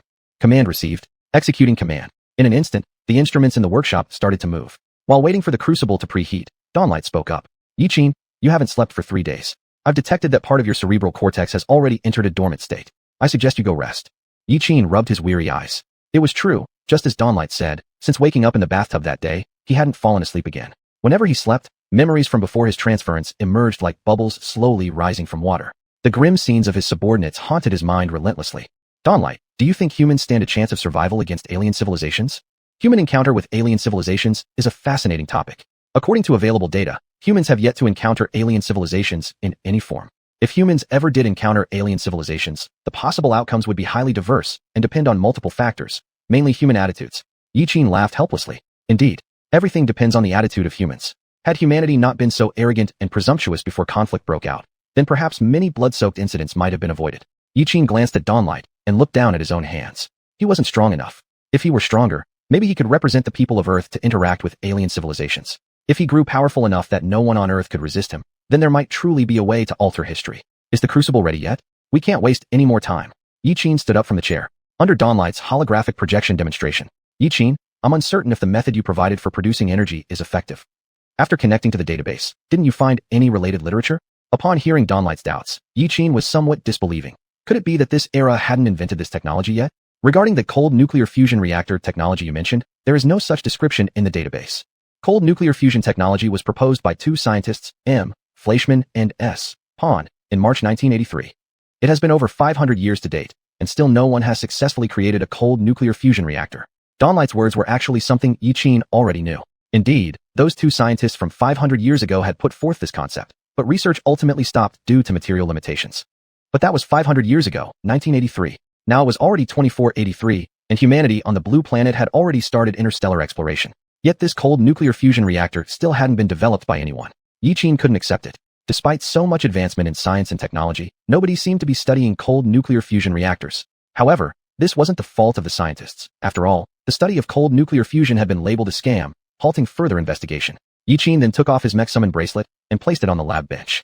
Dawnlight, scan the bracelet. A red beam flashed, and the bracelet instantly displayed its energy code. Scan complete. Bracelet serial number C137, energy code 00568 *. Clear the energy code.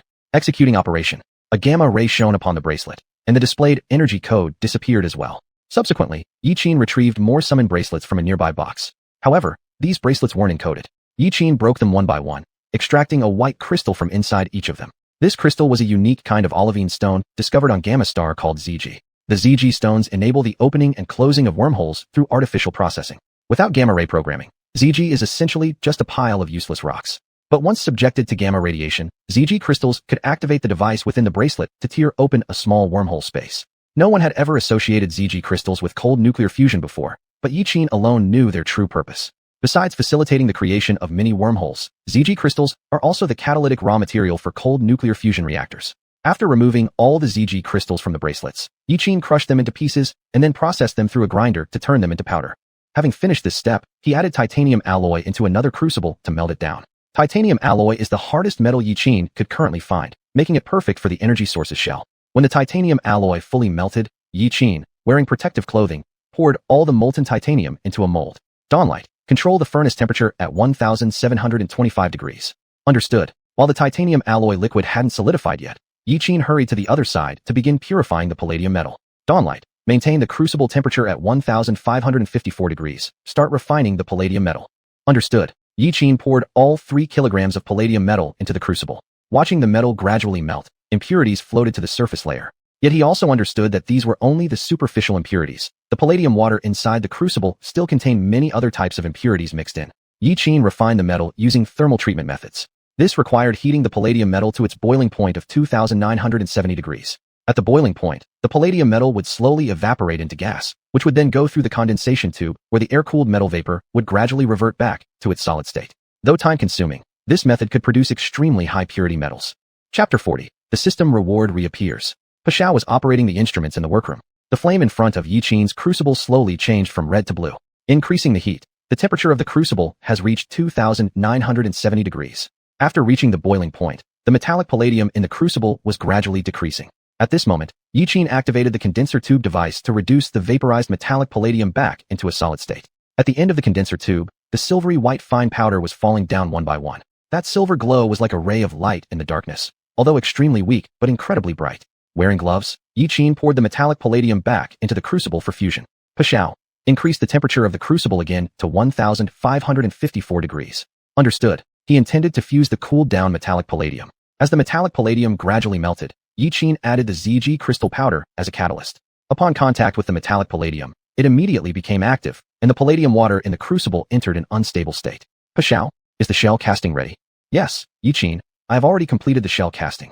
Yiqin quickly picked up the crucible filled with palladium water using an iron skewer and ran towards Pashao in small quick steps. Before the metallic palladium solidified, he poured all the palladium water in the crucible into the titanium alloy sphere that had just been cast. Then he placed the sphere in the Zg crystal powder for cooling. Pashao, real-time detection of the internal temperature of the device. After the temperature drops to 500 degrees, start the gamma ray for energy encoding. Understood. A few minutes later, the temperature of the titanium shell slowly decreased. A beam of red energy passed through, and Pashao spoke again.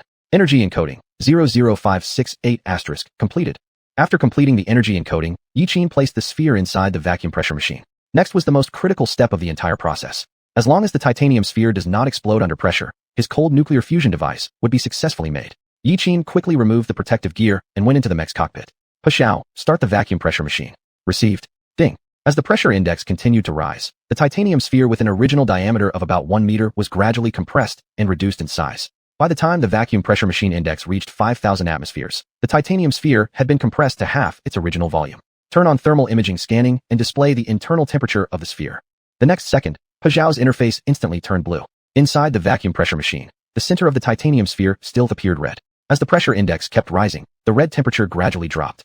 At 10,000 atmospheres, the volume of the titanium sphere was compressed to 1/4 of its original size. Finally, at 30,000 atmospheres, the titanium sphere was compressed into a sphere with a diameter of 20 centimeters. The internal temperature of the sphere also finally dropped to 50 degrees. Seeing this scene, Yiqin exhaled deeply with relief. Finally done. After opening the hatch, Pashao looked at the technical sphere inside the vacuum pressure machine and asked, Yiqin, is this sphere my new power device? Exactly. Finally completed the cold nuclear fusion reactor. Each step Yiqin took earlier was extremely cautious. He had to add them into the titanium mold before the metallic palladium solidified. Under external cooling and internal heating conditions, he completed the operation of increasing the pressure. At this moment, the metallic palladium inside the sphere had been compressed into a liquid state. After reacting with Zg crystal powder, the metallic palladium would always remain in an ionized form. The metallic palladium would continuously react, releasing electricity, thus providing endless energy for the mech. This was Yiqin's creation of the cold nuclear fusion reactor for Pashao. This type of cold nuclear fusion reactor did not require radiation isolation devices and would not generate high temperatures. It was entirely safe, a revolutionary source of energy. Theoretically, metallic palladium will decrease gradually during the ionization process, but the metallic palladium used this time was refined. So, without other mediums, the electric conversion of metallic palladium greatly increased. Next, as long as the conversion device was properly configured, then this titanium sphere would officially become Pashao's energy source. Recording the production process. While Pashao recorded the data, Yiqin directly opened the core of the mech. He completely removed Pashao's battery-powered supply system and replaced it with a special power supply system. After placing the sphere into the recessed area, Pashao officially became a nuclear-powered mech. From now on, Yiqin would no longer have to worry about the mech's energy issues. Pashao, now try to activate a small wormhole. You should be able to freely open and close a small wormhole now. After hearing Yiqin's instruction, Pashao paused for a moment before responding. There is no such operation in my database. Should I create a new operation program? Yes. Small wormhole activation program created. Opening. In an instant, a black wormhole opened up under Pazhao's feet, and the entire mech fell into it. Yiqin contacted Pazhao through the system panel. Pazhao, open the wormhole. Executing program. As soon as the words were spoken, a small wormhole appeared in the sky, and then Pazhao fell from the sky. Seeing this scene, Yiqin finally smiled in satisfaction, just as he had expected. Future mechs would also be summoned based on this principle. After landing, Pazhao raised another question. Yiqin, I have discovered an issue. Summoning a wormhole causes the mech's core energy to instantly drop by 30%, but after 5 seconds, the energy recovers to normal levels. Yiqin gave a reassuring smile. This is normal, don't worry about it. Okay, recording. Recording complete. Achievement confirmed. Cold nuclear fusion reactor. Reward being distributed. RNA genetic agent manufacturing manual, metabolic energy agent manufacturing manual. In an instant, 2 methods of agent production surged into Yiqin's mind. This made him momentarily lose consciousness, nearly fainting. After resting for a while, Yiqin slumped helplessly in his chair. What was that just now? The system reward? Ever since obtaining Pazhao through the awakened system, the system rewards had never reappeared. But now the system rewards have resurfaced. Could it be related to the creation of the cold nuclear fusion reactor? Yiqin called up the system panel, and the comprehension of the 2 genetic agent production methods appeared on the system. RNA genetic agent, metabolic energy genetic agent. Yiqin clicked on the RNA genetic agent and found a recipe inside. ARC small nucleic acid agent. Method of use, injection. Using this agent can improve the user's physical strength and repair damaged or deficient gene sequences. After reviewing the required materials, Yiqin attempted to click on the metabolic energy genetic agent, but upon opening it, the options were locked. Pazhao, what do I need to do to view the production method for the metabolic energy genetic agent? Insufficient permission. To view the production method for the metabolic energy genetic agent, you need to create the RNA genetic agent first. Insufficient permission. Even after Pazhao fused with the system, Pazhao could not break through the system's lock. It seems he needs to put the production of the genetic agents on his schedule. Chapter 41. The ever-present JB Alliance. Dawn. Let's return to the wormhole space. I should go rest too. Confirmed command. Executing operation.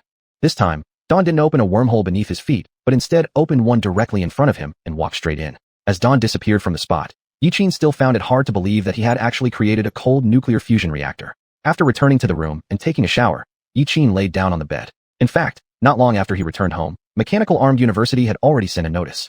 But because he had been so busy with various things, he hadn't had the time to check his messages. Yiqin opened his inbox. The latest email was from the Mechanical Armed University. Dear student Yiqin, your supplementary enrollment examination results have been reviewed. Please report to Modu Mechanical Armed University on September 1st. Yiqin found the website of Mechanical Armed University on the Xianxia search engine. When he clicked on an entry, to his surprise, the first thing that popped up was the JB Alliance pop-up window. Welcome to join the JB Alliance. The JB Alliance includes the Wuxia Empire, IMC Empire, Combat Empire, Never Said Empire, and Alliance Empire, and many vassal states have also joined the alliance. No matter which nationality you are, you can join the JB Alliance as a mercenary and contribute to human peace. We sell advanced mechas and have top-level maintenance personnel serving you. Mecha equipment, giant beast meat, spirit medicine, everything you need. Yiqin felt speechless looking at this ad, not expecting that the JB Alliance had promoted its ads here as well. Money really does make a difference. After much searching, Yiqin finally managed to find the website of Mechanical Armed University. Please authenticate your identity through iris scanning. Turning his gaze towards the camera, Yiqin saw a red light slowly scan across his eyes, and then the image on the projector changed. Instantly, a bunch of information appeared on a wall inside the room. Name, Yiqin. Gender, male. Age, 18. Residence, District B, Gabiuan Building 2, Room 1001. Elementary school grades, Mecha Theory. A. Giant Beast Knowledge. D. Middle school grades, Mecha Theory. S. Giant Beast Knowledge. D. Mecha Simulation. D. High school grades, Mecha Theory. S. Giant Beast Knowledge. D. Mecha Simulation. D. Mecha Operation. D. Comprehensive Evaluation of Senior High Mecha Simulation Test. D. Unsuitable for mecha piloting. Mecha Contest Victory. Connection Value, 95. Supplementary Examination Points, 4399. Points, 4,399. A second later, an intelligent AI figure stepped into the screen. Hello, I am the artificial AI of Mechanical Armed University, Eva. Is there anything I can help you with? Yiqin pointed at the chart on the wall. I know what the points from the supplementary examination are, but what does the points below mean? Eva happily bowed, and then began to introduce. Hello, new student Yiqin. First of all, congratulations on becoming a part of Mechanical Armed University. Let me give you an introduction to the basic information about our Mechanical Armed University. Our Mechanical Armed University is the premier institution in the Wuxia Empire, possessing excellent faculty and resources, along with the most advanced simulation chamber combat technology. You can use points within the academy to purchase anything you need, such as mecha-related items, mecha AI, mecha parts, mecha programs, or even if you have enough points, you can purchase a completely new Vanguard class mecha. If you need giant beast meat, spirit medicine, or other weapons and equipment, they are available for purchase. Delivered by Smooth Logistics. Delivery can be as fast as 1 hour to your location. If you do not have enough points, you can exchange wuxia coins. 1 point equals 10,000 wuxia coins. Is there anything else you do not understand? After speaking, Eva revealed a sweet smile. After a series of introductions, Yiqin roughly understood how things worked. Besides recharging, are there other ways to obtain points? Yes, there are 3 ways to earn points. The first way is through hunting giant beasts. Our Mechanical Armed Academy collaborates with the JB Alliance. Just provide the coordinates where you kill the giant beast, and JB Alliance personnel will go to the location to recover the giant beast corpse. The points earned differ depending on the rank of the giant beast hunted. The higher rank the beast, the more points you receive. The second way is by participating in missions released by the Mechanical Armed University or those released by the JB Alliance. Completing them will grant you corresponding points. The third way is by providing valuable items, such as rare metal materials, giant beast crystal cores, or special skills that you possess which can serve others. All of these can earn you points. After hearing about the third way to earn points, Yiqin felt something was off. Is this third way also provided through JB Alliance's channels? Eva gave a playful smile. You guessed it. For a moment, Yiqin didn't know what to say. It seemed that the JB Alliance had become an overwhelmingly powerful presence on Blue Star. Fortunately, their goal was just to hunt giant beasts. Otherwise, he couldn't imagine what it would be like if such a massive organization were to take action against other countries. Do you have any other questions? Remember to call me if you do. After speaking, Eva disappeared from the screen. Yiqin browsed the Mechanical Armed University website for quite some time. He briefly glanced at the options on the site. There were sections for accepting missions and posting missions, as well as a mall where things could be purchased. However, the most unique parts were still the campus ranking board and the school forum. Especially in the school forum, posts about all sorts of matters could be found. For instance, the department head's new mistress, or the gossip surrounding the campus beauty. Indeed, this was a place with no taboos. When Yiqin clicked on the school forum, several bold words appeared right away in the most prominent position. Shocking. At the Capital High School Mecha competition, a genius with a connection value of 95 appears. A dark horse causing many schools to send resumes. Although the post was striking, it had been up for quite some time. It seemed there were still many threads on the Mechanical Armed University forum about him. Upon seeing that eye-catching title, Yiqin immediately hit the back button. Just looking at the embarrassing headline made him feel goosebumps all over his body. There was no way he could keep reading that. Yiqin then opened the mall page. Even though he had over 4,000 points, he wasn't in a rush to buy anything. The Mechanical Armed University Mall was interconnected with the JB Alliance. This meant that basically everything sold inside was produced by the JB Alliance. He briefly looked through the equipment and then shifted his gaze elsewhere. Not that JB Alliance products were bad, but the mecha equipment he wanted couldn't be created in this era. Indeed, in this era, the mecha equipment from the JB Alliance was considered superior to anything produced by any nation on Blue Star. Some of the gear even the Wuxia Empire couldn't produce. But such items weren't enough to deal with the impending threat. Yiqin opened the customization service section, where various special occupational needs were listed. I didn't expect anyone could offer forging services. Blacksmithing was an extremely rare and highly demanding profession. Generally, only those who awakened with metal attributes chose this line of work. Since there were forging services available, this solved the problem. In the future, if he wanted to create something, he could directly hire someone to custom make it for him. Dawn's outer armor and giant blade both needed updates. However, the 6-digit service fee left Yiqin's scalp tingling. Customized forging alone cost billions. After browsing for a while, Yiqin closed his eyes and prepared to sleep. Chapter 42. I thought you were my best friend, but it turns out you want to be my sister-in-law. In the dream, a series of explosive fireworks rose before Yiqin. Although he was driving a mech suit, the heat produced by the explosions still blew him away.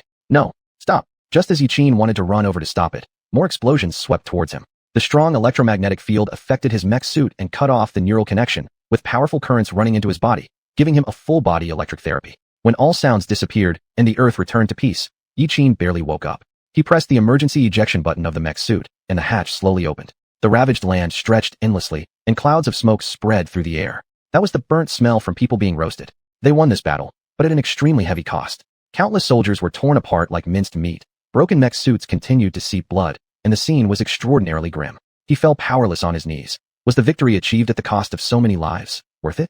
Suddenly, Yiqin, lying in bed, smelled a burning odor, which made him immediately leap out of bed like a flipping fish. It turned out that the thick smoke had crept through the door cracks into the room, and he rushed downstairs to the kitchen as fast as possible. Inside the kitchen, flames shot up from the frying pan, and water boiled over from the pot. A roar escaped from Yiqin's throat. Xiaojiao. At that moment, Yi Jiao was sitting in her room, wearing a face mask. She'd already forgotten what she was cooking. After hearing her brother's roar, she hastily tore the mask off her face. Oh, I'm going to get killed. Yiqin immediately rescued the beast meat in the kitchen. From memory, Yi Jiao was a completely talentless cook. No matter what dish she made, it ultimately only transformed into one thing, coal, and among the family members, only Yi Jiao had mastered this deadly talent. With skill, Yiqin quickly covered the burning frying pan with its lid and immediately turned off the pot boiling with soup. Had Yiqin not noticed earlier, their house might have burned down. As he finished cleaning up the kitchen and prepared to leave, he suddenly heard someone call him from behind. Yiqin, alive. Turning around, Yi saw two girls standing vivaciously in the living room. One was his sister, and the other girl was someone he hadn't seen before. However, the excitement on the girl's face was almost overwhelming. Yi Jiao, how come you didn't say your brother is Yi Qin earlier? Seeing the outsider, Yi Qin could only temporarily suppress his anger, irritably ruffled Yi Jiao's head, and gritted his teeth as he said, "Didn't I tell you not to enter the kitchen?" Sticking out her lower lip, Yi Jiao immediately retorted, "I just wanted to see if I could cook myself. Big brother, you're never home for 3 days out of every 2. I don't want to eat takeout anymore." Looking at her big brother with resentment akin to a young wife, Yi Qin felt somewhat awkward. It couldn't be entirely blamed on him. After seeing his sister's resentful expression, Yi Qin could only sigh helplessly. All right. Big brother was wrong. Could you go fetch some vegetables from the cold storage for me? Big brother, are you going to cook? Yi Jiao's eyes instantly brightened. At this moment, the girl beside Yi Jiao, who seemed a little shy, held onto her hand and asked, "Yi Jiao, is your big brother really much better looking than the video footage?" After saying that, she shyly looked away with reddening cheeks. Yi Jiao looked at her good friend with a mix of annoyance. Eventually, she obediently went inside the cold storage to fetch ingredients. "You betray me just after meeting my brother? That makes you a plastic best friend." Half an hour later, Yi Qin had cooked up several simple breakfast dishes. Upon savoring the delicious meal, Yi Jiao's mood immediately improved significantly, and she stopped caring about her best friend's betrayal. Unexpectedly, Yi Qin then said suddenly, "Hi, I'm Yi Qin, Yi Jiao's older brother. Xiao Jiao is usually a bit willful, but having a friend like you reassures me a lot." "You're the willful one," Yi Jiao angrily snapped back. Her friend smiled slightly at the sight, while the girl replied brightly, "Hello, brother Yi Qin. My name is Li Jia, or you can call me Jejia. Yi Jiao is indeed a bit willful sometimes, but we're good friends. I'll take care of her for you." Li Jia. Yi Jiao put on an aggressive look. What does she mean by willful? She always takes care of Li Jia at school, yet Li Jia would dare to utter such upside-down nonsense. This was absolutely outrageous. Chuckling, Yi Qin cleared the table and subsequently left the living room. After Yi Qin departed, Li Jia immediately revealed her true nature, gripping Yi Jiao's arm tightly. "Heaven, Yi Jiao, your big brother is so handsome. No wonder he's the genius of Imperial Capital Middle School. Not only is he good-looking and highly talented, but even the food he cooks tastes this amazing." Yi Jiao gave him a withering glare, clearly not wanting to answer. Li Jiao leaned in, her face breaking into a mischievous grin as she asked, "Yi Jiao, does your brother have a girlfriend?" Li Jiao. Yi Jiao's voice immediately shot up several decibels. "I thought you were my best friend, but it turns out you want to be my sister-in-law?" Seeing her best friend getting angry, Li Jia instantly skipped away. Connection value is the foundation for mech pilots. It determines the upper limit of a person's ability to control a mech. On top of controlling the mech, people will awaken attribute powers. After mech pilots activate their attribute powers, the mechs display unexpected effects. The application and practical use of elemental forces on equipment are all things that mech pilots need to train in. Li Jian was sitting in his office. The screen displayed a video of Yi Qin taking the supplementary exam. Yi Qin's combat skills and strength far surpass those of his peers. He hunts giant beasts barehanded. Just this one point is already enough to call him an extraordinary talent. At this moment, Li Jian looked extremely serious. Originally, he had thought Yi Qin was merely a highly talented individual. However, the abilities displayed in the recording could not be explained simply by high talent. Even he could not gauge Yi Qin's true strength. While secretly rejoicing in his heart, Li Jian also became worried. As a pilot of a Titan-class mech, he naturally understood how strong Yi Qin was. If one time could be considered a fluke, then this recording could fully prove that Yi Qin was the 1 in 10,000 genius. Hunting first-stage giant beasts barehanded and scoring over 4,000 points during the evaluation. Such talents were truly rare. No, such a prodigy must join the Wuxia Empire's military. There's a chance his power might even surpass that of every previous commander. This kind of talent absolutely cannot be lost to the Wuxia Empire. Having made up his mind, he called Yi Zhong. Half an hour later, Yi Zhong hung up the phone, his expression agitated. He found it hard to believe that Yi Qin had become so powerful. At the same time, he secretly rejoiced about having shown some kindness to him earlier. Yi Zhong had been the mayor of the imperial capital for 10 years. Originally, he thought he would never return to the military department for the rest of his life and would only spend his old age in the capital city. But now he saw hope. If I can persuade Yi Qin to join the military, then perhaps I could go back. Yi Zhong was originally from the Wuxia military department, but had been transferred to the position of mayor due to a momentary impulsion. Although he didn't receive any severe punishment, this was essentially a ban. That meant he could no longer enter the military department. If this matter succeeded, Yi Zhong could very well return to the place he longed for. The Wuxia military department, the frontier battle lines. In fact, Yi Zhong had long grown tired of this boring life. Compared to slowly rotting away in the capital, he would rather fight fiercely at the border. Thinking about this, Yi Zhong could barely contain his excitement and joy, quickly saying to his assistant, "Hurry, find out the status of Yi Qin's parents. See when they'll be back. I want to personally visit Yi Qin's home for a proper visit." "Yes, Mayor." Chapter 43, 10 million bonus. Inside the vice principal's office at the Imperial Capital Middle School. "Teacher Zhou, tomorrow you will represent our school and go see the student named Yi Qin. You're his homeroom teacher, so you should be able to get in touch with him." At this, Zhou Qianya was also somewhat troubled. "Vice principal, I don't know Yi Qin's situation either. The messages I've sent him haven't been replied to." Ding Qing, The vice principal sitting behind the desk frowned. Although Principal Li Yunlong was still hospitalized now, he clearly stated that Yi Qin needed to give a speech at the Imperial Capital Middle School. As long as he did it, then Ding Qing would receive the authority of the principal from Li Yunlong. Ding Qing rubbed his temples and coldly said, "If Yi Qin can come to the school to give a speech once, the school will reward him with double the scholarship. Tell him this." Xiuxian slightly furrowed her eyebrows. "Vice principal, I really can't get in contact with Yi Qin." Seeing that she indeed had no way, Ding Qing could only sigh deeply. This is difficult. A hint of helplessness flashed through Xiuxian's eyes, but more confusion remained. She wasn't without trying to find Yi Qin. Rather, she went many times, but each time she didn't meet anyone. After a brief silence, Ding Qing finally made up his mind. "All right, I'll personally make a call and ask." Upon seeing this, Xiuxian could only stand up and leave because she was about to submit her resignation letter anyway. The higher-ups of the Never-Setting Empire had assigned her to infiltrate the mechanized armed university, so she had to prepare properly. Just before leaving, Xiuxian stood up and said, "Vice Principal, I'll go back first." Ding Qing indifferently responded with an, then dialed Yi Qin's parents' number. Not long after Xiuxian walked out, the door was suddenly pushed open, and upon seeing the visitor, he immediately stood up to welcome them. "Mayor Yi, what brings you here?" In response to Ding Qing's warm reception, Yi Zhong quickly asked, "Is Vice Principal Ding busy recently?" Having served as the vice principal of the Imperial Capital Middle School for so long, Ding Qing had his own intelligence network. Yi Zhong, the mayor of the Imperial Capital City, was the actual controller of the Universal Auction House. Not only that, but he was originally the lead commander of the Second Group Army of the Wuxia Empire. Although no one knows why he was reassigned here. Despite being demoted, no one dared to show disrespect to him throughout the entire Imperial Capital. Right now, Yi Zhong's face was radiant, almost overflowing with joy. "Vice Principal Ding, Yi Qin is attending high school at your school. Do you have his home address?" Ding Qing's heart skipped a beat upon hearing these words, but he laughed and said, "Yi Qin is the pride of our Imperial Capital Middle School. Is there something Mayor Yi needs with Yi Qin? A genius with a connection value of 95, I wish to visit him." Yi Zhong also did not hide his purpose at all. Ding Qing smiled and retrieved Yi Qin's information. "I just contacted Yi Qin's parents. Coincidentally, they are both free today. Why don't we conduct a home visit together? The school's scholarship hasn't even been delivered to him yet." Yi Qin, mecha competition connection value of 95, repelled the people of the Goryeo Empire. Scored over 4,000 points in the supplementary exam for the Mechanized Armed University. When Yi Zhong initially heard about what Li Jian said, he was full of disbelief, but after careful reflection, he realized how extraordinary Yi Qin truly was. Buying titanium alloys and selling a piece of 50G gold titanium alloy meant that Yi Qin harbored a lot of secrets unknown to others. In the afternoon, an urgent knocking sound reached Yi Jiao's ears. "Brother, come out quickly. Someone's looking for you." Yi Jiao rushed to the workshop and called out loudly after opening the door. "Understood, coming right away." At the moment, Yi Qin was attempting to shape the remaining gold titanium alloy. Hearing his sister's voice, he acknowledged her and looked deep in thought. Who would be looking for him? He tidied himself up slightly and then stepped out of the workshop. Entering the living room, he immediately noticed the guests. His father Yi Changdong and mother Zhang Xuezheng had somehow returned home already, and two men were seated beside them. One of them was none other than his big brother he met just a few days ago, Yi Zhong. On the table in the living room were expensive gifts. "Xiaoxian, hurry." Seeing Yi Qin exit the workshop, Zhang Xuezheng immediately called him over. The others turned around to look at him too. Yi Jiao, spotting Yi Qin's complex expression, promptly ran back into the room with a smirk of satisfaction on her lips. "Mom, Dad." Yi Qin calmly walked over and sat down. He looked curiously at the two men sitting on the sofa. Jiang Zueshan quickly introduced them. "This is Mayor Yi Zhong and Vice Principal Ding from the Imperial Capital Middle School. They're both here to see you." Yi Qin nodded and said, "Mayor Yi, good day. Vice Principal Ding, good day."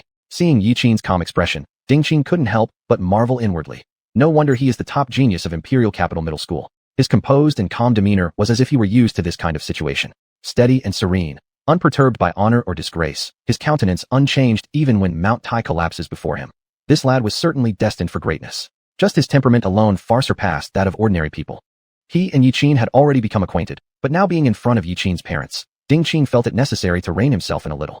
"Both of you came to see me for." Yi Zhong wisely turned his gaze toward Ding Qin, who quickly understood what to do next. With a chuckling smile, Ding Qin spoke up.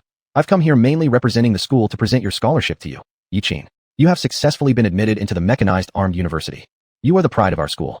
Yi Zhong shifted his eyes directly onto Yi Qin, having known this piece of news for some time already. Meanwhile, upon hearing these words, Yi Changdong and Zhang Xuezheng were completely bewildered. How could Yi Qin have entered the Mechanized Armed University and even received the scholarship from Imperial Capital Middle School? This couldn't be possible. Yi Changdong and Zhang Xuezheng had just arrived home when there was a knock on their door leading them upstairs. Only after detailed questioning did they find out the two were there to see Yi Qin. One was the mayor of Imperial Capital City, the other the vice principal of Imperial Capital Middle School. In light of the circumstances, they could only invite both visitors inside for further discussion. Truthfully, Yi Changdong and Zhang Xuezheng had no idea why the two had come looking for Yi Qin. Yi Changdong had originally intended to teach Yi Qin how to conduct business with him. After all, Yi Qin's academic performance in school had always been abysmal. However, now Vice Principal Ding claimed that he was there to award Yi Qin a scholarship, something Yi Changdong found hard to believe. Wearing a look of confusion, Yi Changdong hesitantly asked, "Vice Principal, have you made a mistake?" Yi Qin performed very poorly on the high school mock exams. How could he possibly have been accepted into the mechanized armed university? Ding Qing explained sheepishly.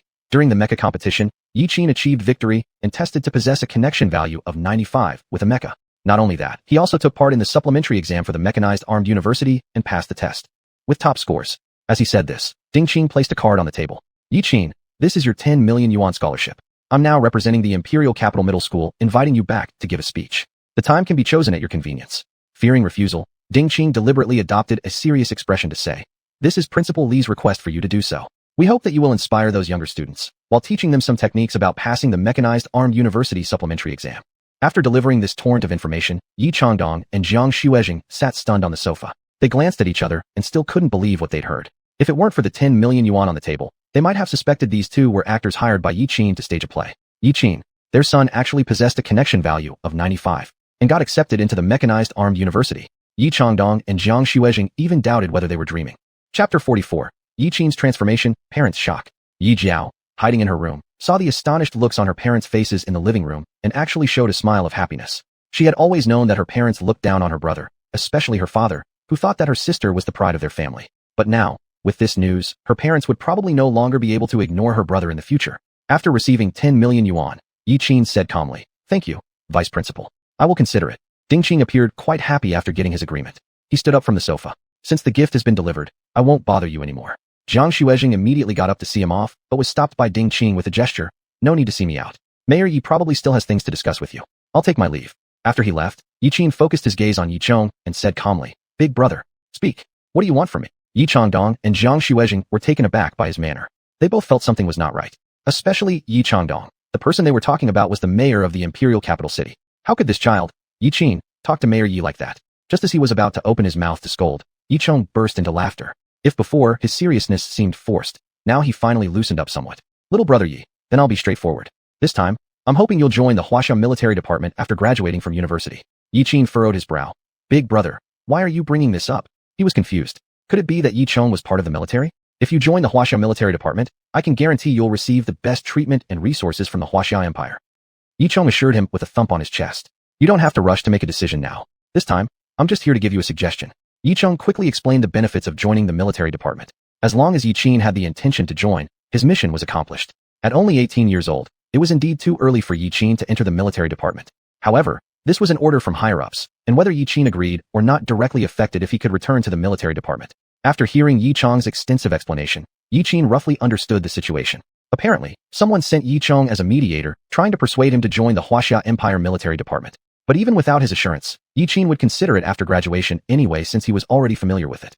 "Big brother, I understand your good intentions. I promise I'll think about it."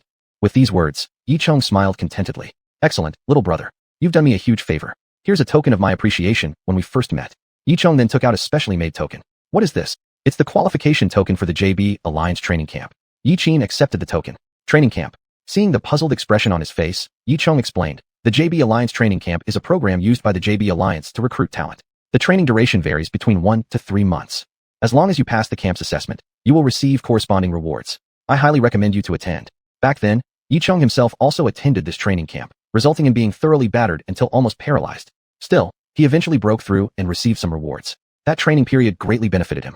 He believed that entering the training camp would definitely benefit Yi Qin. "I can give it a try." Yi Qin nodded. Since sooner or later he would interact with the JB Alliance, he might as well use this opportunity to gain some advantages.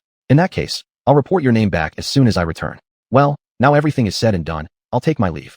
Yi Chong stood up and bid farewell. Although the final result was slightly different from what he expected, it wasn't unacceptable. After having heard Yi Qin's words today, those old fellows wouldn't probably trouble him anymore. Thinking about it, Yi Chong was lucky because before all this, he had already interacted with Yi Qin, and the latter owed him several favors. Thus, today's conversation went so smoothly. After bidding Yi Chong farewell, the house finally became quiet again. Yi Qin glanced at the gifts on the table, placed the bank card there, and greeted his parents briefly. "I'll go handle my own affairs." After speaking, he turned and walked away. In his memory, his relationship with his parents was never friendly, but it couldn't be entirely blamed on them. After all, Yi Qin could be described as a complete burden. Actually, this was understandable because in the past, Yi Qin's simulation test scores were D, which meant unqualified. Not only did he show zero talent in operating a mech, but he also occasionally destroyed mechs. For every reserve mech that was scrapped, Yi Changdong had to pay the school a fee of 500,000 yuan, which was undoubtedly an amount beyond the reach of an average middle-class family. Sometimes, even with Yi Changdong's business and Jiang Xuezheng hunting giant beasts, it was still difficult to maintain their household finances. If it weren't for their daughter Yi Jiao attending the mechanical armed university, their family wouldn't have been as affluent as they were now.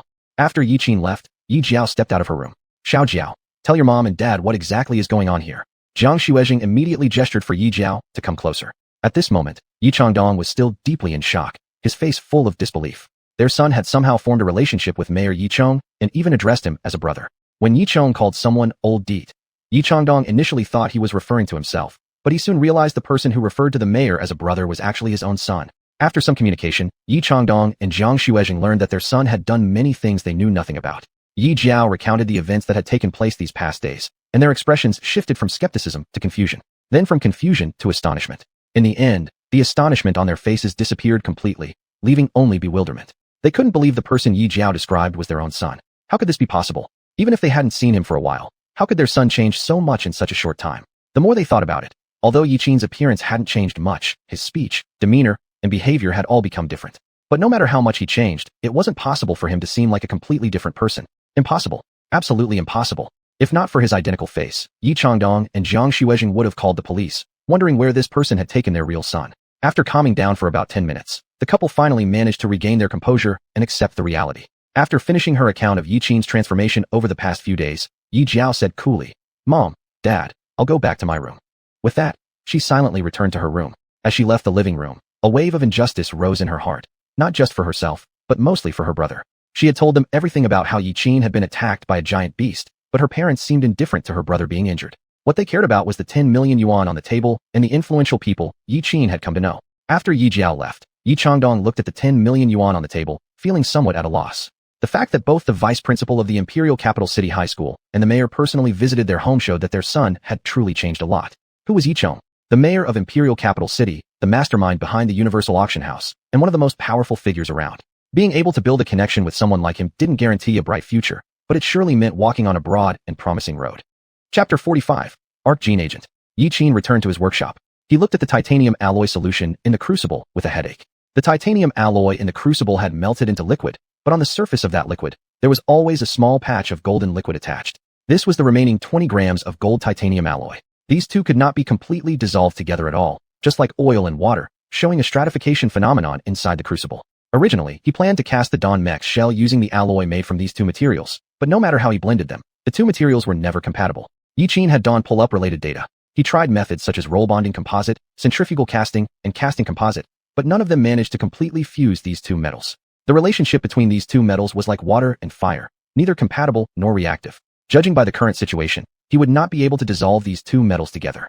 Metal forging technology still needed to be handled by professional technicians. Is this what they call specialization? However, hiring a professional metal forger once in the JB League Mall cost an amount with 6 digits in points. Converting it to money, that was over 1 billion. Shit, could you possibly get any more expensive? It was the first time Yi Qin felt so short on money. He currently only had over 4,000 points. If he had to save up, who knows when he'd have enough. Maybe when monkeys start flying. Ding ling. Smooth logistics, you have a package. At this moment, the items Yi Qin purchased finally arrived. While browsing websites last night, Yi Qin bought back all the materials needed to make the gene agent, herbal ingredients, flasks and beakers, as well as a series of experimental instruments. Now it was time to try out how to manufacture this gene agent. ARC small nucleic acid agent is a small branch of gene agents. Gene agents usually refer to drugs produced using genetic engineering technology. They can be used to treat genetic diseases, cancer, infectious diseases, etc. The gene agent Yi Qin was making was going to extract effective molecules from spirit medicines using RNA technology. After extracting the essence of spirit medicines and mixing it with other components in a specific ratio, it would produce special effects. After injecting the gene agent, the body will replace or supplement defective genes within itself. This is the effect of the ARC small nucleic acid agent. Even though it's just a basic gene agent, since this era hasn't yet discovered this technology, it's probably best not to disclose this secret for now. Yi Qin understood the importance of gene agent production technology. If it leaked, he might face the entire planet's pursuit. After all, this is medicine that can fundamentally change human physical constitution. After preparing everything, Yi Qin put on his white lab coat and began carefully extracting the essence of spirit medicines. He summoned the system panel and opened the manufacturing instructions. ARC small nucleic acid agent can improve the user's physical strength. Putting on a mask, he started extracting the essence of spirit medicines according to the steps on the system. Half an hour passed. Yi Qin finally completed the extraction of the spirit medicine essence. Next, all that was left was to mix the herbs according to the proportions and then blend them together through a specific method, thus completing the production of the gene agent. The key to the gene agent lies in the proportion of the medicinal dosage. Putting even a little bit too much or too little could result in a completely different efficacy. Fortunately, adjusting the arc agent wasn't too difficult. After several failures, Yi Qin finally mastered the knack of it. He carefully poured the essence of spirit medicines into a flask and used a resonance instrument to allow it to react thoroughly. This should work now. Watching the agent in the flask gradually change color, Yi Qin was ecstatic. This finished product was exactly identical to the sample on the system. This was just the most basic gene agent, and the materials used were not very complex. Only the extraction of herb essence and the addition ratios were slightly hard to grasp. But whether it was successful or not, only an injection would tell. Yi Qin pulled down his mask and directly filled the agent in the flask into the syringe. Summoned Dawn. Immediately, another wormhole appeared in the workshop, and Dawn slowly walked out from it. Dawn, real-time monitor my physical condition. In case of any abnormality, immediately inject 5 milliliters of life fluid for me. Confirming the command. With the green gene agent injected into his arm, Yi Qin quietly waited seated for a few seconds. Soon, he felt a warm flow rushing out from his veins, quickly spreading throughout his body. Yi Qin detected your abnormal body temperature. Core temperature has reached 45 degrees. Executing the command. No, wait. Yi Qin managed to speak with difficulty. At this moment, every cell in his body was greedily absorbing the warm flow, as if the agent was stimulating the cells within him. Yi Qin's cells were constantly repairing and healing themselves under the stimulation of the gene agent. It was like a dry riverbed that suddenly saw an influx of water. A wisp of white vapor rose from his skin, and the blood and qi inside him surged violently, giving him the feeling of being gradually about to burst. 10 minutes later, this sensation gradually weakened and eventually disappeared. Yi Qin took a deep breath and looked at the gene agent in his hand. At this moment, he knew he had succeeded. The effect of the gene agent was better than he had anticipated. Just one injection brought such significant results. It truly lived up to being the system's reward. Although that was the case, the burning sensation within his body earlier almost made him explode.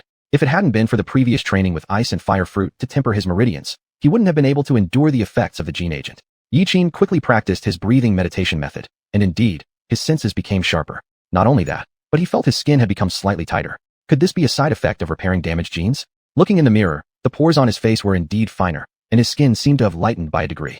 Is this a gene agent or a whitening product? Yi Qin couldn't help but comment. At this moment, there was still part of the gene agent in his body that hadn't been completely absorbed. He could only wait for time to allow his body to slowly adapt. Next, Yi Qin followed the steps and manufactured 12 vials of gene agents. 2 of these vials were specially made by Yi Qin using the same ratio, but contained only 1/3 of the original efficacy. Just as he finished loading the agents into their vials, Yi Jiao opened the door and walked in. Yi Qin was startled. He had been too focused on making the agents and hadn't noticed Yi Jiao coming in. Xiaojiao, is there something you need? Yi Jiao didn't say anything, but hugged Yi Qin from behind directly. Only now did she realize what her brother had endured over the years due to her parents' abnormal treatment. Brother, you still have me. Hearing this, Yi Qin was momentarily bewildered, but he still affectionately patted Yi Jiao's head. Silly girl, what do you mean you? No matter how Yi Qin consoled her, Yi Jiao refused to let go, as if she had suffered some enormous grievance. Yi Qin then took out a special gene agent and placed it in her hand. This is an agent I bought at the auction. You should find it useful. Seeing the agent in her hand, Yi Jiao felt a mix of emotions she couldn't quite express. The pale green agent shimmered like flowing jade under the light. Brother, what kind of agent is this? Yi Jiao tilted her head slightly toward Yi Qin. Currently, on Blue Star, many kinds of agents have been developed for treating diseases, emergencies, and even beauty care, covering various functions. This is a gene agent. Go back to your room and inject it into your body, then focus carefully. Remember not to tell anyone else about this. Yi Jiao understood that Yi Qin was gently urging her to return to her room. After a reluctant glance at Yi Qin, Yi Jiao finally left the workshop. The gene agent specifically tailored by Yi Qin had its efficacy reduced to 1/3 just for Yi Jiao. Although the gene agent had already been successfully made, others hadn't undergone the tempering from the ice and fire fruit, likely making them unable to endure the energy of the gene agent. Hence, he decided to make this attempt. Dawn, monitor Yi Jiao's temperature. If it exceeds my level earlier, inform me immediately. Received.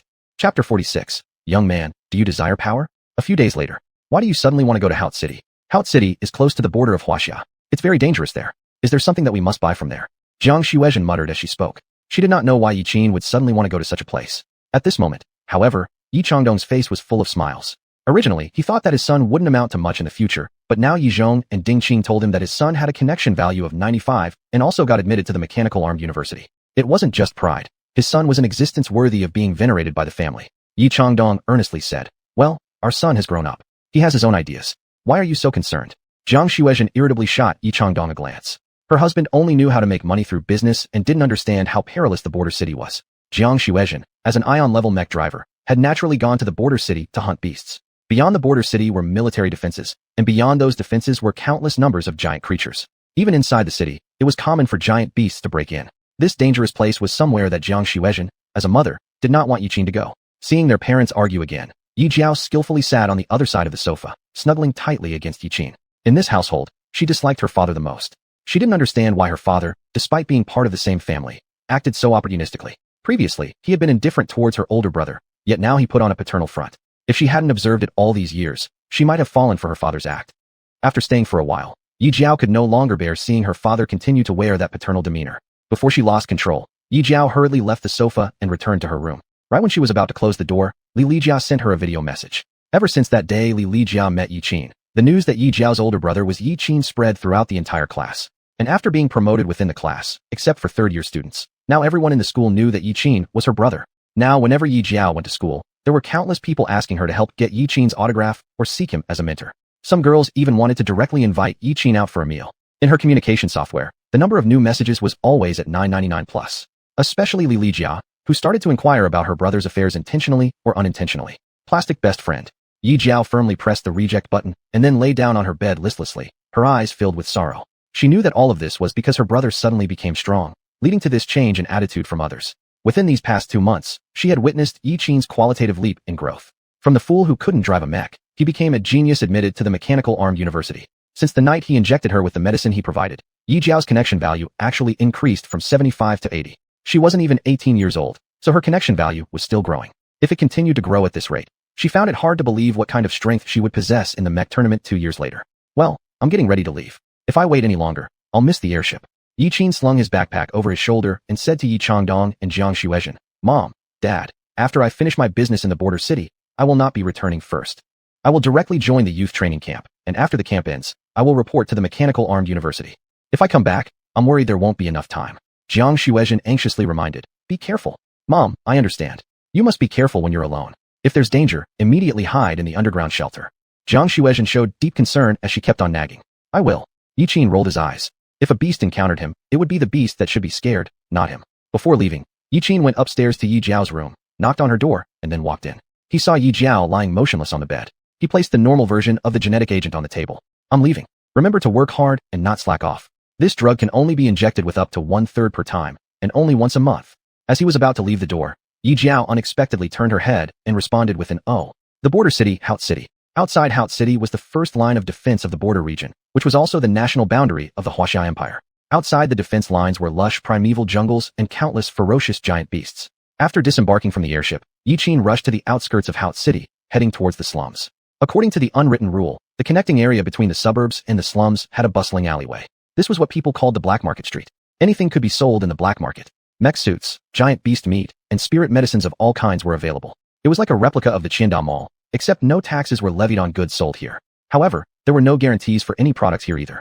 The default rule was no returns or exchanges after purchase. As long as both parties agreed, the transaction was considered valid.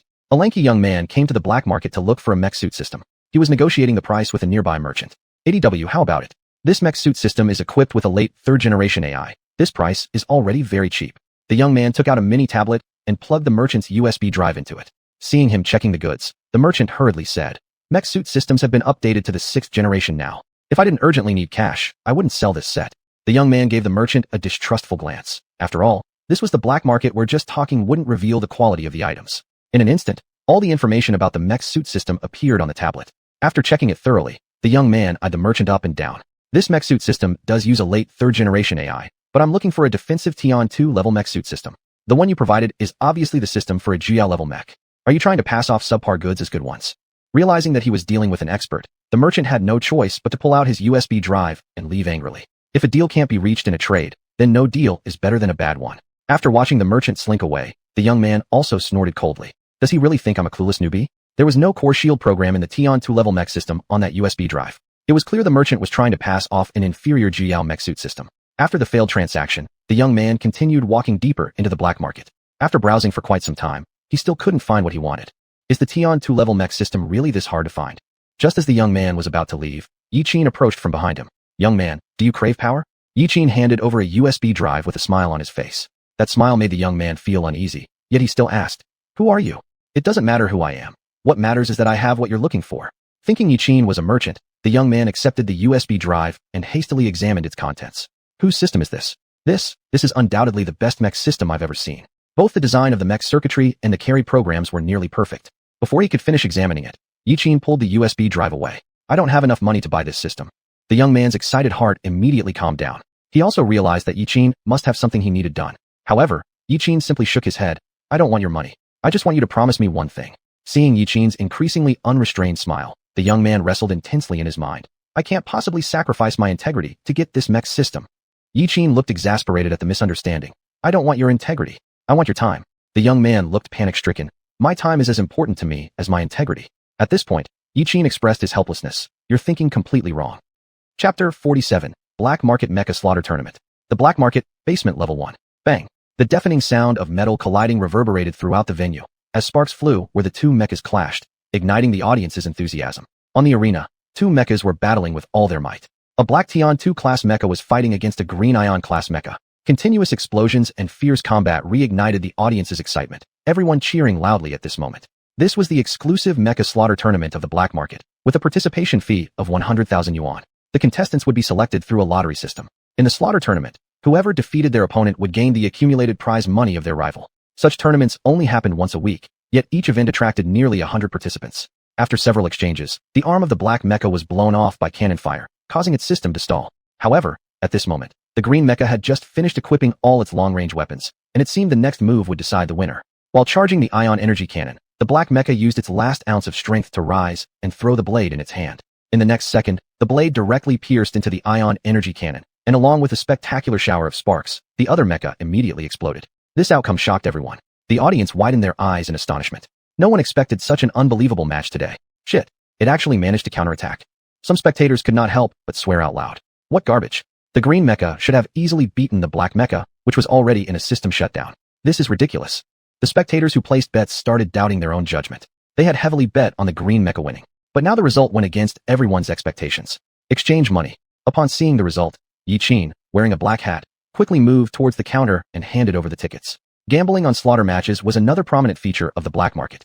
Yiqin had run out of money, so he had to come here to secure some funds. The ticket seller helplessly took the tickets upon recognizing Yiqin's face and then handed over a bank card. This was the 5th time Yiqin correctly predicted the outcome of a match. If he himself could place bets, he would have already earned a huge profit from riding this wave. After the match ended, the driver of the black mecha arrived at a secluded bar. Yiqin also came to this place after exchanging his tickets. Our deal is done. I fought 5 matches. Give me the other half of the mecha system. It turned out that the person driving the black mecha was none other than the young man Yiqin had met before. The reason why the youth could reverse the situation under dire circumstances was due to Yiqin's mecha system. After installing Yiqin's system, the youth's abilities soared dramatically. After a few days of training, the youth had mastered the operating system and could be said to be stronger than most people. And this was just with half of the mecha system. If he had the full set, he couldn't imagine how strong he would become. Seeing the eager look on the youth's face, Yiqin pulled out another USB drive from his pocket and handed over another USB drive to him. This contains the rest of the mecha's program. The other USB contains the core energy shield program. Good luck. Upon hearing these words, the youth's eyes widened. Core energy shield program. This was a program only pioneer-class mechas could carry. How did this boy, seemingly around his age, possess it? Could this program have been written by him? Could such a genius really exist? Before the youth could recover, Yiqin disappeared into the crowd. The youth felt as if he had just experienced a dream. Was this what it feels like to receive assistance from a benefactor? After leaving the shop, Yiqin returned to the hotel. He sat cross-legged, his chest rising and falling rhythmically. The intervals between each breath far exceeded that of an ordinary person. After several injections of gene agents, his body's genes had almost completely repaired themselves, nearing perfection. With one more injection, my internal genes should be fully restored. Although the basic breathing meditation method allows the rapid absorption of gene agents, I need to attempt creating higher-grade agents afterward. Now Yiqin's body had reached an unprecedented strength, but this was still not enough. His physical burst strength, endurance, and reaction speed had yet to reach a new level. The basic breathing meditation method accelerated the absorption of the gene agent, but Yiqin was not satisfied with this current state. This wasn't the rate of enhancement Yiqin had originally intended. Yiqin stared at the remaining 3 gene agents, and without hesitation, injected them all into his body in one go. In an instant, a vast amount of life energy surged into Yiqin's body, causing his cells to become active again. However, the overwhelming energy seemed uncontrollable, surging chaotically within him. Just as Yiqin was nearing his limit, the breathing meditation method alleviated some of the pain he was enduring. With every breath, he managed to convert the energy inside him. His genes continued to repair minute flaws. Although the degree of damage to the genes was extremely small, the cumulative effect was significant. Under the continuous operation of the breathing meditation technique, Yiqin's body kept absorbing and generating new life energy. Each time he thought he couldn't endure it anymore, the primary breathing meditation method eased his burden slightly, allowing him to keep going. Yiqin knew that this was the moment when the cells in his body were breaking through their own limits. At this point, Yiqin's entire body had turned a fiery red, and the heat emanating from him had even caused the hotel's glass windows to fog up with condensation. His body temperature had far surpassed that of an average person, reaching an astonishing 47 degrees Celsius. He could hear the sound of his blood surging through his veins and the steady pumping of his heart, supplying it continuously. After an indeterminate amount of time, Yiqin finally let out a long sigh, feeling significantly more relaxed. It was done. His genes had finally completed their first repair at this moment. Yiqin clenched his fists slightly, clearly feeling an endless supply of strength within his body. The genes in my body have been repaired for the most part, but my physical constitution is still within the range of human limitations. I need to figure out how to create the Yuan energy gene agent. When I participated in the transformation program training, it was after consuming the distributed Yuan energy gene agent that I unlocked the gene lock. The so-called transformation program training was one of humanity's enhancement projects. It was the first super soldier mecha project on the Blue Star. Yuan energy gene agent, made from giant beast genes and spirit medicine. After taking the Yuan energy gene agent, the human body would break the upper limit of the gene lock, and at that point, the elemental power within the body would undergo unprecedented growth. Even though Yiqin's body hadn't yet activated elemental power, he could still consume the Yuan energy gene agent to break the gene lock.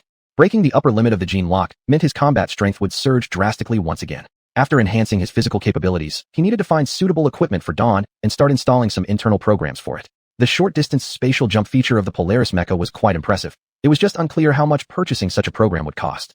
Though personal combat strength was crucial, if Dawn were to be destroyed, no matter how strong he became, he'd still just be made of flesh and blood. Moreover, achieving human mecha unity in battle training would require a long journey ahead. Once I complete the training for human mecha unity in battles, it would be as if I have two avatars.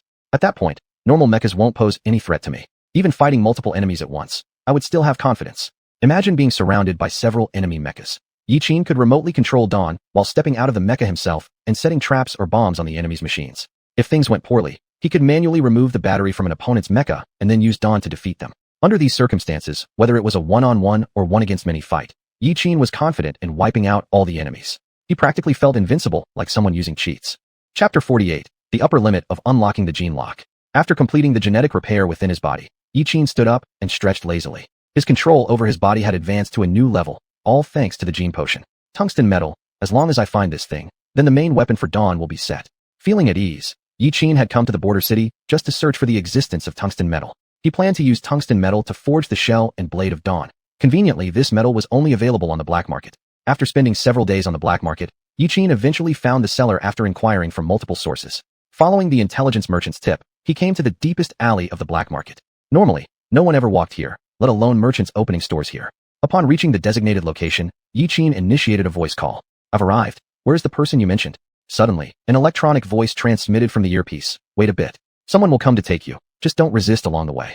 With nothing else to do, Yiqin leaned against the wall, looking at the crowd bustling outside the alley.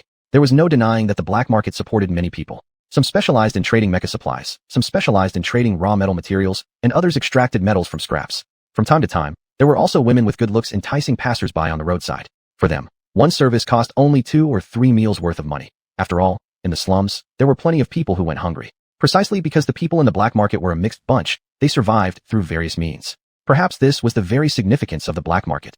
Just as Yiqin was reflecting on this, several burly men suddenly emerged from the depths of the alley. One of these muscular men with a face full of brute force covered Yiqin's face with a piece of black cloth. After a while, they brought Yiqin to a house. It was inside here that he finally met the seller. After removing the hood, a dark-skinned, tall man sat before Yiqin. The man's face bore a few knife wounds, one scar directly crossing the entire side of his face. I heard you're after tungsten metal. That stuff is contraband. Trafficking it can cost your head. The scar-faced man casually tossed a walnut around in his hand as he spoke. In response, Yiqin let out a chuckle. He couldn't help but laugh upon seeing the few burly men by his side. In the black market, out of 10 people, 11 are dealing in contraband items. You're bringing this up too. Taking me for someone inexperienced? Green hand. Someone without any experience. Yiqin's tone was filled with mocking undertones. The scarred man waved his big hand, signaling a few men to bring out a huge silver-white block of metal from inside the house. This is the 99% pure tungsten metal you want. Upon seeing the goods, Yiqin was quite satisfied because the system frame in front of him displayed text. Scanning completed. Tungsten metal quality 10 kilograms, purity 99.8%. A delighted expression crossed Yiqin's face as he nodded approvingly. Not bad. According to what we agreed on before, the price is 20 million per kilogram. So 10 kilograms make 200 million. I have around 80 million, and I'll compensate the remaining amount with 3 sets of 6th generation Tian 2 class mech systems. At this point, the scarred man shook his head. I'm not interested in such a trifling amount of money. I only want to know where you got those 3 sets of mech systems. What do you mean? Yiqin furrowed his brows. The scarred man gave him a grin, revealing a mouthful of blackened teeth. You wouldn't be a mech system programmer, would you? As he spoke, the few burly men slowly approached, eyeing Yiqin malevolently. Judging by their attitude, they intended to take advantage of him forcefully. Yiqin's eyes slightly narrowed. He hadn't expected them to not care about money, but instead become interested in him. And he certainly wasn't interested in men. Yiqin's lips curved into an almost unnoticeable smile. Are you planning to kidnap me? While laughing politely, the scar-faced man stood up. No. We are businessmen. How could we possibly kidnap you? All we want is for you to help us compile 100 sets of mech systems. Once you're done, we'll naturally let you go. 100 sets of Tian 2 class mech systems. Is this guy insane? It was common knowledge that a 6th generation pilot mech system could fetch 5 million on the black market. Yet this baldy wanted him to create 100 sets of Tian 2 class mech systems. This guy must have lost his mind over money. The hefty guys began showing predatory glints in their eyes, getting ready to subdue Yiqin. After thinking it through surrounded by the men, Yiqin asked coldly, Are you sure you want to keep me here? What? Aren't you planning to resist? The scarred man's eyes turned cold as he gestured for his men to charge. But the next moment, his expression froze. Snap! Yiqin sent a powerful kick to the nearest muscular man, instantly knocking him down. Then he delivered a ruthless knee strike to the person behind. The burly man immediately cupped his groin and knelt down in pain. After all, it was an agony no man could endure. The others also wanted to grab Yiqin, but after glancing at their companion's fate, they hesitated. The scar-faced man and his henchmen were stunned. They hadn't even seen Yiqin's moves clearly before the person fell. Without me even using full strength, you guys are already down. Are you sure you want to keep me here? Yiqin calmly looked at everyone. You? This. Realizing how ferocious Yiqin was, the scar-faced man took several quick steps backward. They had assumed he was a novice who could be threatened, but unexpectedly, this teenager turned out to be a seasoned fighter with lightning-fast and merciless strikes. Compared to them, the young man seemed far more like someone from the black market. The scar-faced man's face turned deathly pale as he stammered. You can take the goods, we don't want it. The other burly men behind him ran away in fright. The 2 fallen men on the ground stared at Yiqin as if they saw a ghost, fearing his next move. Yiqin packed the tungsten metal into his backpack and cast a casual glance at the petrified scar-faced man. I always see things through. Here's your money. But if I hear about any dishonest transactions again in the black market, your consequences will not be so mild. After dropping a USB drive and cash, Yiqin left the black market with his school bag. Long after he left, the bald man and the 2 muscular men stood there in shock for a long time, forever etching Yiqin's words into their minds. Since then, honest operation became the golden rule of this group. Yiqin left the alley, as another seller had also contacted him. This seller, however, proved to be more honest, and after payment, Yiqin received the item as promised. With everything obtained, Yiqin planned to first create the primordial energy gene potion. But this time, he did not intend to process the herbs himself. Gene potions and primordial energy gene potions were different. Gene potions were entirely extracted from spiritual herbs essence, while primordial energy gene potions contained both giant beast essence and spiritual herbs essence. The giant beast essence was the core component of the primordial energy gene potion. For the processing of herbs, Yiqin decided to delegate it to pharmacies in the black market, focusing himself on extracting giant beast essence and the final potion adjustment. This way, much time could be saved. Next, Yiqin intended to visit multiple pharmacies to handle the herbs, to prevent leaks of the recipe by entrusting the same shop with all the herbs. Henceforth, Yiqin led a straight-line life, picking up herbs, making potions. A few days later, Yiqin soaked in the bathtub, holding the newly created primordial energy gene potion. Back then, when people injected this potion, some couldn't withstand the pain and were rushed to the hospital for emergency care. Only a few exceptionally talented individuals with strong willpower could endure the torment caused by the primordial energy gene potion. As the red liquid was gradually injected into his veins, Yiqin felt a stream of heat spreading from his arm throughout his body. A few seconds later, a massive wave of pain erupted from within Yiqin. The pain was akin to worms drilling into his bones, causing him intense and numbing discomfort. Yiqin quickly channeled his breathing meditation technique to alleviate the physical pain. As he kept redirecting the flow, the pain in his body gradually subsided. Gradually, sticky black blood began seeping from his pores. In the end, the water in the bathtub, which had been crystal clear, turned red. Thus, Yiqin's genetic lock was completely unlocked. Chapter 49, Yuan Power. Ding, the system popped up a prompt. Detected host gene lock opened, detecting Yuan energy inside body. Yiqin opened his eyes and looked at the system window. Host, Yiqin. Race, human. Body damage level, 0%. Core points, 29. Yuan force, 100. Initial mech, Dawn. Mech damage level, 17%. Mechanical engineering LV5, breathing meditation method. Phew.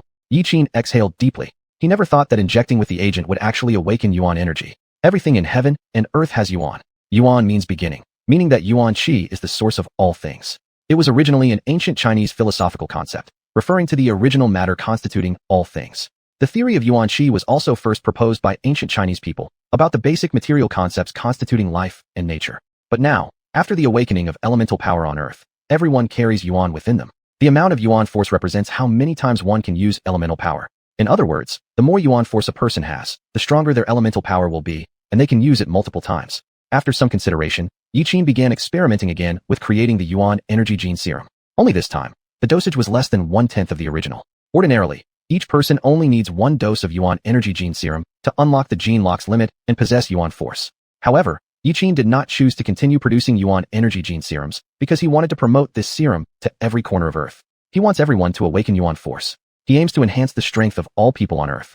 Yiqin turned his head toward the remaining materials. He had prepared over 100 batches of materials. Although he failed 20-odd times, he ultimately succeeded in making the yuan energy gene serum. A sudden thought then arose in his mind. After over a dozen failures, Yiqin finally completed a weakened version of the yuan energy gene serum, which had only 1/10 the effect of the original. This success rate was already pretty high for Yiqin. He wasn't a pharmaceutical specialist, but managed through constant attempts from memory until he found the sense of success. It was the first time manufacturing a gene serum. The raw materials were only 3 kinds, so as long as the mixing ratios were tried several times, the result could eventually be achieved. But this was the yuan energy gene serum, which required 6 different raw materials. Yiqin had to follow precise ratios to prepare the agents, and had already failed numerous times. Even with the recipe, it was this difficult. He couldn't imagine how many times non-formula scientists might fail before being able to create the yuan energy gene serum. Although the production process seemed extremely simple, the critical aspect was the material proportions. Because just a slight excess in the quantity of any medicinal ingredient could instantly alter the nature of the pill, turning some into poison. Just with the order of application and drug usage, Yiqin had experimented countless times. Yiqin didn't consider himself a pharmaceutical genius, but being able to create the serum was ultimately a good thing. Subsequently, Yiqin produced 5 normal versions of the yuan energy gene serum. At that moment, he already had a plan. As for these 5 normal versions of the yuan energy gene serum, he planned to store them away for alternative uses. Although he no longer needed another injection himself, it might come in handy someday. The next day, Yiqin tidied everything up in his room, carefully placing a few vials of yuan energy gene serum into his suitcase to prevent them from being damaged. If he didn't need to rush off to the JB Alliance training camp in these 2 days, he really would have liked to stay here a little longer. After all, the people in the black market were all very nice and spoke kindly. Oat City Flying Boat Station. After paying, Yiqin casually found a seat by the window. The destination of this flying boat was the JB Alliance branch office where he would go to attend the youth training camp and negotiate a deal with them. There weren't many people going to the JB Alliance. There were 10 individuals on the flying boat, 6 men and 4 women. They all looked like they'd just graduated from high school. Finally got a chance to take a look at the JB Alliance branch. I heard there are a lot of super strong people in the branch. I want to take advantage of this last vacation period to see. A boy asked, "Isn't it said that the JB Alliance has youth training camps every year? Wasn't your top school in the city recommended for you?" The boy shook his head. "Our high school slot was taken by someone from the Extreme Martial Arts Academy. His connection value is 83. Even though my overall scores are the highest in the school, my connection value isn't as high as his. It's only 80. I estimate he used connections to snatch my slot." 2 boys were chattering endlessly in their seats, and from their conversation, one could roughly guess that the 2 were from the same place. The girl sitting in front of them had a cold expression on her face with a hint of irritation in her eyes. Xiaoruoling was about to be driven crazy by the 2 people behind her. Ever since they boarded the flying boat, these 2 had been talking incessantly. If she weren't a member of the Extreme Martial Arts Academy, she might have believed what this boy was saying. But because Xiaoruoling was a member of the academy, she knew just how strict the rules there were.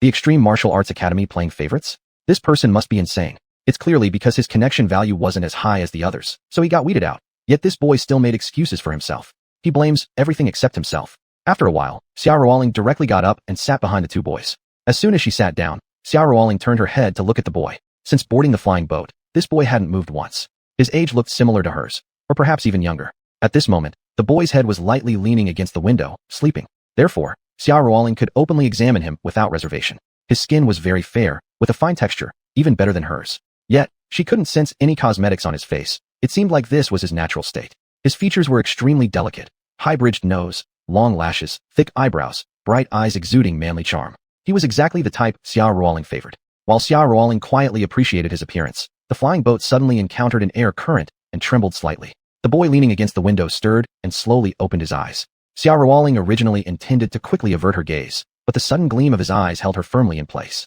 The boy's pupils were blue like the deep sea. Combined with his naturally pale skin, it was something more mesmerizing the longer she looked. "Are you okay?" Xiaoruoling snapped back to reality, realizing that the boy had leaned close and asked her kindly. It's nothing, I was just thinking." In an instant, Xiaoruoling's pretty face turned completely red. Panicking, She tried to explain herself as she felt her ears burning hot. What a disaster.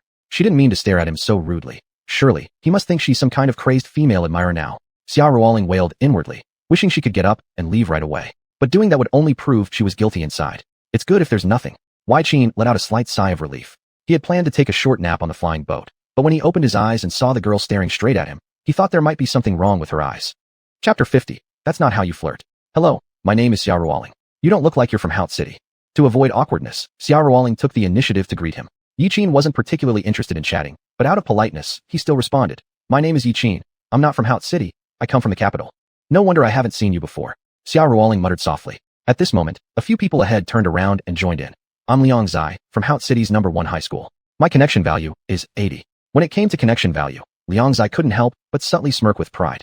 A connection value of 80 was high among high school students, but flaunting it was unnecessary. This only made one appear low class, just like those nouveau riche from the old days who adorned themselves with jewelry all over their bodies, thinking they were superior. At this point, Xiaoruoling had also overcome her shyness, carefully asking, My name's Xiaoruoling. I'm just heading to the capital for university. Would you like to exchange contact information? Before Yi Qin could speak, Liang Zai quickly provided his number. Xiaoruoling, you're going to the capital for university too? What a coincidence. Here's my contact info. We can have each other's backs in the capital, and we can take the airship together during holidays. Upon seeing such shamelessness, Xiaoruoling stiffened her expression but smiled on her face and said, I didn't expect that you would also be attending university in the capital.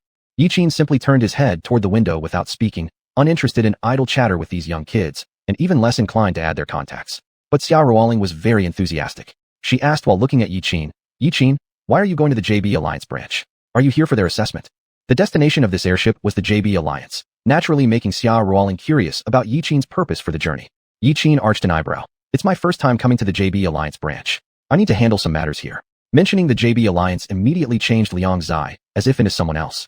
I know the JB Alliance branch really well. I have an uncle working there. In the following conversation, Liang Zai naturally began bragging about himself. He kept dropping subtle hints about how impressive his uncle was, as if holding some high-ranking position within the JB Alliance branch.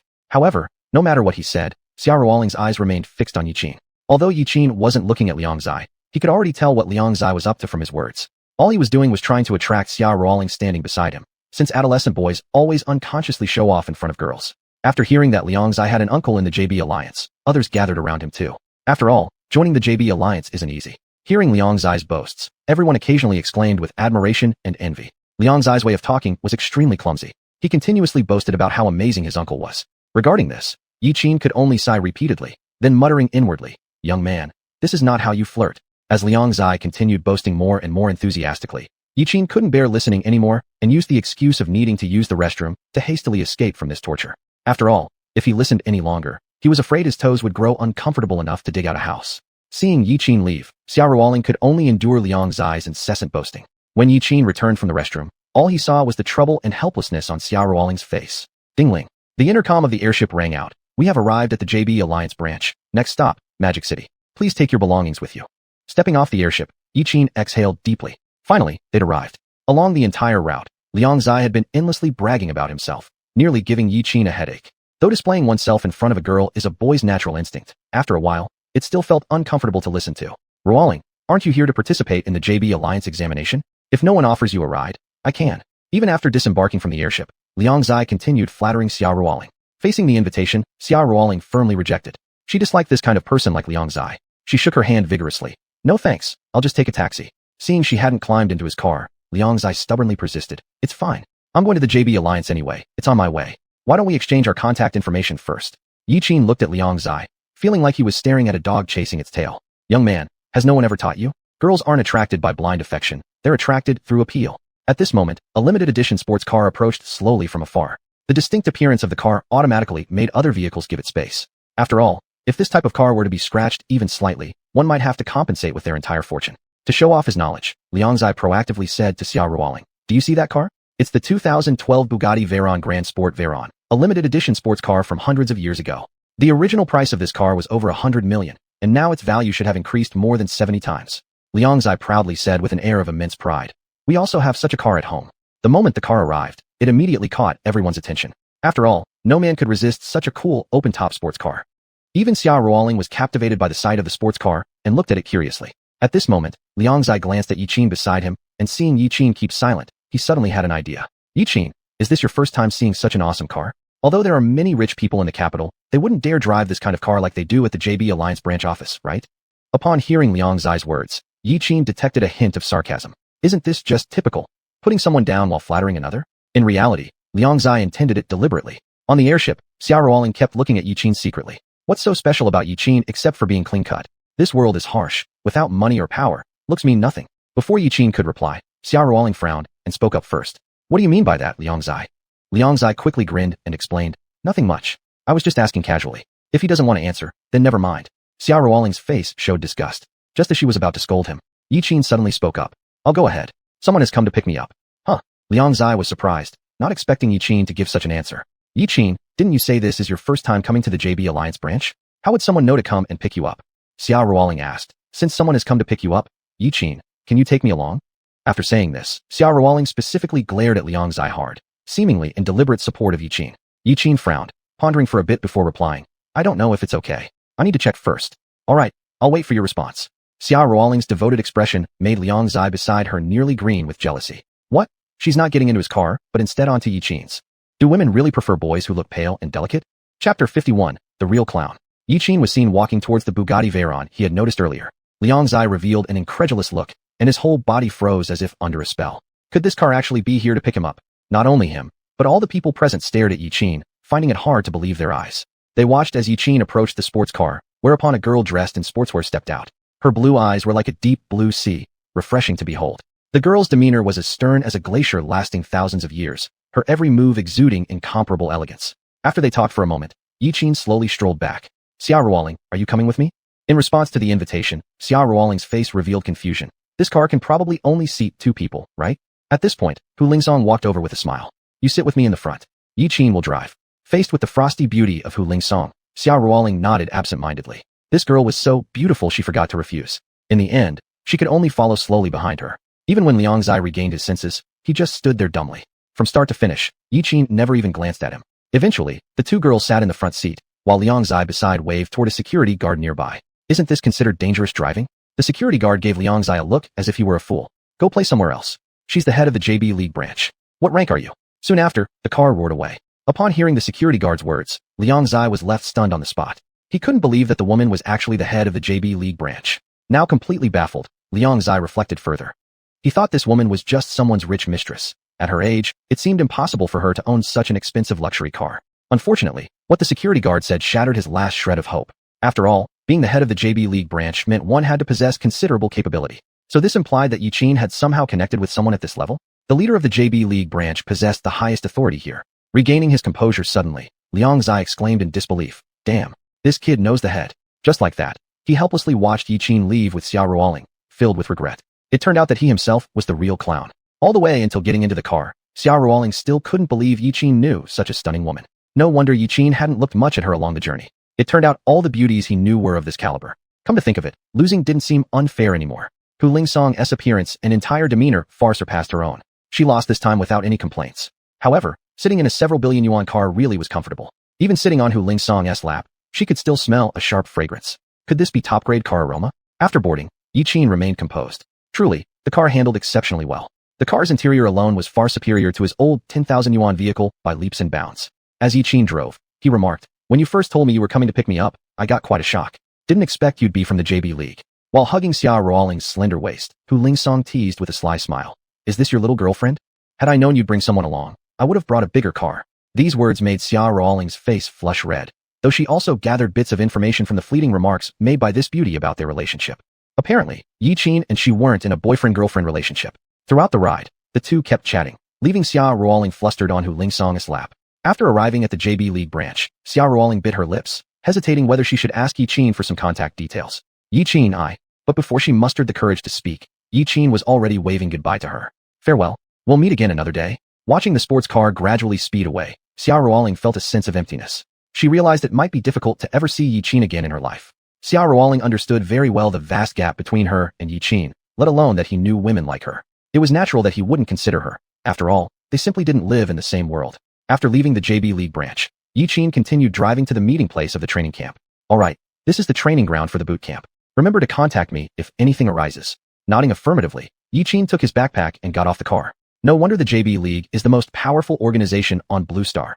Even the area of a minor training camp is larger than the Imperial Capital Middle School. As soon as Yiqin walked in, he saw a sign that read, Training Camp Assembly Point.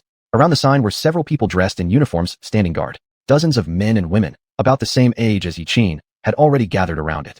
They too seemed to be here for the boot camp. Yiqin noticed among these individuals were members from the Wuxia Empire, Battle Empire, and IMC Empire.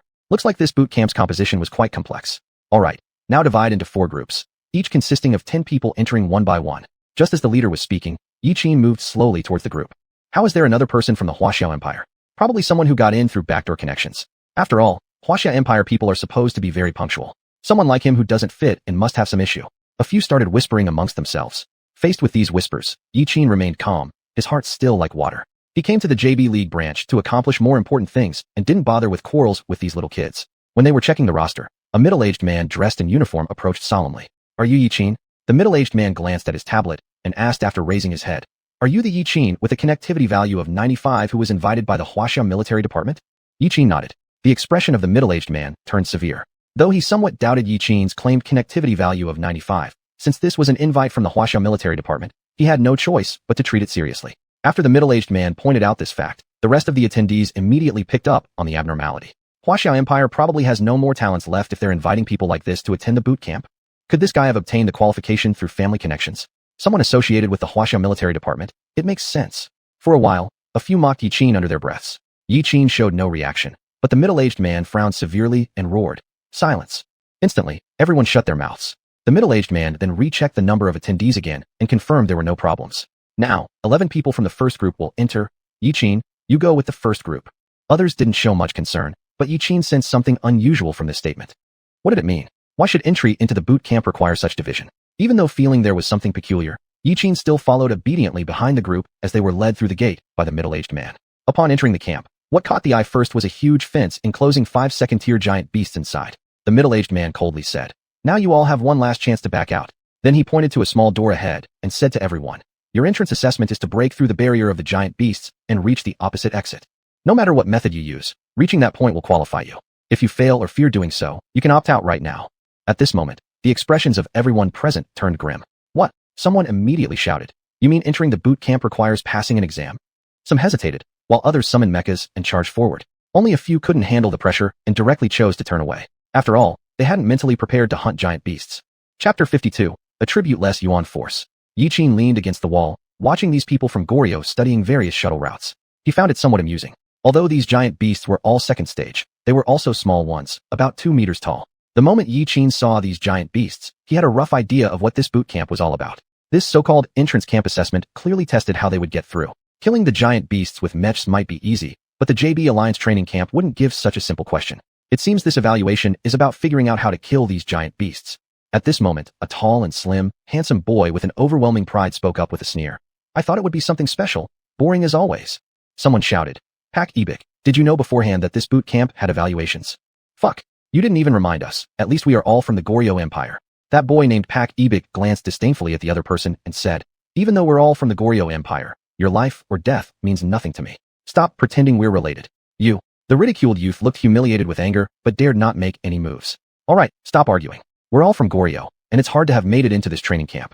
No one wants to get eliminated, so let's quickly figure out how to pass this test. A tall girl with a sweet face stepped in to mediate. I'll do it. Watch me rip these beasts apart. At this moment, a buzzcut youth stepped forward and summoned his mech. Seeing him taking the lead, someone snorted and said, Don't show off. Just stay safe by piloting the mech and dodging those beasts. If you're attacked back by the beasts, it will be hilarious.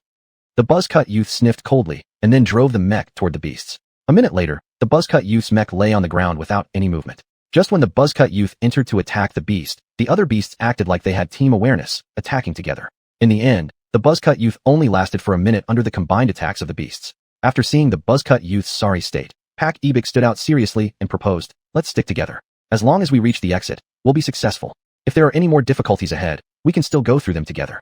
Several Goryeo individuals nodded eagerly. Yes, let's stick together. After all, there's no rule against it. Suddenly, someone pointed at Yiqin in the corner and asked, What about this guy? He's not from Goryeo. Instantly, everyone's gaze converged on Yiqin. These people stared at Yiqin, their expressions gradually becoming mocking. Yiqin chuckled softly. He still remembered the people from the Goryeo Empire who attacked the mech competition last time. Unexpectedly, he could meet them in this boot camp this time. But he didn't need to fight here. After all, there would be time to deal with them later. At this moment, Pak Ebik immediately stood out and said coldly, "If you want to join our group, then you must follow my commands next." "That's right. Next, you should take the front line to cover for us. Otherwise, don't think about joining us." Once the suggestion was made, others immediately agreed. Yiqin remained silent and slowly walked past the others. "Yes, be obedient." Pak Ebik nodded satisfactorily. "Kid from Wuxia, if you perform well, we might consider helping you later." To this, Yiqin just found it amusing. Sure enough, the Goryeo people were always like this. They excluded outsiders, and if there were none, they excluded each other. They'd be small-timers forever. Then Yiqin walked to the front of the crowd and looked at them pitifully. "I've never heard of a tiger hiding behind pigs and sheep." After saying that, Yiqin turned around and walked towards the fence without looking back. All the other Goryeo people present were momentarily stunned upon hearing Yiqin's words. Soon, they realized and their faces showed anger and humiliation. "Shit, do you dare call me a pig or sheep?" Pak Ebik dashed forward and tried to punch Yiqin's back. Yiqin simply sidestepped slightly, tripped Pak Ebik with a leg sweep, causing him to fall flat on his face instantly. Pak Ebik wanted to say something, but by the time he stood up, Yiqin had already entered the testing grounds. Is he crazy? Wow, there's going to be bloodshed. This lunatic actually walked inside without summoning a mech. Is he insane? Even Pak Ebik lying on the ground was startled by the scene, barely swallowing the dirty words on the tip of his tongue. As Yiqin walked casually into the testing area with his hands in his pockets, bystanders watched in amazement. Every step Yiqin took was steady and silent. While practicing his meditation breathing technique, he also tried to sense the breathing of the giant beasts. At this moment, it was as if he had merged with the environment. After breaking through the upper limit of the gene lock, Yiqin's attribute-less Yuan force became genuinely effective. Although unable to control elements, his attribute-less Yuan force could manipulate objects from a distance. Moreover, Yiqin could perceive the surrounding environment by sensing the presence of Yuan force. He could feel the airflow trajectory, the wind direction, and even the emotions of the giant beasts. The calmness, vigilance, uneasiness, and restlessness of the giant beasts were all perceptible to him. Yiqin estimated that if his Yuan force grew powerful enough, he wouldn't need his eyes to see things. Relying solely on Yuan force would be enough to perceive the existence of enemies. It was like having a full-body holographic radar, directly compensating for the vision deficiencies when piloting a mech. Thus, under everyone's watchful eyes, Yiqin casually strolled towards the exit. The Goryeo participants looked at each other in disbelief, unable to comprehend what they had just witnessed. Could this be the correct way to pass? Walking straight through without summoning a mech? Seeing Yiqin pass so effortlessly, including Pak Ebik, the group of young people all turned extremely grim-faced, feeling as if they had swallowed a fly. Is this guy just lucky? Did the giant beasts not even notice him? Watching Yiqin pass with such ease, some began to grow restless. After all, if they simply walked through like Yiqin, shouldn't they be able to pass too? However, after looking at the giant beasts inside the field, everyone unconsciously abandoned the idea. A single claw from one of these second-stage giant beasts would tear their bodies in half. If it weren't for the specially made glass keeping them apart, those beasts would have already charged at them. Still, a few Goryeo individuals refused to give up and decided to try replicating Yiqin's method. They followed his footsteps into the enclosure. Before they had even walked 10 meters, a small second-stage giant beast suddenly leapt forward. "Summon your mech quickly." People behind the glass shouted immediately, but before their mechs could even land, the two Goryeo individuals were torn apart into pieces by the giant beast. Hearing the beast's angry roar, Yiqin turned around in surprise. Are these people insane, trying to barge through like that? Taking advantage of the giant beast's distraction while it fed on the remains of the Goryeo individuals, Pak Ebik summoned his mech first and then ran toward the exit. Soon others reacted and summoned their mechs to follow, unwilling to face the beasts head-on. Chapter 53, Flesh and Blood Combat Against Battle Robots. Yiqin, I can't believe what trick you just used. After reaching the exit, Bubai immediately confronted Yiqin as soon as he stepped out of the mech. What trick did I use? Don't you have eyes to see? Yiqin had no interest in dealing with a mad dog, especially a Korean one. Bubai was about to move his hand, but seeing the surveillance cameras all around, he dismissed the thought. Soon, the remaining 7 people crossed the giant beast and reached the exit. When everyone was present, a broadcast sounded. Please store your summon bracelets in the cabinets and proceed to the second stage. Apparently, summoning mechs was not allowed inside the boot camp, so after hearing the broadcast, all the students stored their summon bracelets. After Bubai placed his summon bracelet, he let out a cold snort. I don't know what trick you used, but you won't be able to get through the next stages like that. If luck played a part before, there would be no room for it in the coming tests. Without having a bracelet to deposit, Yiqin naturally walked toward the deeper end of the tunnel. At the end of the corridor, the second test checkpoint appeared before everyone's eyes. It was a long, square-shaped passage, and at the far end of this passage stood an iron door.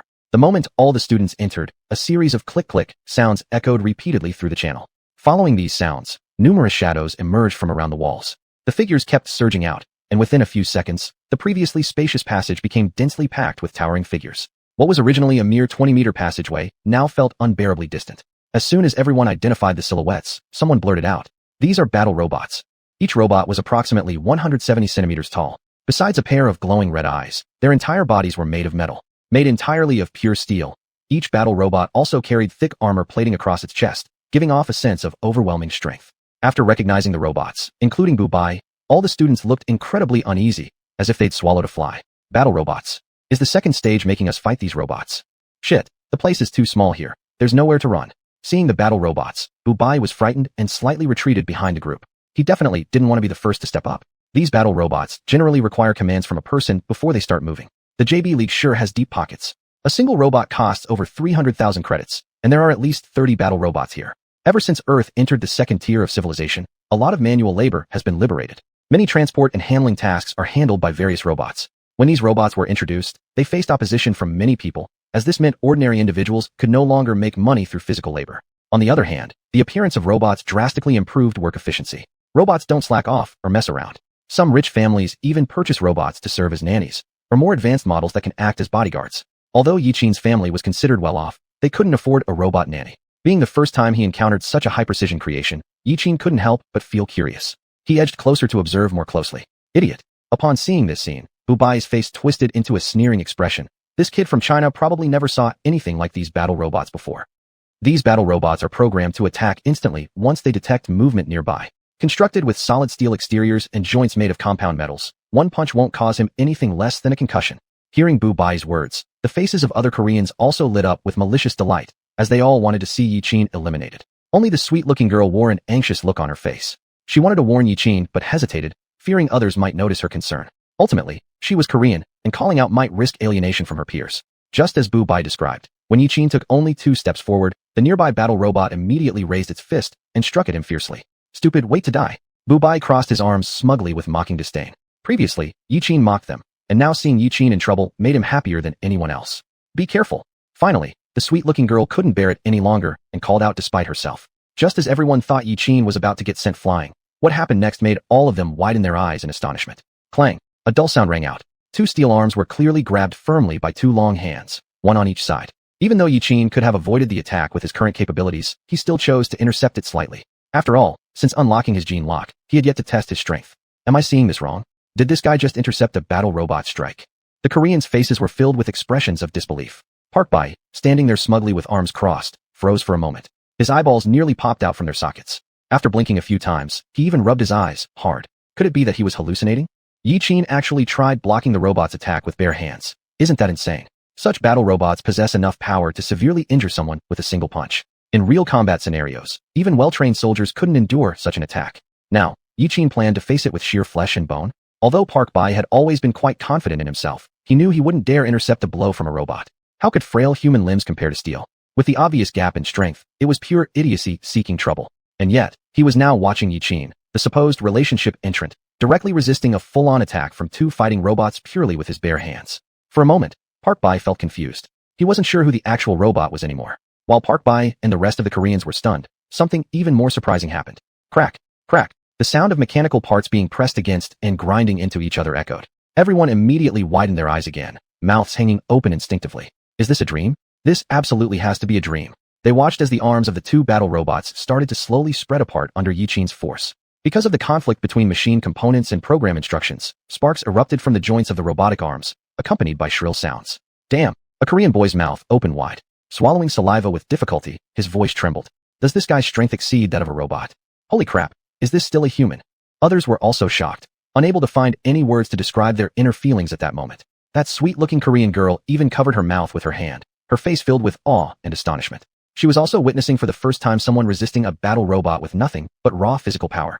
What kind of force was contained within Yiqin's seemingly frail body? Right at that moment, at the back of the group, a burst of loud laughter suddenly erupted. Everyone turned towards the source of the noise, finding Park Bai laughing heartily behind everyone else. I said it.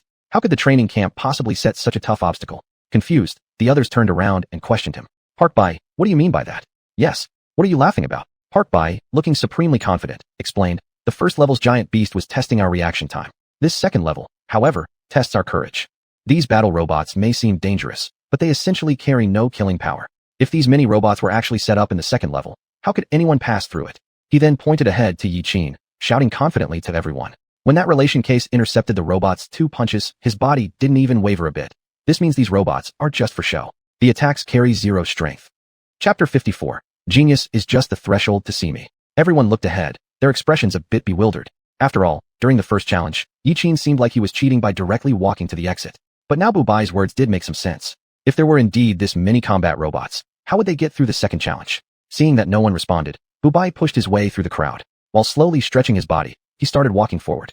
You better watch me work. Bubai flicked his bangs, suddenly accelerating with confidence as he charged toward the front robot.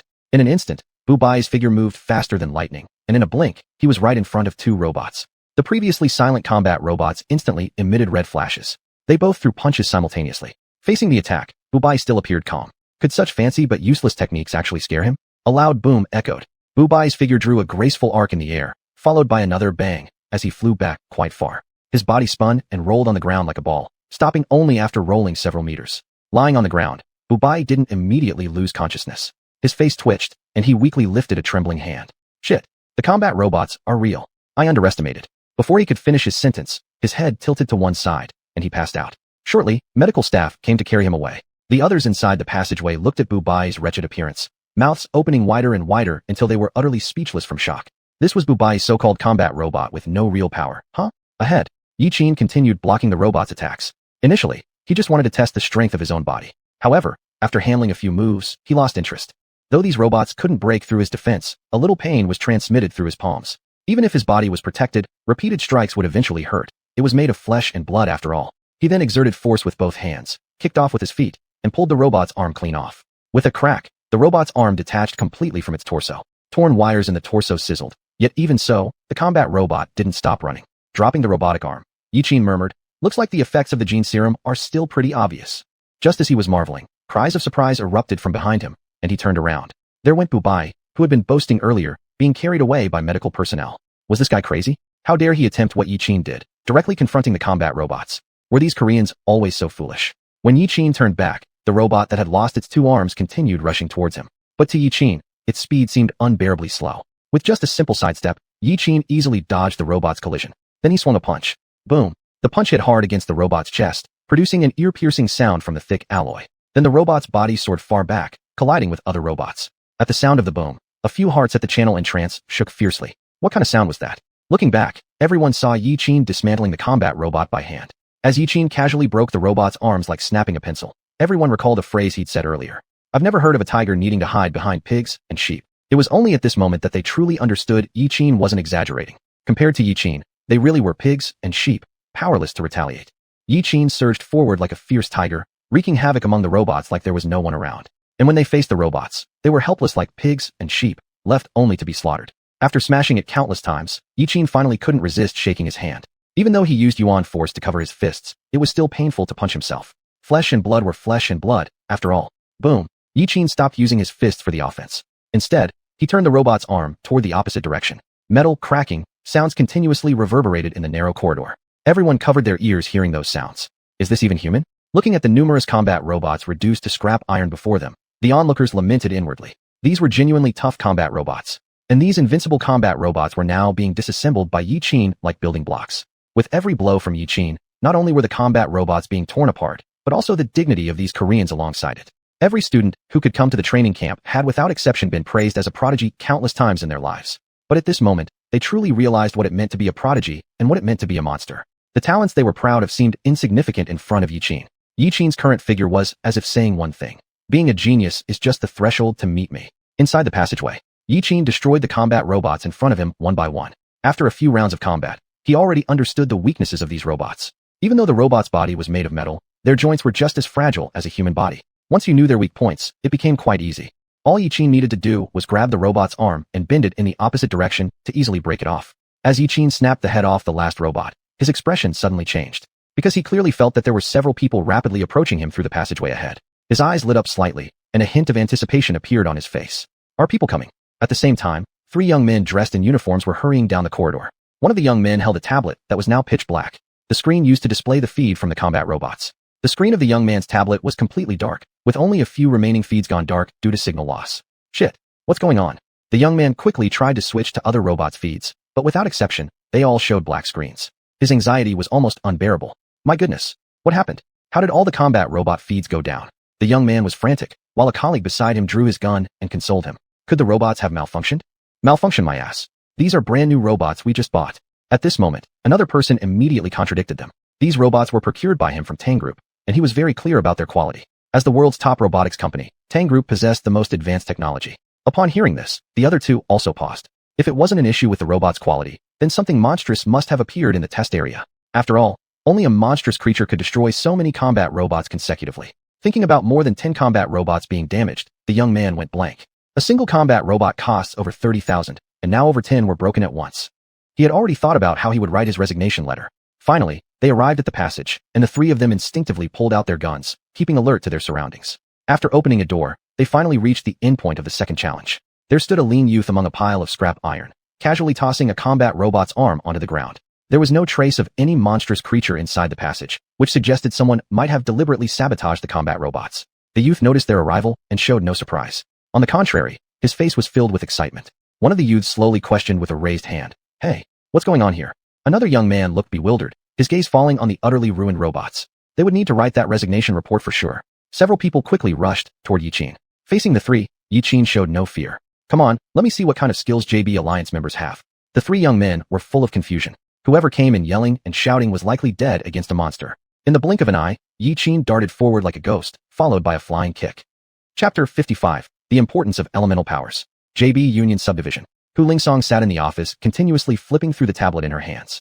The black and white uniform perfectly highlighted her figure.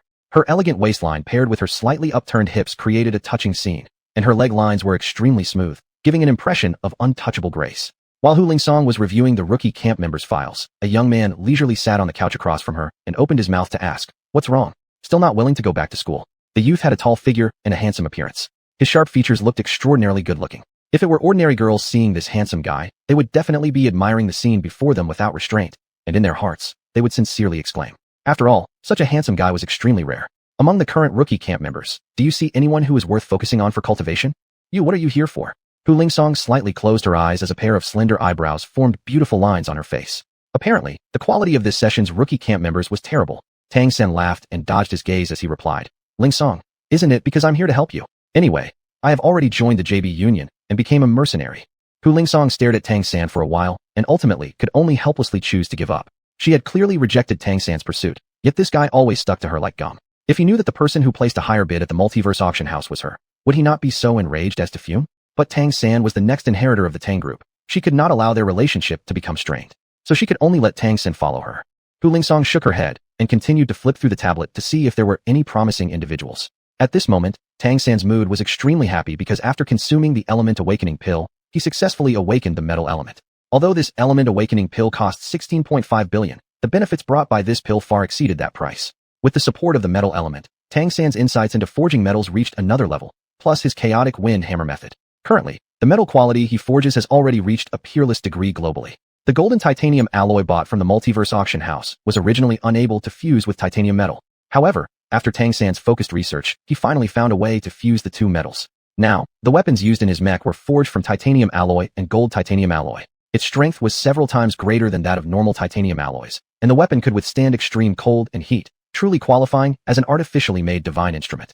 Even Tang San did not expect that the weapons created using the chaotic wind hammer method could reach such intensity. Only after finishing everything did Tang San come to the subdivision of the JB Union. Tang San and Hu Lingsong knew each other since childhood. Although their families' businesses didn't conflict, in recent years, the Tang Group started wanting to enter the energy enterprise field. This made Hu Lingsong's father feel a slight sense of crisis. Even though Hu Bailey intended to marry Hu Lingsong to him to form an alliance through marriage, Hu Lingsong outright refused to accept. Since childhood, Hu Lingsong disliked Tang San. Since she was young, she always felt that Tang San's eyes and behavior carried a trace of cruelty. Although it wasn't exactly underhanded, the terrifying aura would occasionally emanate. This made Hu Lingsong perceive Tang San as dangerous, hence why she didn't have any favorable feelings towards him. After sitting for a while, Tang San finally paced over slowly. His eyes casually glanced at the screen projection, asking, "How about it? How's the quality of this session's rookie camp members?" "Not great," Hu Lingsong coldly answered. In this rookie camp, although many people have awakened elemental powers, only 4 of them can be considered qualified seeds. Although their connection values with the mechas all reached above 85, they still cannot freely use the element powers. Tang San paused slightly. They're already 18 years old and still haven't been able to freely utilize elemental powers. Seems like the people in this world are still quite weak. On the day he took the elemental awakening pill and awakened the metal element, it only took less than 10 minutes for him to master all its uses. Yet the people in this world can't even grasp the most basic use of elements, which left Tang San feeling somewhat incredulous. Only then did the profiles of 4 people appear on the screen. Nina Mode, from the IMC Empire, 18 years old, awakened water element, pilots the preparatory mecha, connection value 85. Tang Xin clicked on the detailed information. A prodigy from the IMC Empire should be pretty good. Then what about the others? The other 2 are twin siblings from the Union Empire. Brother Al awakened fire element, younger brother Eco awakened earth element. Tang Xin also checked the information about the others. Suddenly, Tang Xin spotted the number 95 in the rejected list. He quickly opened the file and magnified the detailed information. Why is Yiqin's connection value at 95? Could it be that the testing instrument malfunctioned? Hu Lingsong looked up and explained, Yiqin's connection value is fine, but he hasn't awakened any elemental power, so he doesn't meet the minimum requirement. Hu Lingsong sighed a little regretfully. Although Yiqin had strong talent for mech, he lacked elemental power within his body, so his potential would ultimately be weaker than others. Tang San's expression became serious. He knew Hu Lingsong was right. Elemental power was one of the biggest killer moves of mechs, equivalent to martial souls before he had time traveled. And Yiqin was like someone without a martial soul. Such a person would definitely be weaker in battle. However, after seeing Yiqin's connection value, Tang Xin always felt something was amiss. After all, having experienced 2 instances of time travel, he was unusually sensitive to such matters. I think Yiqin still has some remarkable qualities. After all, this is a connection value of 95. Hu Lingsong nodded. That's why I'm hesitating whether to include Yiqin's name on the key cultivation list. In fact, she also agreed with Tang San. She had personally seen Yiqin pilot the mech. Even unfamiliar with the mech, Yiqin could skillfully control the Polaris. This wasn't just simply describing him as a genius. Yiqin was simply a freak. Freak or not awakening elemental powers remained a hard weakness. Indeed, connection value could reflect the upper limit of a person and their mech. But in later stages, the drawback of lacking elemental power would become evident. Facing top-notch mech pilots, the absence of elemental power might become a fatal flaw. Ultimately, they would have to retreat from high-level battles. Hu Lingsong was very conflicted. As an elemental awakener herself, Hu Lingsong knew how important elemental power was. No matter how high the connection value was, or how capable the mech being controlled was, it still couldn't surpass the enhancement brought by elemental power. Imagine again, if facing another attack of the giant electric ant's infrasound waves, Yiqin without elemental power would have no way to resist. Although Yiqin had saved her, she was afraid that including Yiqin in the key training list might harm him. Tang Xin glanced at the other 3 people. There was certainly nothing special to say about Nina Mode, who had awakened water attributes with a connection value higher than 85. The other 2 had awakened fire and earth attributes respectively, both very good. Earth attributes defense was astonishing, while fire attributes offensive power ranked just below light attribute. Although none of the other 3 had a connection value as high as Yiqin's, and their current displayed mech piloting skills were inferior to Yiqin, they all had awakened elemental powers. Tang San was almost sure that after 10 or 20 years, these 3 would outperform Yiqin. This was the rule of this world. People who had awakened elemental powers were naturally superior. Without exception, Tang Xin quietly sighed. Yiqin does have talent. It's just unfortunate that he hasn't awakened any elemental power. Hu Lingsong pulled up Yiqin's detailed records and examined his historical performance. She initially thought that Yiqin had elemental power inside him, but just didn't know how to use it skillfully. But when she truly saw Yiqin's profile, Hu Lingsong also found it hard to believe her own eyes. Since you've made your decision, then? Just as Tang San was about to continue, an emergency signal immediately reached Hu Lingsong's office. What's going on? Hu Lingsong swiftly operated the screen, and across the entire system screens, she saw that surveillance cameras at the rookie camp were all turning black, clearly destroyed by something. Hu Lingsong quickly switched to other venue monitoring systems, but still couldn't detect the situation at examination site number 4. Chapter 56, The Monster in Passage 4. After several attempts, Hu Lingsong finally managed to pull up the latest surveillance footage of examination room 4. In the camera feed, countless combat robots were seen severely damaged beyond recognition. Who did this? Tang Xin asked with a slightly surprised tone. The surveillance only showed the continuous destruction of the combat robots. At the sight of this, Tang San's eyes widened significantly. He took control and hurriedly adjusted other camera feeds. But then came a loud crash, and all the surveillance feeds lost their signal. Can you adjust to show other surveillance views? Hu Lingshuang urged anxiously, since such an occurrence had never happened before. Under Tang San's operations, more and more cameras turned their angles, focusing all the imagery on Passage 4 because he also wanted to know what was going on. After pressing the final button, Tang San forcibly activated one of the near-damaged cameras. The moment the feed was brought up, both people's pupils contracted slightly as they appeared briefly dazed. The figure displayed on the screen was not what they expected. On the surveillance, all that could be seen were a group of pale-faced teenagers standing still. All of them were staring at the same direction, their expressions filled with terror, like ordinary people in a movie seeing a monster. Following their gazes, both Hu Lingshuang and Tang Xin witnessed complete chaos. Robots lay shattered all over the floor. Dismembered robot limbs were everywhere. As Tang Xin zoomed in, both saw that every single combat robot had its arms and legs utterly destroyed. It was as if someone had mutilated them into nothing but grotesque carcasses. In Passage 4, all the robots were completely dismantled. A total of 30 robots had been wrecked without exception. This is the testing ground for mech pilots, isn't it? How did this happen? Tang San's expression turned sour. Without summoning mechs, someone had actually managed to devastate these combat robots? And this wasn't just simple damage. These robots were practically written off. Remember, these combat robots were purchased from their Tang group. Tang San was well aware of their durability and quality. Could it be that a colossal beast had broken out from the enclosures? Tang San said seriously. Lingshuang, I think a monstrous creature has escaped. This can't be possible.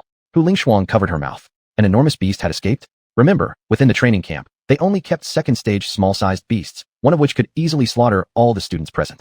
If Tang San's guess was correct, they would have a massive problem.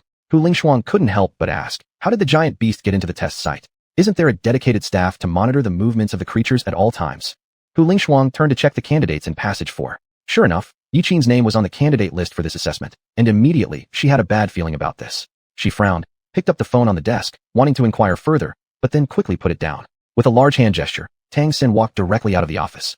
Forget it, let's go there and find out. Lingshuang became frustrated. Damn it, where are all the supervisors? Watching Tang San's departing back, Lingshuang quickly followed him. As a minister, she had to see the situation at the scene herself. Very soon, the two drove to the JB Alliance Youth Training Camp. Upon arrival, they saw numerous soldiers on guard duty. Getting out of the car, Lingshuang immediately began inquiring. What is the situation? Did a monster escape? An officer dressed in uniform quickly approached Lingshuang and whispered his report. Report to Minister, the surveillance cameras near Passage 4 have been damaged, and all cameras inside the passage have also gone silent. We currently don't know what exactly happened inside. And where are the exam proctors? Where are they? The proctors rushed to the scene first thing, but we lost contact with them 5 minutes ago. No joy or anger could be detected on Lingshuang's face as she calmly spoke. Guard both ends of the passage while sending someone to investigate the situation. If it turns out that a colossal beast has indeed escaped, eliminate it on the spot. Yes. Inside exam room 8. Boom. A combat robot exploded due to a malfunction in its own system.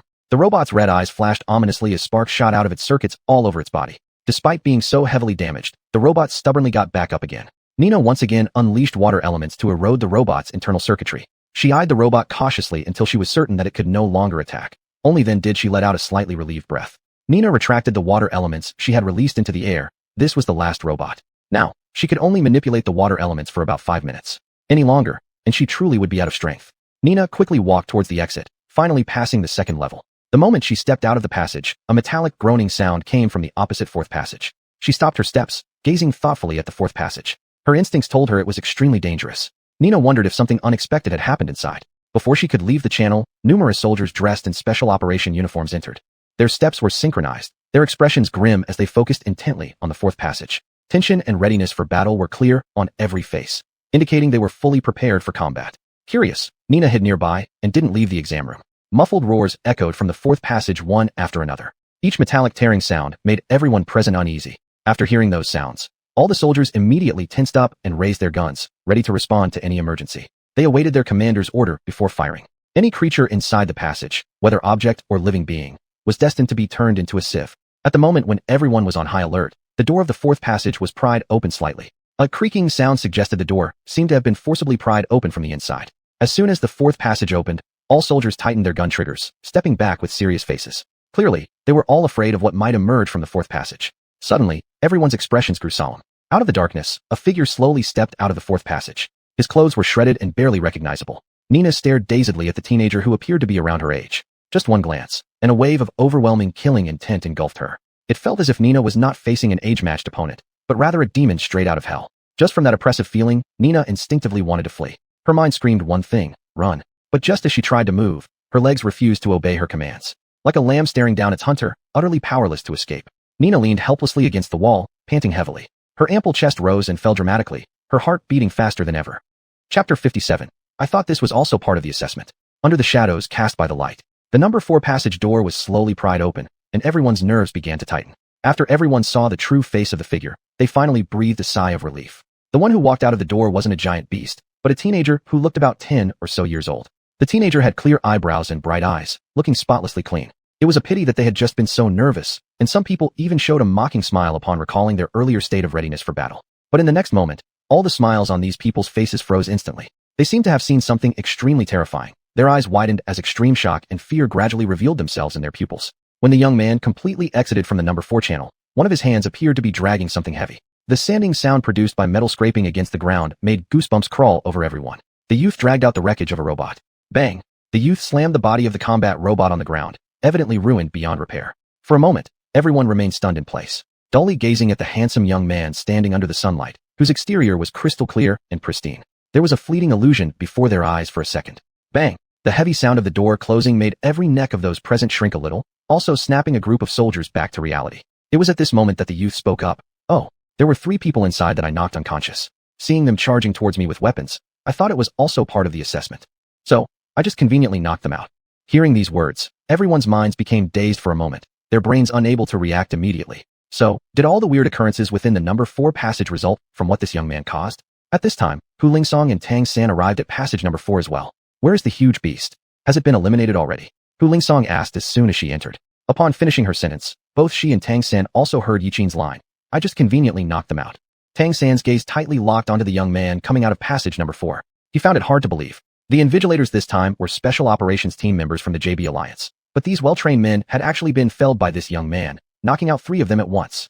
How could he possibly believe it? At the moment, only Hu Lingsong still maintained her initial expression, but Hu Lingsong couldn't help but admit that Yiqin's performance had surpassed her expectations. She naturally knew the capabilities of the invigilators, yet Yiqin managed to defeat all 3 of them, which was somewhat supernatural. Seemingly noticing the strangeness among everyone, Yiqin paused silently, trying to explain himself. "I didn't mean to." Silence. An eerie silence enveloped the scene. Moments later, Hu Lingsong's voice rang out in the area. "I am the minister of the JB Alliance branch, Hu Lingsong. Yiqin, congratulations on passing the youth training camp's assessment." Upon seeing an acquaintance, Yiqin suddenly understood everything clearly. He hadn't expected Hu Lingsong to be the minister of the JB Alliance branch. Yiqin originally thought Hu Lingsong had just joined the JB Alliance as a mercenary, but what he hadn't expected was that Hu Lingsong could become the minister at such a young age. This truly made him slightly astonished. If Hu Lingsong was indeed the minister, then matters would be much simpler. After resolving the crisis, the staff swiftly cleaned up the exam site. Hu Lingsong and Tang San both left the training camp as well. Yiqin, however, was led to the front of a dormitory. After simply explaining a few things briefly, they turned around and left. Throughout the process, the staff kept giving Yiqin strange looks. After all, less than 15 minutes ago, the high school student in front of them, who looked harmless on the surface, managed to beat the special operations soldiers half dead. Out of respect for someone like this, they inevitably had to raise their guard. Entering the dormitory, Yiqin dropped his backpack. Though the misunderstanding had been cleared up, he still had beaten the wrong people, so he couldn't blame them for looking at him differently. The accommodation conditions at the youth training camp were pretty good, a single-person room. Inside the dormitory, there was furniture and appliances galore, along with a separate bathroom and restroom.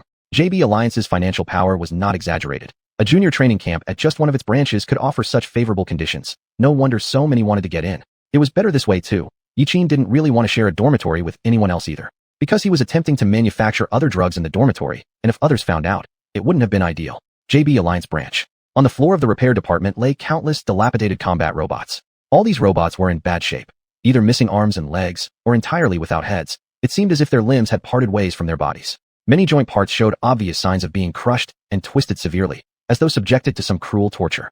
It was a shocking sight. Hu Lingsong and Tang San stood before the repair station masters. Beyond saving, these combat robots are completely ruined. The repair technicians had already sentenced these combat robots to their fate, which meant that they were irreparable and could only be sent to the recycling station to be melted down into metal once again. Then one of the technicians from the repair department pulled out a USB drive. "I've fully repaired the video footage. Take a look at it now." Tang San took the USB drive and plugged it directly into his handheld tablet. Subsequently, images began to play on the tablet. They were the recordings of the security cameras inside passage number 4. From the moment Yiqin and the Empire's test takers began their evaluation until the camera feed cut off. When the entire recording had finished playing, Hu Lingsong and Tang San's faces showed nothing but bewilderment. They simply couldn't believe what they had seen. These combat robots in his hands were like toys, their bearings made of composite metals snapped with a single flick. Was this something a human being could do? And those 3 exam supervisors? They barely lasted 10 seconds against him. Hu Lingsong stared at Tang San in shock. Has Yiqin undergone any special combat training? He fought against the combat robots barehanded, and not even the special operations team members could match up to him. At this moment, Tang San remained silent, complexity rising in his eyes. Based on the surveillance footage, this Yiqin must have practiced some sort of cultivation technique to reach this level. For someone to use just their body to battle machines, Tang San wouldn't buy that there wasn't some trick behind it. Hu Lingrong's expression mirrored the same complexity. She had originally thought that Yiqin merely possessed a high connection value, but she hadn't expected his combat abilities to be so powerful. Realizing this, Hu Lingsong paused momentarily, as though she hadn't ever seen Yiqin operate his own mech. And when Yiqin first piloted the Polaris, he had shown extreme familiarity, with impeccable fighting awareness and operational skill. That kind of mastery was like he'd practiced hundreds or even thousands of times. Should we put him on the key trainee list? Tang San asked. If it weren't for etiquette, he would have gone to question Yiqin right then and there. After all, such situations were far too familiar to Tang San. Having crossed worlds twice, he knew full well how strong cross-worlders could be. A cross-worlder's strength doesn't come from divine powers. It comes from the memory that automatically comes along after crossing worlds. That was the true root of a cross-worlder's power. In the footage, it seemed Yuqin had discovered a way to practice cultivation methods, enabling him to physically combat the combat robots. This road was something that Tang San had never considered before. After all, since the blue star didn't have soul energy, if Yuqin really had found a method of cultivation, then Tang San naturally would need to learn it himself. Even though his Xuanhuan's practice had reached maturity, his Tianxian Gong still had no progress, remaining stuck at the first layer. So, how do you plan to arrange things for Yuqin now? Seeing that Hu Lingsong didn't respond, Tang San couldn't help but inquire further. Hu Lingsong's eyes glimmered as she answered. Let's temporarily include him on the key trainee list for now. We'll make our decision based on his future performances.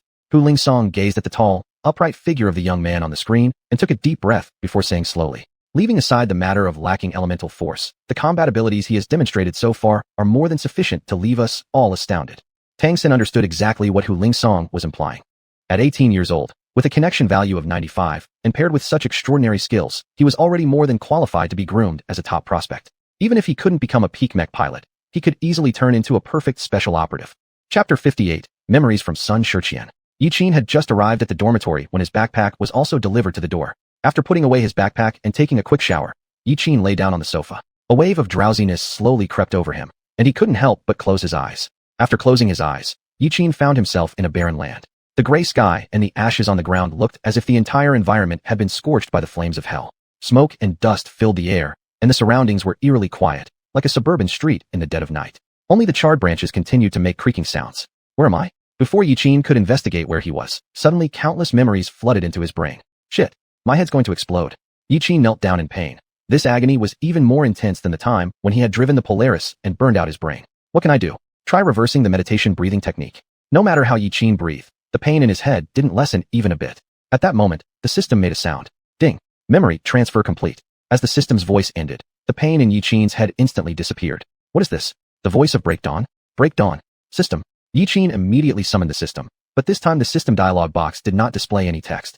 In the system frame, there appeared a handsome young man who looked nearly 30 years old. The young man waved at the screen. Has the recording function been activated? Since there's not much time, I'll be brief. My name is Sun Xiuxian. I am the commander-in-chief of the Wuxia Empire and also the highest leader of the Blue Star Coalition. Although I don't know who the viewer is, you must have many questions. Why there are so many additional memories in your mind, why you became the host of the system, and why you possess Break Dawn. Before I died, I instructed Break Dawn to replicate all my lifetime memories and store them in its hard drive. In fact, you're not a time traveler. You were merely chosen by the program I left behind, thereby becoming the host of the system. The person chosen by the program was always someone near death.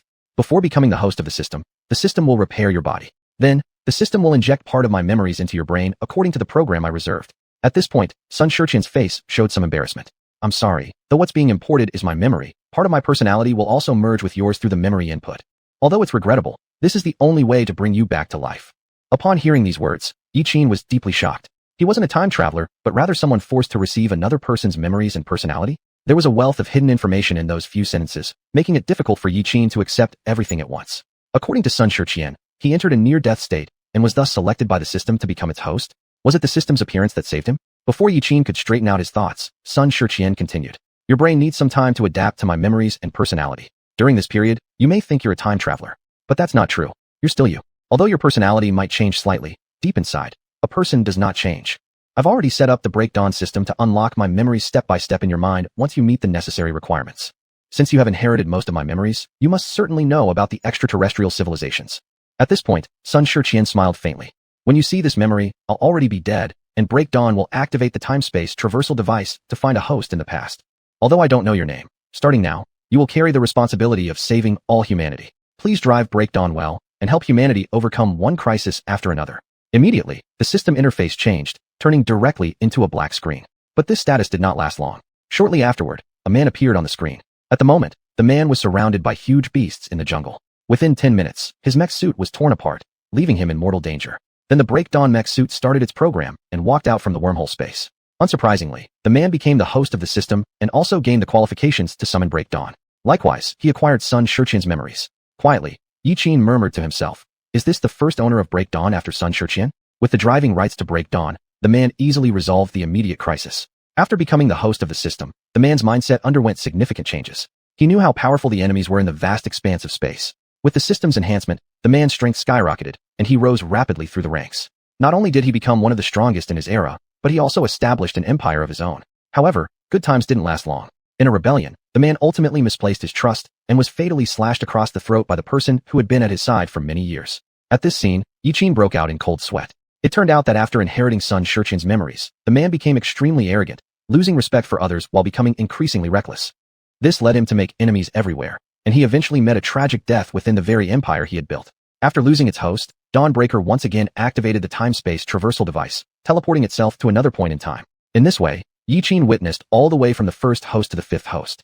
When he saw the eighth host, Yiqin finally viewed through Dawnbreaker's perspective how he was completely struck by the orbital cannon. In one battle, the eighth host was piloting Dawnbreaker in outer space against enemies. Overconfidence led to the death of all his teammates, and he himself ended up surrounded by multiple enemies. Outnumbered, the damage to Dawnbreaker became severe. Without power, the core section of Dawnbreaker's armor was pierced through by the orbital cannon, causing the eighth host to die on the spot. After losing its power source, Dawnbreaker drifted through space until it finally landed on an unnamed planet one day. Through many twists and turns, Dawnbreaker was eventually abandoned in a pile of garbage. Then, after a long period of time, the mainframe of Dawnbreaker reconnected with an energy source. After undergoing some basic repairs, Dawnbreaker finally restarted the time-space traversal device. And it was during this transfer that Dawnbreaker ended up in Yiqin's hands, making him the system's host. Up to this point, all mysteries were unraveled. It wasn't Yiqin who had traveled through time, but rather Sun Xiuxian's memories. Sun Xiuxian's memories and personality were forcibly injected into his mind by the system, leading to the Yiqin that existed now.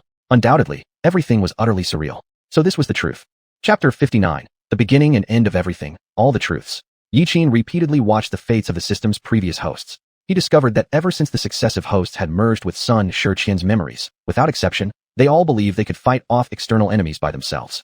Some of them, despite having established their own empires, were ultimately betrayed by their own people. Others, because of their blind arrogance, lost their lives in the process. Especially the eighth host. At the moment when Yiqin saw the railgun pierce through Dawn, his heart skipped a beat. In the system's view, Yiqin saw the original form of the Dawn mech for the first time. Dawn's armor was no longer in tatters, nor were there exposed wires on its exterior. The original Dawn mech presented a deep green color, and it was twice as large as its current size.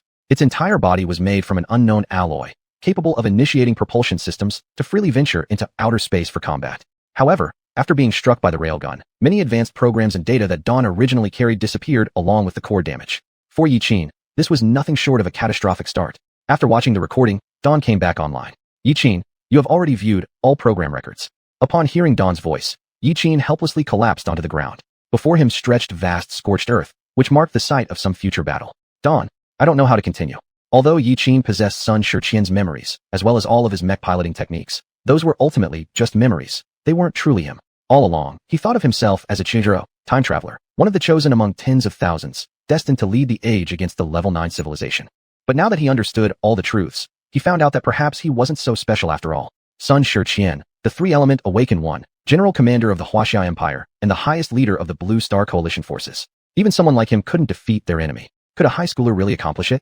Yiqin had seen those battles in his dreams, attacks from massive warships, clashes between civilizations, and fights filled with mountains of corpses and rivers of blood. Even if he possessed Sun Xiuxian's memories, could he truly save humanity? Dawn, I don't know what the future will be, but humans have an ancient saying. It depends on human endeavor. Yiqin deeply sighed. Dawn, if I die, can you still activate the space-time shuttle device and travel back to an earlier point in time to find a new host? Based on existing data analysis, the core points within the mech have been exhausted, making it impossible to activate the space-time shuttle device. Core points. Yiqin quickly opened the system panel. Are the core points on the system panel used to activate the space-time shuttle device? Yes, Yiqin. After your death, I would extract core points from your body and use them to activate the space-time shuttle device to search for a host. However, at least 10,000 core points are needed to activate this program. What? 10,000 points? Yiqin widened his eyes. He didn't expect core points to have this kind of use. Back when Dawn introduced core points, he mentioned that this material was the fundamental energy core of the universe. This is what it means. Dawn, even though I can no longer activate the space-time shuttle device, I believe in you, that you can certainly save humanity. Thank you, buddy. Yiqin felt a bit relieved. He didn't expect Dawn to comfort him like this. After calming down, Yiqin analyzed that it was because he had fallen into a near-death state that the system chose him as the host. In other words, if no one had tried to harm him, then the system might not have chosen him as a host. Yiqin chuckled faintly, not knowing whether this was a blessing or a curse. Right after becoming the host of the system, Yiqin remembered Koreans had rushed into the mech tournament venue, heading straight for him. Could it be that this act of betrayal had something to do with the Koreans? The top-level meeting hall of the Korean Empire. A tall blonde man slammed his hand hard on the table. Is this how you people get things done? The man raged uncontrollably. He hadn't expected these Koreans to be such failures. You sent so many mechs before, yet you failed to eliminate that kid in the prophecy? We didn't expect Li Yunlong to appear at the mech competition. Faced with the blonde man's questioning, the Koreans hung their heads hesitantly, not daring to look directly into his eyes. So you're implying that all this is our fault? The blonde man's gaze radiated hostility. If it weren't for needing these lapdogs, he would have slaughtered these useless Koreans on the spot. After sensing the murderous intent, the few Koreans quickly bowed and admitted their faults. No. All of this is our mistake. It's because we didn't make proper arrangements. Well, just stay put next and don't cause any more trouble. Even though the blonde man held utter disdain for these Korean failures in front of him, he still had to obediently follow the commander's orders. After leaving some instructions, the blonde man departed from Korea and returned to the IMC Empire. IMC Empire. Mrs. Nolan leaned on her wheelchair, gazing toward the horizon. We still couldn't stop it. It seems everything is predestined. Behind her, 5 or 6 people heard her words and immediately showed signs of fear on their faces. Mrs. Nolan lifted her head and looked up at the sky. It has begun. Mrs. Nolan, are you saying? The old woman known as Mrs. Nolan nodded. The Blue Star is about to experience a new round of changes, so there will be conflicts between the various forces again. The expressions on the faces of the 5 or 6 people present varied. Some were shocked, some dumbfounded, while others furrowed their brows and gritted their teeth. Mrs. Nolan possessed a special ability. She could briefly foresee events in the future. In order to curb the development of the wuxia Empire, Mrs. Nolan had used her abilities multiple times to foresee individuals who might cause the rise of the wuxia Empire. Because of this ability, the IMC Empire had repeatedly dispatched assassins to eliminate these important figures. However, it was unimaginable that these Korean underlings could not even kill one high schooler. This was utterly disappointing for the IMC Empire. Still, there was no need to blame them further. Although the assassination failed, these Koreans were after all just dogs kept by the IMC Empire. Even if the wuxia Empire were to retaliate, it would have nothing to do with the IMC Empire. Though Mrs. Nolan's ability was godlike, the power to predict the future came at a cost. Mrs. Nolan, now merely over 50 years old, already resembled someone in their 90s. Her skin was wrinkled, and her appearance lacked vitality. Mrs. Nolan slowly stood up from her wheelchair. My time is almost up. I can use my prophecy once more. Whether the IMC Empire can become the leader of the Blue Star again depends on you all. As soon as she finished speaking, several people's faces turned ghostly white. Points of starlight began to seep through Mrs. Nolan's skin and shine outwards from her body. Thus, Mrs. Nolan finally fulfilled her mission. Chapter 60. A tire seller learning to cook? Before Yuqin could figure out who had intended to harm him, he woke up from his dream. He glanced at the time and realized he had only slept for half an hour. Isn't time in dreams supposed to pass faster than in reality? He clearly felt like he had been in the dream for a long time, yet only half an hour had passed. Before Yuqin could figure out what was happening, his stomach let out a loud growl. Following the signposts, Yuqin made his way from the dormitory to the training camp cafeteria. The cafeteria was large, but only had 2 floors. The trainees ate on the first floor while the second floor was reserved for the staff of the training camp. At that moment, Yuqin spotted the group of Koreans who had taken the assessment with him, including the figure of Park Budong. His face was pale, and he was being supported by 2 companions as they waited in line to get food. Not just him, but many trainees had bandages on their bodies, showing clear signs of having been injured. Actually, anyone who passed the first test had already secured the qualification to stay, regardless of whether or not they succeeded in the second test. The first phase of the training camp's evaluation determined eligibility, while the second tested their limits. As Yuqin queued up, the trainees ahead of him were discussing today's test. Damn, those combat robots were insane. I only took 1 punch, and now I look like a pig's head. A male student helplessly waved his hand. What can we do? Who says we are allowed to use elemental power freely? I heard rumors about someone using elemental power to ace the second test. Your rumor is too weak. I heard there was someone who not only aced the second test, but also beat up the examiners. What? Beat up the examiners too? They're special operations soldiers from the JB Alliance. This must be a lie. Yeah, the examiners are all special operations personnel from the JB Alliance. How could high school students like us possibly beat them? Others quickly showed disdainful expressions. Just boast. This training camp only trains mecha pilots, so how could there be anyone capable of defeating special operations soldiers? Seeing others disbelieving, the boy hurriedly said, You don't believe me? When I was carried out after failing the second phase today, I vaguely saw several people carrying examiners into the medical room. Yuqin lowered his head and continued to queue silently. The 3 big men charging toward him looked like another part of the test, so he fought back. It wasn't his fault. In front of him, more small groups were chatting. How many people passed the second stage of this intake test? Really? One of the boys exclaimed in surprise. Really? After passing the first test, everyone starts with 100 basic points, but passing the second adds another 200. It's rumored 4 students passed the second test. Their faces were filled with admiration since only a few could make it through the second stage. While talking, Yuqin noticed someone staring at him strangely. Turning his head, Yuqin recognized the girl. Wasn't she the person he saw right after leaving the tunnel yesterday? When the girl met Yuqin's gaze, she froze for a moment, her face turning deathly pale. Without hesitation, she turned around and started queuing again, desperately avoiding any eye contact with Yuqin. Nina originally thought she was a 1 in 10,000 genius before entering the training camp. After all, At her age, proficiently controlling water elements was enough to place her among the best among her peers. But after seeing Yiqin yesterday, she understood the gap between geniuses and monsters. If she was a 1 in 10,000 genius, then Yiqin was a once-in-history monster. Without using any elemental force, Yiqin had merely used physical strength to destroy the combat robot. This was something no human of their age should have been able to achieve. In front of Yiqin, her supposed talent meant nothing. After the evaluation ended, Nina quickly calmed down and immediately asked the intelligence department of her IMC empire for information on Yiqin. After reviewing Yiqin's profile, Nina's self-esteem took another blow. She originally thought her connection value of 90 was quite high, but in comparison to Yiqin, her 90 was insignificant. Yiqin's connection value was an astonishing 95. Each increase above 90 is astronomically difficult. The higher one's talent, the prouder they naturally become, especially when starting at a level already beyond most. However, the sense of disparity experienced by such a genius after being hit was greater than that of an ordinary person. After all, from childhood, she had always been the one striking others and had never been struck herself. After suffering Yiqin's fatal blow, Nina directly locked herself in her room for half a day. When she finally calmed down, Nina slowly left her room. Although her body stepped out, her mind was still trapped inside. Finally, the people ahead of her in line had finished getting their food. Yiqin picked up his tray, first grabbing some dumplings, then added some stir-fried meat, and lastly took a bit of giant beast egg. Although he hadn't tasted it yet, Yiqin could already tell something was wrong just by the smell. Surely, he wouldn't have to eat this stuff every day while at the junior training camp. Yiqin tentatively picked up a small piece of stir-fried meat and put it into his mouth, stopping in place afterward. Damn, is this even fit for human consumption? Yiqin's complaint immediately drew the attention of many, with several students queuing up also halting to look at him. The group of Koreans also heard Yiqin's complaint. They all retreated to the side, eating kimchi instead. Apparently, yesterday's assessment had left them with quite a bit of psychological trauma. At this point, the chef in charge of cooking furiously emerged. Who is it? Who said there's something wrong with my food? It's me. Yiqin bluntly placed the tray on the nearby table without any hesitation. The stout chef walked straight over, full of menace as he questioned. What gives you the right to question whether or not my food tastes good? I, Kim Gyuging, a royal banquet-level chef from the Korean Empire. A chef with a Michelin 3-star rating. Is there a problem with my creations? Kim Gyuhing raised his voice, shouting loudly. He was already extremely annoyed by coming to the JB Alliance branch to cook for these high school students. But due to financial hardship, he reluctantly accepted the job. Unexpectedly, someone dared to criticize his cooking in this junior training camp. Since doing this job was already aggravating, Kim Gyuhing instantly became enraged after hearing Yiqin's words. Yiqin didn't expect the junior training camp's chef to be Korean. Now that they had crossed paths, he decided it was a good chance to use him as a scapegoat. The rating of a chef who sells tires. Do you actually dare to mention it? He looked at the other side with disdain and pointed to the dumplings in the plate, saying, These dumplings should be made from seafood giant beast meat, right? That's correct, Kim Gyuhing responded. Yiqin stuck a chopstick into one dumpling, presenting it in front of Kim Gyuhing, questioning softly. Seafood giant beast meat usually has an insulating fish skin layer that separates the temperature, but only the meat is needed for making dumplings, not the skin. You actually put the fish meat directly into the grinder. Don't you know that all giant beast skins carry unpleasant odors that need to be removed? The foul smell of the fish skin mixed with the fresh taste of the fish meat. How are we supposed to eat this?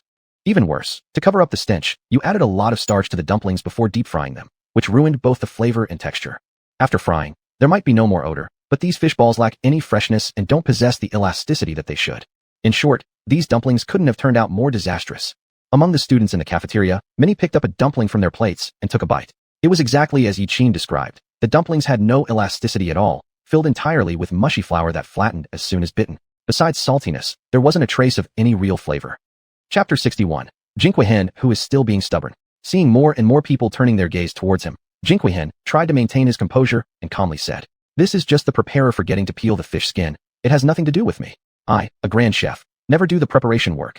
Noticing that the other party was still refusing to admit, Yiqin pointed at the fried meat again. Wasn't this fried meat made by you? It was. Jinquihen nodded. After receiving the affirmative reply from the other side, Yiqin continued saying, The meat for this dish of stir-fried pork belly is taken from the body of a second-ranked giant beast, steel-spiked tiger. And this green vegetable should be the restorative medicine, gongshi grass, right? Jinquihen nodded. You're right. Eating this dish can accelerate the healing of wounds in the human body. At this point, Jinquihen even proudly looked around, because from his perspective, there was nothing wrong with these dishes he had cooked. Then, Yiqin handed the entire plate of food to Jinquihen's face. Do you smell it? Jinquihen seemed a bit puzzled. What am I supposed to smell? You didn't even take out the tendons of gongshi grass before letting people eat?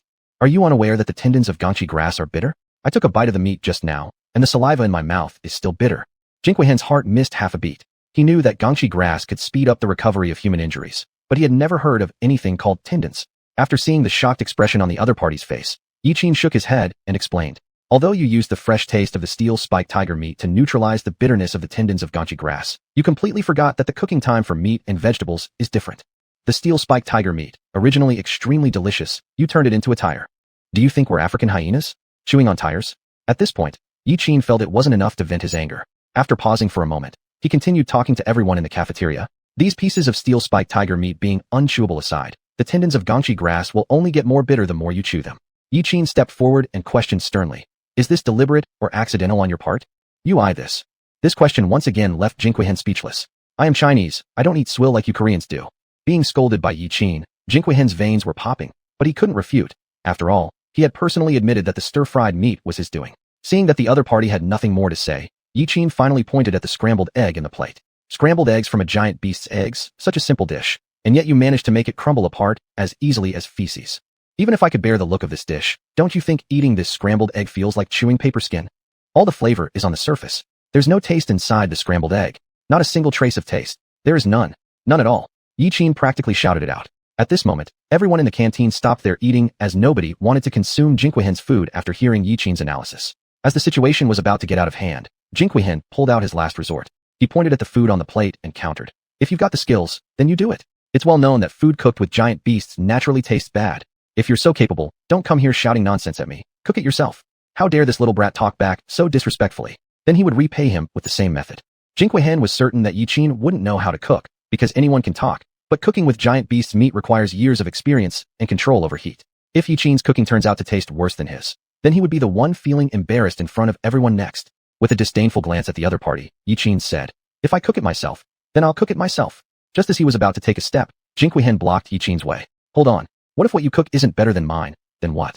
Xuanhuan's expression darkened. How dare this guy embarrass him in front of so many people? Now he must get his dignity back. Instantly, all the students in the canteen were looking at Yiqin. Who wouldn't want to watch some drama unfold? On the other hand, it's common knowledge that giant beasts' meat tastes bad, but Yiqin could point out the problems without any mistake, which means he does have some talent. Pushing away Xuanhuan's hand, Yiqin sneered. If the food I make doesn't taste good, then I will voluntarily quit the training camp, okay? Suddenly, the whole classroom burst out in surprise among the trainees. After all, so many people aspire to enter the training camp. And today, Yiqin dared to bet on this just because the food was terrible. This was quite bold indeed. After achieving his purpose, Xuanhuan coldly hummed. Fine. The kitchen is over there. You can choose any ingredients. Don't say I'm not giving you a chance. At this moment, Yiqin confidently extended 3 fingers. I'm not taking any advantage of you. I will only take half an hour to make 3 dishes, each for a minimum of 50 people. If even one of the dishes is not delicious, I will voluntarily leave the youth training camp. Another wave of surprise spread through the cafeteria. Was Yiqin insane? It was already hard enough to cook with giant beast meat, yet Yiqin dared to raise the stakes on himself. Wasn't this digging his own grave? All right, I'll wait for you here for half an hour. Xuanhuan immediately sat at the nearest spot. Today he wanted to see what the insolent little brat in front of him could possibly come up with. If he failed to produce something tasty, Xuanhuan would then have an opportunity to ask for another compensation fee from JB Alliance's local branch. Half an hour later, Yiqin pushed a cart out, on which were 3 large bowls filled with different dishes. But anyone who understood cooking could tell that these dishes weren't simple. The 3 bowls of food on the cart clearly replicated and improved upon Xuanhuan's dishes. Even before the numerous students in the cafeteria smelled them, they had already judged how appetizing these dishes were from the fragrance permeating the air. Just seeing these dishes was enough to make one's mouth water. After gaining son Xiuxian's memories, Yiqin naturally became a master chef specializing in cooking giant beast meats. He knew exactly how to deal with these ingredients. I've prepared 3 dishes. Gongchi grass stir-fried steel-spiked tiger meat, coconut fragrant giant beast egg tofu, and gongchi grass tendon soup with cordyceps. In the gongchi grass stir-fried steel-spiked tiger meat dish, the tendons were removed to eliminate bitterness, while adding tiny peppers to enhance the flavor. The strong aroma wafting around made everyone's mouths water profusely and their appetite increased. For the coconut fragrant giant beast egg tofu dish, Yiqin pre-flavored coconut milk and mixed it with giant beast egg yolk to form the tofu.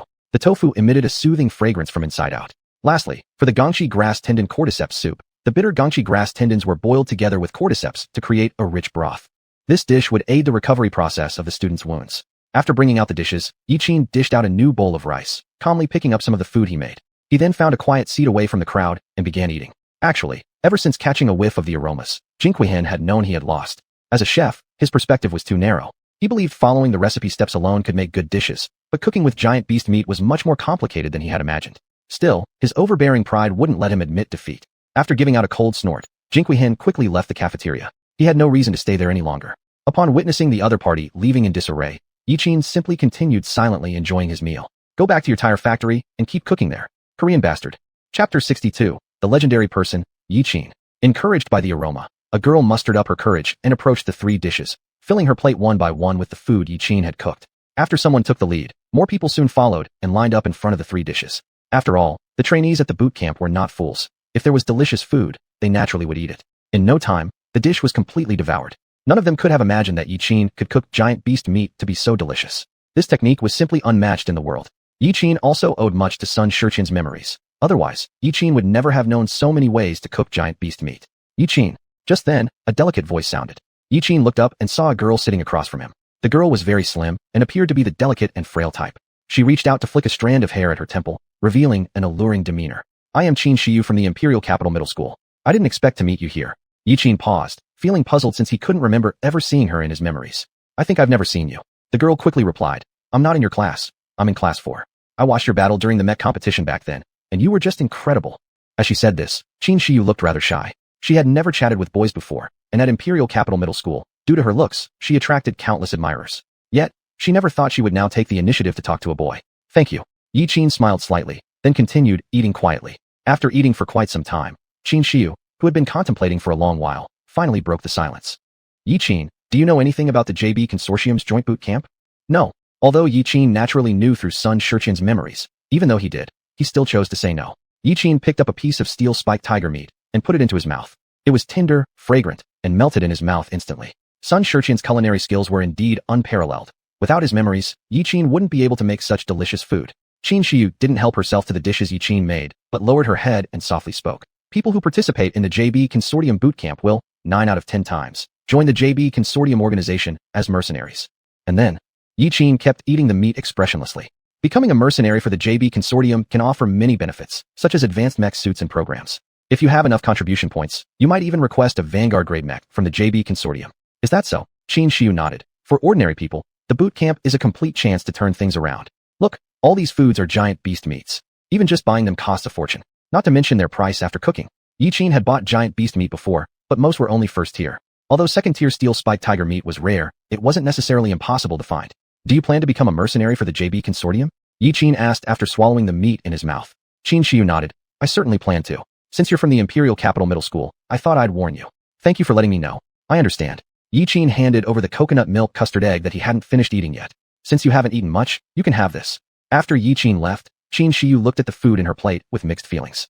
The giant beast meat in her plate was indeed unpalatable, but to improve her physique, she gritted her teeth and ate it down. After a while, she looked at the coconut milk egg and directly picked up a bit to taste it. Instantly, the aroma of coconut milk and the smooth texture of the egg liquid spread in her mouth. She had never tasted such delicious giant beast eggs before. If she hadn't seen it with her own eyes, she wouldn't believe that Yiqin could have such culinary skills. Right as Yiqin returned his tray, several people in uniforms walked over. Some curious onlookers in the canteen wondered what they were doing. When the leader saw Yiqin, he intentionally compared Yiqin against a tablet screen. Yiqin, during your admission test, you destroyed 30 combat robots and beat up 3 proctors until they were unconscious. Now, we need you to come with us. We need to ask you questions about what happened. Please cooperate. In an instant, the originally noisy cafeteria became silent. Everyone's eyes focused straight on Yiqin. Even those who had been eating ravenously stopped their actions. It was as if time itself had frozen. The group of Koreans bowed their heads even lower, as they had seen Yiqin's actions during the evaluation crystal clear. The crowd in the cafeteria couldn't believe it. Yiqin had defeated all the combat robots and rendered 3 special operation agents unconscious. Xiu, who had just been talking to Yiqin, was utterly dumbfounded. She never imagined that Yiqin was that legendary person, but after hearing what those people said, her heart trembled with awe. Could it be that Yiqin had awakened to elemental power? Could someone with a connection value of 95 have awakened to elemental power and also knocked out 3 examiners? Was this even possible? You lead the way. After Yiqin left the cafeteria with those people, the trainees slowly came back to their senses. Instantly, unprecedented cries of amazement erupted throughout the previously quiet cafeteria. Shit, I can't believe the rumors were actually true. There really is a trainee who could defeat all the combat robots. What element did he awaken? How could he be so strong? Yiqin not only cooks well, but is also incredibly powerful. The questioning turned out to be much simpler than expected. The JB Consortium staff didn't make things difficult for Yiqin either, since his actions hadn't been intentional. After asking a few routine questions, the staff let him go. It was the most relaxed day at the boot camp, because starting from tomorrow, all members would dive into intense combat training. Back in his room, Yiqin's eyes moved towards his backpack. After thinking for a while, he sent a message to xuanhuan. Half an hour later, the two met on several secluded streets. Though they didn't meet often, xuanhuan gave Yiqin a unique impression. As soon as she saw him, xuanhuan asked directly, "What's wrong? Did you call me out here so urgently because of something?" Even though they communicated infrequently, Yiqin trusted xuanhuan completely. I didn't expect you to be the minister of the JB Consortium's branch office. Now, I'll just come straight to the point. Yiqin looked up and down at her once before saying, if I'm not mistaken, you can currently drive water elements for 20 minutes, right? Xuanhuan's expression immediately changed. She couldn't believe Yiqin would bring this up. Just as Yiqin had said, Xuanhuan could only control the water element for 20 minutes. But how had Yiqin known that? What do you mean? Instead of answering Yiqin directly, Xuanhuan asked what he had called her for. Yiqin took out a vial of medicine from his pocket and handed it over to Xuanhuan. He said indifferently, this is a medicine that will change the era. I call it the primordial energy medicine. As soon as you inject it, the gene lock within your body will unlock. After unlocking the gene lock, energy called primordial force will form inside your body. You currently cannot unlock your gene lock, which is why there isn't much primordial force condensing within your body. Following that, Yiqin pulled out another vial of medicine, although its color was much lighter compared to the previous one. This medicine has only 1/10 of the potency. I hope you take it back to the people of the JB Consortium. Afterward, the people from the JB Consortium should summon you to take me to headquarters. As for the rest, it's none of your concern. After hearing everything, Xuanhuan was perplexed. Primordial energy medicine? Gene lock? Primordial force? What exactly was Yiqin talking about? After being stunned for a long while, Xuanhuan finally came to her senses. Only after exchanging some words did Xuanhuan realize the importance of the primordial energy medicine. This medicine could help break through the gene lock, allowing people to use elemental powers more times. Was this possible? Xuanhuan found it hard to believe since all this seemed too incredible. If what Yiqin had said was true and the medicine really had such effects, then this would undoubtedly be a groundbreaking scientific achievement. Breaking the gene lock. Though just a few simple words, they carried profound implications. At this moment, Xuanhuan's gaze toward Yiqin completely changed. Could this youth standing before her truly just be a high school graduate? Chapter 63. Does he like me? Why did you give me this potion? Xuanhuan's face was full of disbelief. Normally, shouldn't you hand over this potion to the people of the Huaxiao Empire? Why are you giving it through me to the JB Alliance instead? In response, Yiqin remained silent. Originally, he had intended to give the Yuan energy potion to both the JB Alliance and the Huaxiao Empire. However, after learning about Sun Xiuxian's memories, Yiqin became certain of one thing. There were people within the Huaxiao Empire who wanted to harm him, and they were doing it stealthily, without anyone noticing. Although she, on the brink of death, had been revived by the system, this matter was like a thorn deeply embedded in Yiqin's heart. For a long time, Yiqin couldn't find any clues about this. First, he ruled out the people from the Imperial Capital High School. Even though he was at the bottom of his class and often mocked by others, his relationships weren't that bad. Moreover, he hadn't gotten into serious conflicts with anyone before. Next, Yiqin carefully thought about the members of his own family. His sister, Yijia, rarely came back home since starting university, while his younger sister, Yijiao, had no reason to harm him. Although his father, Yichangdong, wasn't fond of him, it certainly didn't reach the point of trying to kill him. As for his mother, it was even more impossible. After all, Yiqin's daily living expenses were provided by her. Thus, the trail ended here. Compared to direct means, Yiqin feared these hidden forces more. After all, the scene of the first host of the system being strangled to death was still vividly imprinted in his mind. After a moment of silence, Yiqin slowly said, there are some things I can't say, but now, I can only trust you. His words made Xuanhuan blush. Was Yiqin confessing his feelings to her? Understood. I'll forward the potion to the headquarters personnel. After speaking, Xuanhuan decided to leave, as she was afraid that if she stayed any longer, she wouldn't be able to keep herself composed. She definitely didn't want Yiqin to see her red face. But before she took a few steps, Yiqin hurriedly ran over and grabbed her hand. That gentle gesture made Xuanhuan's heart beat violently again. Yiqin quietly instructed her, before injecting the potion, immerse your entire body in water, preferably warm water. Just as the atmosphere was building up, Yiqin's words made Xuanhuan immediately come to her senses. Why? Yiqin gave her an assuring look. Just trust me. Anyway, I won't harm you. Seeing that tender, watery gaze, Xuanhuan's calm heart started to race again. Why are you so nice to me, Yiqin? In Xuanhuan's eyes, Yiqin didn't have to seek her out at all. Yiqin could have directly gone to the JB Alliance headquarters to test the effects of the potion. Once the Yuan energy potion's efficacy was confirmed, Yiqin's life would undergo a dramatic change. Perhaps, at that point, those important figures at the headquarters would consider him a distinguished guest. Yet, right now, he gave such an opportunity to her, which confused Xuanhuan. Did Yiqin truly like her? To this, Yiqin just gave a faint smile. A feeling. There were many things that Yiqin couldn't reveal, but he knew that there wasn't much time left before the civilization invasion. The top priority was for everyone on the entire blue planet to possess Yuan energy. It just happened that the JB Alliance was a neutral organization, and coincidentally, Xuanhuan was also the minister of the JB Alliance branch.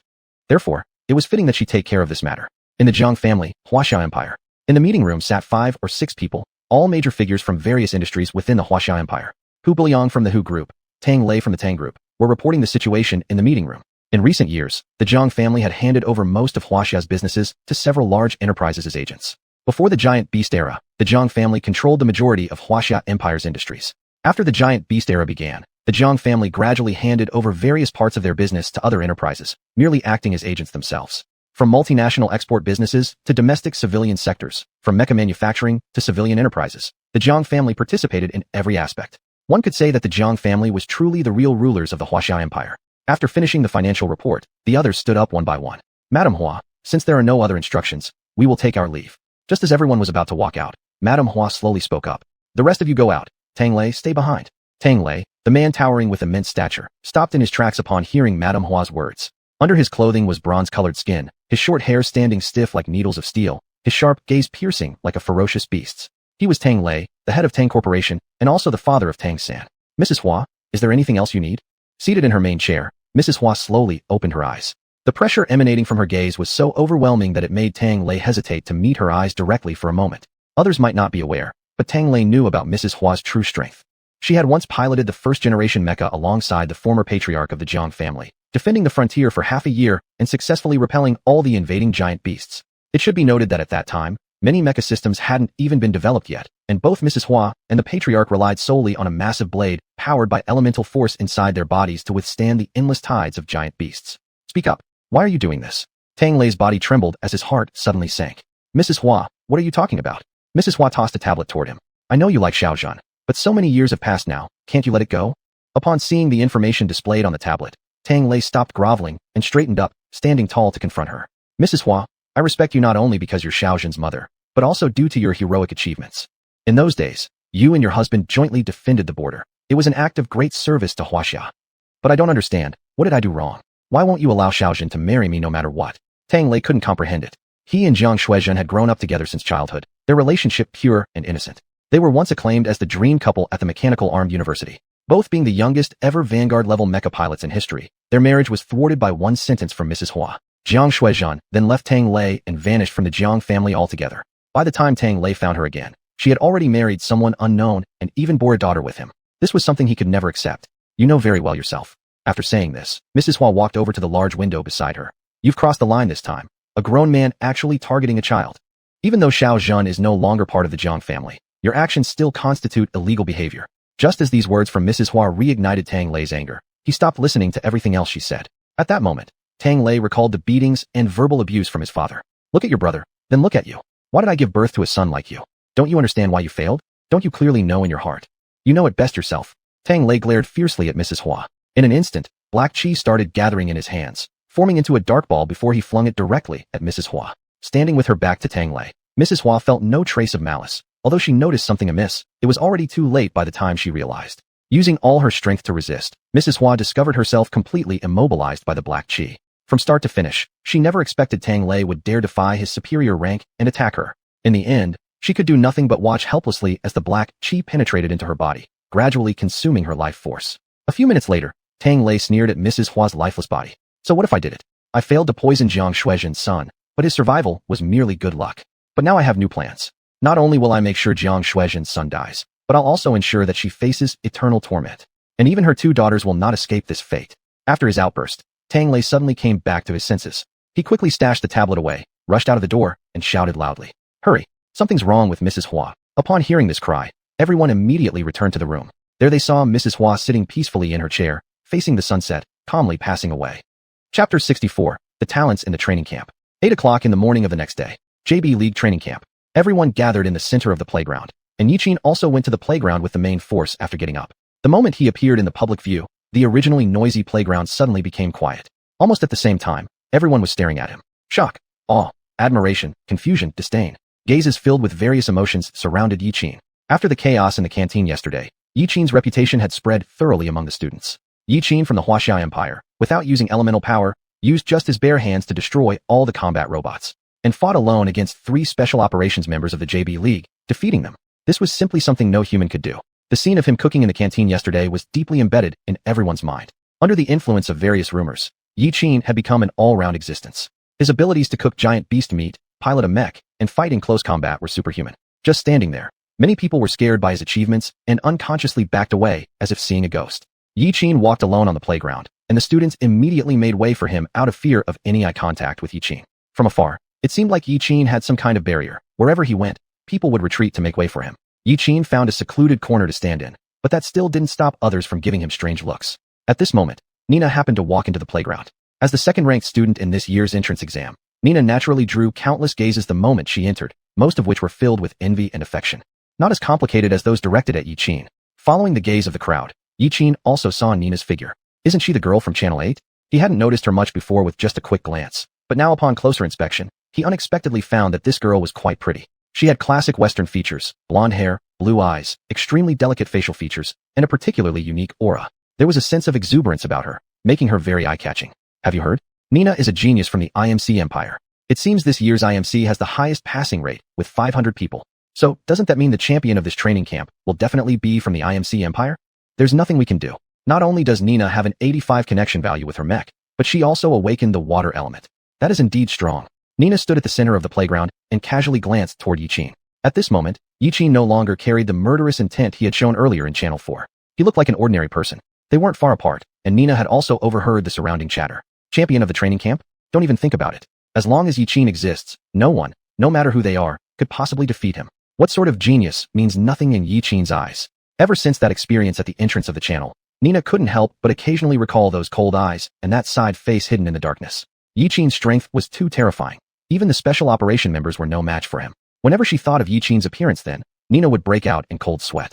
Yuqin. A teenager approached him with mockery on his face. Yuqin, leaning against a corner nearby, had initially hoped not to draw attention. But after this guy shouted, all the previously subdued gazes shifted back to him again. Shit, here comes another attention seeker. That teenager yelled at the top of his lungs. Wuxia Empire, capital city native, connection value 95, unawakened element. At one glance, Yuqin knew who the man was. According to Hu Lingsong's information, he learned that this person shouting was Jin in Rome, currently the strongest new star of Goryeo Empire. Reputed to be the smartest person in Goryeo Empire in the past 300 years, possessing a connection value of 87, and having awakened the metal element. Before the present audience recovered from their shock, two handsome twins came forward. The two were elegant youths with flowing hair. They were none other than Ao and AK, the twin brothers of the Alliance Empire. The elder brother Ao awakened the fire element, while the younger brother AK awakened the earth element. Around the two were more than a dozen teenage girls swooning like fangirls.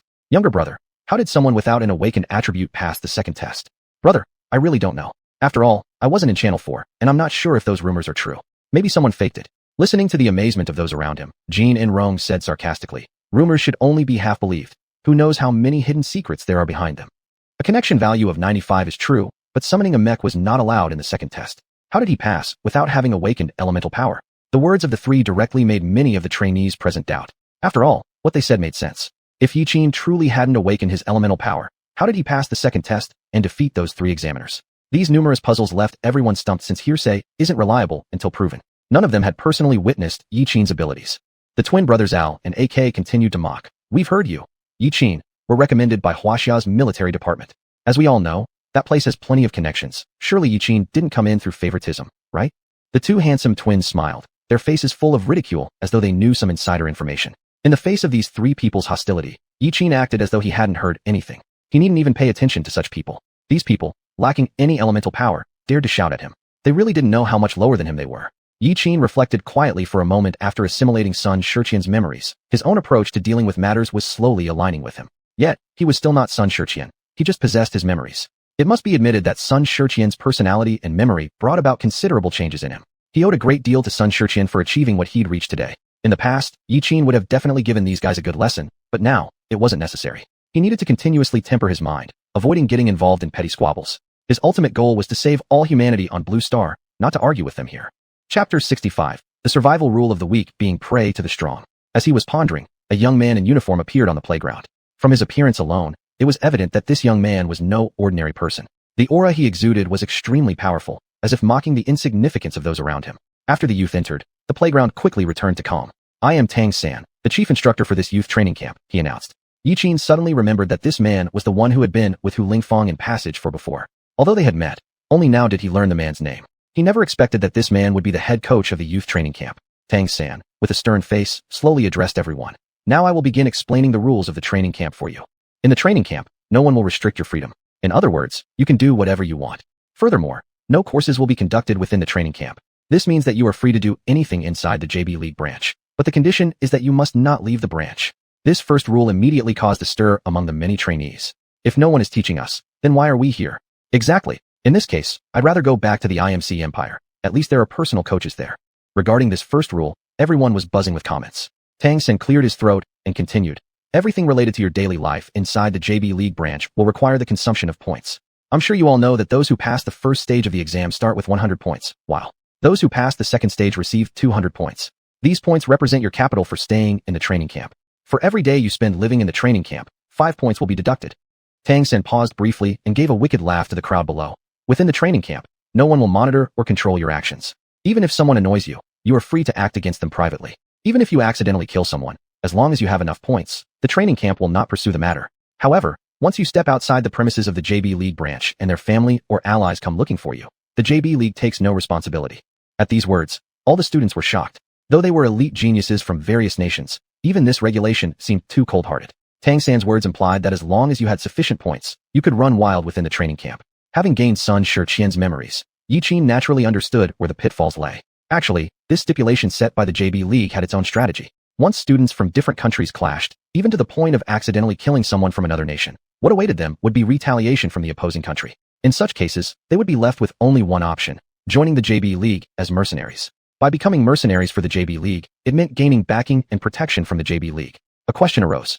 With just 100 points, does that mean we can only stay in the training camp for 20 days? Tang San explained briefly. Good question. Next, I will elaborate on the methods to obtain more points. There are 2 ways to gain points. The first is by passing the relevant evaluations in the training rooms. Passing any of them grants you corresponding points, with more difficult tests rewarding more points. The second method is by undertaking missions. As you may already know, there are numerous commissions available in the JB League mission board, and completing them rewards points. After Tang Sen finished speaking, the group of trainees erupted into heated discussion once again. Lastly, and most importantly, I'll give a detailed explanation of exactly what these points can be used for. 10 minutes later, Tang Sen left the playground, leaving behind only a group of confused students. The sheer volume of information received was so immense that they hadn't fully processed it yet. Through Tang San's clarification, the students learned much additional information. Apart from paying for daily expenses, points could also be exchanged for virtual chamber instructional training. The guidance training in the virtual chambers was created by today's most advanced AI simulated training environments capable of configuring mech suits and parameters. In the virtual chamber, you could find the equipment that best suited yourself and fighting style, constantly changing mech setups to test your limits. Only top-tier universities possessed such virtual chambers. It was an invaluable experience that couldn't be bought at any price. In addition to the virtual chambers, they could also spend points to seek advice from virtual characters. Special techniques involving elemental usage and their application could all be purchased through points, enabling learning. The use of elements can be varied, and if one could get advice from a powerful expert, it might lead to a significant enhancement in their strength. Next came the final point. It was about joining the JB League as mercenaries, as mentioned by Tang San. After becoming mercenaries for the JB League, they would officially belong to the JB League. Although it's described as an employment relationship, the JB League can offer some additional support and assistance. This comes at a price, meaning when the JB League assigns missions, they cannot refuse. After all, rights and duties go hand in hand. There's no such thing as enjoying privileges without taking on obligations. After concluding the introduction, Tang San left the playground. The remaining trainees began discussing the rules that Tang San had just explained.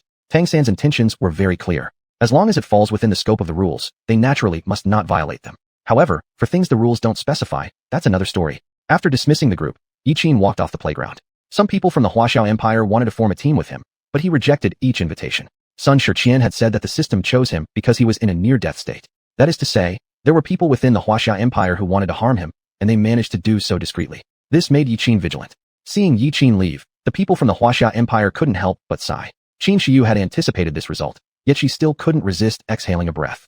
Alas, Yiqin really left.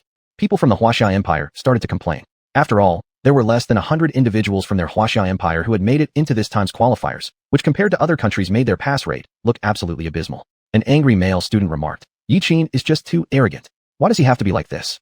Exactly. We're all from the Huaxiao Empire. Why won't he cooperate with us to help each other out?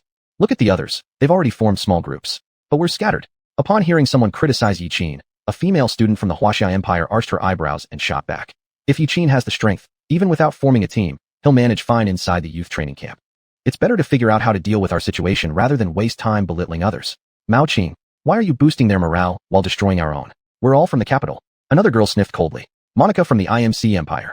The L brothers, Air and Echo from the Union Empire. Each has a talent that's no less than Yiqin's. As for Yiqin, a person who hasn't even awakened elemental force, how could he possibly last in the youth training camp?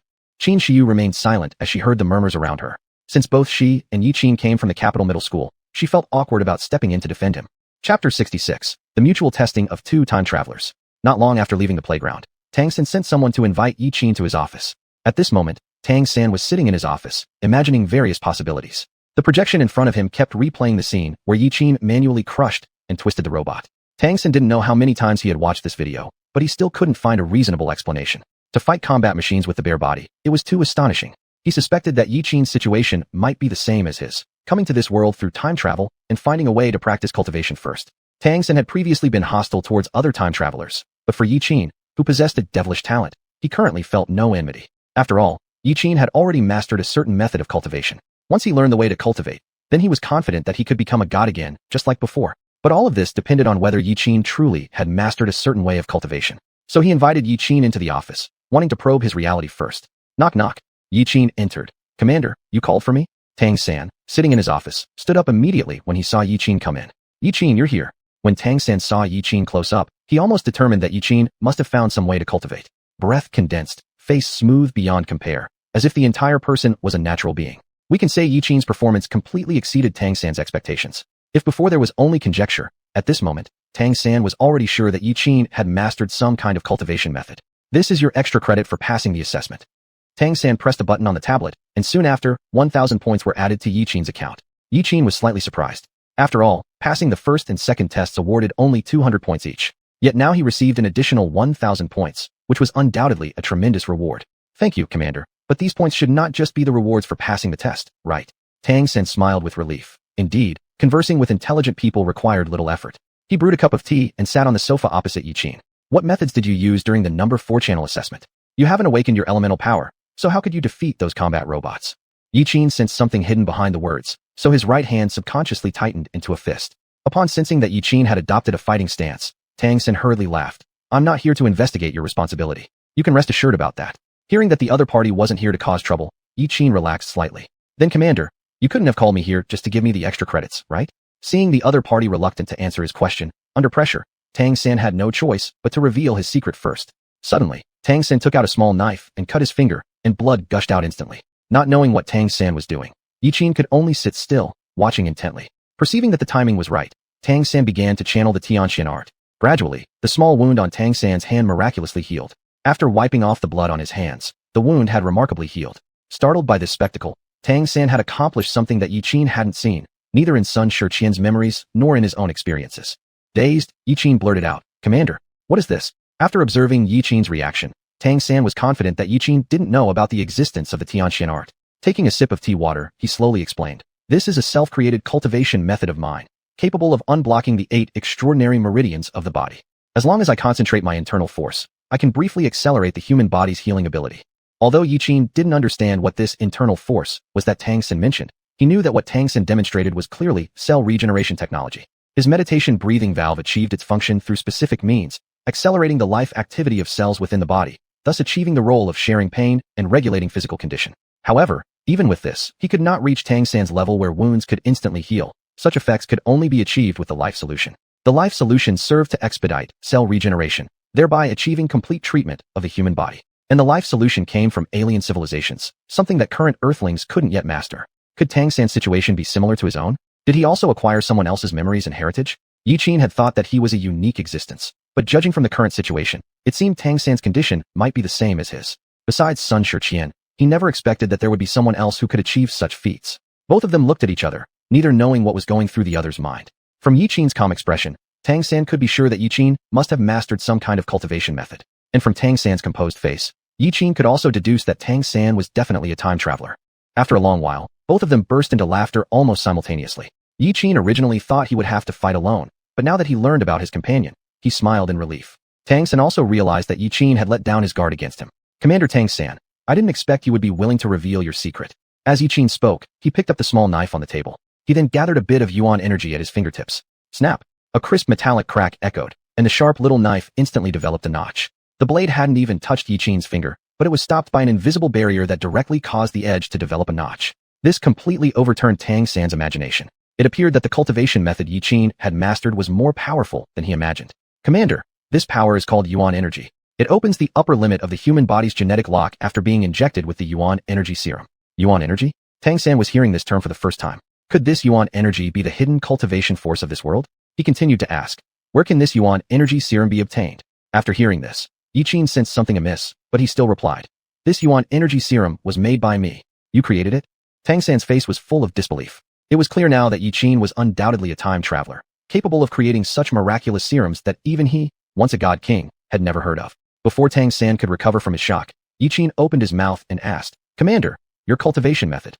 Chapter 67. A potion capable of changing the world. At this moment, Hu Lingyang had already traveled to Australia, where the JB Alliance headquarters was located.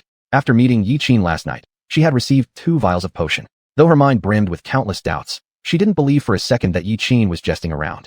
But could such a tiny potion really unlock the genetic locks in human bodies? Is that even possible? She first injected herself with the primordial energy gene potion using the method Yiqin taught her.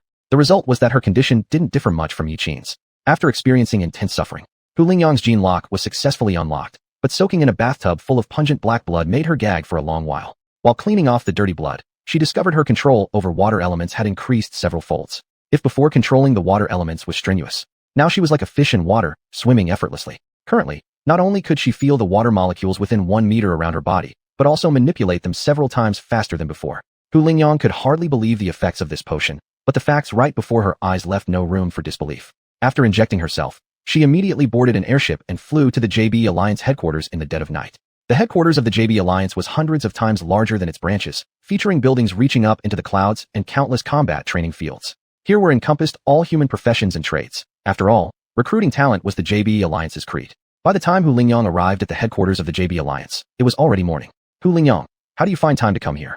Aren't you looking for xuanhuan?" As soon as she entered the drug research department, someone immediately recognized her. Being the youngest Tianta-level mech driver in history, and also the youngest branch director, naturally made her familiar to many people. "Where's Wenxian?" Hu Lingyang inquired about her best friend's whereabouts. Director Su must be in the R&D lab, otherwise, she wouldn't be anywhere else. Her best friend happened to be the head of the drug research department. Though only 20 years old, she was the youngest pharmaceutical doctoral student within the JB Alliance. Most things in this department fell under her jurisdiction, though above her was still an elder. As the former head of the pharmaceutical research department, the elder enjoyed immense prestige. She wielded absolute authority. After all, no one understood pharmaceuticals better than her. At that moment, Su Wenxian emerged from the research lab with an exhausted figure. She had worked tirelessly for 2 days without rest. Despite such efforts, the creation of the new drug still hadn't succeeded. However, she had slightly begun to grasp the threshold. Once this treatment drug was created, it would promptly stop any injuries sustained by the body, preventing even the slightest possibility of worsening. But this groundbreaking treatment drug kept failing to fuse during critical moments, causing her some headaches. Su Wenxian adjusted her glasses and took off her heavy lab coat. "I can't go on anymore. The fatigue has reached its limit." Just as she stepped out of the laboratory, she accidentally bumped into Hu Lingyang. Originally, Su Wenxian's body was extremely slender, and being 2 days without rest had left her body in an extreme state of weakness. Unexpectedly, as soon as the door opened, the two collided fully. Ouch! Before Su Wenxian could fall, Hu Lingyang directly embraced her in her arms. "You, working on new drugs overnight again?" Hearing her friend's voice, Su Wenxian complained, "You never visit me. What else can I do if I don't do research?" Hu Lingyang lightly tapped Su Wenxian's head. Her beautiful face turned as cold as frost, appearing deeply gloomy. "Researching like this without eating or sleeping, don't you know it will ruin your health?" Seeing her friend upset, Su Wenxian hurriedly shook her head, denying it. "I eat on time. I just came from sleeping when you showed up." Seeing Su Wenxian's dodging eyes and stuttering appearance, Hu Lingyang didn't know what to say. This best friend of hers was truly a workaholic. No matter how much she persuaded, it did no good. Hu Lingyang said coldly, "I originally wanted to show you this potion, but it seems there's no need now. I'll take this potion to the elders shortly." What potion?" Hearing these words, Su Wenxian immediately jumped down and timidly shook her arm. "No, please, xuanhuan. You're always so nice to me." Su Wenxian cooed, knowing that Hu Lingyang was utterly defenseless against such displays. Upon hearing the cooing sound, Hu Lingyang was covered in goosebumps. Fine. It's yours." Hu Lingyang pulled out a small bottle of potion from the neckline of her collar. This was precisely the 1/10 effect primordial energy potion given by Yiqin. The moment Su Wenxian saw the primordial energy potion, strength surged back into her body. "What kind of potion is this?" 10 minutes later, Su Wenxian's eyes widened. The person who made this potion was simply a genius. The mixture ratio of the liquid and the essence of the giant beast was absolutely perfect, so perfect that it could not be any better. "How about it? Is it effective?" Hu Lingyang sat nearby. She wanted to see her best friend's reaction. Although she had already injected herself with the primordial energy gene potion and knew its effects, she also didn't know if this potion was exactly as Yiqin said. It could break through the upper limit of human genetic locks. After removing her face mask and lab coat, Su Wenxian immediately grabbed Hu Lingyang's clothes and asked eagerly, "Xuanhuan, who created this potion?" Her expression brimming with excitement, Su Wenxian believed this potion could mark a milestone in humanity's development. She was eager to meet the creator of this potion. According to xuanhuan's detection, the potion Hu Lingyang gave her could completely alter part of the human genes. Under conditions where the normal DNA and genetic material of the human body were not harmed, the components of the potion would replace some defective genes in the body. It was essentially unlocking the gene lock in humans. For such an effective potion, xuanhuan could barely imagine who could have made it. Not even the elder could create such a potion. This was made by one individual. He said to bring this to the JB Alliance and then discuss other things further with him. At this moment, xuanhuan felt both excited and nervous. She hastily packed the potion and immediately contacted the elder, since the matter had exceeded her authority. A few minutes later, the elder who was far away somewhere else instantly shouted, "What? Are you sure about the effect of the potion? Wait for me. I'm coming back right away." The elder widened his eyes. He couldn't believe that someone had managed to make such a potion. Suddenly his brain began buzzing loudly, losing its thinking ability as if deprived of oxygen. After all, this event was too shocking for him. When something exceeds one's understanding, his mind falls into a blank state. Clearly, the elder was in such a condition. Cancel all plans. Immediately terminate all missions and send a flying ship to pick us up. We need to get back to the JB Alliance headquarters at the fastest speed possible. Others were still bewildered. They didn't know why the elder was saying these things. However, everyone still obediently followed the elder's orders. The elder was an important figure in the JB Alliance, and others did not dare to disobey his words. One person approached with confusion and asked, "Elder, is something wrong? If I am not mistaken, the whole layout of Blue Star will soon change." The elder understood his disciple very well. Xuanhuan would never talk nonsense when it came to making potions. Chapter 68, Battle in the Dream, Inheriting Memories. On the other side, after returning from the office to the dormitory, Yiqin started checking his points inside the room. In addition to the normal 200 points for passing the assessment, he surprisingly received 1,000 points given by Tang San. Normally, only 5 points are consumed per day at the training camp, yet he owned 1,200 points, something others couldn't even dream of. The tablet inside the room had unlocked many new functions. Apparently, all these were privileges granted by Tang San. The tablet could display all rules concerning the training camp, much more detailed than what was explained on the playground. For instance, what items required points, and which ones did not, and what other means existed to gain points, etc., with detailed explanations available on the tablet.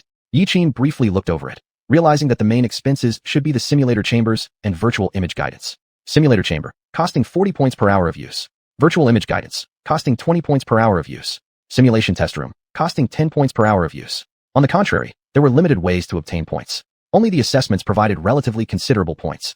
Assessments came in 3 categories. The first tier's assessment granted 20 points if passed, then the second tier granted 40 points, and the third tier 60 points, continuing accordingly. Each of the 3 assessments could grant points, with a maximum of 1,100 points per category. Altogether, that would make up 3,300 points. Yiqin saw a line under the detailed notes. The training camp's points system aligns with the JB Alliance's point system and can be mutually interchanged. This realization made Yiqin think deviously right away. It's just an assessment after all. For him, the training camp assessments were as easy as pie. Indeed, coming to this place was a correct decision. Since time was still early, he needed to start creating his potions now.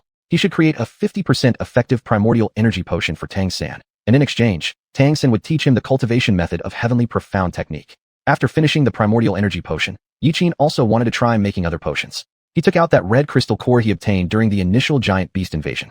Yiqin had previously seen in the JB Alliance Mall that the cheapest fire attribute crystal cores cost 1,000 points each, and they were only from first stage giant beasts. He couldn't even imagine how valuable this third stage fire attribute crystal core might be. After pressing the purchase button, Yiqin lay down on the bed to rest. Having mobilized too much primordial force in front of Tang San, his body was completely exhausted now. It seemed that the primordial force was directly linked to his physical condition. The more it was used, the more fatigued his body became. As soon as he closed his eyes, the next moment Yiqin found himself back in that scorched earth space from last time. Yiqin immediately realized he was dreaming. Pixiao. Yiqin tried to call out Pixiao. An awkward feeling lingered in the air. No matter how he called, Pixiao never appeared. Though the system interface could be summoned, it merely allowed viewing of his basic data. Host, Yiqin. Race, human. Body damage level, 0%. Core points, 29. Yuan force, 290. Initial mech, Pixiao. Mech damage level, 17%. Mech engineering LV5. Breathing meditation method, pharmaceutics, LV1. Neither core points nor yuan force increased. Instead, there was an additional pharmaceutic skill. Drip. In an instant, Yiqin's brain began to be flooded with new memories. Again, a few minutes later, Yiqin painfully struggled to get up. Campaign loading complete. Please have the host pass the assessment. According to his memory, this place should be somewhere from Sun Shi's previous memories. If he could just pass this campaign, he should be able to inherit part of Sun Shi's memories. Soon enough, his opponent appeared. He noticed the surrounding scenery continuously changing, transforming from scorched wasteland into lush green. Subsequently, blurred human figures appeared around him, and a man about 190 centimeters tall standing across from him assumed an aggressive stance. But his features were unclear, as though deliberately blurred out with mosaic effects. Standing on a playground, the prominent muscles on the man's chest and back seemed especially intimidating. Just as he stepped forward, the man quickly advanced. Is this going to be a fight? Yiqin deeply inhaled and crouched to meet him. In an instant, the two clashed numerous times on the playground, exchanging punches and kicks, colliding intensely. For a while, the two figures wrestled fiercely, evenly matched. Yiqin's expression turned cold, realizing that his bodily fitness from the real-world space had completely disappeared. Unable to mobilize yuan force, and his physical fitness was less than 1/10 of what it used to be. If he guessed right, the body he was using now should belong to Sunshur's. The man's wild aura rushed at him like a collapsing mountain. Shit. Earth element. With just a wave of the man's hand, the dust on the playground gathered into a fist-sized clump in his grasp, forming a knuckle guard. It seemed that the man had fully mastered the application of the earth element. After all, summoning earth elements without a medium was an advanced technique not everyone could master. Even so, Yiqin didn't panic. His mind was racing for countermeasures. With calm flips and jumps, he narrowly evaded all of the man's attacks. Taking advantage of the opponent's recovery period after a punch, Yiqin skillfully maneuvered to the man's back, seizing this opportunity. Clenching his right fist tightly, he slammed it directly toward the man's head. A rising dragon punch launched the man's head flying off. This punch had been powered by Yiqin's full strength. As the man's corpse thunderously crashed to the ground, Yiqin inherited this portion of the memory. It turned out that this took place on a life-and-death arena. He had stood here to gain the recognition of the IMC Empire. The tall man was the supreme leader of the IMC Empire. In the memory, Sunshur only subdued the opponent without taking his life. The reason Sunshur did so was because people on Blue Star had already discovered the existence of a third-level civilization, and members of this civilization had already sent messages to them. The days of war were not far away. At this moment, Yiqin had come to the IMC Empire precisely to earn their recognition and thereby win the support of all Blue Star residents. After waking up from the dream, Yiqin carefully reviewed the memories from before. His mind was crystal clear with no trace of fatigue. He still vividly remembered everything that happened in the dream. It seemed the system was gradually unlocking Sunshur's memories according to its program. As long as he passed the battles in his dreams, he could obtain corresponding memories. It looked like he would need to continuously grow stronger to acquire more information. Just then, Yiqin's stomach unexpectedly growled. Checking the time, he realized he had slept nearly 12 hours. Last time, when he spent a long while in the dream, only less than an hour passed in reality. Now, simply fighting someone in the dream had cost him 12 hours. Apparently, the passage of time in the dream was beyond his control. Chapter 69. Continue sleeping, investigate the dream. After using the restroom briefly, Yiqin laid back down on the bed. Upon re-entering the dream, Yiqin found himself once again in the vast wasteland. He aimlessly walked along the surface, and based on previous experience, something unusual should soon occur. After walking for about 10 minutes, Yiqin stopped, looking at the somewhat desolate surroundings behind him, and then sat down randomly. Humph, where's the test? Why hasn't it appeared yet? Just as Yiqin was puzzled, a sudden pain struck his mind as Sun Xiuxian's memories flooded into his head all at once. Yes, that's right. It's this familiar sensation. Mission loaded. Please pass the evaluation, host. Survive. The pain in his brain subsided, and the surrounding scenery kept changing. Suddenly, a mecha descended from the sky. It was dawn before it had been damaged. Standing over 6 meters tall with an ink-green outer armor, it exuded a sense of dominance. At a distance, the enormous blade on its back and its long-range weapons were unmatched by any other Vanguard-level mechas. Unbeknownst to Yiqin, he had already entered the interior of the Dawn mecha. After the Dawn landed, more mechas soon followed. When all 8 Vanguard-class mechas touched down, the scene was awe-inspiring. Each Vanguard mecha represented an army, and together, the 8 could defeat any foe. Just standing in front of these mechas would make you feel the immense pressure and intimidation. These are the Vanguard-class mechas. Commander, we must return. They have already sacrificed themselves. There is no need to continue. Before Yiqin could understand what was going on, a large number of bugs suddenly appeared. These bugs had peculiar appearances unlike anything seen on Earth. With 6 legs, their compound eyes were located centrally on their bodies, and their upper halves had 2 flexible hands akin to humans. Clearly, they were intelligent beings. The smaller ones were the size of an average adult, while the larger ones reached up to 3 meters in height, or even taller than the Vanguard mechas. A horde of these bugs surged out, densely surrounding the entire area. Yiqin gasped heavily, his chest heaving up and down. Evidently, they had fallen into an ambush. But he tried hard to remind himself not to panic. This was just within the battle in his dream. Rather than being ambushed, it felt more like he had willingly jumped into a trap. Oddly enough, the swarm of bugs did not attack them immediately, but instead paced around in an orderly manner. They seemed to be gradually clearing a path. This surprised everyone on site, prompting Yiqin to subconsciously activate his primordial energy to observe the surroundings. When he reopened his eyes, his pupils emitted a faint glow of mysterious light. Yiqin could sense each bug's emotions. Their mode of communication existed within electromagnetic waves. This was another use of Yiqin's primordial force. Just like during the induction test, it allowed him to investigate the surrounding environment. His primordial force directly covered an area of 1 kilometer around him. In such a scenario, he could even clearly see every blade of grass and every tree around him. This ability was extremely unique. It felt to Yiqin like activating a cheat in a video game, missing no single detail. If applied in combat, it meant predicting his enemy's actions beforehand, changes in pupil size and muscle tension. Even the slightest shift, Yi Qin could discern everything clearly. In that moment, it was as if he were the god of this world. He could observe everything, anything, as if switching on God's eye. Unable to help himself, Yi Qin exclaimed inwardly. So this is the power of Sun Xiuxian? Even without pushing his limits, his strength had already reached an unmatched level. If he released all his primordial force within his body, he estimated he would be able to sense occurrences up to 10 kilometers away. It's insane. This is literally like having cheats turned on. Curious about his current primordial force level, he realized there was no professional device to measure mental energy, making it impossible to judge accurately. Just judging by the control of primordial force, Sun Xiuxian's capacity was at least hundreds of times greater than mine, perhaps thousands of times. The awakened Yi Qin now possessed Sun Xiuxian's capabilities, mastering 3 elements, holding vast primordial energy, and piloting the fully complete Dawn Mecha. Under these conditions, Yi Qin didn't find the insect swarm intimidating at all. Don't move. They don't have hostile intentions toward us. After initiating the primordial force detection, Yi Qin distinctly sensed that the other side held no malice. The swarm did not assume a combat stance. They kept circling as if performing some kind of welcoming ceremony, almost as though they were inviting him. But Commander, one of the subordinates raised his weapon, remaining vigilant towards the surrounding bugs. Yi Qin lightly gripped his weapon and took the first step forward. In that very moment, Yi Qin's consciousness was immediately separated from Sun Xiuxian's body. He now existed in a spiritual state and could no longer interfere with anything. As soon as Sun Xiuxian initiated the sword core program followed by long-range artillery, he swung the enormous blade fiercely in front. It was at this moment that Yi Qin truly understood what it meant to be an impregnable gatekeeper. Piloting Dawn, Sun Xiuxian darted back and forth across the battlefield, relentlessly attacking the bug swarm before him. Core shield, ion cannons, spatial leap program, super acceleration.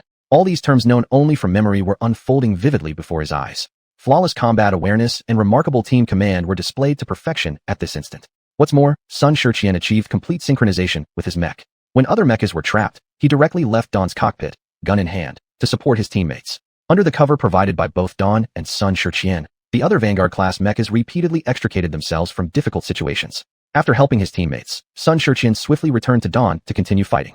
This was Sun Xiuxian, the strongest on Blue Star. Under Sun Xiuxian's leadership, the 8 individuals took merely 6 hours to eliminate every single moving bug. The monsters' blood flowed like rivers, their bodies piled up like mountains. But for Sun Xiuxian, this was an ordinary event. After removing all obstacles, Yi Qin followed Dawn to a cave. Deep within the cave, there was a massive mother organism. Without hesitation, Sun Xiuxian fired dozens of ion cannons and completely annihilated the mother organism. Upon completing everything, Dawn activated the wormhole jump technology and left the planet. Campaign over. Replaying footage. Sun Xiuxian's figure reappeared in the system. I'm glad you refrained from acting. You've seen the war just now. At this point, Sun Xiuxian let out a self-mocking laugh. In my anger, I lost the composure required of a commander, resulting in the extermination of the entire bug race and killing the queen. This also indirectly led to the destruction of this planet. I hope in the future, you can make the same decision you made today and don't end up like me. Absorbing Sun Xiuxian's memories, Yi Qin soon understood the reason for his intense fury. There had been a missing fleet that landed on this planet, among whom was Sun Xiuxian's beloved. Before dying, someone sent out coordinates. By the time rescue personnel arrived, they had already been devoured by the insect swarm. Only the recording inside the mech remained. Through reading the mech data, Sun Xiuxian saw his lover's helpless face, followed closely by the swarm's mauling and gnawing. It was then that Sun Xiuxian lost control of himself. The pain of possessing immense power but being unable to protect the person one loves, Yi Qin deeply felt through the memories. Though he hadn't personally experienced it, he could genuinely sense Sun Xiuxian's anguish and rage at that time. After waking up from the dream, Yi Qin found tears streaming down from his eye corner. A bit startled, Yi Qin realized the dream battle had been conducted from a first-person perspective, allowing him to relive the experience. Though he possessed countless combat experiences in his mind, they were not his personal experiences. The purpose of the dream battles was to let him learn combat techniques and mastery over various scenarios here. Chapter 70, Pure like a blank sheet. To give an analogy, although the previous Yi Qin had gained all of Sun Shi's memories, in his brain, in his memories, he was always like reading a book, going through the wealth left by others. He could manage to use it, but not abundantly. Previously, Yi Qin would go over these bits of knowledge in his mind, needing to recall them before using. And now, he aims to transform this knowledge from his mind into his muscle memory. If Yi Qin had already obtained Sun Xiuxian's memories before, then from this moment onward, Yi Qin can truly harness those abilities stored in his memory. Each mech has different programming, different operating habits, and different weapons as well. Some excel at ranged attacks, some are adept at close combat brawls. Some specialize in piloting Celestial Chart-class mechs, while others dominate with Ronin-class mechs. But no one has ever been able to master the operation of all types of mechs simultaneously. After all, human energy is ultimately limited, and no matter how strong a person's learning ability may be, it's impossible to cover everything comprehensively. However, an exception has arisen. Through Sun Shi's memories, Yi-Qin can gradually learn about various characteristics of different mechs, thus effectively inheriting knowledge related to mech handling. Nowadays, he is formally applying this knowledge in actual combat. Yi-Qin begins to take steps toward an unimaginable, unprecedented realm. Perhaps, one day, he might indeed become a compatible pilot for all types of mechs, someone who can commandeer every single one. This realization brought a newfound confidence in Yi-Qin's efforts to save the world. He felt very excited. After entering the dream battle for the third time, Yi-Qin experienced deep emotions. It seems even a powerful warrior like Sun Xiuxian can let anger cloud their judgment. But when emotions surge, who can fully control their actions? Even after leaving the dream battle, Yi-Qin's heart remained unsettled for a long while. Perhaps Sun Xiuxian's memories were there to remind him that fighting isn't the only solution. Yi-Qin glanced up at the clock. Predictably, less than an hour had passed during this episode. With his stomach empty, he headed towards the cafeteria to prepare a meal. After the disturbance in the cafeteria yesterday, Yi-Qin received permission from Tang-san. As long as he paid points, he could cook meals himself in the kitchen of the cafeteria. Upon walking in, Yi-Qin proficiently selected ingredients, then made 3 large dishes, as much as possible. Anyway, he didn't eat much himself, so the excess food could simply be placed in the cafeteria for sale, where he could buy it back if he wanted more. Every time Yi-Qin cooked, his dishes were instantly snapped up. It was as if Yi-Qin himself was the chef of the cafeteria. The Korean chef who preceded him quit out of frustration. After being humiliated by a middle schooler, there was no way he could continue working here. By the time Yi-Qin finished eating and returned to his room, the things he ordered were piled up outside the door. All these were instruments for creating potions. Yi-Qin moved all the stuff into the dormitory. He intended to produce elixirs similar to health supplements based on the principle of manufacturing primordial energy elixir. Dawn, Yi-Qin, I'm listening. Following the method of making primordial energy gene elixir, what do you think is the success rate of producing the new drug? Yi-Qin planned to incorporate the fire attribute crystal core into the primordial energy elixir, testing whether or not it would have any effect. He theorized, if the primordial energy gene elixir could break the upper limit of the human body's gene lock, then building upon this, perhaps adding powdered fire attribute crystal cores could increase the absorption limit of fire elements within the body. In any case, he wasn't short of points at the moment, so studying new drugs inside the youth training camp also served as a good way to pass the time. Yi-Qin, this fire attribute crystal core originates from a specially mutated giant beast, the gigantic Spitfire ant. According to available data, this crystal core can absorb fire elements, but there is no evidence yet to confirm your hypothesis. Yi-Qin mentally sighed. So it's indeed like that? Dawn's mech had lost its original stored data, though repaired now. The data hasn't completely recovered. Then, let's give it a try. Yi-Qin opened the system's method for creating primordial energy elixir, producing the elixir following the ratio indicated. After confirming the dosage of the elixir, Yi-Qin added the powder of the fire attribute crystal core into it. However, no matter what method he tried, the crystal powder refused to react or fuse with the elixir. Could it be my fusion method was incorrect? Yi-Qin asked Dawn to display all information about the crystal core. After reading for some time, he roughly understood the use of the crystal core. The crystal core exists only within giant beasts. It is a special kind of crystalline structure, somewhat akin to kidney stones. The crystal cores, like elemental forces, are divided into metal, wood, water, fire, earth, light, and darkness. Among them, light and dark crystal cores are the rarest, with fewer than 10 appearances worldwide. Scientists have yet to reach a conclusion on the reasons for the formation of these crystal cores. After all, since the giant beast era, most animals and plants on Earth have undergone various kinds of mutations. Crystal cores are still considered a relatively new discovery up until now. Research on crystal cores is only at the surface level, and humanity knows very little about their other uses.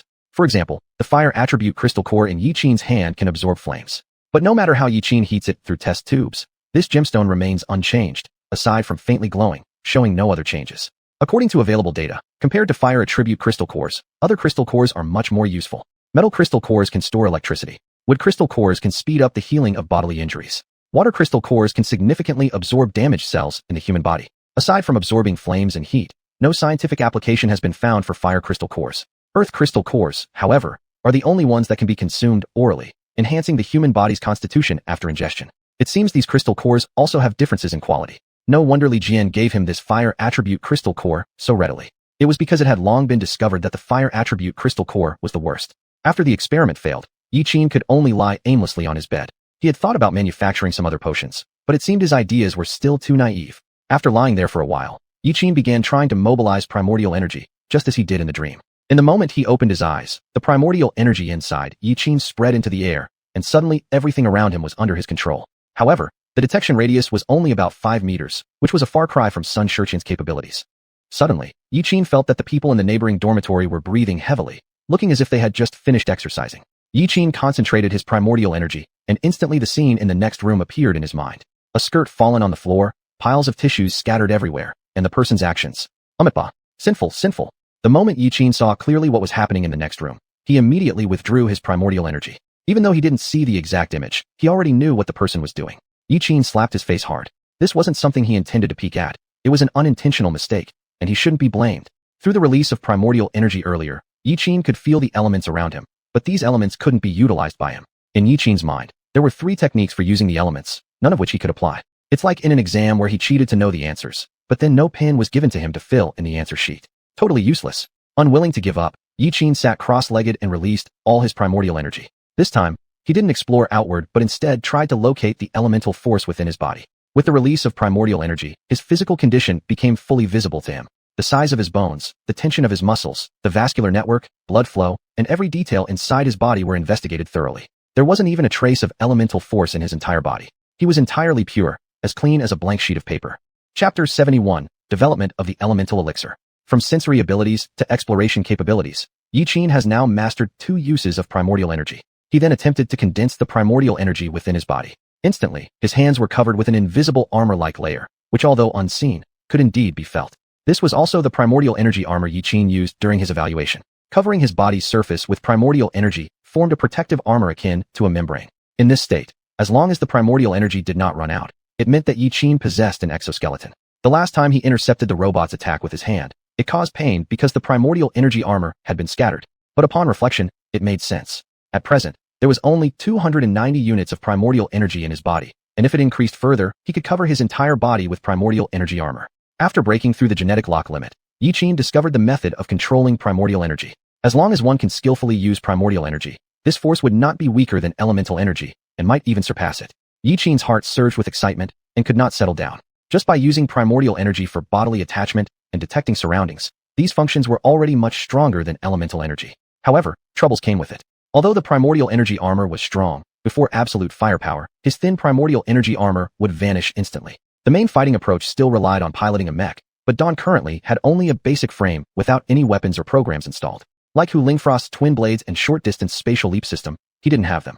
Dawn was powerful, but even so, it was just a pre-class mech. Each mech system matched different operation parameters. Even within the same system, many adjustments were necessary to reach a suitable operational level for the pilot. It was similar to the Polaris mech from before. That short-distance spatial leap program would have led to Yiqin's 7 orifices bleeding if it wasn't properly calibrated beforehand.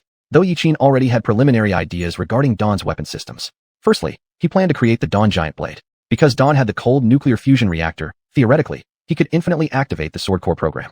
Other mechs were restricted by their mech's energy, but he wouldn't be. With a giant blade in hand, he could unleash the Sword Core program and cut through enemies like they were grass. Since he had a general direction, the remaining issue was crafting. Unfortunately, Yiqin lacked familiarity with equipment manufacturing.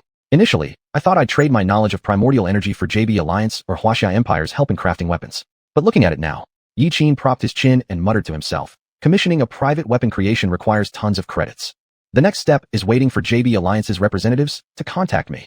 Although he had already entrusted Hu Lingfrost to deliver the primordial energy elixir to the JB Alliance, until now, Hu Lingfrost remained silent, seemingly vanished like a stone cast into the sea. Having finished contemplating these issues, Yiqin left the dormitory instead of staying behind, heading towards the training camp cafeteria. From here on, he only needed to focus on developing elixirs. Failure is the mother of success. As long as he persevered, he believed he could figure out how to use the elixir. Thus, in the days ahead, Yiqin threw himself entirely into the research and development of the elixir. Every morning after waking up, he rushed straight to the cafeteria. After having his fill, he returned immediately to work on the elixir. Ever since passing that campaign in his dream, Yiqin hadn't entered the dream space again. Although he didn't know when the campaign evaluation would reappear, based on the current situation, it wouldn't happen anytime soon. 2 weeks went by. During these 2 weeks, Yiqin comprehensively learned all methods of alchemy. With Dawn and the system's advanced computational and analytical capabilities, the process of creating the elixir was replicated through the system interface.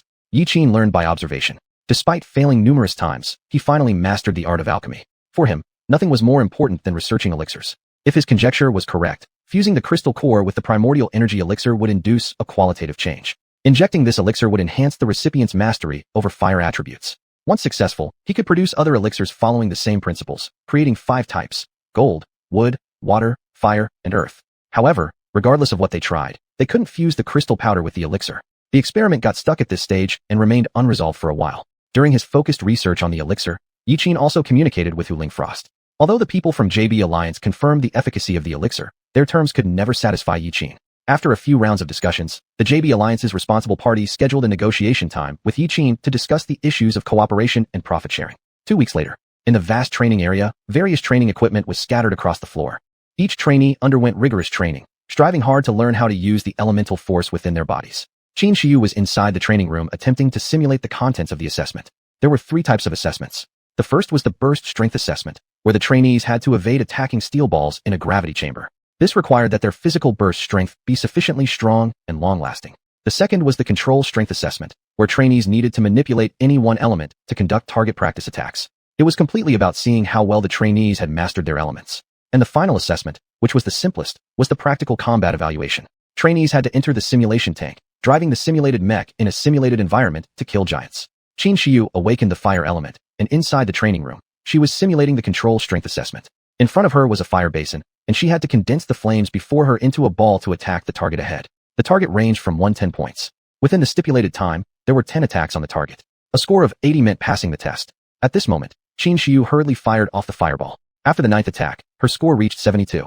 For this last attack, she needed at least an 8-ring hit or else she would fail the test. When the final fireball was shot out, her control over the flames dispersed slightly. This caused her final score to be 78, only hitting the 6th ring. However, this result was already better than her previous attempts during training since it was still only the training room's simulated test. After stepping out of the training room, Qin Shiyu appeared complicated in expression.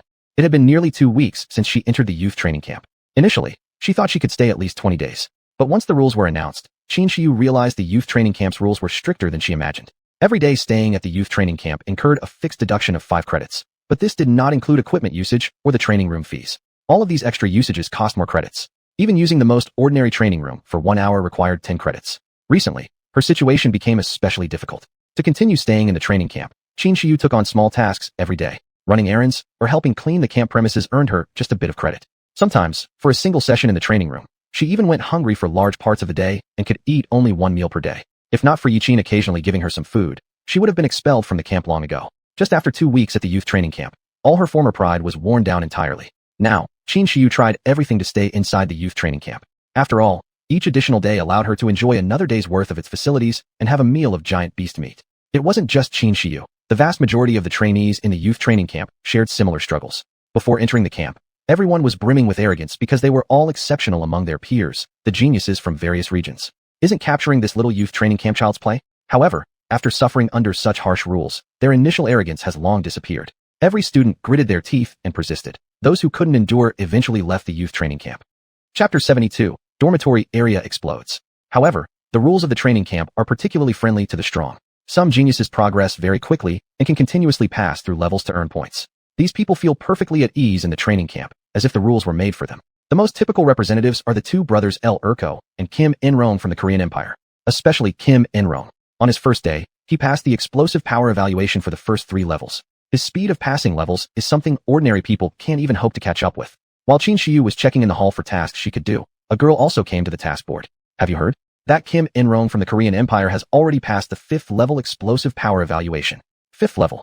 Qin Shiyu widened her eyes. This can't be real, right? The girl shook her head. It should be true. That group of Koreans have all passed the 4th level evaluation under Kim In-rong's guidance. Although the girl showed disdain and contempt on her face, her eyes were full of hidden jealousy. After all, other countries' people are helping each other, but their wuxia empire is a scattered mess.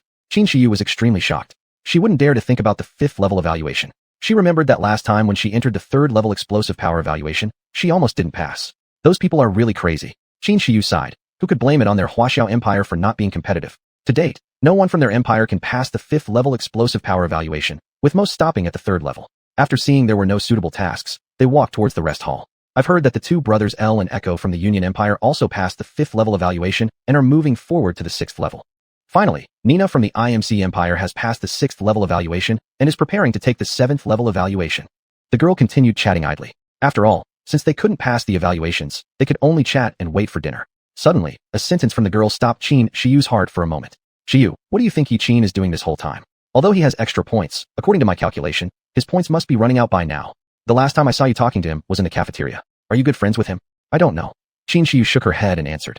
After all, she had never had any interaction with Yiqin in school. If it weren't for participating in this training camp, she would never have thought that she'd see Yiqin again. As she said this, the girl sighed. I guess you don't know either. Speaking of which, the girl made a frustrated expression as if blaming iron for not turning into steel, saying, What about this Yiqin? He was so strong during the initial evaluation. Why did he suddenly become weak? The girl rested on the table helplessly.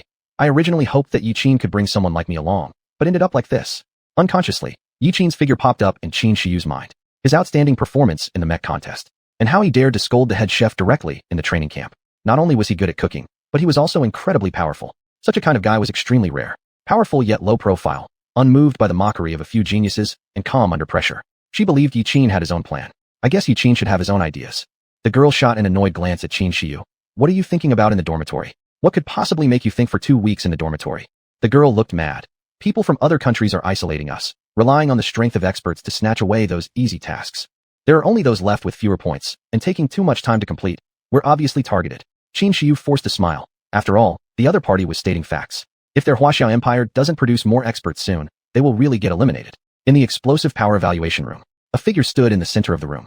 His handsome face, with sweat constantly sliding down. But the youth's eyes remained resolute, firm, and carried a hint of arrogance. He corrected himself, standing still in the center of the room, but his entire body was tense, as if exerting all his strength. He observed all directions and was alert to his surroundings. No one knows how long time passed. The young man's expression began to turn serious. He knew if he kept this up, this test was bound to fail. Kim In-rong activated all his senses and tried to manipulate the steel balls within the room. This was the 9th attack. If he could just evade one more attack, his assessment would be considered passed. Before this, he had already challenged the explosive power training many times, but each time he stopped at the last attempt. Suddenly, a flash of brightness crossed Kim In-rong's eyes.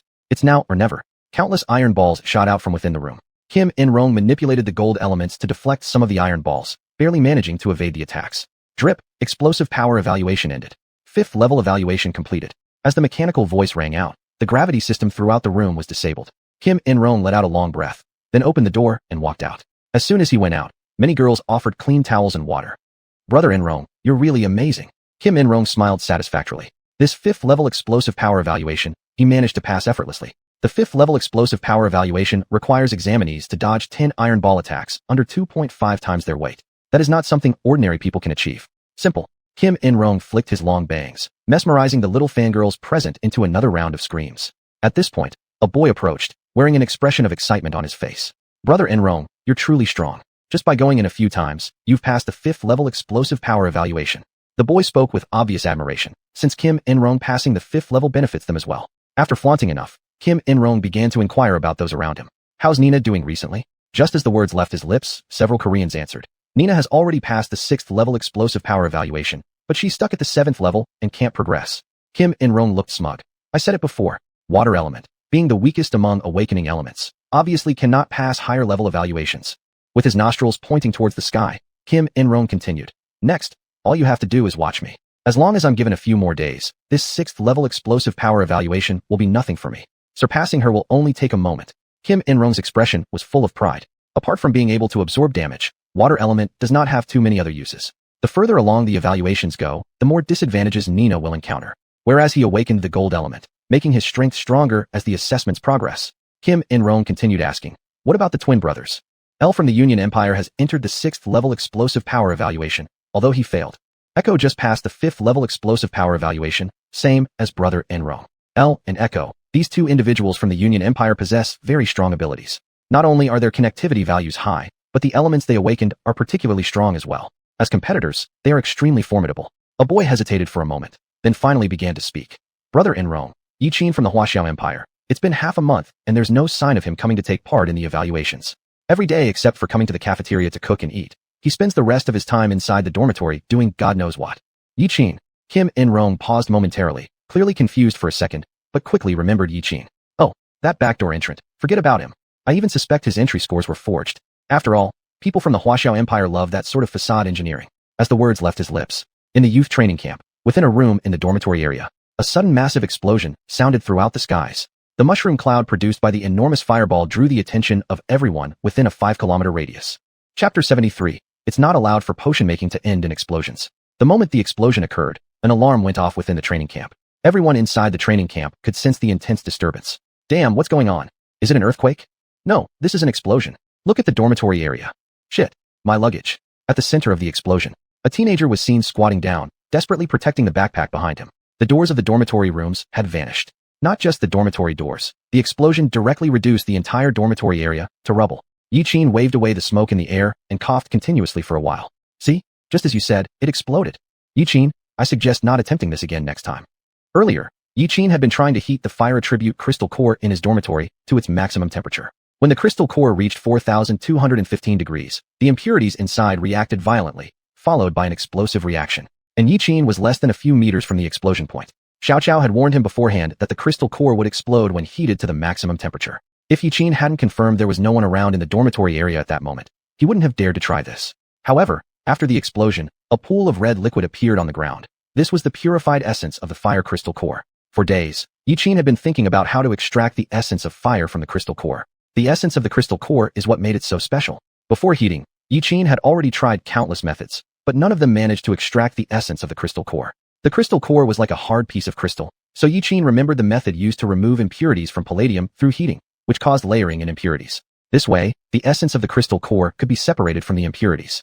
The result of the heating process led to this astonishing outcome. Damn, where's the syringe? Quickly, Yiqin took out a needle and injected the red liquid on the ground into the syringe. This pool of red liquid should be the crystal core essence. The reason why the crystal core essence hasn't been discovered yet is because it dissipates easily in the air. If it isn't placed in a container promptly, the essence can completely evaporate within tens of seconds in the open air. Under normal circumstances, the crystal core essence adheres to impurities, thus forming the crystal core. Now, he had finally observed pure crystal core essence. Yiqin sighed. Not easy. After 2 weeks of exploration, he finally found a way to purify the crystal core. Taking advantage of the moment, Yiqin mixed the essence into the elemental energy potion. This time, the elemental energy potion blended seamlessly with the liquid form of the crystal core essence without any separation. Yiqin couldn't believe it was true. After 2 weeks of experimentation, he had actually succeeded in creating a new type of potion. Even though it was an improvement based on the elemental energy gene potion, as long as this potion worked, he could synthesize other potions using other crystal cores with this method. Inside Tang San's office, today was the agreed-upon day. Yiqin had told him to come back in 2 weeks to collect the potion in exchange for the cultivation method of Tianxian Gong. Before Tang San could contact Yiqin, a distant explosion cut off his train of thought. Looking far away, it seemed the explosion came from the training camp. Tang San's heart clenched tightly. Could it be that something happened to Yiqin? Just as he had found the reason for his strength enhancement from Yiqin, this happened. Could someone be trying to harm him? With this thought, Tang San immediately left the JB Alliance branch and rushed to the training camp at top speed. He still needed the elemental energy gene potion. Yiqin couldn't afford to have anything happen to him. The moment the explosion sounded, the guards and firefighters sprang into action. The guards were evacuating everyone from the training camp, while the firefighters headed to the dormitory area to put out the fire. Alarms kept ringing in the dormitory area as the fire and smoke began spreading to the surrounding areas. Once the firefighters arrived, they quickly brought the fire under control. As the firefighters sprayed water at the ignition point, a figure slowly emerged from the flames. The firefighters were momentarily surprised. The temperature here exceeded 100 degrees, yet this young man walked out unscathed? How did he manage this? Meanwhile, Tang San, who arrived late, was gathering information, looking for Yiqin among the evacuating crowd first thing. But he couldn't find him for quite some time. What's going on with this kid? That fierce inferno seemed to have no effect on him whatsoever. Is this even possible? In a rush, Tang San ran directly towards the dormitory area where the explosion occurred, ignoring the roaring fire there. Coincidentally, as he just entered the dormitory area, he saw Yiqin walking out of the blazing inferno. He looked as relaxed as if he were simply out shopping. Indeed, there are still secrets about Yiqin. At this very moment, Hu Lingsong brought Su Wenxian back to the training camp. They had just stepped off the plane when the explosion occurred in the training camp. Su Wenxian was full of surprise. Your training camp is pretty special. To think it could cause such an explosion. As soon as she saw the explosion, Hu Lingsong immediately associated it with Yiqin. If anyone else could make such a racket, it would only be him. She wanted to run toward the direction of the training camp, but then thought that rushing would do no good. Just like last time, Yiqin destroyed all the combat robots in Passage 4, and then she rushed over. After considering for a while, Hu Lingsong calmly led the 2 people into the training camp. As soon as they entered, someone handed her a tablet and started making a report. Director, there has been an explosion in the dormitory area. We've already notified the firefighters, and the emergency plan has also been activated. Hu Lingsong nodded, then took the tablet to start checking the number of people at the training camp. Sure enough, Yiqin's name wasn't on the list, estimating that 8 or 9 out of 10 chances, it was his doing. After the firefighters quickly extinguished the spreading flames, Hu Lingsong walked calmly to the center of the explosion. Coincidentally, both she and Tang San saw Yiqin casually walk out of the fiery sea from both sides. This time, even the composed Hu Lingsong couldn't help but gape. What is Yiqin pulling? Half an hour later, at the JB Alliance branch, Hu Lingsong, Tang San, Su Wenxian, and Yiqin, the 4 people gathered in the office. There was Hu Lingsong poking Yiqin's head with her finger. Yiqin, what on earth are you doing? Hu Lingsong was very angry, never expecting Yiqin to cause such a ruckus during her absence. On the side, Tang San tried to explain, Lingsong, this didn't cause any casualties. We lost just some equipment. It's not a big problem. Tang San, why are you defending Yiqin? Didn't you see the scale of the explosion? This time it was luck that avoided casualties. But what about next time? To this, Yiqin awkwardly scratched his head. Dawn had warned him before that it might explode. Yiqin only felt it would be like a small firecracker-like blast. But who would have guessed that the impurities of the fire attribute crystal core would explode with such power? I'm just experimenting with making potions. Accidents can happen during experiments. Seeing that he dared to argue back, Hu Lingsong glared at him furiously. If it were any other trainee, they'd have been kicked out of the training camp long ago and had to compensate for the damaged equipment. But the one causing all this noise happened to be Yiqin, leaving Hu Lingsong feeling somewhat powerless. Causing explosions when making potions is not allowed. But considering how creative and eye-catching your work is this time, I won't punish you. Hu Lingsong snorted harshly, then introduced the person behind her to Yiqin. This is xiuxian, a researcher from the JB Alliance. You can discuss the rest among yourselves. One day, you'll drive me insane. I'll go breathe some fresh air. Hu Lingsong clenched her teeth in annoyance. Now how should she report the damage at the training camp? After hearing Hu Lingsong's words, Tang Xin also followed up. Lingsong, don't be mad. The two just left. Xiuxian immediately faced Yiqin, then pulled out the Yuan energy gene potion, excitedly asking, is this the potion made by you? Yiqin was startled by Xiuxian's enthusiastic face, but soon realized. Yes, this potion was made by me. Chapter 74, representing interests or the people. Xiuxian, dressed in a white lab coat, her short hair complementing her eyes perfectly. She wasn't wearing any jewelry and had not applied makeup, but she still looked very beautiful. Even without any embellishments, it was obvious that she was a beauty. This was probably what one would call a natural beauty. Xiuxian had waited for this day for too long. In these past 2 weeks, she had been analyzing data with the elder. Although Xiuxian had also raised objections, as cracking someone else's potion composition privately is an unethical act, the elder went ahead anyway. It took them nearly a week just to decipher the potion's components. Although they knew the components of the potion, no matter how they experimented, they could not replicate it. The potions they made were either toxic or ineffective. Their best attempt managed to reproduce only about 1/10 of the original efficacy. The materials for making the Yuan energy potion were very simple, but its manufacturing techniques and dosage of herbs were the essence. Without the recipe, the people of JB Alliance could never replicate the Yuan energy genetic potion. After several rounds of discussion, JB Alliance decided to send Xiuxian to negotiate with Yiqin. Xiuxian was Hu Lingfrost's good friend, and the people of JB Alliance hoped to obtain the method of making the Yuan energy potion through appealing to emotions. She had thought about this moment for a long time. She had wanted to meet the person who created the Yuan energy potion much earlier, but due to the organization's obstruction, it had taken so long. Although Xiuxian was an expert in pharmaceuticals, this kind of negotiation wasn't her first rodeo. The most important thing for such negotiations was the presence. As long as you overwhelm the other side in terms of momentum and take the leading position, you can seize the initiative. Before coming to the training camp, JB Alliance had thoroughly investigated Yiqin. They had a unified view on Yiqin, from being unknown and bottom of the class to becoming a genius with a connect value of 95. Yiqin had achieved all this in less than 1 or 2 months, a progress speed beyond human capability, including the matter of the Yuan energy potion. If a high school student could research and develop such a potion, then their R&D staff responsible for studying potions might as well go back to farming. So, everything pointed in one direction, that there was a powerful person or organization behind Yiqin. Yiqin's improvement and the creation of the potion were the doing of that behind-the-scenes mastermind. They could roughly guess the purpose of the person behind the scenes. Part of it was for humanity, and another part because the person behind the scenes was likely a victim of persecution. If it weren't for that, the person wouldn't need to hide behind the scenes and use a high school student as a liaison to contact their JB Alliance. JB Alliance naturally welcomed talented individuals, but since both sides hadn't met, they sent Xiuxian over to discuss cooperation and to probe the situation of the mysterious figure behind Yiqin. Now seeing the real person, Xiuxian nodded affirmatively. With fair skin, handsome features, and a tall build, Xiuxian was certain that Yiqin had already been injected with the Yuan energy gene potion. Hello, I am Xiuxian, a pharmaceutical researcher from JB Alliance. Yi. Before Xiuxian could utter the second word, Yiqin cut her off. Xiuxian, 20 years old, the youngest chief pharmacist of JB Alliance. Graduated from university at 15, she used her understanding of biological knowledge to research various new drugs. The pioneer in creating the giant beast factor synthetic drug, she has been hailed as one of the modern medical miracles. Initially, Xiuxian felt a little surprised, but soon she calmed down. Looks like you've also paid attention to the news in the pharmaceutical world. Yiqin smiled. Actually, he hadn't watched the news. This information came from his understanding through Sun Shiqian's memory. When Xiuxian was 49, she successfully cracked the physiological aging of the human body. Based on this study, she developed a new drug that extended the lifespan of humans by 10 times. Her later research had even greater significance for humanity. You and I both know how important the Yuan energy potion is. So, are you here today to negotiate cooperation in the name of JB Alliance, or as a researcher talking to me? Yiqin's words seemed simple, but contained many meanings. Especially the last sentence. Yiqin was simply asking whether Xiuxian was negotiating for the public interest. The heavily emphasized 3 words, researcher, woke Xiuxian up directly. JB Alliance claims to be a neutral organization and does not participate in conflicts between countries, yet when it comes to profit-making opportunities, they have shown no mercy. The JB Alliance has never been stingy with its treatment of talented individuals. The rich rewards and lofty status are practically all-encompassing. However, for those without talent or who don't get the chance to showcase their talent, the JB Alliance is a nightmare. It's like the subjugation of the lower by the higher-ups. Only endless exploitation and oppression remain. As long as someone or something isn't useful, the JB Alliance can mercilessly discard them.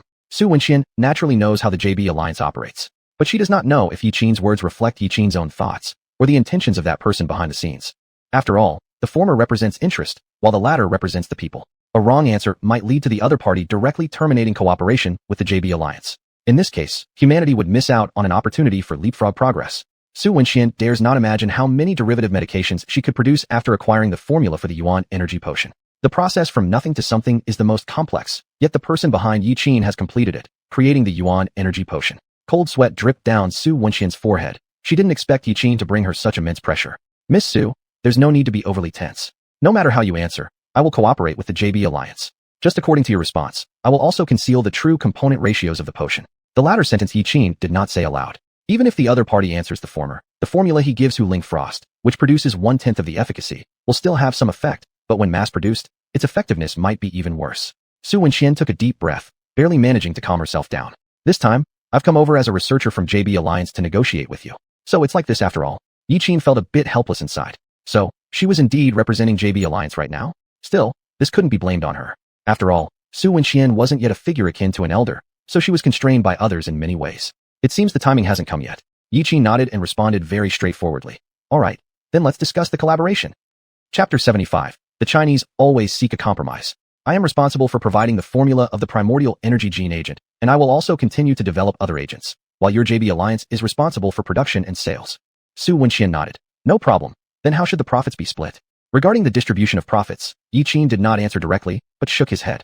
This action instantly made Sun Wenxiang's heart race. What does this shake mean? I don't intend to share the final profit.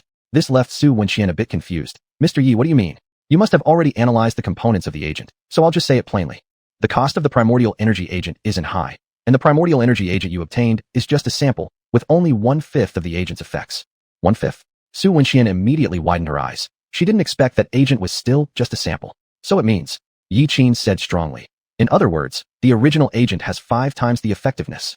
At this moment, Su Wenxian had no idea what to say anymore. She just quietly sat there watching Yiqin's performance. You can dilute the amount of the agent and sell it in different tiers.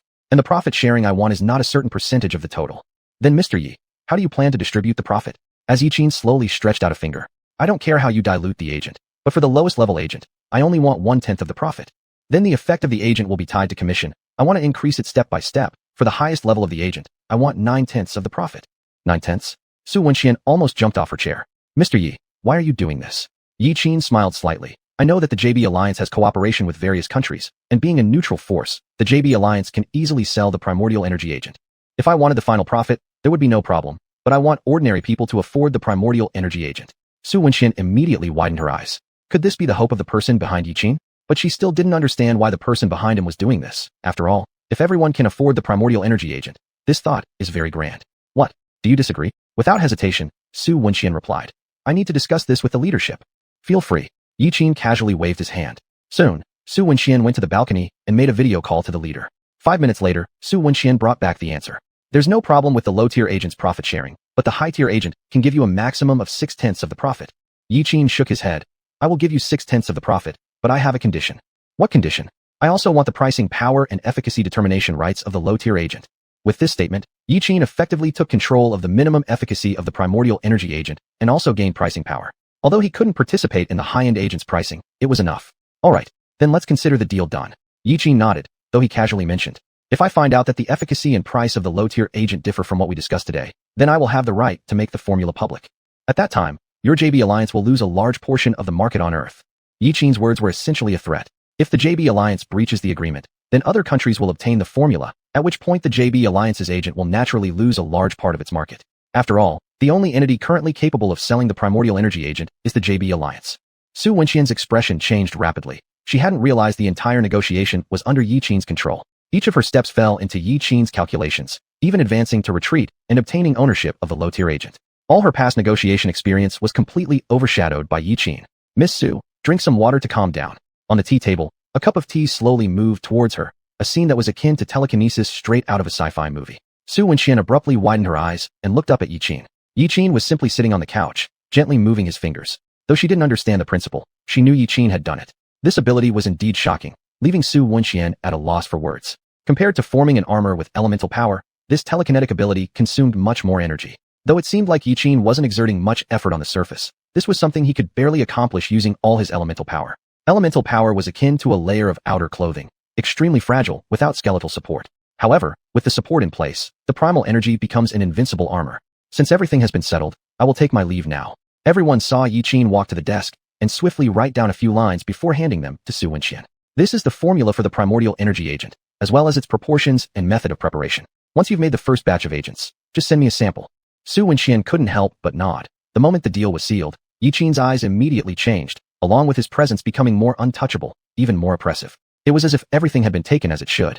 I hope that one day, Miss Su can rediscover your original aspirations and become a true researcher. Having said this, Yiqin turned around and left. He left Xiuxian standing there stunned. She looked at the teacup, then glanced at Yiqin's retreating figure, sitting silently on the sofa for a long time without saying a word. Clearly, Yiqin's last words were meant to remind her. Yiqin was relatively satisfied with today's negotiation cooperation. Dawn, thanks to you. If it weren't for you pulling out the negotiation technique materials, I would have never known that negotiations could be like this. Mr. Yiqin, since I am your driver, I naturally have to look out for you. Thanks, buddy. Yiqin really hadn't expected how useful those negotiation materials would be. From now on, for unfamiliar fields, he'd definitely need to ask Dawn to help him look up more information.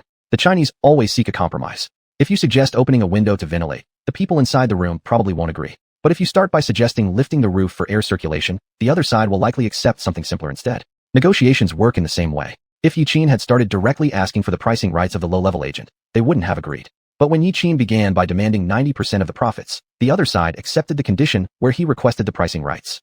Yiqin knew that JB Alliance was a huge force, but his goal wasn't simply to make money selling formulas. His ultimate aim was to strengthen everyone on Blue Star, even though some Empire individuals may differ in philosophy or belief. When the external enemy comes, humanity always becomes extraordinarily united. Not long after leaving the office, Tang San and Hu Lingshuang were waiting for him in the hall. Hu Lingshuang immediately asked, "How did the negotiations go?" "Relatively smoothly." As soon as these words were spoken, Hu Lingshuang took out a tablet, which displayed various detailed figures that Yiqin needed to know. "You destroyed the dormitory area. It's estimated that about 5 billion yuan will need to be compensated." Yiqin felt weak in his legs. Was it necessary for the tone to shift so abruptly? Just a moment ago, she was asking how things went, and now it's directly about compensation. 5 billion? Do you think I'm investigator Lei Luo? Yiqin looked astonished at Hu Lingshuang as the latter extended the tablet toward him. Every single payment is listed here. On the tablet, a detailed list was provided. Compensation for dormitory facilities, cost of reconstruction materials, cost of reconstruction labor, personnel dispatch fees, student loss compensation, hotel accommodation fees. Hold on, I admit the first four, but what exactly are student loss compensation and hotel accommodation fee? Yiqin pointed at the list on the screen. Hu Lingshuang, hands on hips, sarcastically criticized. You blew up the entire dormitory area. Don't you think you need to compensate for other students' personal belongings? And do you not think the remaining students need a place to stay? Alright, I'll compensate just later. Hu Lingshuang didn't press further, because she knew Yiqin wouldn't be short of money after concluding the deal with Xiuxian. Earlier, I heard Tang-san say that you've stayed in the dormitory for half a month. Did you not attend the evaluation or use the simulator for training? Yiqin stretched lazily. I was planning to go today. Chapter 76. Is the display broken? A few hours later, an airship directly landed at the training camp, filled with construction workers. Upon hearing that it was the JB League recruiting people, they immediately signed up enthusiastically. After all, the JB League is known for its financial strength. As long as the quality of the work passes inspection, the workers would be well compensated. This was how things were in the current world. If one couldn't become a mech pilot, then one could only do ordinary and mundane work. Although repetitive labor had largely been replaced by machines, this kind of construction work still required humans to carry it out.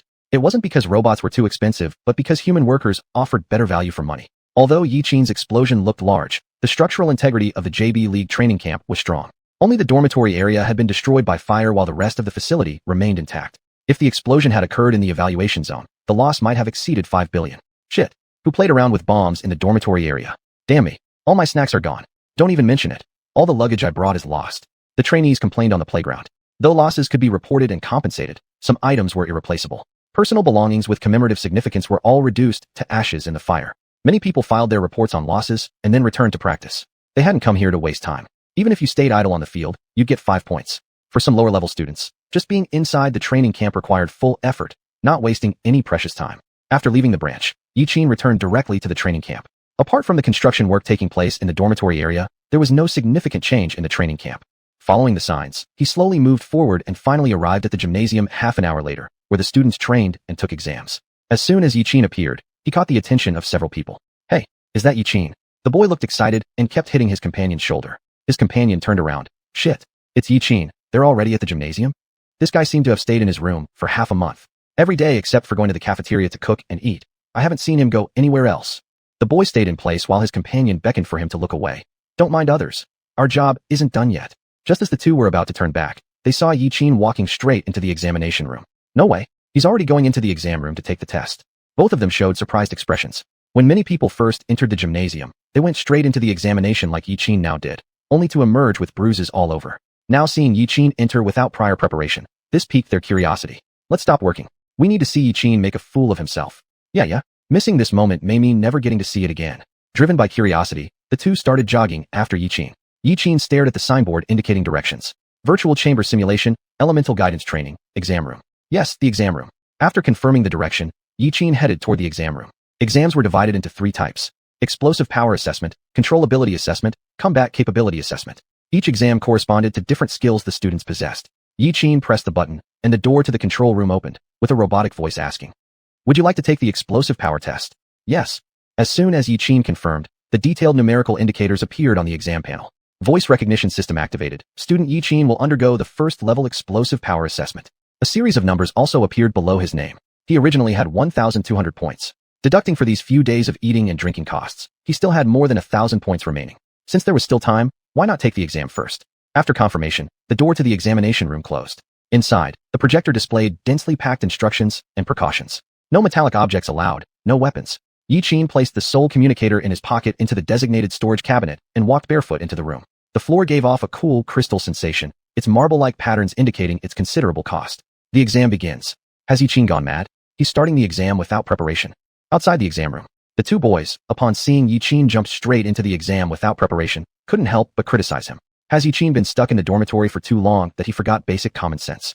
The door of the exam room was a large one-way glass, and the content of the exam was completely open and transparent. Everyone could watch, and the display outside the room could show the progress of the exam.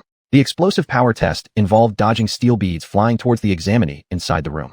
There were 10 beads in the first level, with every 10 waves of attacks constituting one level. As the levels advanced, the speed at which the beads were shot would increase, making it harder for people to dodge. The higher the level, the more steel beads there would be. There were 10 beads in the first level, 20 in the second, 30 in the third, and so on. As long as the examinee was not hit by the steel pillars more than 10 times, they would pass.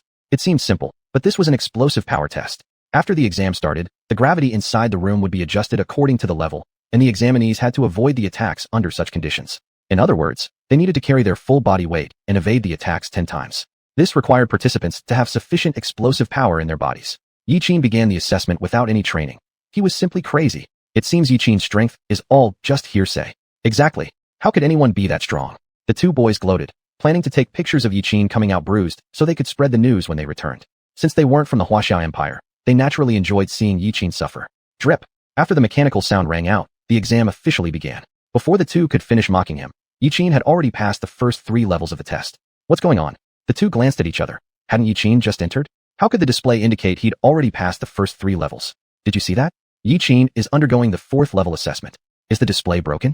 The two strained their eyes, but the number on the display was 4. Anyone who had taken the explosive power test knew how difficult it was. It took them nearly 3 days just to pass the first level, yet Yiqin had breezed through to the 4th.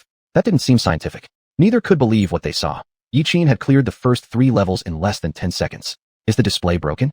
Just then, the number on the display changed to 5. The two exchanged another glance, puzzled and baffled looks on their faces. At the same time, their pupils dilated and mouths opened wide, as if they had seen a ghost. No way. Could Yiqin really be passing the 5th level? Chapter 77, Breaking All Students' Records. The two of them simply could not believe what they were seeing. After all, Yiqin had just passed the 1st, 2nd, and 3rd levels in mere minutes. Just then, a door of an adjacent examination room opened. According to the numbers displayed on the monitor, this girl had already passed the 4th level of the exam. This made her one of the top performers in the youth training camp. The girl was drenched in sweat and breathing heavily. Passing the 4th level exam meant that 80 points were already secured. Her waiting companion rushed up with a smile to congratulate her. Mo Qing, congratulations on passing the 4th level exam. Mo Qing managed a faint smile despite her pale face. This was her 5th time taking the exam. Although she was exhausted, with some bruises on her body, it was clear that she herself was also very pleased. After persistent efforts, she had finally passed the 3rd level exam. The two began walking toward the bathroom while talking. Suddenly, they noticed the two boys gaping at the examination room with expressions of disbelief, looking rather comical. What are those two doing? The girl rolled her eyes. I don't know, but people from the Goryeo Empire are always strange. As they passed by, Imogen casually glanced at the number on the display screen. Drip. In an instant, the number on the display changed from 5 to 6. That meant someone had passed the 5th level exam and was now heading into the 6th level. It should be noted that so far, only 4 people had ever passed the 5th level test for burst strength.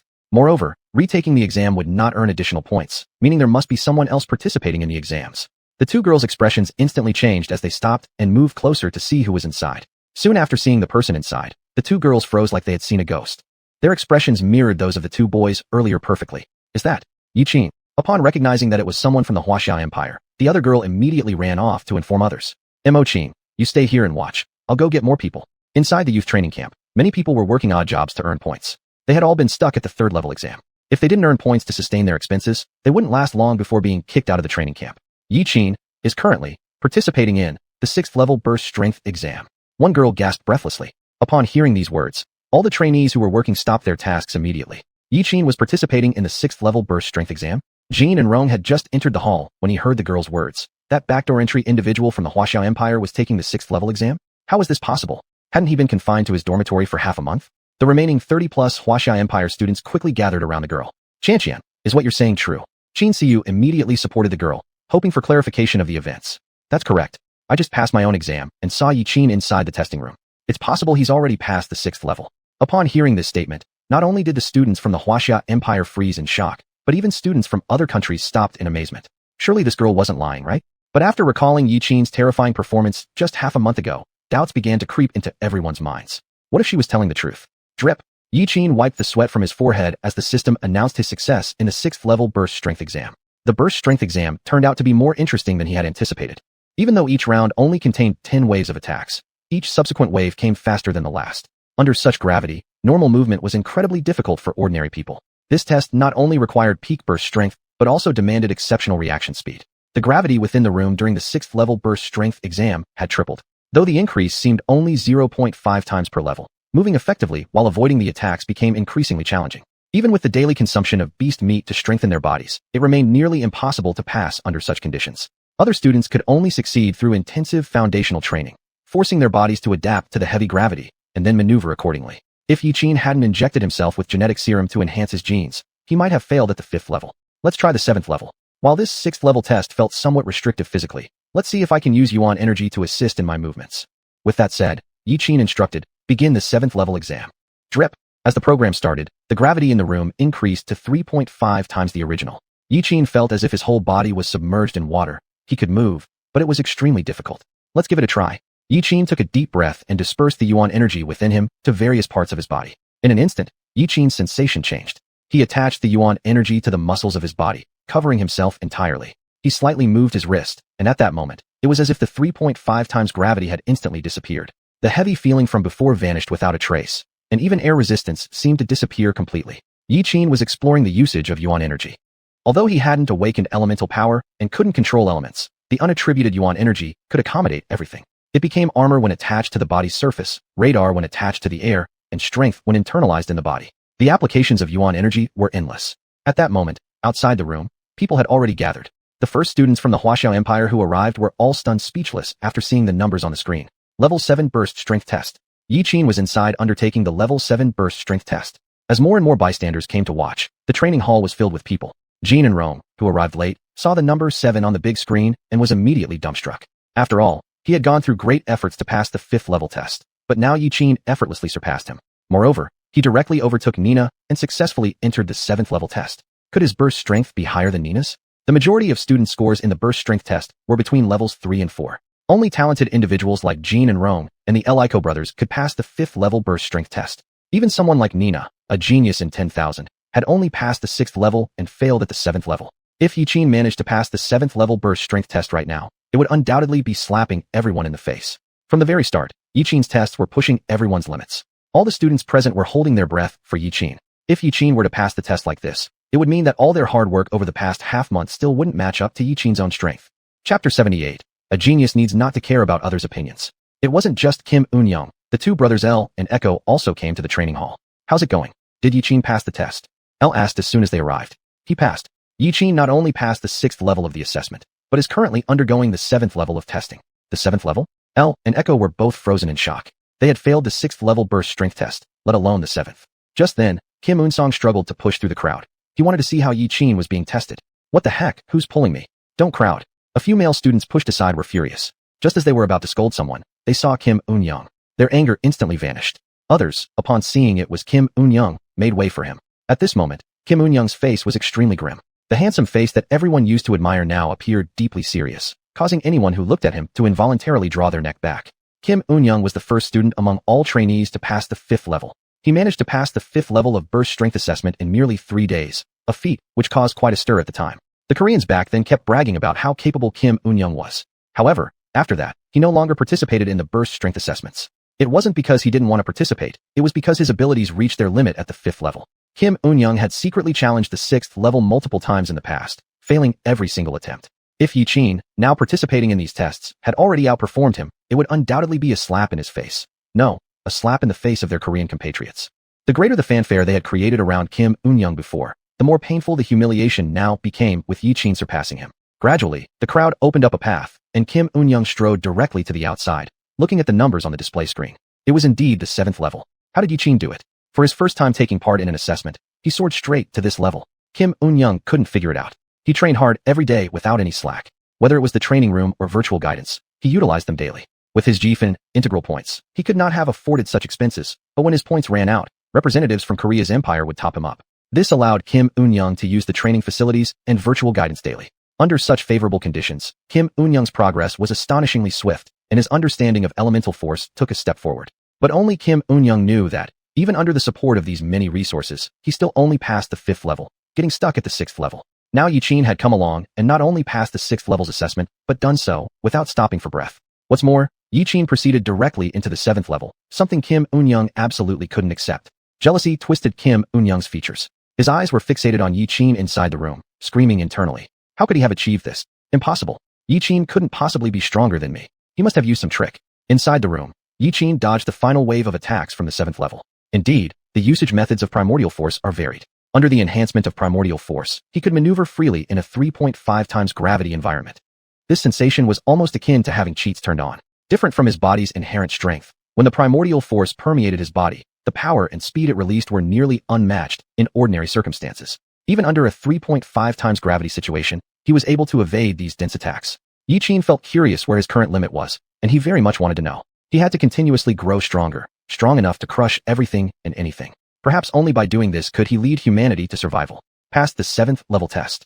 Everyone outside the room had been shocked speechless. Yi Qin actually passed the 7th level test. Remember, Nina, one of those absolute geniuses in the world, only managed to pass 6 levels within 2 weeks. Yet Yi Qin almost did what others took 2 weeks to accomplish in just 1 day, and he surpassed Nina. That meant Yi Qin started off with this kind of strength from the beginning. They simply weren't aware of it. Shockingly as it was, Yi Qin should have stopped here, right? Just when everyone thought Yi Qin was about to walk out of the testing room, the number on the screen began to change again. Level 8. Yi Qin was still continuing.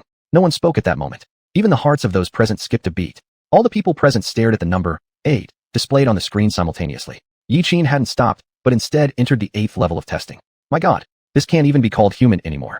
Totally insane. Passing the 7th level was already beyond the reach of all other students. Yet Yi Qin was determined to go further. The crowd erupted in astonished exclamations. Yi Qin is undergoing the 8th level assessment. Obviously, whether Yi Qin could pass the assessment at this moment was no longer important. Because he showed everyone in the training camp one thing. That is, hard work in front of talent is really not worth mentioning. Yi Qin didn't step out of his dormitory for half a month, and today he broke the highest record of students as soon as he went out.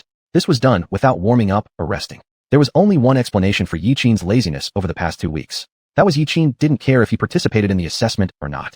A genius like him must be lacking nothing. Points were just things that they could easily obtain. They could simply participate in an exam when needed and get points that would take others more than 10 days to earn. There was no need for them to work hard like others did to earn points. What Yi Qin did was equivalent to slapping all their faces hard, and all rumors would vanish after today. Yi Qin proved one thing. When you have extraordinary talent, you don't need to care about others' opinions. When ordinary people slack off, they truly slack off, while super geniuses like Yi Qin do so to enjoy life. The words are right. Geniuses need not care about other people's opinions. Just by casually showing his skills, Yi Qin provided enough material for them to study. Breaking records was just to find a sense of existence and show superiority. Now, even Kim Eunyoung had to admit that Yi Qin was indeed stronger than him. All the efforts he made during the day and all the hard research he did in the evening became jokes at this moment. The gap between the two of them had actually opened from the beginning of their joining the camp, but he couldn't see it, nor did he know it. Elle and Echo, the twin brothers, sat on the stool, lost in deep thought. One had just passed the 5th level, the other was stuck firmly at the 6th level, far from being qualified to be Yi-Qin's opponent. The doubts and mockery they said on the playground before turned into boomerangs that struck themselves now. It was just like cursing themselves. Compared with Yi-Qin, the two of them seemed to be ones who came through backdoor connections. When Yi-Qin passed the 7th level of assessment, it was like playing. Apart from sweating a bit, there was no sign of any abnormality on him. Before coming to the training camp, Elle and Echo's teacher told them, the Chinese Empire was home to many talents hiding behind normal-looking facades. At this time, the number on the screen changed again. The 9th level. In an instant, the crowd burst out in loud noises, and some people started yelling. This meant that Yi-Qin had already passed the 8th level of the test, and was moving towards the 9th level. The students from the Chinese Empire were jumping with joy at this sight. Now, their Chinese Empire also had a powerhouse backing them up. Chapter 79, 9th Test, for 0.5 times gravity. After bidding farewell to xuanhuan, Hu Lingshuang returned to her office. Tang Xin followed as well. He recognized xuanhuan and was aware of her identity. But he had some questions. Why would xuanhuan be talking with Yi-Qin? Several seconds later, Tang Xin finally realized. Could it be that Yi-Qin had sold the recipe for the Yuan Energy Gene Serum to them? This was something Tang Xin never thought could happen. But he knew what effects the Yuan Energy Serum had, and he also knew the power of the JB Alliance. Once the JB Alliance obtained the recipe, they could then develop more effective serums based on it. And the JB Alliance would use the genetic serum to elevate their power even further. Could it be that Yi-Qin is in need of money? If Yi-Qin needs money, his Tang Corporation has it. Why didn't Yi-Qin come to him, but instead cooperate with the JB Alliance? With the Yuan Energy Gene Serum, Tang San himself might even have the strength to establish a new sect. Like before, it wouldn't even be difficult to create an empire of his own on Blue Star. But now, stopping Yi-Qin is obviously too late. At the speed of the JB Alliance, once they obtain the recipe, within a week they can begin mass production. At that point, anyone will be able to buy the Yuan Energy Serum. How's the training camp going? Hu Lingshuang asked as she initiated the conversation. Although she wasn't the head coach of this training camp, she still needed to complete the tasks assigned from above. The last time you picked out 3 talents, including Yi-Qin, that makes 4. However, there's one talent you didn't see. Tang Xin chuckled slightly. Hu Lingshuang was somewhat confused. Could she really have missed seeing someone suitable? Kim Eun-young from the Korean Empire, connectivity value 87, and awakened with gold attribute. Upon hearing that this person was from the Korean Empire, Hu Lingshuang lost interest immediately. After all, she was a citizen of the Wuxia Empire. She always held prejudice against those from Korea. Tang San, have you forgotten about the disgraceful behavior of the Koreans at the last world competition? Tang San shook his head. Naturally, he hadn't forgotten. It's undeniable that their tactics were dirty, but we ultimately won. Dirty? Hu Lingshuang turned her head and gave him a fierce glare. During the last world competition, the Koreans directly killed 3 of our student participants. You were a student at Mechanical Armed University. How could you forget that scene? But didn't we manage to think up a way to win eventually? I think right now we're inside the JB Alliance. There's no need to talk about the past events concerning Wuxia Empire's competitions. Forget it. I don't want to discuss this topic anymore. Hu Lingshuang immediately ended the discussion. What irritated her most was exactly Tang San's tone. Special cases should be treated specially. All nonsense. She wasn't as forgiving as Yi-Qin. For these Koreans, she would never give them a good face. As Tang San had said, although they achieved victory, out of the 6 college students who participated in the world competition, only 3 survived in the end. And Hu Lingshuang and Tang San were 2 of them. Ding-ling. Tang San's communication device rang. Oh, someone broke the record for burst force testing. Hu Lingshuang turned around. The message caught her eyes instantly. The moment they saw the test record, both of them were shaken. Yi-Qin had passed the first 3 tests in less than a few seconds. It was practically done without any pause. And now he'd broken the record for the 6 checkpoints burst test in the shortest possible time. That's 3 times gravity. Tang San rushed back into the office to check the surveillance camera. The moment the monitor was turned on, they noticed that the numbers on the indicator changed again. They saw that Yi-Qin had already cleared the 7th level test and was beginning to undergo the 9th level's assessment. Tang San couldn't believe what he saw, abruptly turning his head toward Hu Lingshuang. The 9th checkpoint. That's 4.5 times the gravity. Hu Lingshuang's expression was slightly better than Tang San's. Since she had injected herself with the drug, she naturally knew how much enhancement it brought. She had completely lost sensation towards Yi-Qin. No matter how outrageous his actions were, she wouldn't be surprised any longer. Instead, she felt curious. How many secrets does Yi-Qin actually harbor? Looking at the images on the monitoring room, Tang San could barely restrain himself anymore. I'm going to the training room. With those words, Tang San dashed off. After he left, Hu Lingshuang tried using primordial energy as power to manipulate the water elements in the air. Just as she expected, after injecting the serum, her control over water elements grew increasingly stronger. Looking at Yi-Qin in the projected image, she muttered to herself, Yi-Qin. Not long after Tang San left, Yi-Qin passed the 9th checkpoint and was advancing towards the 10th. On the other side, just arrived at the cafeteria, Xiu saw a group of trainees all running out without exception. Some people even directly skipped eating their meal and rushed out. Bear in mind that ordinary missions only yield 5 points upon completion, while having a meal costs 2 points. What could make someone abandon 2 points like that? A girl quickly ran over. You two were here all along. I've been looking for you two for ages. Xiu and another girl were completely confused. What's going on? Is there something urgent? Hurry up. Hurry to the training hall. Xiu looked perplexed. I'm out of points. Why would I go to the training hall? Are you inviting me to practice inside together? These matters can be discussed later. It's Yiqin.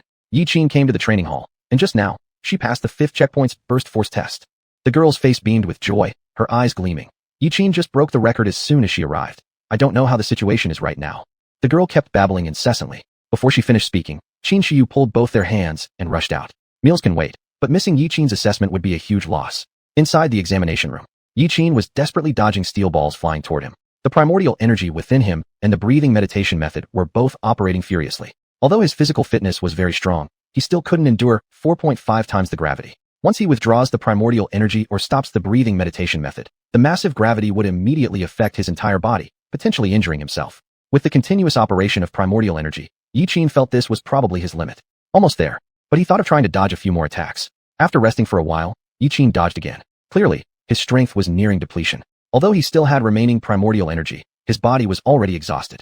Now he was purely relying on willpower to hold on. Moving under 4.5 times the gravity surely took a lot of strength. Yiqin took a deep breath and then moved his body once more.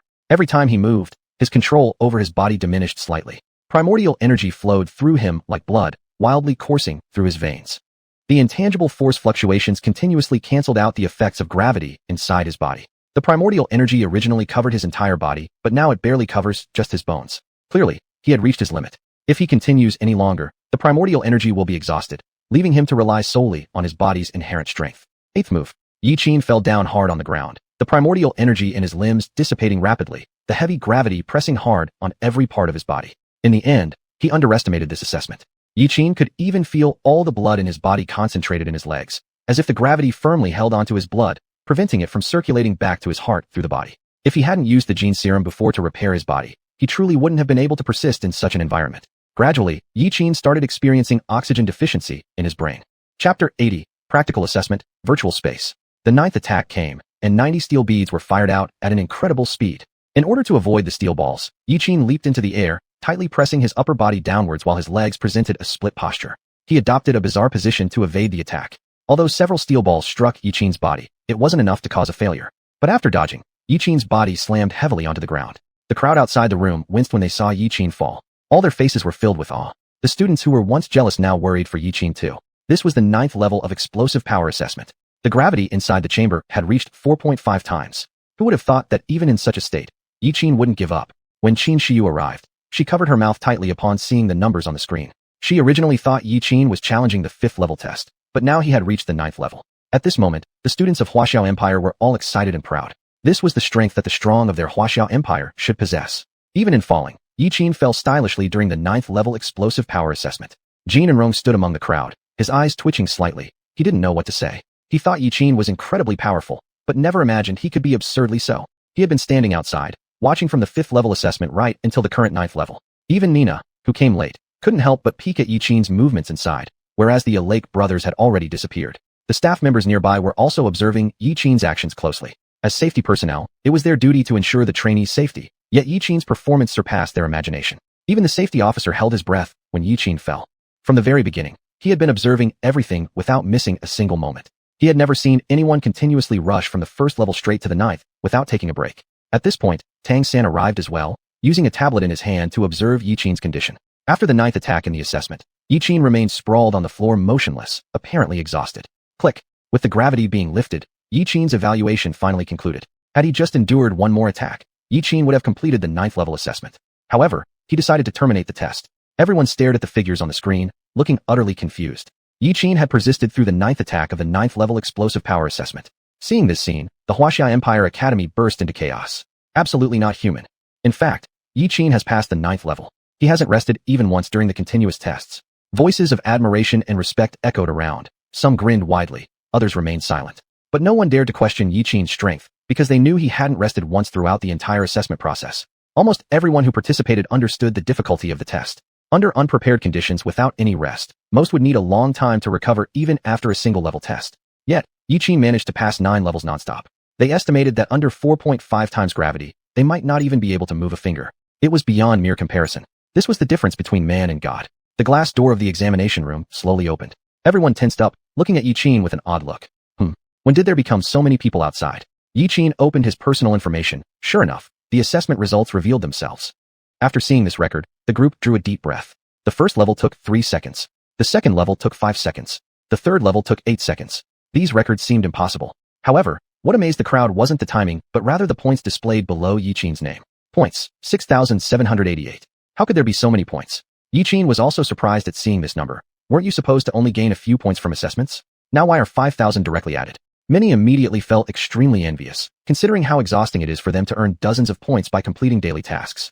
Yiqin's 6,000 plus points probably equaled the total sum of all participants here. After briefly reviewing the rules, Yiqin quickly understood what had happened. Didn't expect breaking the assessment record to earn extra points.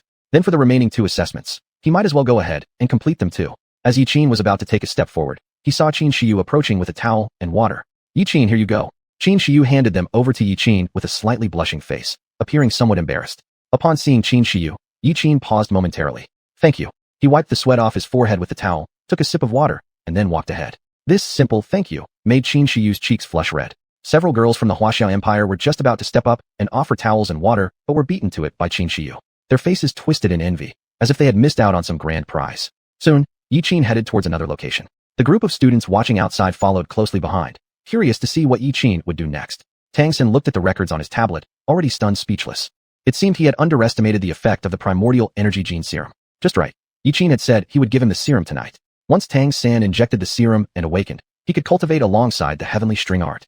He would quickly reach Yiqin's level, perhaps even surpassing him. Not long after, Yiqin arrived at the practical assessment area. His yuan energy inside had almost been completely depleted.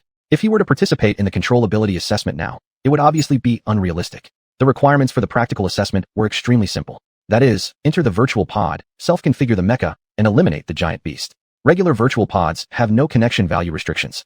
In other words, you can ignore the connection value, and like playing a game, manipulate the mecha without any feedback. This results in many people rampaging in regular simulation chambers, but becoming high-score, low-capability individuals when actually piloting a mecha. However, JB Alliance's virtual chamber can provide real feedback on the pilot's physical attributes. What happens in reality will happen exactly the same way in the virtual chamber.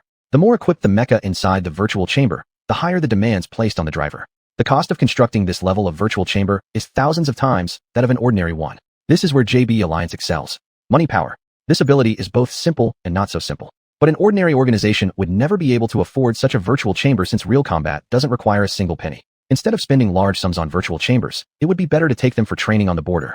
Yiqin stood before the virtual chamber. Its appearance resembled a hamster ball. Users lay down in a chair and put on a specific helmet. Once done, this would entirely simulate the situation of the students inside a mecha. After putting on the helmet, Yiqin sat inside the virtual chamber.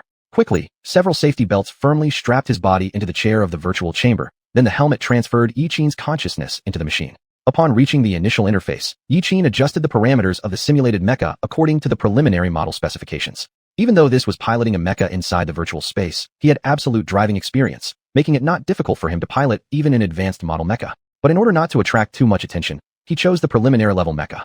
Chapter 81. The Hidden Kill Intent of the 8th Level. After selecting the level of his mech, Yiqin adjusted the mech parameters and prepared for everything. The assessment officially began. Suddenly, with Yiqin at the center, the virtual cockpit program started constructing the mech and its environment. And outside the mech, an urban landscape began to appear. After a while, a dilapidated virtual city was presented before Yiqin. The buildings in the city had been covered by green vegetation. The towering skyscrapers had turned into giant green trees, with countless vines tightly surrounding the concrete and steel bars of the buildings. If it weren't for the reflective glass, Yiqin might not have recognized them as buildings. Under the glow of the evening sunset, the outer shell of the mech gleamed brightly. This reserve-level mech was made entirely of composite metal. All indicators of the mech had already reached S grade. If they could further upgrade the mech's program and equipment, then this mech would fully qualify as a Mega Beast level mech. Compared to other assessments, practical combat evaluation was the simplest and easiest one. Everyone who came to the youth training camp was basically an outstanding individual among their peers, having experience in piloting mechs to slay Mega Beasts. Therefore, these Stage 1 Mega Beasts were like a piece of cake for them. Although the JB League's virtual cockpit was quite realistic, everyone had some experience, so passing the test wasn't that hard. In the first phase of the live combat assessment, kill 10 Kuan snakes. Different from real Kuan snakes, these 10 Kuan snakes appeared as if they were copy-pasted. However, Yiqin quickly found out the difference between these Kuan snakes. These Kuan snakes, unlike the real ones, seemed to cooperate in attacking. But for Yiqin, such opponents posed no problem at all. Crushing these Kuan snakes was as easy as pinching bugs for him. Before the crowd realized it, Yiqin had already passed the first 5 stages of the assessment. A huge question mark appeared above the heads of the people outside. What happened? Although killing Kuan snakes is simple, there's no way it should be this fast, right? It seems like those Kuan snakes just walked straight under Yiqin's fists. Why does it seem so effortless for Yiqin to kill mega beasts? I didn't feel this way when I took my exam. The spectators buzzed with conversation. Most of them had already passed the first 5 practical combat evaluations, but it took considerable effort. Kuan snakes, although weak stage 1 mega beasts, were still troublesome in large numbers. Yet during the first 5 evaluations, Yiqin swatted those Kuan snakes like flies, crushing each into a pulp one after another. Every punch he delivered was incredibly precise, as if it had radar-guided precision. Even with more Kuan snakes, none could touch Yiqin. All the students watching had complex expressions on their faces, speechless. To them, it seemed like a trivial matter for Yiqin to kill Kuan snakes. But when they tried it themselves, they couldn't replicate the same feeling. It was like thinking you knew something after watching someone else do it, only to discover your brain and hands fighting each other once you attempt it. However, some meticulous observers noticed the subtleties in how Yiqin operated the mech. Yiqin always maneuvered the mech to dodge the megabeast's attacks, while simultaneously eliminating them. As he moved forward and back, the number of Kuan snakes slowly decreased. Seeing Yiqin's driving technique, everyone was thoroughly impressed by his delicate operation. With Yiqin's connection value at 95, it made sense that he could manipulate the mech into executing those kinds of moves. Under everyone's watchful eyes, Yiqin arrived at the 8th level of the live combat evaluation. Currently, within the youth training camp, the highest record for practical combat evaluation stood at the 8th level. This record was created by xianhuan. As the top practitioner of live combat, xianhuan was not only the first person to reach this level, but also did so with the fastest time. When it came to practical mech skills, xianhuan would dare to claim second place. Nobody dared to claim first. His combat and responsibilities were the highest in the youth training camp. The practical combat evaluation of the 8th level required killing 20 Earth Dragon beasts and 100 male electric ants. Yiqin knew the massive jaws of the Earth Dragon beast posed an extreme threat to the mech. He wasn't driving Dawnbreaker now. If one Earth Dragon beast managed to bite down, this reserve-level mech wouldn't have sufficient strength to take it out. More and more Earth Dragon beasts would crawl onto the mech, eventually tearing it apart. If the Earth Dragon beasts that participated in the supplementary evaluation previously could be considered cannon fodder, then this group of Earth Dragon beasts was essentially robots in beast skins. Their every offensive wave was meticulously planned, and they cooperated with each other effectively. The threat from the 100 male electric ants was equally immense. Although the mega beasts were all very small in size, their group consciousness was truly what deserved attention. Yiqin stared intently at the stage 1 mega beast ahead, afraid that it might suddenly launch an attack. Without Dawnbreaker's enhancement, and without the system's alerts, he had to rely purely on his skills to deal with these mega beasts. This was no small test for him. Crack! The Earth Dragon beast let out fierce roars, its eyes glowing red with a menacing aura. Immediately, the Earth Dragon beasts and electric ants rushed toward Yiqin at high speed, as if miniature motorcycles were initiating suicide attacks. Yiqin skillfully maneuvered the mech, darting back and forth like a monkey, using the buildings to evade the Earth Dragon beast's attacks. 20 Earth Dragon beasts launched wave after wave of charges against Yiqin. During this process, countless small buildings were demolished by the Earth Dragon beasts. One by one, the small buildings collapsed under wave after wave of assaults. Compared to the Earth Dragon beasts, the electric ants moved even faster. The charge composed of 100 electric ants surged forward like a tide, overwhelming everything in its path. However, in response to the electric ants' attack, Yiqin didn't evade. Instead, he immediately activated the Sword Core program. Come on, Yiqin growled lowly. He drove the mech forward at high speed. The blade in his hand flashed like lightning, massacring through the ant swarm and directly slaying over a dozen electric ants. However, the remaining electric ants quickly regrouped, waiting for the right moment to strike from the side. Meanwhile, the Earth Dragon beasts who had just crashed through the buildings also regained momentum and continued their charge against Yiqin. This time, their speed doubled. Faced with so many Earth Dragon beasts rushing head-on, Yiqin naturally couldn't take the hit. He quickly operated the mech to dodge. Still, a few of the Earth Dragon beasts managed to scrape the external armor with their massive jaws, though the mech's functions still ran normally. Just as Yiqin checked the mech status, the real killing move of the 8th level evaluation appeared. Suddenly, 2 steel spikes shot towards Yiqin from behind. Though Yiqin heard the sound of the spikes breaking through the air, there was no time left for him to maneuver the mech away. Since he couldn't see where the attack was coming from, he had no idea how to evade properly. Reacting almost instinctively, Yiqin twisted the mech's upper body. Instantly, the 2 steel spikes pierced straight into the mech's arms. Raising his head, Yiqin realized that this was the key difficulty of the 8th level evaluation. A surprise attack from behind by the steel spike tiger. Yiqin carefully recalled that he didn't notice the opponent earlier, because this steel spike tiger must have been generated by the program just now. After the mech took damage, most people would check the damage immediately. It was precisely at this moment that the simulator began generating the steel spike tiger, a second-stage mega beast, for a sneak attack from behind. If it weren't for his quick turn just now, the steel spikes would have penetrated the mech directly, causing him to be eliminated. Indeed, this 8th level practical combat evaluation was not as simple as it seemed. Chapter 82. Impossible. Absolutely impossible. When Yiqin began his practical assessment, Hu Lingxiang finally left her office and arrived at the training camp. Tang San's eyes narrowed slightly as he looked at Hu Lingxiang and said in a deep voice, "It seems that Yiqin not only has a strong physical build, but can also pilot a mecha with such skill." Hu Lingxiang asked with a complex expression on her face, "If it were the attack, just now, could you have dodged it with your practice mecha?" Tang San simply shook his head. "If I had been inside the mecha just then, even I wouldn't be able to avoid it." Although he didn't want to admit it, Tang San genuinely couldn't evade the steel thorns from the steel thorns tiger. Yiqin's arm was pierced by the steel spikes, but based on the previous situation, no one handled it better than he did. Even Tang San would have found it hard to do better. This is because of the limitation of mechas. Without radar detection, the pilot cannot observe the rear or either side. Hence, during battles, support from comrades is essential for mutual defense. Outside the hall, everyone was holding their breath for Yiqin. From an observer's perspective, the attack from the steel thorns tiger earlier had been extremely perilous. Had Yiqin failed to react in time, the evaluation would have been over. However, even so, the current situation still wasn't favorable for Yiqin. This was the 8th level practical assessment. With damage to the left arm of his mecha, expecting him to defeat the giant beast before him seemed impractical. Just as everyone believed Yiqin would fail, the next second, using the force of the steel thorns tiger's attack, Yiqin rolled on the ground and continued wielding his sword to slay the giant beast. The entire process was fraught with danger, making everyone involuntarily worry about him. Though the sneak attack from the steel thorns tiger was fatal, this was a virtual assessment. Even if the arm of the mecha was in a damaged state, he could still rely on the large blade to kill the opponent. This was Yiqin's first time piloting a mecha purely based on his own will, without the assistance of Pashao and without any system reminders. He relied solely on his reflexes to block the steel thorns tiger's attack, as if his body instinctively knew there was a giant beast attacking him from behind. This reaction speed was surprising even to Yiqin himself. Even with the mecha in a damaged condition, Yiqin eventually managed to pass the 8th level after a series of difficulties. Jin and Rong completely froze when he saw Yiqin complete the practical evaluation of the 8th level. He stood there motionlessly, unable to accept what he had just witnessed. To evade the backstab from the steel thorns tiger required countless practices and predictions. But right before his eyes, Yiqin took a hit directly from the steel thorns tiger and killed it while his mecha's left arm was severely damaged.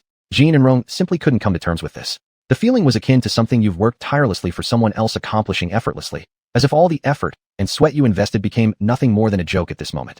That enormous psychological disparity directly caused Jin and Rong to lose all drive. He wondered if all his efforts until now held any meaning. When everyone thought Yiqin was going to exit the simulation chamber, the number on the screen jumped directly to 9 the next second. Yiqin showed no intention of stopping. He entered the 9th level of the practical assessment.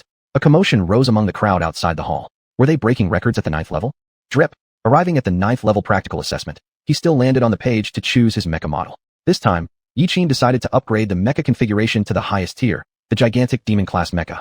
There may only be a difference of 1 grade between the preparatory grade mecha and the gigantic demon grade mecha, but the gap between them is as vast as heaven and earth when operating them. The most critical aspect in determining the grade of a mecha lies in its carried equipment and systems. As for the inherent equipment of the gigantic demon grade mecha, it includes jet propulsion. 2 jet propellers sourced from turbocharged boosters and a propulsion program are standard features of the gigantic demon class mecha. With this equipment installed, the mecha can achieve explosive short-distance acceleration. In the instant the propulsion system is activated, this massive figure weighing several dozen tons can accelerate from 0 to 100 km per hour within 3.5 seconds. This places extreme demands on the skills of the mecha pilot. Because if the balance of the mecha isn't well controlled, the whole thing might easily topple over, which would be fatal in battle. Everyone outside the hall had long been stunned into numbness. They never expected Yiqin to select the gigantic demon class mecha. Short-distance acceleration systems aren't as simple as they look. Not only does the driver need to handle the balance of the mecha, but their body must withstand the influence brought by gravitational acceleration. Instantaneous bursts of gravitational acceleration might mean nothing to the mecha itself, but this imposes very high physical requirements on the driver. After all, an average person can only endure a gravitational acceleration of 2-4 gs. Even the most exhilarating roller coaster dive has a peak acceleration of no more than 5 gs. When the human body experiences gravitational acceleration of 5 gs, dizziness, nausea, or even vomiting and loss of balance can occur. The short-distance acceleration device requires the body to withstand over 6 gs of gravitational acceleration in just a fraction of a second. This is an apparatus that cannot be handled by those who haven't undergone training. However, it seemed Yiqin paid no heed to these issues as he resolutely chose the best acceleration propulsion equipment and pressed the confirmation button. For Yiqin, the mere 6 gs of gravitational acceleration was not something that could trouble him. After equipping the short-distance acceleration device, Yiqin effortlessly cleared the 9th level. Tang San was profoundly amazed. He never thought Yiqin could pilot a gigantic demon-class mecha at the age of 18. This was something even Tang San couldn't achieve. And now, right under his nose, Yiqin had accomplished this feat. Watching how effortlessly Yiqin controlled the gigantic demon mech, it seemed like everything was so naturally predestined. After one last glance at Yi Qin on the display screen, Hu Lingxiang left without looking back. Upon seeing Hu Lingxiang go, Tang Xin quickly followed her. I didn't expect Yi Qin to be such a prodigy of practical combat. No, this is beyond what a prodigy could describe. Hu Lingxiang gave Tang Xin a glance, but showed no emotion on her face. There's no point in stopping him. He will pass the 10th level practical assessment. Tang Xin's expression was one of disbelief, for the difficulty of the 10th level was 3 times that of the 9th. Why are you so sure? Hu Lingxiang paused for a moment before saying, Yi Qin piloted my Polaris mech. These words from Hu Lingxiang stunned Tang Xin into silence, leaving him completely dumbfounded. Did Yi Qin pilot Hu Lingxiang's Polaris? Tang Xin caught up with her, asking, when did this happen? During the capital's giant beast invasion last time, Yi Qin drove my mech and wiped out roughly 200 giant beasts. It seems his mech piloting skills are comparable to mine. A trace of anticipation could be heard in Hu Lingxiang's tone when speaking about Yi Qin. At the time, she had an ankle injury and spent the entire time sitting on Yi Qin while watching him control the Polaris. Although Yi Qin wasn't familiar with the mech system at the time, he still eliminated countless giant beasts with his brilliant operating techniques. This was certainly not something a normal prodigy could do. Impossible. Absolutely impossible. Tang Xin shook his head vigorously like a drum being beaten, but he soon realized what might be going on. Could all of this be due to Yi Qin's injection of Yuan energy gene agent? Taking a deep breath, Tang Xin asked sharply, Lingxiang, if you were to operate the same mech, do you think you could defeat him? Hu Lingxiang wasn't dumb. She understood what Tang Xin was implying. If they were to fight, she wouldn't know the outcome either. Frankly, she also wanted to test Yi Qin's strength, but as the director of JB League's division, she certainly couldn't do such a thing. But given a chance, she must probe Yi Qin's capabilities. Chapter 83, Killing the Strongest Second Stage Giant Beast, Passing the 10th Level. At the same time inside the testing room, Yi Qin was piloting a mech to kill the giant beast. It has to be said that this short-distance acceleration device is indeed useful. If he had this equipment in the 8th level, Yi Qin could have avoided the steel spike tiger's ambush. However, it's not too late now. With this equipment, these giant beasts cannot touch him no matter how they try to ambush. No wonder the real virtual chamber costs so much. Experiencing such top-notch equipment is worth it. Faced with the dense attacks of the giant beast, Yi Qin easily dodged them. He skillfully operated the acceleration device as if he had practiced it hundreds of times. Extreme acceleration, changing lanes while accelerating, various moves were performed with flair. This gravitational acceleration seemed to have no effect on Yi Qin.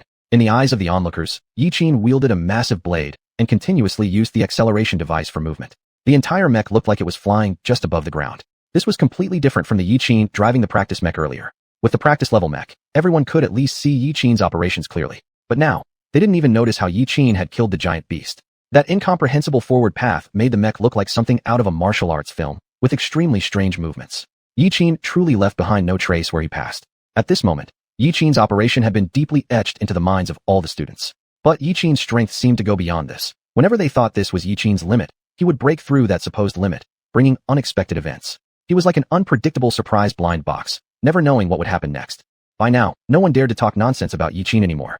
Using backdoors? Does someone with this kind of strength need to use backdoors? He doesn't even need any door. After dealing with all the minor monsters, finally, the heavyweight giant beast appeared. The unicorn porcupine. This was the most dangerous presence among second-stage giant beasts. The unicorn porcupine has a sharp horn like a rhino on its nose, and the sharp quills on its body are just as sharp as the steel spike tiger. Now, the plasma energy in Yi Qin's giant sword had run out, meaning that the remaining power of the mech could no longer activate the sword core program. Could this be the challenge of the 10th level? Yi Qin took a deep breath, his eyes suddenly shining with light. If this is the case, let me give it a try. Ho! The unicorn porcupine roared and quickly charged toward Yi Qin. Yi Qin activated the acceleration system, cleverly avoiding the beast's attack.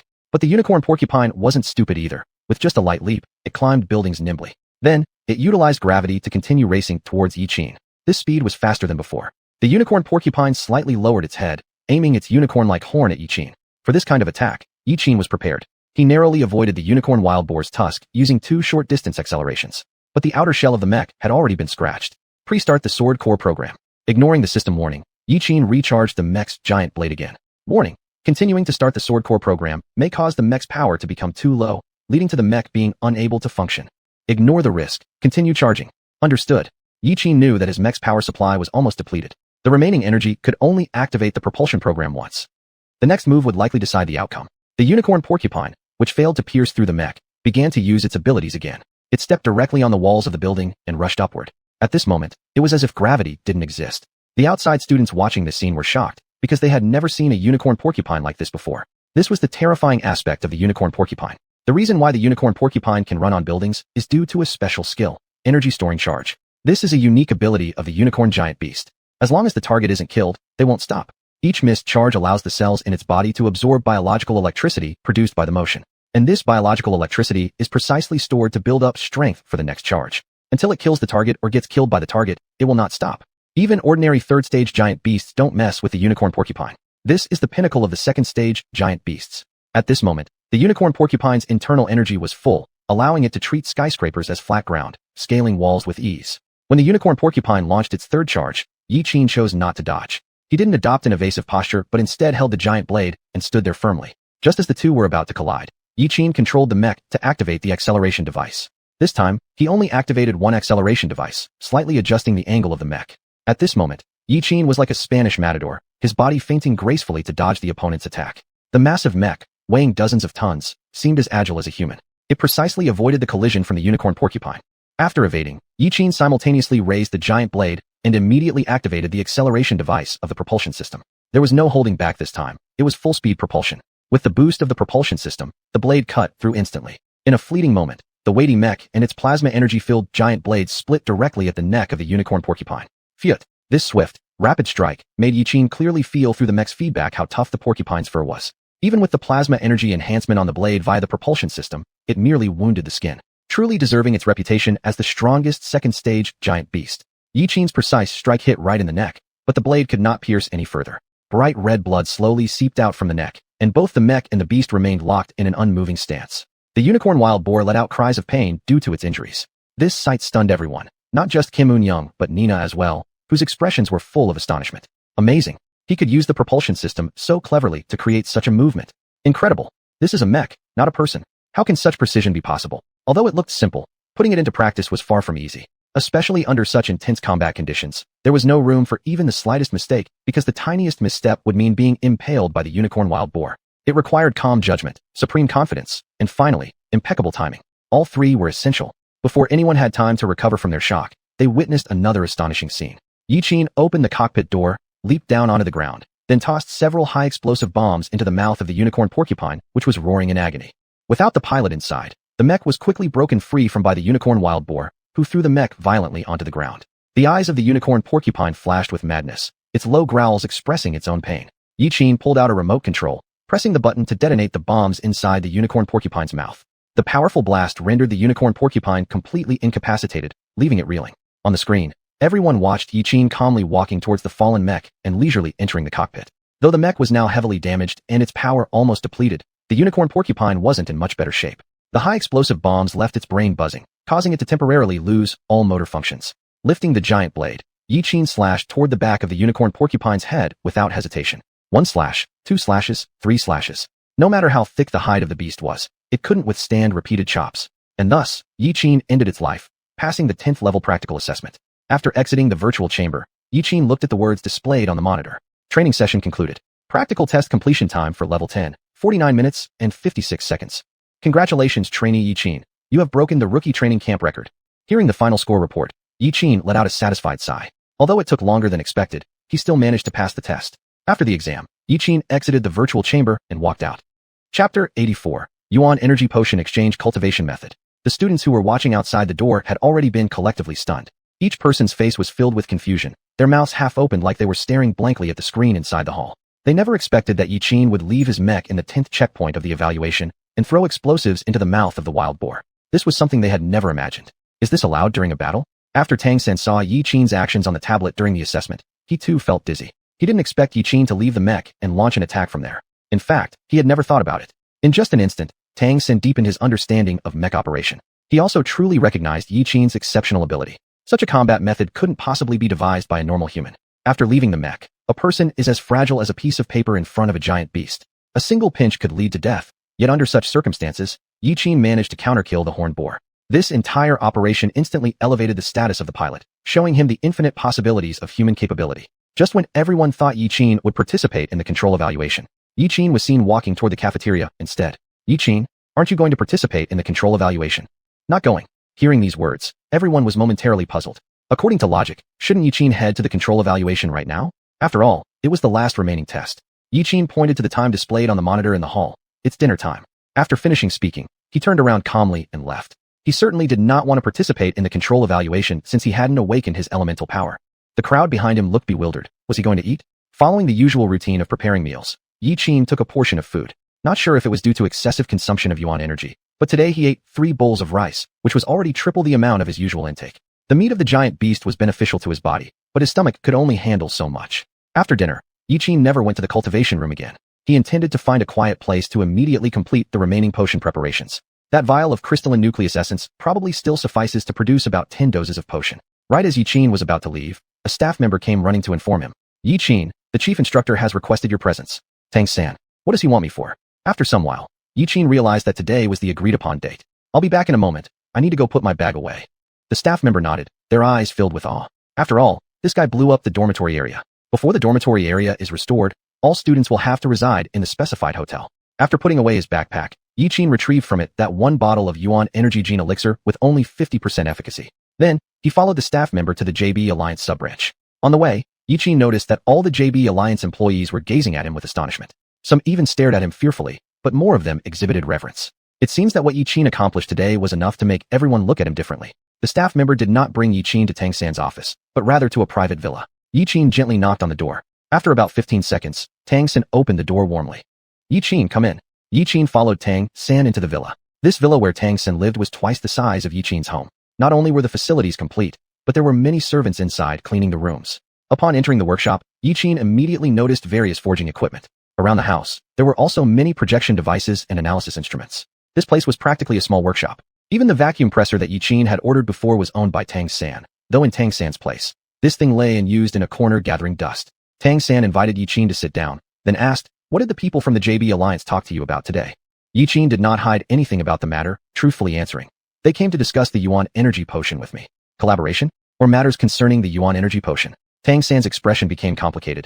You surely didn't hand over the method to produce the Yuan Energy Potion, did you? Yiqin nodded, then roughly told Tang-san about the negotiation process. After listening to the entire sequence of events, Tang-san also understood what Yiqin had described. There was a trace of astonishment in Tang-san's eyes, but his expression remained relatively calm. He never expected Yiqin to be so meticulous, not only grasping the pricing rights of the potion, but also ensuring that the common folk could afford it. Though the production method was handed over, the core technology still remained in Yiqin's possession. He was not surprised by this result. After all, both of them were transmigrants. If they didn't have some tricks up their sleeves, that would be strange. Yiqin took out a Yuan Energy Gene Elixir from his pocket. The moment Tang-san saw the elixir, his eyes gradually lit up with excitement. This was the reason why Yiqin had grown stronger. Just one injection of this elixir, and his power would skyrocket. Even someone like Yiqin, who lacked elemental power, was this strong. Tang-san couldn't even imagine how powerful he himself would become as someone who had awakened to the gold element. After seeing Yiqin take something out, Tang-san also pulled out a USB drive. The video data on the USB was the preliminary cultivation method of Xianxian Gong, though it wasn't the complete version. As long as he cultivated it to full mastery, he would achieve the same effect. This incomplete Xianxian Gong still had its flaws. It could only be practiced up to the first level's perfection, unable to break through to the second level. This was the insurance Tang-san placed on himself. Even if Yiqin was a transmigrant, he couldn't reach the second level without the complete method.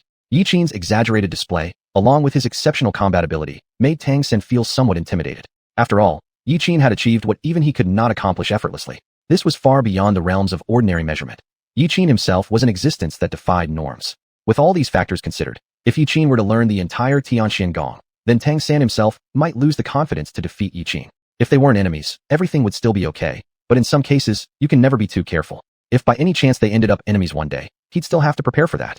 If Yiqin hadn't shown such astonishing performance today, Tang-san wouldn't have felt any threat. But after seeing Yiqin's performance today, Tang-san developed a sense of crisis within him. After getting the USB containing the cultivation method of Xianxian Gong, Yiqin left the villa. Walking out of the door, Yiqin looked at the USB in his hand hesitantly. Though he hadn't asked about it earlier, Yiqin could already feel the wonder of Xianxian Gong. If everyone on the Blue Star could practice this technique, their chances of victory would be greater. Cell regeneration technology. Back when Sun Xiuxian resisted the 8th level civilization, he became the unkillable little cockroach thanks to the life solution, and managed to hold the battle line for over a decade. If they could master this cultivation technique and promote it widely, it would be equivalent to giving everyone an insurance policy. As long as death wasn't instantaneous, they could recover their injuries by running Xianxian Gong. However, this art came from Tang-san, and if he privately spread it, would it provoke Tang-san's displeasure? Yiqin was momentarily unsure of what to do, but matters for the future can always be considered later. Chapter 85. The second level of Xianxian art, controlling cranes and capturing dragons. After Yiqin left, Tang-san immediately started preparing to inject the elemental energy gene serum. As a transmigrator, he naturally understood the importance of power. When individual strength reaches its peak, that person can become a deity. At that point, both people and rules will bow down to him. Back when he became a deity at 25, he had already transcended beyond the bounds of rules. Now at 21, he was already a driver for a wanderer-level mech, and that was without any cultivation method enhancing him. If he injected the serum into his body at this moment, he would awaken cultivation techniques just like Yiqin. He wouldn't even know what heights he could reach. Following Yiqin's advice, Tang Xin asked someone to fill up the bathtub with water and took out a large number of serums. These serums have great benefits for the body and should help him better absorb the effects of the serum. As the red serum slowly entered his veins, Tang Xin immediately felt a warm current slowly flowing from his arm. After a few minutes, the warmth spread throughout his body. Suddenly, an intense pain surged through his entire body. Just as Yiqin had said, the pain was like worms burrowing into his bones, then spreading to every corner of his body. The stabbing, numbing sensation was almost unbearable for a human. Tang Xin quickly grabbed several vials of serum to inject and immediately started circulating the xianxian art. As the art flowed differently, the pain in his body almost disappeared completely. With the help of the elemental energy serum and other serums, it was all absorbed by his body. Gradually, Tang Xin's skin began to secrete sticky black blood. He knew it was the impurities inside his body being expelled. When the energy within stabilized, Tang Xin lifted his hand lightly, and he noticed that his golden elemental force had increased by nearly tenfold compared to before. Next, he locked his target onto the rack in the bathroom where he'd placed his communication bracelet. He activated the xianxian art and the golden elemental force. A miraculous scene appeared. Under the attraction of these two powers, the bracelet flew right into Tang Xin's hands. Isn't this controlling cranes and capturing dragons? That wasn't all. Tang Xin also felt a unique force within his body, though for now, it couldn't be controlled. Just judging by the effect of the serum, it was something unheard of, unprecedented. The effectiveness of the elemental energy gene serum was practically comparable to celestial herbs. After just injecting it, Tang Xin already sensed a faint hint of instability within the second level of xianxian art. By experience, he knew that the xianxian art had broken through to the second level. Carefully sensing it again, Tang Xin realized that the vast restrictions within him had been shattered. His skin became much finer, and his five senses grew sharper. It was as if there was some indescribable quality about his whole demeanor now, hard to articulate, but others could sense it vaguely. This was Yiqin's secret to strength. Having unlocked the limits of his genetic lock, Tang Xin's abilities made a leapfrog advancement. At this moment, his control and usage of the gold element had risen to another level. With the boost of primal energy, he could drive the attribute for a longer time. Were he in the state of piloting a mech, he didn't dare to imagine how strong he could be. Perhaps, he could already pilot a Vanguard-level mech now. A 21-year-old Vanguard-level mech pilot. What did that mean? Mech pilots must have higher physical attributes and neural capacity for each additional mech component. Some cannot bear the load on their neurons and hence can only pilot the preparatory-level mechs. Being able to pilot a Wanderer-level mech is already considered elite of elites. As for Wanderer-level and Vanguard-level mechs, though seemingly only differing by one rank, the operational difficulty between them is worlds apart. One can imagine how difficult it is to pilot a Vanguard-level mech. Piloting a Vanguard-level mech demands extremely high standards in both the pilot's physical capabilities and experience. Until now, the youngest ever Vanguard-level mech pilot in history was General Li Yunlong. He was 29 years old when he successfully became a Vanguard-level mech pilot, initiating a series of legends on Blue Star. And now, Tang Xin, at just 21, had reached a height others spent a lifetime trying to achieve. For a moment, Tang Xin really wanted to rush out and thank Yiqin. Relying solely on his own strength, Tang Xin wouldn't know when he could become a Vanguard-level mech pilot. Yet now, a single simple serum given by Yiqin had helped him achieve that. With just receiving a broken version of xianxian art, he gained such a wondrous medicine, making this trade seem like an enormous profit. After settling down for a while, Tang Xin continuously circulated the art, finally breaking through the xianxian art to the second level and firmly stabilizing it at mid-level. After cleaning his body, Tang Xin walked out of the bathroom and began to look through Yiqin's records. From the records, it seemed that Yiqin had started to change 3 months ago. Tang Xin roughly deduced that Yiqin must have injected the Yuanning agent 3 months ago, which explained his rapid improvement in strength. This way, everything made sense. However, Tang Xin also began to ponder. Given this situation, Yiqin no longer needed to stay at the youth training camp. Even though the camp hadn't ended yet, Yiqin's current strength already surpassed all the trainees, as today's performance had clearly demonstrated that. Especially after injecting the agent, Tang Xin knew that Yiqin was now invincible at his level. In the near future, Yiqin would undoubtedly become a top-tier powerhouse. After thinking for a while, Tang Xin still decided to report this situation upward. Actually, besides serving as the chief instructor of the youth training camp, Tang Xin was also responsible for observing exceptionally gifted students, and Yiqin was evidently that one. For a talent at this level, headquarters definitely couldn't let him slip by. Having decided, Tang Xin picked up his communication bracelet and contacted his superior. A few days later, at the capital's airship station, Yiqin stepped down from the airship with a black backpack on his back. With his current strength, staying in the training camp any longer made no sense. To do so would only waste time. After all, he'd already accumulated enough points. That was several thousand JB Alliance points, quite a substantial sum. As he took a taxi home, the aroma hit him as soon as he opened the door. He had notified his family in advance about his return. Upon hearing the sound of the door opening, Xiuxian immediately came out of the kitchen to ask, Didn't they say the youth training camp would last a month? How come you're back early? Yi Qin explained. They said because of my excellent results, they let me leave ahead of schedule.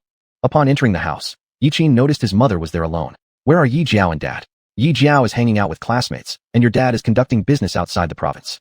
While eating, the television was airing news from the JB Alliance. The scientific department of the JB Alliance has recently developed an agent that can enhance human physique and improve control over elemental forces after injection. This type of medicine has already been verified by the IMC Empire, Combat Empire, and the Never-Setting Sun Empire. As for the Huaxia Empire and Union Empire, the relevant departments of the JB Alliance are actively promoting the verification of the effectiveness of this agent. It is believed that before long, this agent will be sold globally. When Yi Qin saw this news, he was slightly surprised. He didn't expect the JB Alliance to move so swiftly. He had just handed over the formula not too many days ago, and the JB Alliance had already managed to promote the agent to such a degree. But this was good. It allowed everyone on the Blue Star to inject the Yuanning Gene Serum. Halfway through the meal, Yi Jiao returned. The moment she saw Yi Qin at the door, she rushed over and hugged him. Brother, I missed you so much. Seeing this scene, Yi Qin's eyes softened gradually, as his younger sister still loved to cling to him like this. Eat first. After the meal, Yi Qin called Yi Jiao into the workroom. As soon as they entered, Yi Jiao excitedly said, Brother, since I injected the agent you gave me, my connection value increased a lot. Yi Qin affectionately patted Yi Jiao's head. After such a long time apart, Yi Jiao's skin had become whiter, and her overall aura had undergone a qualitative transformation. All thanks to the gene serum completing her defective genes within her body. Although some pain had to be endured, the benefits were absolutely worth it. What is your current connection value? Yi Jiao softly replied, 86. It's still not as high as brother's, but I'll keep working hard. Good job. Yi Qin gave her a faint smile. Subsequently, he handed a vial of Yuanning Gene Serum to Yi Jiao. Chapter 86. Li Yunlong's Plan. Huaxia Empire, Imperial Capital Central Hospital. Inside the critical care ICU, an old man sat in front of the ward. Old Li, how much longer do you plan to stay in the ward? At this moment, Li Yunlong looked radiant, and there wasn't a trace of any problem with him. He was calmly brewing tea on the bed, enjoying the tranquility. Let's wait for that young man to return. The elder casually picked up a cup of tea, took a sip, and then exclaimed in shock. Do you really think so highly of that young man?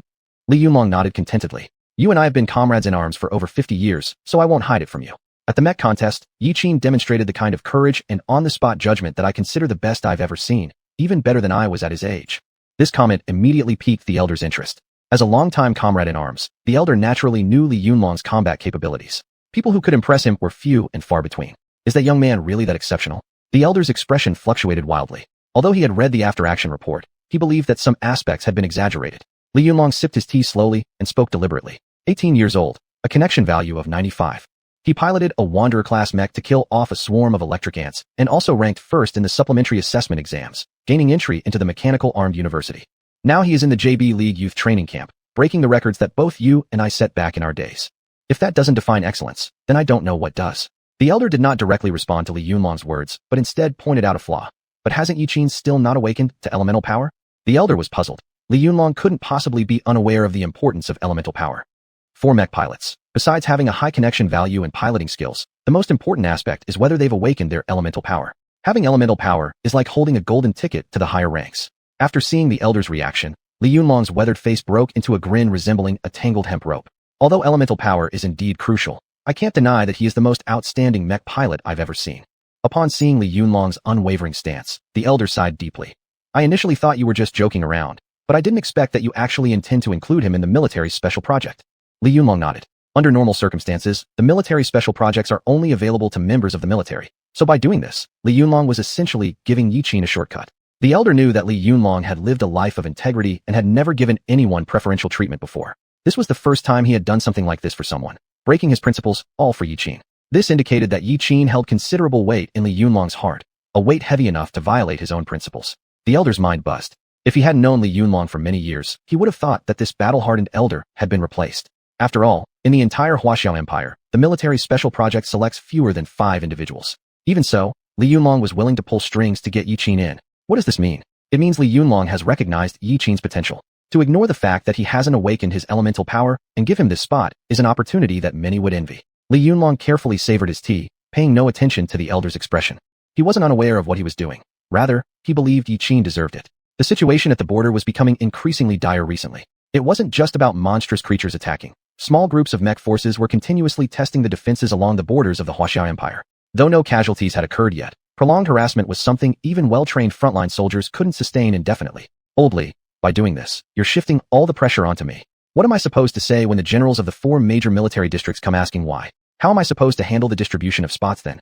And once they find out the spot went to Yiqin, the amount of pressure Yiqin will have to endure will be much greater than us old geezers. Li Yunlong placed his teacup down, his eyes sharp and commanding, radiating an air of authority. For some people, pressure might be a slow-acting poison or perhaps a powerful bomb. But for others, the greater the pressure, the more unexpectedly effective results they can produce. There's no denying that Yiqin will face immense pressure, but for a genius of his caliber, this pressure can only serve as a catalyst. Our job is to push him into that position. I haven't seen arrogance or overconfidence in Yiqin. What I see is a composed and calm young man. A young man who can seek survival in dire straits is the only one who can lead Huaxia into the next century. The elder soon realized that no matter how much he tried to persuade, it would be meaningless. His old comrade in arms was determined to do this thing. So what else could he say? If Li Yunlong hadn't misjudged the person, from various signs, Yiqin was indeed the next one who could lead the Huaxia Empire. The elder then activated his bracelet. All of Yiqin's achievements were recorded here, including the latest records from the JB League Youth Training Camp. Yiqin at this point was adorned with countless accolades. Just breaking the JB League Youth Training Camp record made him stronger than many in the Huaxia Empire. And this was just a few months worth of change. Once he truly matured, he might really achieve what these 2 old men couldn't. After all, their bodies were not as good as they used to be, and it was time to leave the stage to the younger generation. Thinking of this, the elder considered introducing a few of his nieces to Yiqin. As they say, marriage ties strengthen bonds. And besides, his nieces were also quite attractive. With this thought, the elder found Yiqin more appealing and stopped opposing Li Yunlong's plan. Seeing his old comrade's smug face, Li Yunlong coldly snorted. Watch out, don't fall back into your old habits again. To this, the elder could only laugh awkwardly. At least I am the commander-in-chief of the Huaxia Empire. Can you spare me some face? Face? I can't say about others, but surely you're thinking of introducing your few nieces to Yiqin. Being hit right on the mark, the elder could no longer keep his dignity. He immediately retorted, Old Li, haven't you thought about it? Thought about what? At this, the elder had nothing more to say. Whether he continued the conversation or not, it would end up the same way, so he could only silently take the loss. Chapter 87. Back to the Imperial Capital High School. Ring ring. The alarm clock on the bedside table went off. It was 6 in the morning. Yiqin finished washing up, walked out of the room, and skillfully headed to the cold storage room to look for ingredients. At 7 o'clock, xiuxian got up, opened the door, and immediately a rich aroma filled the hall. There was no need to guess. It must be the girl Yi Jiao ordering takeout again. After all, only takeout could have such an enticing smell. She told her many times not to eat so much takeout, but she just wouldn't listen. As xiuxian tiptoed in to catch her daughter red-handed, she saw Yiqin busily cooking in the kitchen instead. He looked so experienced that even she couldn't match his skills. His knife skills, as well as the dishes he made, were perfect in color, fragrance, taste, and presentation. His cooking technique was comparable to a 5-star chef. When she approached for a closer look, she found a huge piece of meat on the cutting board. One glance was enough to confirm it was from a giant beast, yet this puzzled xiuxian. As someone who frequently cooked, xiuxian knew how hard it was to prepare giant beast meat well, even with large amounts of seasoning. Before xiuxian could speak, Yi Jiao emerged from her room. Brother, it smells so good. Yi Jiao hurriedly entered the kitchen, grabbed a spoon without hesitation, and took a bite of the freshly served giant beast steamed egg. It's too hot, too hot. She tilted her head back and blew on the smooth steamed egg rolling around in her mouth. Even though her mouth screamed from the heat, she still couldn't resist tasting this freshly cooked delicacy. TSK, why are you so impatient? Though Yiqin said it with his lips, he didn't stop Yi Jiao. Instead, he asked her to help bring the dishes out. As soon as Yi Jiao carried out the steamed egg, she noticed her mother stealthily peeking at something by the wall. Mom, you scared me to death. Upon seeing her mom suddenly, Yi Jiao trembled, almost dropping the food in her hands. Mom, come over here and have some food. Despite the appearance of xiuxian, Yiqin showed no curiosity. He'd known from the moment she walked out of her room. At the dining table, xiuxian sat next to Yi Jiao. There was steamed taro ribs, steamed egg, buns, oil sticks, and lastly Yiqin brought out a plate of green vegetables and a pot of porridge. Once all the dishes were ready, Yi Jiao directly reached for the buns and oil sticks. She had missed Yiqin's home-cooked meals for a long time. 2 buns stuffed into her mouth instantly burst with their soft texture and fragrant flavor. Yes, this was the exact taste. Why does a girl eat like this? What a poor table manner. Xiuxian softly scolded, watching Yi Jiao eat like a starved ghost. Any observer might assume she hadn't eaten at home. Pouting, Yi Jiao continued chewing non-stop despite the scolding. You say your thing, I eat mine. You can scold me if you want, but I won't change. Noticing that xiuxian wasn't eating any of the dishes, she instead turned to ask Yiqin. Son, these dishes are all made from giant beast meat, right? Yiqin nodded, and then bit into a bun. I remember giant beast meat often having a strong, unpleasant smell. How did you deal with that? Before Yiqin could answer, Yi Jiao jumped in first. Mom, brother makes delicious stuff with giant beast meat. Nothing like the tough and salty mess you cook. After hearing her daughter's remarks, xiuxian shot her a fierce glare. Sensing the rising tension, Yi Jiao quickly set down her food and poured her mother a bowl of porridge. Realizing her daughter's rare show of filial piety, xiuxian let it go this time. Taking the bowl, she sipped lightly and was immediately struck by a warm feeling spreading through her stomach, a subtle energy coursing through her body. Indeed, this was porridge made from giant beast meat, but how was it done? Before she could ask, Yiqin's communication device lit up with a message. Glancing at it, he realized it was from the Imperial Capital High School. Only then did Yiqin recall his promise to Vice Principal Ding Qing to return to the high school for a speech. Since they had sent the message, he should make the trip. Yiqin picked up a bun and headed towards the door. Son, aren't you going to finish before leaving? Mom, a bite will do. Yiqin walked to the garage and drove towards the Imperial Capital High School. After all, he might not have much time to stay in the capital anymore, so he had to get things settled first. Arriving at Imperial Capital High School, Yiqin suddenly realized how much he had changed. Maybe it was influenced by Sun Xiuxian's personality. In terms of work, Sun Xiuxian always prioritized getting things done, sometimes even forgetting to eat. Now, he had completely inherited this trait. By the time Yiqin reached the school gate, it was already past 9 o'clock. The school appeared unusually quiet, as the senior year students had already entered their vacation time, while the freshmen and sophomores were still in class. Yiqin walked to the door and knocked on the window. Grandpa Zhou, could you open the door? Grandpa Zhou, hearing the voice, poked his ear and mumbled. Getting old, my hearing's not what it used to be, yet I somehow heard Master Yiqin's voice. Grandpa, is Grandpa Zhou around? A half of a head poked out from the security room. Wow, Yiqin's back? I thought university classes were about to start.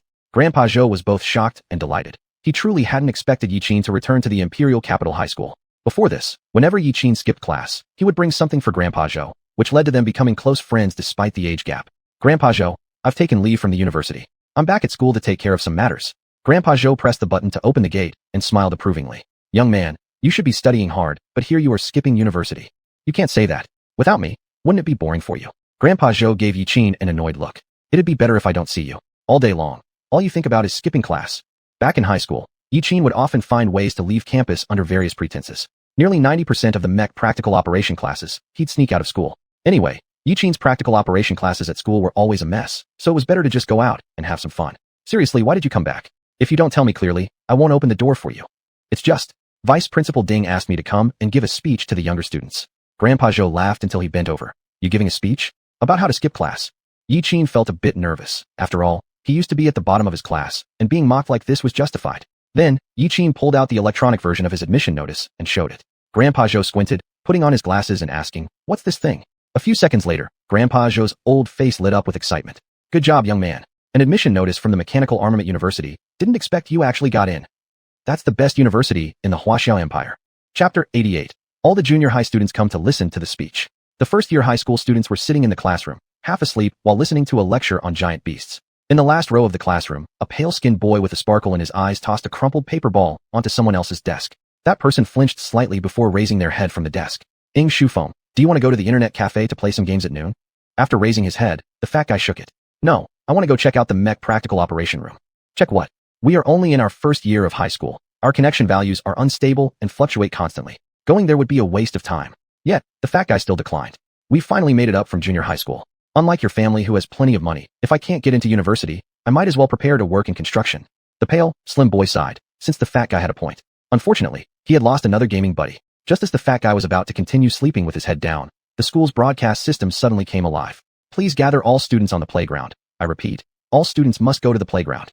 The class teacher will lead the group and maintain order. The pale, slim boy smiled, finally not having to sit through this boring lecture on giant beasts. As soon as the broadcast finished, the whole campus became chaotic. For teenagers, not having class is simply the best thing ever. They'd wish for no classes every day. Even the homeroom teacher was puzzled about why they were heading to the playground. When she opened her bracelet message, her face lit up with excitement. Everyone go downstairs to assemble. A few classmates wanted to continue listening to the lecture, so they raised their hands and asked, Teacher, what activity is the school organizing? A senior student from the third year is coming back to give a speech. Third-year senior giving a speech? As everyone began guessing who it could be, the teacher continued. Our recently graduated guest, Yiqin, is coming to deliver a speech. After finishing speaking, the teacher left the classroom without further ado. After the teacher's words, the entire class fell into an eerie silence. After a moment of silence, an intense wave of discussion erupted throughout the class, and even the entire school, with everyone excited. Senior Yiqin is coming back to give a speech. He is the same Yiqin from the mech competition. He is the one reported on the news with a 95 connection value. All students immediately became thrilled upon hearing that Yiqin was coming. Do you think we should ask Senior Yiqin to sign something for us later? It's a must. It's essential. Missing out on seeing someone as incredible as Senior Yiqin now means we may never see him again. I'm ready. Let Senior Yiqin sign my t-shirt in front. Instantly, everyone was rummaging through drawers and cabinets to find items for autographs. Ever since the mech competition, Yiqin had also become a prominent figure within the school.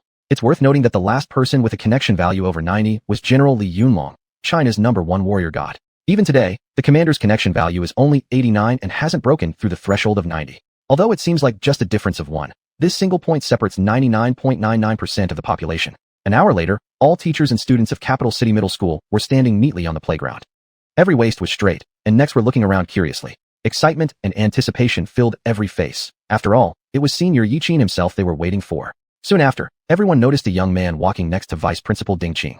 With laughter exchanged between them, they headed toward the podium, surrounded by the headmaster of discipline, grade leaders, and several other teachers. They were almost clinging closely to the side of the youth, smiles plastered on their faces uncontrollably. This teenager, with a star-like gaze and fair skin, emitted a powerful aura despite being dressed in a simple white t-shirt and blue jeans. His every move exuded an air of authority, as if the school leaders trailing beside him were his subordinates. Indeed, only someone like Senior Yiqin could possess such a commanding presence. As soon as he stepped onto the playground, Yiqin sensed a hostile look directed his way. How had they also dragged people from the junior high section of the Capital City Middle School here? Turning his head, Yiqin saw his sister, Yijiao, vice principal. Wasn't it said that only the high school students would come to listen? Why have the junior high students been brought along too? Ding Qing replied earnestly. It doesn't matter. After all, these junior high students will eventually move up to the high school level. Getting them familiarized early will benefit them. You'll have to put in extra effort for the benefit of more students. These words left Yiqin unsure of how to respond.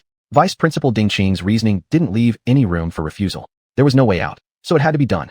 As Yiqin stepped onto the podium, every student below was utterly astonished. In particular was Li Lijia, Yi Jiao's close friend, whose eyes were unblinkingly fixed on Yiqin. Her look was tender enough to drop water. Ever since she returned from Yi Jiao's house, Li Lijia couldn't stop thinking about Yiqin. Graceful and courteous in manner, he exuded an irresistible charm that made her heart race at every moment. Even his talent for cooking added more appeal in her eyes. Hello everyone, fellow students. Yiqin stepped up to the lectern and lightly tapped the microphone. The freshmen and sophomores below froze momentarily before bursting into cheers, screams, and applause. Standing on the stage, Yiqin took a deep breath. The expected feelings of timidity or awkwardness didn't come. It was like everything happened naturally, possibly due to Sun Xiuxian's personality. After all, before this, he had been the first war god of the Blue Star and must have delivered many speeches.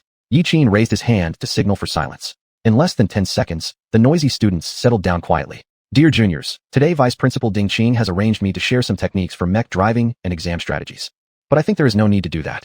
Since each person's connection value is different and the habits of mech operation vary among individuals, instead of teaching you specific tricks, I'd rather share with you my insights. The first time I drove a mech, I was extremely nervous. The students below chuckled. After all, they couldn't really believe that someone with a 95 connection value would panic. But soon I realized panicking does not help at all. Rather than hesitating, one should be bold and go ahead. You drive mechs to get into university, not only for a good job, but also to serve our country better. As you all know, there are countless ferocious giant beasts outside the border, and neighboring countries have always been eyeing us enviously. But Wuxia Empire hasn't reached this point by coincidence. It's because countless young people have devoted themselves and fought for their country. And you are the future of Wuxia Empire. Your future doesn't just represent yourselves, it represents Wuxia Empire. When Yiqin descended from the podium, many students turned their gazes from the stage as well. Vice Principal Ding Qing beamed with joy. There was no denying that today's speech was a resounding success. Not only did it ignite the enthusiasm for learning among the students, but it also gave them a goal for the next 3 years. Chapter 89, 6-Digit Mecha Equipment. After leaving the school, Yiqin chatted with Old Man Zhou for a few more moments. After all, they didn't know when they'd meet again next time. This farewell might be forever. For the Imperial Capital High School, Yiqin was undoubtedly their pride. Even after graduating from high school, they could still claim to be alumni of Yiqin. Even the teachers at Imperial Capital High School could boast outside. I once taught Yiqin. After all, Yiqin had a connection value of 95 and got admitted to the Mechanical Armed University. If anyone could be associated with Yiqin, it would benefit their future. After finishing his speech, Yiqin returned home. There wasn't much time left before he headed to Mechanical Armed University. Participants in the JB League Youth Training Camp can delay reporting to school by a month, but since Yiqin came back earlier, he only had a half-month holiday. Yiqin went to his workshop and started contemplating his next plan. Research on the potions could be paused for now, although he developed a potion that could enhance fire elements. However, these elemental potions had no effect on him. Even if he injected himself, it wouldn't increase his control over fire elements. Thus, his current top priority was crafting weapons and armor for Dawnbreaker. Dawnbreaker, come out for a moment. Command received. In the workshop, a small wormhole appeared, and Dawnbreaker emerged from it. The current appearance of Dawnbreaker was much better than it used to be. Although its outer armor was still somewhat ugly, its mecha skeleton was made from titanium alloy. Yiqin turned on the workshop's projection device and logged into the official website of the JB League. With the permissions given to him by Tang San, Yiqin enjoyed some exclusive privileges. Some services previously hidden were now available to him. In the JB League store, there were many weapons, mecha equipment, built-in programs, along with detailed price tags and feature descriptions listed. Yiqin examined carefully, then clicked the detail page. The equipment immediately projected an image in the workshop so sellers could easily reference and compare them. Previously, Yiqin hadn't checked the mecha equipment mainly because he was too poor. He was so poor that he didn't dare even to look. Mecha are primarily made up of 4 parts. The main framework, defense system, weapon system, and built-in program. The main framework determines the level of the mecha. For example, the main frameworks of Gigant and Ronin level mechas are consistent, which means that the maximum upgrade of a Gigant mecha is to a Ronin level mecha. And Tion 2 level and Ion level mechas have similar main frameworks. Different main frameworks support different mecha equipment combinations. The defense system of a mecha is divided into 2 parts, shield device and external shell armor. The number of shield devices installed determines the defensive power of the mecha shield, while the external shell armor serves as the last line of defense. Once it's destroyed, the life of the pilot will be in grave danger. Therefore, the external shell armor is the last line of defense for any mecha. The types of weapon systems are varied, but they can be categorized into 2 main classes, melee and range. The classic melee weapon is the sword core program, where plasma energy fills the large blade, followed by an attack. The efficiency of charging plasma energy and the quality of the blade depend on the craftsmanship, making better blades costlier. Range weapons, acting as firepower outputs, have massive power. However, in front of shield devices, they're utterly useless. A mecha is immune to ranged attacks until the energy of its shield device is depleted. Otherwise, ranged firepower can't harm the target. But against giant beasts, ranged firepower is more than sufficient. It's worth noting that General Li Yunlong's Warwolf mecha doesn't carry many ranged weapons because such firepower can be blocked by shield devices. Finally, there's the internal program of the mecha. The effects of internal programs also vary greatly. Some need to work alongside specific mecha components, while others don't. For instance, the Pegasus Meteor Punch program of the Warwolf mecha requires installing propulsion units at the elbow of the mecha and needs to be used in coordination with the program. Facing a Pegasus Meteor Punch, unless it's an armored mecha specialized for external armor, any mecha that gets within striking distance would get instantly obliterated. Besides programs like the Pegasus Meteor Punch, there are also internal programs that don't require additional installations on the mecha, such as Polaris Mecha's short-distance time-space leap device. This kind of internal program doesn't require adding parts externally to the mecha, but it does necessitate special sensors to be installed internally in the mecha. However, these kinds of programs generally place extremely high demands on the pilot. To be able to use this level of program with ease, one needs extremely high mental calculations and superior physical fitness. Yiqin quickly scanned through the equipment for Gigant-class mecha. The cheapest short-distance acceleration device was still worth 500 points, which equated to 5 million credits. After carefully reading the introduction, Yiqin discovered that just crafting the metal for the equipment would cost half the budget, and the remaining 2.5 million would cover labor costs and patent fees. Yiqin had earned over 6,000 points during the training camp, adding to his original 4,003 points. Now, his total points amounted to over 10,000. Without hesitation, Yiqin scrolled directly to the last page of the propulsion device section. He wanted to see how much the most expensive short-distance acceleration device cost. When he saw the numbers projected on the screen, Yiqin counted the zeros digit by digit. 1, 2, 3, 4, 5, 6. 6 zeros. The most expensive mecha propulsion device required hundreds of thousands of points. That is, hundreds of billions. At this moment, Yiqin deeply realized what it meant to lack money. He had thought that the points he earned were already plenty, but compared to top-tier mecha equipment, his more than 10,000 points seemed utterly insignificant. Though he had handed over the potion recipe to JB League personnel, he wouldn't receive the money from selling the elixirs until a bit later. Moreover, he had to repay the damages done to the dormitory first, meaning he currently only had his more than 10,000 points and no actual cash. As for making money in the black market, he had considered it, but usually, such deals could only be done once. Doing it a second time? Whether or not one could walk out of the black market alive remained uncertain. Yiqin checked the principle behind the short-distance acceleration devices. He found that the construction of their propulsion systems were all quite similar. Evidently, the high price of these devices mainly came down to labor and materials. Dawnbreaker, since you taught me how to code the AI for Gigant-level mecha, then can you also create a program for propulsion devices? Yiqin, I have downloaded online databases onto my storage hard drive, but there is no tutorial for creating programs for propulsion devices. Yiqin's expression turned slightly disappointed. It made sense. The mecha system AI could have its own programming based on Dawnbreaker's internal system. But the program for propulsion devices had been patented, so those resources weren't publicly available anymore. Looks like he'd still need to purchase the program. As for the propulsion units and other components, he would need to craft them himself. For now, the strongest alloy he could access should still be titanium alloy. As for tungsten, Yiqin didn't intend to use it since it was a controlled substance. He managed to get 10 kilograms from the black market before. If he bought it again, he might be detained by relevant authorities, which would be counterproductive. After sorting out his thoughts, Yiqin sighed in relief. Then he took out that 20-gram piece of gold titanium alloy from his pocket. Since his previous attempt to fuse gold titanium alloy with titanium alloy failed, he stopped thinking about fusing gold titanium alloy with other metals. He hadn't expected that even the king of metals had its own quirks. It appeared that it was time for him to visit JB League headquarters. Chapter 90. The Center of the World, the City That Never Sleeps. A few days later, Yi Qin arrived at the headquarters of the JB Alliance on the Australian continent by airship. When the age of gigantic beasts arrived, 80% of the flora and fauna on Earth underwent unpredictable mutations. Every country on Earth was dealing with mutated creatures and plants. It wasn't until the advent of mechs that humans regained the upper hand from a position of disadvantage. However, during the conflict, many countries were unfortunately wiped out. Since the Australian continent was surrounded by sea on all sides, it not only had to deal with mutated gigantic beasts and plants, but also with giant creatures from the ocean. This indirectly led to Australia becoming the first place completely occupied by the colossal beasts. Later, people from JB piloted mechs to Australia and cleared an area suitable for human survival. Thus, the headquarters of the JB Alliance was established here. Through Sun Xiuxian's memories, Yi Qin learned that in the future, Australia would become the command center of the entire Earth. Come to think of it, Sun Xiuxian did have some connection with the JB Alliance. If it weren't for them, he wouldn't have become the supreme commander of Earth. At the airship station, Xuanhuan anxiously stood by the entrance, looking around nervously. By the time schedule, Yi Qin should have arrived long ago, yet there was still no sign of him. After waiting for an indeterminate amount of time, Yi Qin finally showed up at the security checkpoint. He wore a black t-shirt on top, and, as always, his favorite pair of blue jeans. His face displayed the usual unperturbed expression. Even at the headquarters of the JB Alliance, Yi Qin showed no change of emotion, walking with ease as though he were strolling through his own backyard. At this moment, Xuanhuan stood erect in a pristine white lab coat, radiating an unapproachable allure. Although Yi Qin was only 2 years younger than her, Xuanhuan increasingly found herself liking him more. An 18-year-old youth who could produce the yuan energy genetic agent. Even she, celebrated as a genius pharmacist, couldn't replicate such an achievement. Here, realizing her thoughts, Xuanhuan nodded and then opened the car door to invite Yi Qin inside. As soon as they got in the car, Yi Qin spoke. I've developed a new type of drug that can enhance one's control over elemental powers. Xuanhuan paused for a moment, assuming Yi Qin was going to discuss the profit margin of the medicine, never expecting him to hit her with another surprise right away. Another new drug. Yes, I figured out a way to extract crystalline cores, Yi Qin replied. The method to extract crystalline cores? Xuanhuan was struck dumb. How many surprises would Yi Qin bring her? Watch the road. Only after Yi Qin shouted did Xuanhuan snap back to reality. Have you confirmed the effects of this agent? While driving, Xuanhuan probed further, asking whether Yi Qin himself had taken the drug. After all, without clinical trials, nobody could be sure about its effectiveness. If what Yi Qin said was true, this drug would rival the importance of the yuan energy agent. Though not a mecha pilot herself, Xuanhuan knew the significance of elemental powers for mecha drivers. There's no elemental power in my body, so even if I inject it, it shouldn't take effect.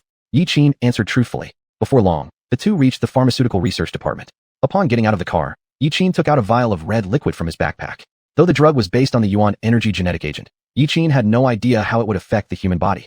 After all, before any experiments were carried out, all of his conjectures and explanations remained hypothetical. After receiving the vial, Xuanhuan immediately took Yi Qin into the research department. Once in the laboratory, Xuanhuan first extracted a portion of the solution using a syringe, then began experimenting while simultaneously making a phone call. Little Chui, help me find a few volunteers who have awakened fire element abilities. Hurry. All right, Minister. Xuanhuan placed the drug in the test tube onto a slide and inserted some of it into a particular piece of equipment. Subsequently, she executed a series of practiced operations: component analysis, toxicity evaluation, efficacy analysis.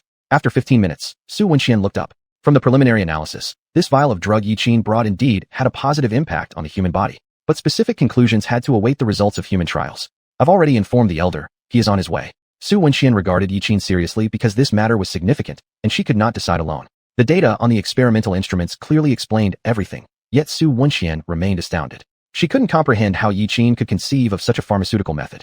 Could extracting crystalline cores truly be possible? Do you mind if I go sightseeing? Yi Qin pointed to the outside. All his knowledge about the JB Alliance headquarters came from Sun Xiuxian, though those were matters of the future. Now, he wanted to see what the JB Alliance was really like with his own eyes. As Xuanhuan snapped out of her thoughts, she handed him a bracelet. Put on this bracelet, and you'll be able to go to most places within the JB Alliance. After Yi Qin put on the bracelet, an idea had already formed in his mind about where he needed to go. At that time, the JB Alliance hadn't reclaimed all of Australia's territory, but had only recovered 3/4 of it. For the remaining quarter of land, no recovery attempt had been made, and giant beasts still roamed there. Although the JB Alliance was established in Australia, its headquarters occupied only half of Australia's total area. On that remaining 1/4 of the land, people had constructed the largest city known to date, the city that never sleeps. Initially, most of those who lived in the city that never sleeps were the original inhabitants of Australia. But as the JB Alliance built its headquarters in Australia, mercenary groups from various countries sought to gain a share of the profits in Australia or aimed to collaborate with the JB Alliance. This also indirectly spurred the development of the city that never sleeps. As more and more people arrived, after discussions among several elders of the JB Alliance, they decided that with financial backing from national tycoons and led by the JB Alliance, the city that never sleeps would be officially founded. It ultimately became the most prosperous city on Earth. From then on, the city that never sleeps gradually turned into the world's trading center. And the place Yiqin was heading to aboard the bullet train was the black market of the city that never sleeps. He came here solely to find a person, someone whose name might be unknown now, but in the future, everyone on Earth would know of his renown. According to the memories he recalled, Yiqin arrived at the black market of the city that never sleeps. The black market of the city that never sleeps wasn't anything like the one in the Chinese Empire that consisted of just one street. If separated, the black market of the city that never sleeps alone spanned an area equivalent to over a dozen imperial capitals. It was truly the epitome of black. As long as you had money, you could buy anything here. Mech suits equipment, rare metals, even extinct animals and plants could be purchased. Here, not just goods but humans were also traded. However, unlike other black markets without governance, in every section, every area of the city that never sleeps had corresponding overseers responsible for management. Becoming an overseer was rather straightforward. It was the law of the strongest. Once the previous overseer was gone, anyone else could become the new overseer for that area. So most overseers tended to find a powerful backer to support them. Although they had to make regular payments, in the long term, this was a profitable deal. A somewhat dilapidated shop stood before him, its door half open, the glass on the other side shattered long ago. The floor was strewn with broken shards of glass, as if it had just been ransacked. Standing at the doorway, Yiqin looked left and right, making sure he hadn't mistaken the address. Then he stepped inside. Chapter 91. Robbery is not as fast as collecting rent. Outside the shop, many people who witnessed this scene chose to ignore it. Minding one's own business is the principle of the black market street. The onlookers stood not far from the shop, pointing and whispering. These Korean guys are becoming more and more outrageous. Who said no? In just a few months, the store rent has increased nearly 3 times. The things made in this shop are pretty good, but unfortunately, they offended them. One of the older men shook his head. You're all wrong. These aren't the main reasons. The main reason is that Old Man O died, and the management of this area changed hands, which led to this. As Yiqin entered the shop, he saw chaos everywhere. Inside the shop, the desks and chairs at the front desk had been smashed by someone. The potted plants used for decoration and some artworks had long been destroyed. It was even messier in the workshop, with wrenches, hammers, and various tools scattered all over the floor, creating an absolute scene of devastation. Most of the shop employees had already run away. The remaining employees who hadn't fled were cornered and filled with trepidation. In the center of the workshop, only a young man was surrounded by several large men, unable to move. That young man's face had already been beaten into a pulp, with blood flowing from both his mouth and nose. His complexion was pale, his chest rising and falling as he occasionally wiped the blood off his face. It appeared that all these injuries were inflicted by the group of tough guys. The others in the workshop were similarly suffering. Almost everyone had wounds, but their injuries weren't nearly as severe as the young man's. On the sofa inside the workshop sat a middle-aged man with a square face. He had a thick neck, his face full of hard muscles, looking like he wasn't a good person at all. What? The rent we've set is quite cheap already. If you still refuse to pay, isn't it that you don't respect us? The middle-aged man with the square face stood up from the sofa and stepped on the young man's leg with his foot. Even so, the young man did not yield. He stared at the square-faced man and spoke firmly. Cheaper? My monthly income for this workshop is only a few million, but your store rent has skyrocketed several times within just a few months. This is called cheaper. The square-faced man slapped the young man's face and sneered mockingly. Hey, Jean, this is the newly set regulation. For stores with turnover over 100 million, I'm charging you half your revenue, which is already very lenient. Half? You might as well rob us outright. Jean glared furiously at these people, yet there was nothing he could do. Wrong. It's better than robbery. Where else does robbery bring in money as fast as rent collection does? The leading square-faced man, standing barely at 1.70 meters tall, exuded an imposing presence that seemed to tower 2 meters high. With a short haircut, yellowish skin, his muscles seemed ready to burst through his clothes. After hearing Jean's words, he grinned, revealing a row of yellow teeth. Jean, I am treating you specially out of consideration for your father's sake. Don't end up regretting later if you don't listen to me. To these words of the man, Jean could only swallow his anger and pain silently. Everyone in this area knew that Jean's father had died at the hands of this square-faced man. This was clearly rubbing salt in the wound, deliberately trying to reopen old scars. Jean clenched his teeth and spat out a few words. There's no money left in my shop account. No problem if there's no money. I have a few matters to entrust you with. A few sets of mech equipment need to be crafted by you. As long as you finish the job, the store rent for this month will be exempt.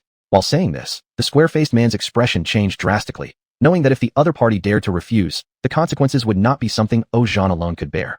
A single set of mech equipment costs millions even without considering labor costs. You're asking for something impossible. Almost grinding his teeth, Jean realized that the other side was dead set on not letting him off the hook. Upon seeing this, the square-faced man sneered. Then I can do nothing about it. Just hand over the shop today. It was only then that Jean understood the whole situation. Ever since the management rights of this area fell into the hands of these people, the Us family had become targeted. Before this group arrived, this area of the black market was managed by Jean's father. 3 months ago, one of Jean's father's old friends, a mech pilot from the JB Alliance, and simultaneously the patron behind this region, mysteriously passed away. Without a protector, Jean's father encountered provocation from this group. Ultimately, Ozhan's father fought back in a decisive battle, resulting in 5 deaths on the other side, while Ozhan's father suffered fatal injuries, passing away more than 2 months ago. This fight almost drew the attention of the JB Alliance, but due to it being a dispute within the black market, the JB Alliance did not intervene. After much negotiation, these tough guys became the managers of this area. Later, someone inquired and learned that these Koreans had backing from someone in the JB Alliance, which is why they acted so brazenly. After spending some money, Ozhan finally managed to figure out their identities. This square-faced Korean was originally a special combatant for the JB Alliance, but for unknown reasons, he lost his mercenary status. However, his backing was undeniably strong. Adhering to the principle of better safe than sorry, Ozhan ultimately endured it silently. However, after this group of Koreans became the managers of this area, the shop rent skyrocketed month by month. Gradually, all the savings in Ozhan's household were drained by them. The reason they didn't cause trouble right from the start was because they wanted to leave Ozhan with nothing but debts today. Either continue paying and run the store at a loss, or close the store and walk away. In order to honor his father's will, Ozhan continued to operate this studio at a loss. They precisely took advantage of this point to gradually drain the Yus family of all their wealth. But this is the black market, where the strong rule. Without backing or strength, one is destined to become a mere appetizer for others. Alright, stop struggling already. It's time to hand over this shop. With that, the square-faced man grabbed Ozhan by the collar and hurled him forcefully across the room. Just then, a young man walked in and caught Ozhan midair. Excuse me, is O family's blacksmith shop here? Suddenly, a voice rang out. The tough guys turned around and saw a tall, pale-skinned young man standing at the door. He looked exceptionally refined, with a black backpack on his back, as if he were a tourist who had just arrived. The tough guys all froze for a moment, confused about where this kid came from and how he dared to disturb them while they were doing their work. One of the big men instinctively waved his hand. Get lost. Go by somewhere else. We're closed temporarily. The young man set his backpack on the ground. I'd like to go somewhere else, but the item I want is only available here. As soon as he finished speaking, one of the large men stepped up to him. What the hell? Can't you understand simple words? This shop is closing down. The employees inside the workshop exchanged looks of surprise, guessing that this handsome young man was about to get into serious trouble. After all, these Koreans were not people to be trifled with. This shop cannot close. What am I supposed to do if it does? The young man glanced at the square-faced man before shifting his gaze to Ozhan. Does your shop still take orders? I'd like to commission some equipment. Ozhan barely opened his eyes, glanced at the young man weakly, and replied, Customer, I'm afraid I won't be able to fulfill your request. No, today this order, you can complete. Chapter 92. Illusions. All of them are illusions.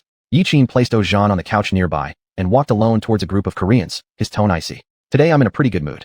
While you all can still walk, get out quick. The burly Korean men started murmuring amongst themselves. You little punk. What gang do you belong to? Do you even have a right to speak here? The employees at the studio looked complex. This young man was really fearless like a calf.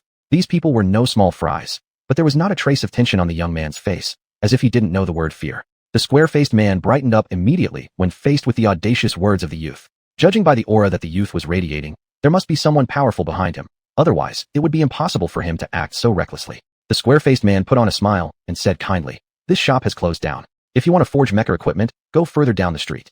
There is a store there where you can custom order any mecha equipment you need. Any equipment? Yiqin showed some interest. The man followed up while the iron was hot. Exactly. Any equipment you need, we can forge them for you, and the price will be fair for everyone, absolutely fair. Ozhan's expression darkened slightly. These Koreans clearly intended to monopolize the mecha business in this area. Yiqin stepped forward a few paces, looking calmly at the other party. I want to make my mecha using tungsten metal. Can you handle that? After hearing these words, the man's body froze instantly. Tungsten metal. It was a military-controlled item. Although they had been secretly selling it under the table, they certainly couldn't acknowledge it openly. By Yiqin asking so directly, it was akin to asking whether they had committed a crime. If he answered yes, then he would be exposing his own illegal activities. If someone reported the situation, all of them would end up dead. You kid are here to cause trouble. Shit. Before the sentence was finished, Yiqin suddenly exerted force on the ground, delivering a direct whipping kick to take down the other person. Everyone saw a figure fly back several meters. Instantly, all color drained from the square-faced man's face. Big brother. All younger siblings rushed over to check. After calming down a bit, the man finally stood up, holding his chest. Seeing their elder brother in pain, the younger ones all widened their eyes. How could the elder brother, once a special operations soldier of the JB Alliance, be knocked out by this young guy? Illusion. It was all illusions. The square-faced man also wondered why he flew backward several meters. Could all this really be done by the teenager? Impossible. He hadn't even seen the boy throw a punch. Surely it couldn't be the teenager's doing. But before all these youngsters, he definitely couldn't show any cowardice. I just accidentally slipped earlier, don't worry about me. Charge forward. Under the order of the man, a group of large men instantly surged forward. However, Yiqin only took a step forward, and an overwhelming murderous intent, like an invading army, came pressing forth, enveloping everything. Just one action made everyone present scalp tingle, their cold sweat standing on end. As if they were facing not a youth, but a battle-hardened soldier, a brave warrior charging forward without hesitation. When the man noticed his subordinates were frozen, he shouted loudly and directly charged toward Yiqin. Right as everyone thought the boss would fight personally, the young man delivered a brutal sidekick to the opponent's abdomen, followed by a left swing of the arm. They only heard a snap sound, and subsequently, the boss's jaw dislocated, losing consciousness right away. A sound of clap clap clap echoed within the room. Yiqin strode towards the couch, a look of carefree laughter on his face as he looked at Ozhan. Now that those who obstruct are gone, can you take my order or not? At this moment, the working studio fell deathly silent. No one dared utter a word, those Koreans more shocked than ever, not daring to move. Could it be that everything this young man had just done was solely because they interfered with him? Shit, what kind of identity does this young man have? Why would he have such prowess? Is he perhaps part of the JB Alliance? All eyes fell on the square-faced man lying on the ground, especially the juniors among his crew, unable to believe the boss had fainted after just 2 hits. They were very clear about the boss's strength. Being a member of the JB Alliance's special forces, dealing with 10 grown men was child's play for the boss. And yet he'd been rendered unconscious by a young boy. They couldn't imagine how much power that punch from the boy had carried. This guy was truly a monster. Just as Yiqin was about to open his mouth, a girl walked in from outside. Her entire demeanor exuded frostiness, none other than Hu Lingsong. As soon as Hu Lingsong entered, she saw the square-faced man lying unconscious on the ground. Yiqin ignored Hu Lingsong and turned to look at the group of minions. Are you going to take your boss and go? Or are you staying here for dinner on me? As soon as the words were out, a group of burly men quickly lifted up the square-faced man and retreated from the shop in disarray. After all this was done, Yiqin finally turned back and said, "What are you doing here?" Hu Lingsong held her forehead, feeling a headache already, wishing she hadn't come too late. "Yiqin, do you know who you just beat up?" Yiqin shook his head nonchalantly. "No idea, but I know he was getting in my way." Others might not be clear, but through Sun Shiqian's memories, Yiqin knew that Ozhan would survive into the future. In the future, Ozhan would be one of the top mecha builders in the world. The mecha equipment that passed through his hands could fetch astronomical prices in the black market. The reason Yiqin had stepped in to help was entirely because he valued Ozhan's craftsmanship. He had come specifically to have him help with forging mecha equipment. Hu Lingsong sighed, clearly showing some signs of a headache. "The guy you just hit, his name is Kim Yongjun." Yiqin glanced at her. Doesn't matter if his name is Kim Yongjun. Even if it were In Yongjun or Tai Yongjun, none of those would make a difference. Hu Lingsong didn't know what to do seeing his stubborn manner. "Hurry up and come with me. We'll talk when we get back to headquarters." Saying that, she pulled Yiqin towards the shop exit. "Wait, hold on. I need to tell some things." Yiqin picked up the backpack on the ground and placed it in front of Ozhan. He then entered his contact number onto the bracelet. "This is my contact information. We'll continue discussing via phone." This scene shocked everyone in the studio. They might not recognize Yiqin, but they surely recognized Hu Lingsong in her JB Alliance uniform. She was the youngest rogue-level mecha pilot in the JB Alliance, and also the minister of the JB Alliance branch. On the day of her appointment ceremony, all Australian TVs had broadcasted that moment. Now, such a prominent figure actually knows this teenager and seemed very familiar with him. It was evident how noble the identity of this youth must be. Chapter 93, a never-seen-before idea. The moment they stepped out of the shop, a super-large black helicopter was hovering just a few dozen meters above the black market. The body of the helicopter also had the emblem of the JB Alliance printed on it. A long rope ladder dangled from the chopper and reached straight to its surface. "Get on the plane." Hu Lingsong wore an expression that clearly meant no refusal as she looked at Yiqin. Seeing his resignation, Yiqin could only comply. It wasn't that Yiqin's strength was weaker than hers. Rather, he simply couldn't understand why Hu Lingsong was so insistent on rushing him away. As soon as the two got onto the rope ladder, the helicopter ascended vertically and left the area above the black market. On board, Yiqin put on headphones. "Why didn't you inform me beforehand that you were coming to the headquarters?" Hu Lingsong shook her head with some exasperation. She hadn't expected Yiqin to directly contact xiuxian and secure a JB Alliance pass. When she learned that Yiqin was heading to the black market, she rushed there immediately, but ended up being just a step too slow. "I developed a kind of agent, and I also had some things to deal with, so I contacted xiuxian." Yiqin replied as he turned his head slightly. After a few days of not seeing Hu Lingsong, she remained exactly the same, cold and reserved, showing little emotion.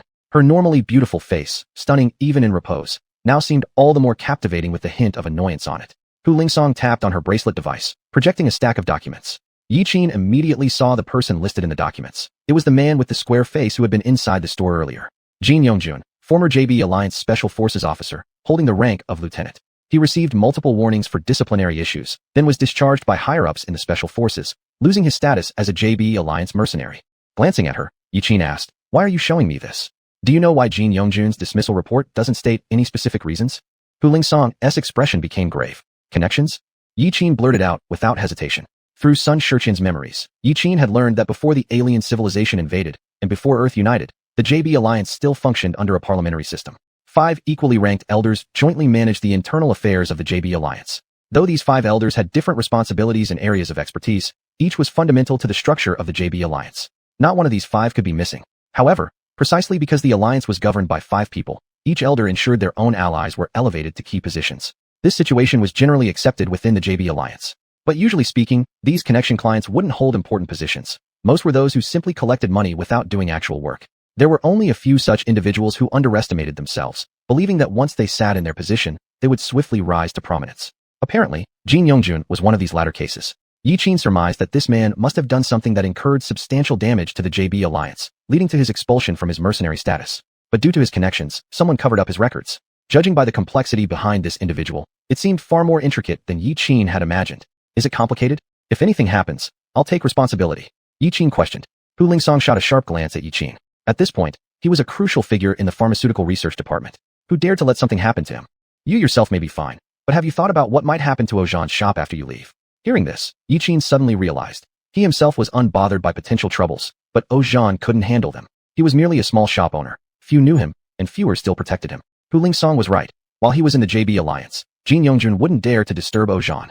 But after he left, the black market would still be under their jurisdiction, leaving Ozhan to bear the brunt. Wait, how did you know where I was in the black market? And do you know Ozhan? Yi Qin caught onto a blind spot. The black market was vast. How could Hu Lingsong have located him so accurately? The tracker on your wristband is what led me here. Some equipment on my mech was designed by Ozhan's father before his death. She then countered Yi Qin with a question. You don't know how important you've become to the JB Alliance right now, do you? Of course, Hu Lingsong understood the effects of the injection since she herself had undergone the treatment. After injecting the agent, her control over water properties increased 7 to 8 times, and the time required to activate her elemental powers was significantly enhanced. This feat normally required decades of rigorous training, yet Yi Qin accomplished it with a single injection. In her view, the agents Yi Qin formulated had the potential to alter the very trajectory of humanity on Earth. If magnified, it could even shift the balance of power among nations. Yi Qin leaned his chin against his hand, fell silent for a moment, then flashed a sly smile. Who is Jin Yongjun's backer?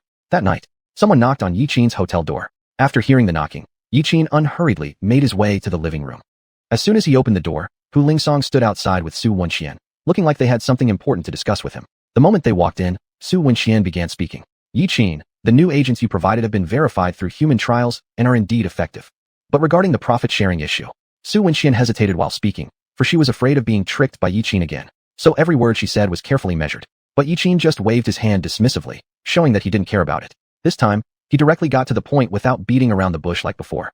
For the profit-sharing issue, you can decide yourself how much to give me. But in exchange, I hope JB Alliance could provide me with one forging service. Hu Lingsong interjected from the side. Are you going to create mech equipment? Yi Qin nodded. He needed to upgrade Dawnbreaker's outer armor since it couldn't always remain so shabby looking. What kind of mech equipment do you want to build?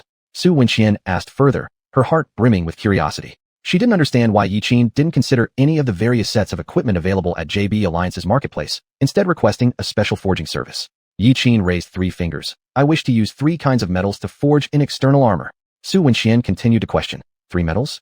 Which ones? This statement also aroused Hu Lingsong's interest. She was a driver of a Wanderer-class mech. She naturally knew the importance of an external armor. Yet she'd never heard of anyone using 3 different metals for the mech shell before. Iridium, titanium, tungsten. I want to custom forge a mech shell out of these 3 metals. Hu Lingsong recognized all 3 metals. Titanium, she understood well enough. After all, her Polaris mech shell was cast from a titanium alloy. However, iridium and tungsten metals confused her. Tungsten ranked highest among all metals in both hardness and melting point. But this metal wasn't generally suited for creating mechanical exteriors due to its excessive weight. Using tungsten as part of a mech shell would only decrease the machine's mobility. Moreover, tungsten was a restricted metal. Still, for the JB Alliance, this seemed to be no obstacle. As for iridium, though extremely hard, this metal was also very brittle. Even with Blue Star now entering the 2nd stage of civilization, the existing technology still struggled greatly to smelt and mold iridium into shape. And yet, Yi Qin was proposing to combine these 3 metals together as the mech's exterior, a thought that had truly never been seen or done before. Chapter 94. Take a gamble. I have to ask the elder about this request of mine. Having said that, Su Wenxian activated the communication device and left the hall. Hu Lingsong sat on the sofa, looking at Yi Qin with an expression full of interest. She truly couldn't understand why Yi Qin's mind was filled with so many odd ideas. Though he looked like an ordinary high school student, there was always something inscrutable about him. The more she learned about him, the more confused Hu Lingsong became. After observing for a while, Hu Lingsong pressed a button on her bracelet. With a light sweep of her hand, she transmitted a detailed file to Yi Qin's bracelet. This is all the information about Jin Yongjun, including his wrongdoings and the reason why he was expelled from the JB Alliance. With my authority, I can only see this much. Hu Lingsong had a serious face. After going through several difficulties, she finally managed to find out Jin Yongjun's background. To be honest, after getting the file, she was quite shocked by Jin Yongjun's powerful background. She never expected that Jin Yongjun's support was this strong.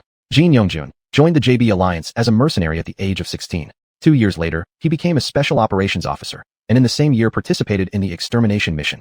Yi Qin quickly scanned through the file and soon found the blind spot. Jin Yongjun at the age of 22, after participating in the extermination mission, was accused by the commanding officer of not following orders and acting on his own. In the same year, at the end of the year, he was stripped of his mercenary status by the JB Alliance.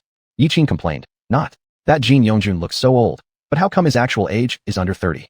Despite his complaints, after carefully reading through the document, Yi Qin took a deep breath. To participate in the giant beast extermination mission and still dare not follow orders.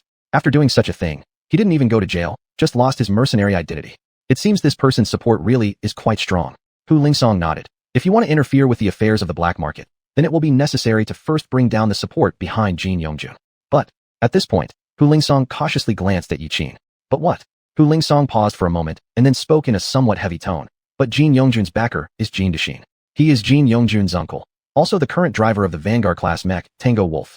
Vanguard class. Yi Qin looked at the intelligence on the file.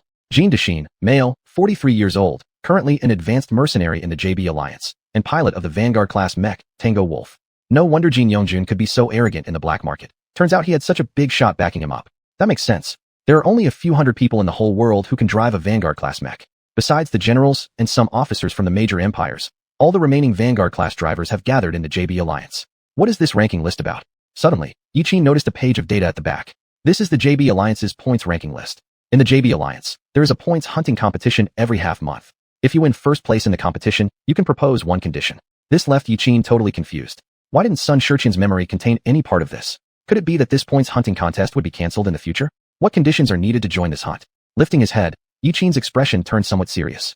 Seeing the solemn look on Yi Qin's face, Hu Lingsong worriedly asked, "You're not actually planning to? If I get the first place in the hunting tournament, can I really make any kind of proposal?" Upon hearing these words, Hu Lingsong widened her eyes immediately. It seemed that Yi Qin intended to take over control of the black market. If he did that, it would be equivalent to breaking the balance of the black market.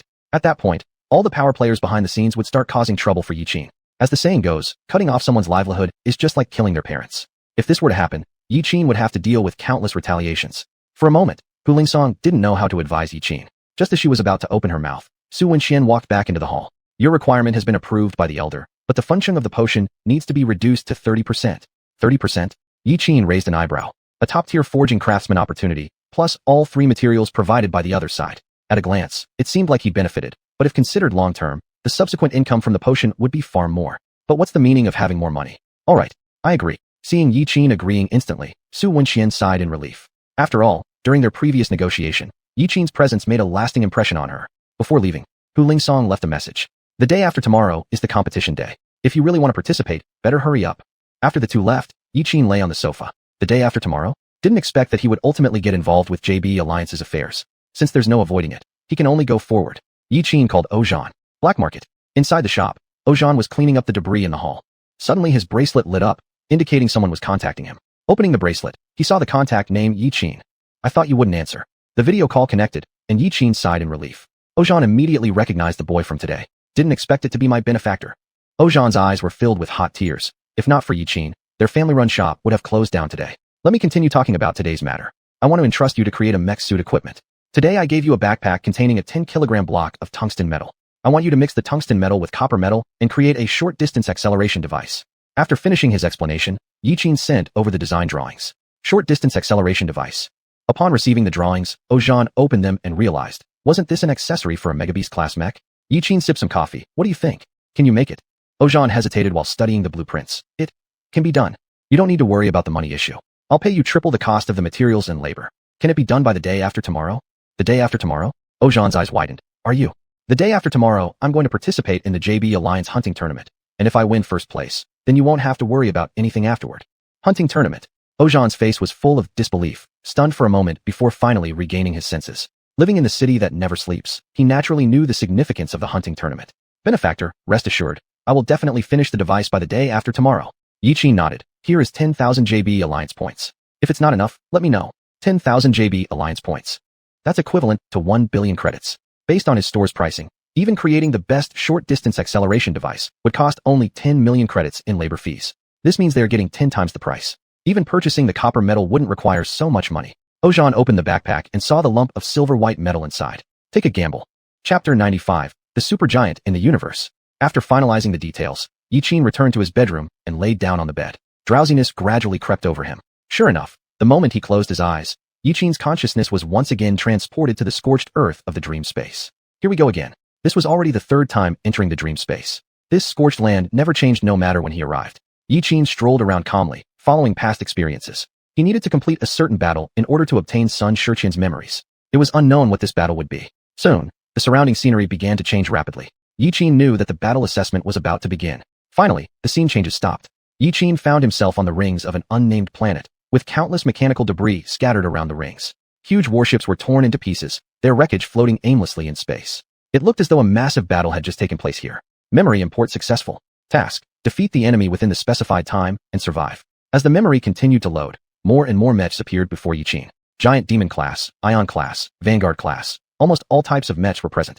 And right in front of these mechs stood a giant human. Although it had a human-like appearance and limbs, this human was over 5 meters tall. Moreover, it wasn't wearing any equipment, standing silently in the vacuum of space. Looking at the scan results on the mech screen, Yiqin realized that this being was not human. The giant humanoid, despite its human-like appearance, exhibited significant energy reactions internally. Before Yiqin could fully comprehend what was happening, a series of numbers flashed in his peripheral vision. It was a countdown, meaning he had 6 hours to pass this test. Based on previous battles, Yiqin knew that at this moment, he was Sun Xiuxian. His task was to lead others to defeat the giant across from them. Yiqin ordered through the communicator, deploy pincer attacks, divide the troops into 4 groups, and maintain distance while stretching the line. Yes, Commander-in-Chief. Several team leaders responded to Yiqin's command via the communicator. Facing the giant humanoid, countless mechs spread out according to the planned formation. Then missiles and attack beams were launched simultaneously, instantly illuminating the area with flashes of light. As the brightness gradually faded, the giant remained standing in place. He opened a blue light shield, deflecting all attacks. All the mech pilots were stunned by this sight. Their weapons were completely ineffective against it, like gnats trying to shake a tree. Some who refused to give up activated the sword core program and charged toward the giant. But before they could get close, beams shot from the giant's fingertips, causing the mechs to explode on impact. Those attempting to approach were thrown away by some force, like being caught in a tornado. Even the most powerful mechs turned into fragments under the giant's attacks, with the pilots inside dying instantly in the vacuum of space. Report to the Commander-in-Chief. Long-range attacks are ineffective. Some mechs have broken formation and attacked on their own. Report to the Commander-in-Chief. We have activated our strongest weapon, but cannot penetrate the enemy's shield. Listening to reports of casualties, Yiqin frowned deeply. More and more mechs were exploding, and more pilots were dying. The number of dead and injured kept increasing. If no action was taken soon, these hundreds of mechs would be wiped out in no time. Yiqin knew this was the cruelty of war. Those powerless could only die helplessly. No one would know how you died, and no one would care how you died. Everyone fall back. All squadron leaders follow me into battle. Yiqin knew that continuing with a human wave tactic would not be advantageous. Now he could only hope that the squad leaders and himself could defeat this giant. Boom. A violent explosion erupted on the rings, the dazzling light illuminating everything nearby. 8 people piloting Titan-class mechs continuously attacked the giant. They skillfully dodged the death beams from the giant's fingertips, coordinating with each other to emit electronic smoke to confuse the giant. Taking advantage of the engagement, Yiqin frantically calibrated the mech program. Initiate Spatial Jump Program. Initiate Pegasus Meteor Fist Program. Initiate Sword Core Program. Yiqin's eyes shone like morning stars as he activated the mech's propulsion system and rushed forward to engage the enemy. The Divine Mech System quickly loaded the programs. The next second, the Spatial Jump Program activated, and Yiqin instantly flashed behind the giant. Then, deep blue flames erupted from Divine Mech's elbow. That was the propulsion system. Bang! A punch landed on the giant's neck. Immediately after, Yiqin drew the massive blade from his back and raised it high. The plasma energy on the blade reached its maximum at this moment. The flashing arc of light was like lightning, incredibly powerful. One slash, and with an overwhelming force, it severed the giant's body. Just as Yiqin wanted to move forward to check, the remnants of the giant exploded violently. Although Yiqin hadn't figured out what happened, his superior combat instincts made him activate the core shield in those few milliseconds when the explosion occurred. Though Yiqin narrowly escaped death, the explosion of the giant's corpse obliterated everything within a few kilometers around. Apart from Yiqin, nothing remained in this area. The other squad leaders and mech pilots didn't even have time to activate their core shields. They saw a flash of light, and then their consciousness followed their bodies into death. Everything happened so quickly that Yiqin couldn't react. He only knew that the giant's corpse had exploded, and then it was over. When the light faded and he could see clearly again, Yiqin realized he had caused trouble. This action not only eliminated the giant, but also inadvertently destroyed other mechs. Yiqin's mouth slightly opened, his teeth chattered, and his eyes widened. What had he done? So many lives were lost because of his mistake. Although he knew this was a dream, a profound sense of guilt still lingered in Yiqin's heart, for it was his recklessness that led to their deaths. Could it be that Sun Xiuxian usually fought enemies of this caliber?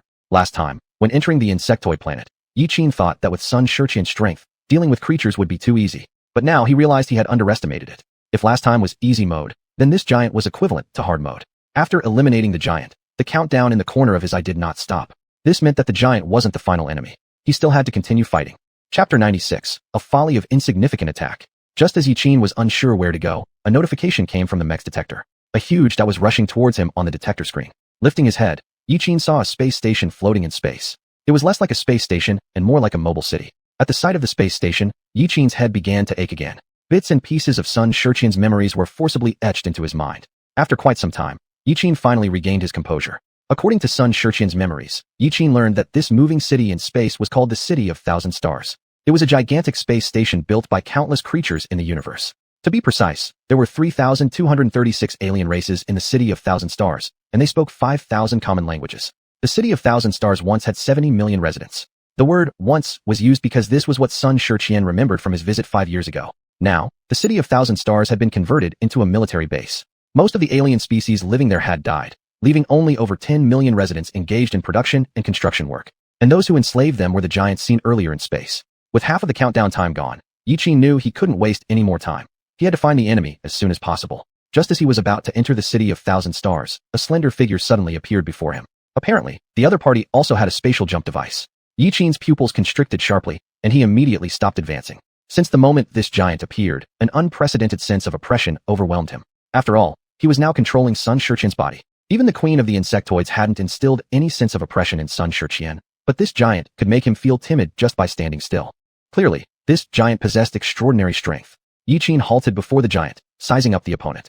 This giant looked more refined than the previous one, as if it had undergone optimization. Standing around 4 meters tall with slender limbs, its lively eyes made it seem no different from a human. Its appearance was ordinary, with a streamlined physique, clad in steel armor. If viewed from afar, Yi Qin would have mistaken the giant for a human since its appearance was almost indistinguishable from a normal human being. Except their location wasn't on the ground, but in the vastness of space. Swallowing hard, Yi Qin didn't know whether the other party was man or ghost.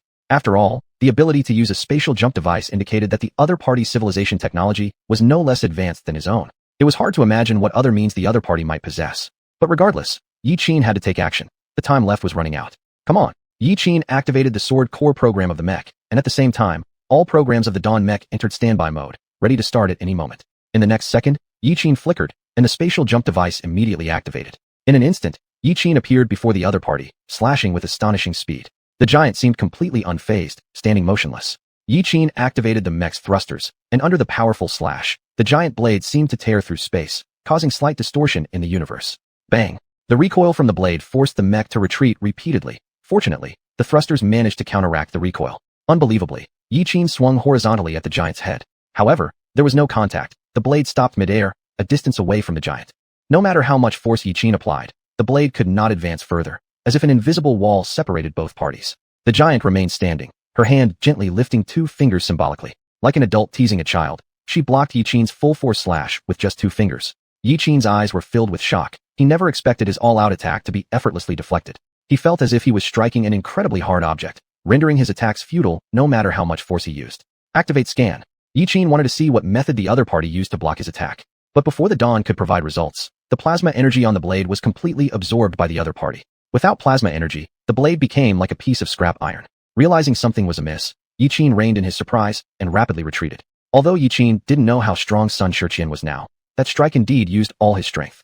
There was nothing wrong with the timing of his attack, and all the instruments and equipment on the mech were operating normally. So there was only one possibility. This opponent was far more powerful than Sun Xiuxian had ever faced, and could even absorb the energy of attacks.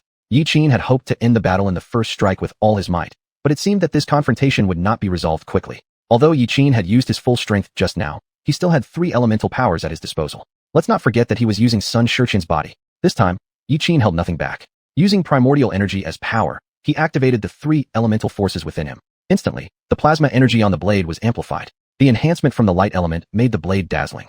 Then the propulsion system of Dawn changed from orange-red to blue, generating a more powerful thrust than ever before. Yi Qin put everything into this strike, aiming to take down the opponent in one blow. Electricity, fire, and wild energy enveloped the entire Dawn mech. The next strike would be Yi Qin's strongest attack. Bang! With the blade stopping midair again, Yi Qin's strongest attack was once more blocked effortlessly by the opponent. Soon, the plasma energy on the blade was absorbed by the opponent again. Undeterred, Qin reactivated the sword core program and attacked once more. No matter how fierce his attacks were, this giant only needed to raise a hand to deflect them. He felt like an ant trying to shake a mountain. Qin sheathed his blade and stood several dozen meters away from the giant, panting heavily. Time is running out. I need to find a way quickly. Qin's expression was extremely serious. None of his attacks had caused any damage to the opponent. Whether it was ranged attacks or close combat, he couldn't touch the opponent. He knew that to defeat the opponent, he needed to break through their defense first. But how? Chapter 97. Holding a nuclear bomb to explode. At this moment, Dawnbreak's analysis finally yielded results. There is an energy barrier around the giant that can block all forms of attack. Based on my calculations, this barrier cannot be breached from the outside. Is there a solution? Qin asked anxiously. Based on my analysis, the opponent's energy barrier can be distorted by a gravitational field.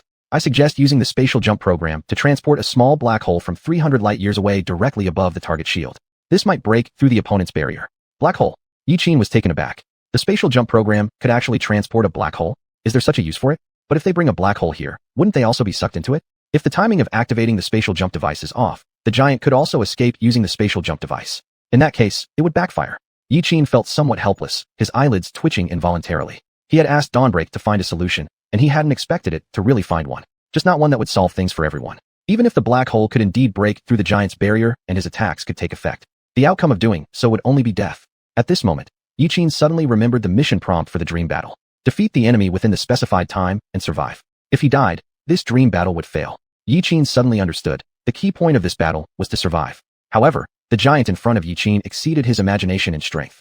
He was at a loss now, with no way to attack the enemy. Only now did Qin understand Sun Xiuxian's situation at the time. Not all enemies can be easily dealt with. Qin laughed bitterly. I used to think he was pretty awesome, the supreme commander of Blue Star, top combatant.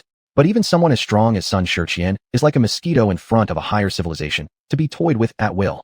The gap between the two sides was enormous. Whether in combat power or science and technology, the other side was far ahead of Blue Star by several levels. Yet, under such circumstances, Sun Xiuxian still managed to fight back. It showed just how strong Sun Xiuxian must have been in life. Fortunately, this is a dream battle. If it were a real battlefield, I would probably be dead already. Qin sighed inside the cockpit.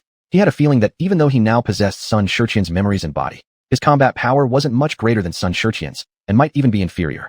Qin felt somewhat helpless. Do I have to just sit here waiting for time to run out? Suddenly, a thought flashed through Qin's mind. Dawnbreak, how much energy does the mech have left? Dawnbreak responded immediately. Mechanical energy remaining 100%. After replacing the arc energy reactor, the mechanical energy has never dropped below 90%. Qin heard a new term. Arc energy reactor? Dawnbreak, channel the mechanical energy into the left palm of the mech, and let me control the light elements. Before he finished speaking, Dawnbreak immediately objected. I do not recommend executing this operation. It may result in the burning of the mechanical arm circuitry. Ignore the risk, continue the operation, and prepare the spatial jump device. Qin had an idea in mind. I'm going to create a black hole. According to Carl Schwarzschild's theory and Einstein's equations, if the actual radius of a static spherically symmetric star is smaller than a value related to its mass, then strange phenomena would occur around it. In this peculiar phenomenon, even light cannot escape. In other words, Qin planned to insert an electron's atom into another atom, which should theoretically create a mini black hole.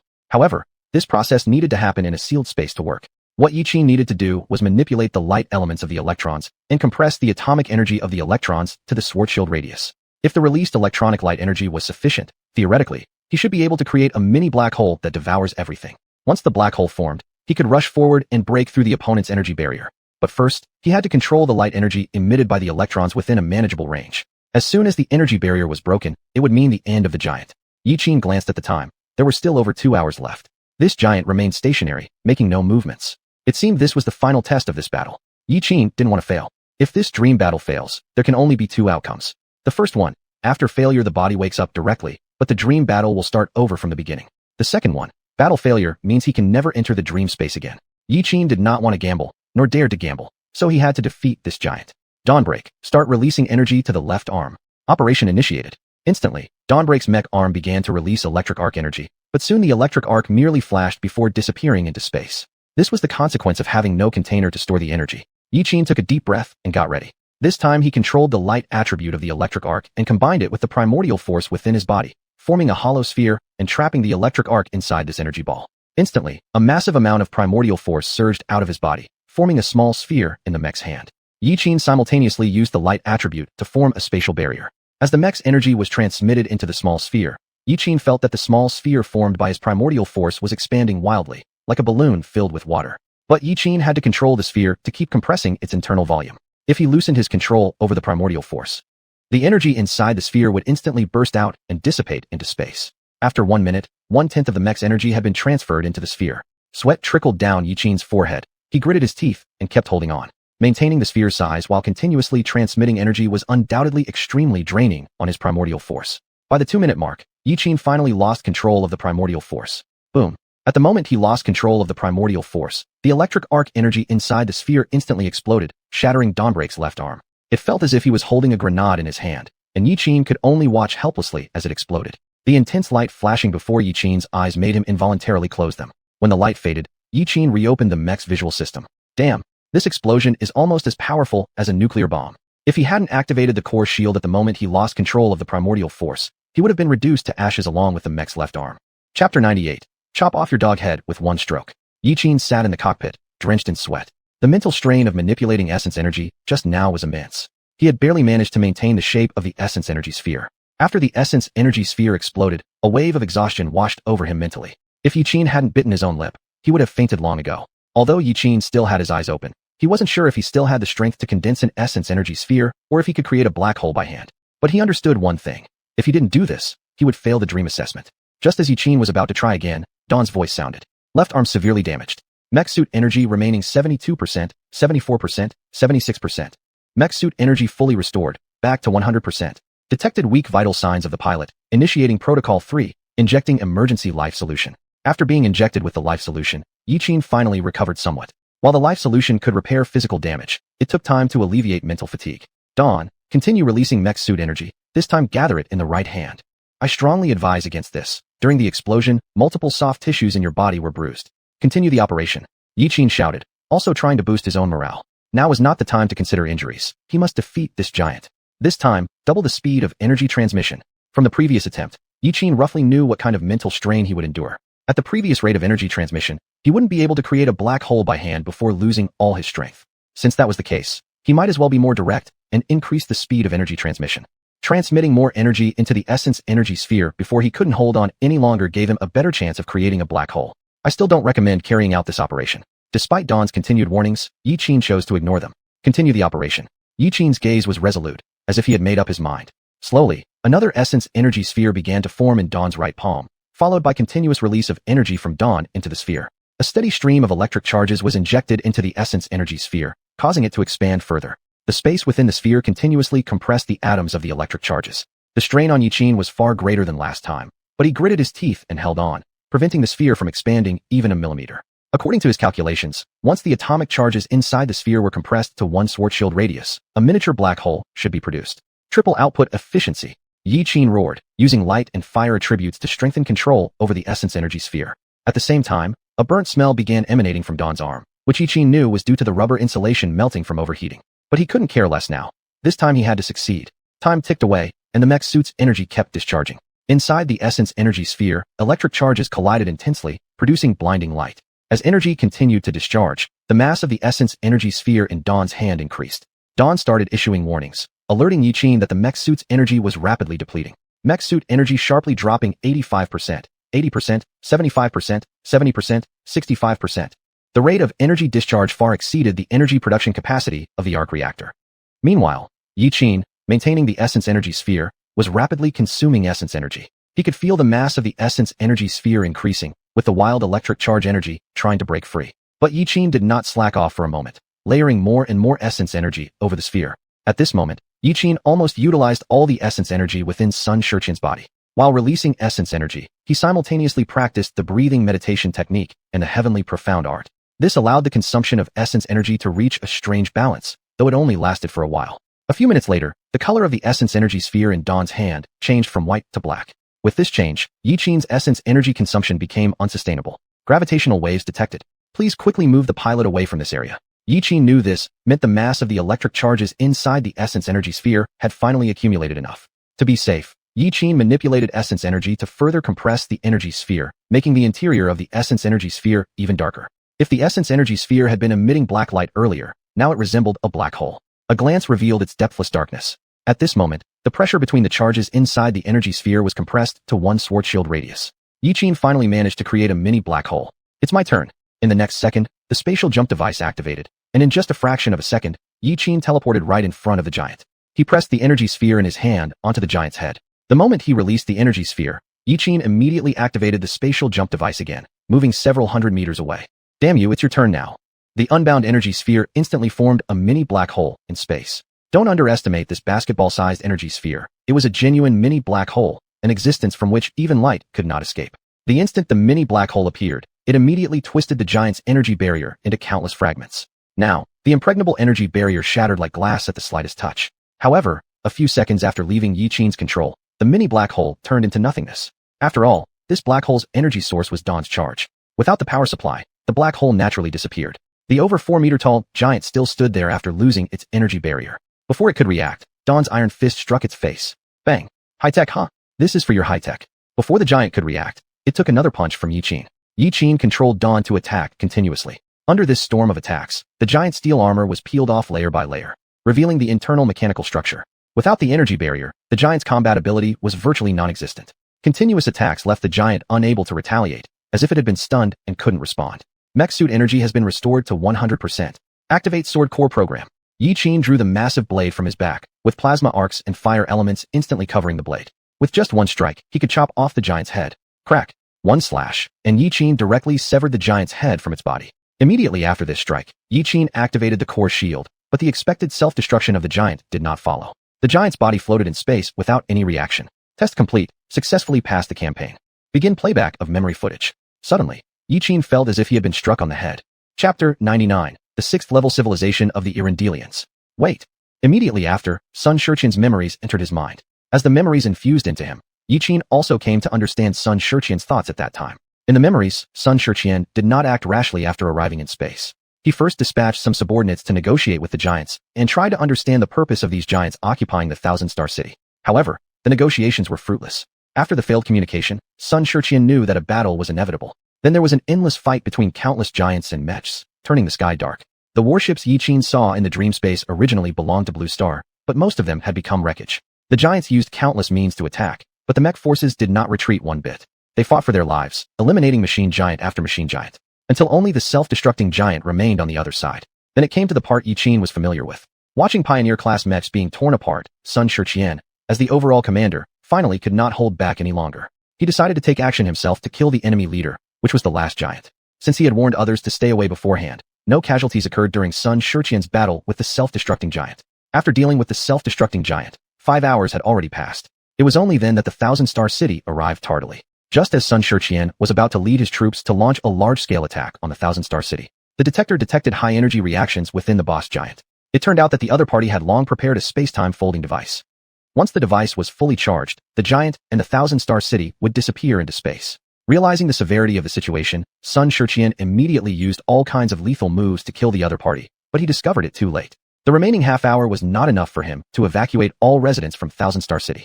So, as the overall commander of Blue Star, he ordered the evacuation of Thousand-Star City. He watched helplessly as the space-time folding device activated. In an instant, the giant along with the Thousand-Star City vanished into space, and no one knew where they went. Yi Qin muttered to himself, "No wonder the other party didn't retaliate when I attacked just now." In Sun Xiuxian's memory, the other party never made a move, so he didn't know how the giants would react. After seeing Sun Xiuxian's memories, Yi Qin obtained all the information about this battle. It turned out that those giants were explorers from the Arendelle planet. Arendelle has reached a 6th-level civilization. They enjoy traveling through the universe, documenting various things, and these explorers were among them. Normally, they wouldn't interact with other civilizations. But unfortunately, they encountered a supernova explosion while navigating space, forcing them to interrupt their subspace jump. After emerging from subspace, the Irandelians' body cells underwent some kind of mutation. Facing death, they transformed themselves into machine giants. Subsequently, they launched an attack on Thousand-Star City and swiftly occupied and massacred its inhabitants. This led to the current confrontation between Sun Xiuxian and the Irandelians. All of this was too bizarre. It also made Yi Qin realize deeply that Sun Xiuxian, the strongest person on Blue Star, was not invincible. In front of higher civilizations, Sun Xiuxian's strength was still easily overwhelmed. To them, looking at him was like looking at an ant, not even worth bothering to deal with. However, this encounter gave Sun Xiuxian a deep impression of the space-time folding device, because this space-time folding device was the prototype of the space-time travel device. Although there were no subsequent memories, he judged that Sun Xiuxian would later come into contact with the people of Arendelle and learn their science and technology, thus creating the space-time travel device. However, Yi Qin was still puzzled. From Sun Xiuxian's memories, the Irandelians loved peace. What made them change so drastically, enslaving the people of Thousand-Star City? Through the perspective of the other party, Yi Qin could only understand fragments and could not grasp the full picture. What excited Yi Qin even more was that he had just manually created a small black hole using Dawn, breaking through the other party's shield. This was unprecedented. Even Sun Xiuxian couldn't break through the other party's defense, yet he managed to do it. Yi Qin swallowed hard, feeling his heart tremble and his body shaking with excitement. If he hadn't controlled Sun Xiuxian's body just now, he wouldn't have had so much primordial energy to construct the structure of the energy ball. And the electricity output by Dawn was, if he wasn't mistaken, a full 9,000 megawatts. Yi Qin could hardly believe that it took this much energy to barely create a mini black hole. Even more astonishing was the power supply of the Dawn Mech. What kind of power source did the Dawn Mech use back then to provide such energy? This power generation capability was clearly not something a cold fusion reactor could match. The arc power reactor. This power source was even better than the cold fusion reactor he had created. But Yi Qin soon understood. After all, Sun Xiuxian was the commander-in-chief of Blue Star at the time. All the best technologies on Blue Star should have been equipped on the Dawn Mech back then. This seemed reasonable. Technology from several thousand years later was indeed astonishing. After waking up, Yi Qin sat on the bed in deep thought. It seemed that next time when entering the dream battle, he needed to check the equipment of the Dawn Mech first. Some of the equipment on the mech might be able to be manufactured in real space after learning. If this hypothesis held true, then he would essentially have access to technology from several thousand years later. Even if he only mastered the basics of these technologies, it would far surpass what Blue Star currently possessed. Yi Qin lay on the bed, recalling in detail. When he drove the Dawn in the dream space, the black giant blade and the spatial jump device left a deep impression on him. Especially the spatial jump device, Sun Xiuxian could activate it at will. And after initiating the procedure, Sun Xiuxian didn't suffer nosebleeds or bleeding from the ears like Yi Qin did. Clearly, Sun Xiuxian, as the top warrior of Blue Star, had some substance. This time, Yi Qin substantially controlled the primordial energy within Sun Xiuxian's body. He not only felt Sun Xiuxian's vast primordial energy, but also experienced unparalleled control over it. When Yi Qin condensed the primordial energy ball in the dream space, it required coordination between mental energy and internal primordial energy. No matter how much the energy inside the ball expanded, it couldn't escape from the energy ball. Even when the energy inside the ball was enough to form a mini black hole, the energy ball remained stable, as if the primordial energy was an incredibly strong barrier. Primordial energy can also be used as a barrier? Yi Qin was somewhat shocked. He had thought that turning primordial energy into armor and strength was already extreme. But after experiencing Sun Xiuxian's primordial energy, Yi Qin realized that primordial energy could isolate energy. This battle gave Yi Qin a deeper understanding of primordial energy. Chapter 100, Going to Africa? Are you tired of living? After experiencing that feeling, Yi Qin increasingly felt the scarcity of yuan qi within his body. The yuan qi inside him was less than 10,000th of what Sun Xiuxian had. Furthermore, his control over yuan qi was only 100th of Sun Xiuxian's. If he could condense the yuan qi into a cage like Sun Xiuxian, then when facing any opponent, the other party would have nowhere to escape. But at his current level, it was difficult even to use the yuan qi to move a bottle of water. It seemed he still needed to think about how to improve his yuan qi. Yi Qin felt that Sun Xiuxian's level of strength had transcended the human realm. After all, he controlled Sun Xiuxian's body and rubbed his hands together to create a black hole. Yi Qin estimated that Sun Xiuxian could probably crush an ordinary person just with a look, and this was without using elemental force. Sun Xiuxian was indeed without question the first on Blue Star.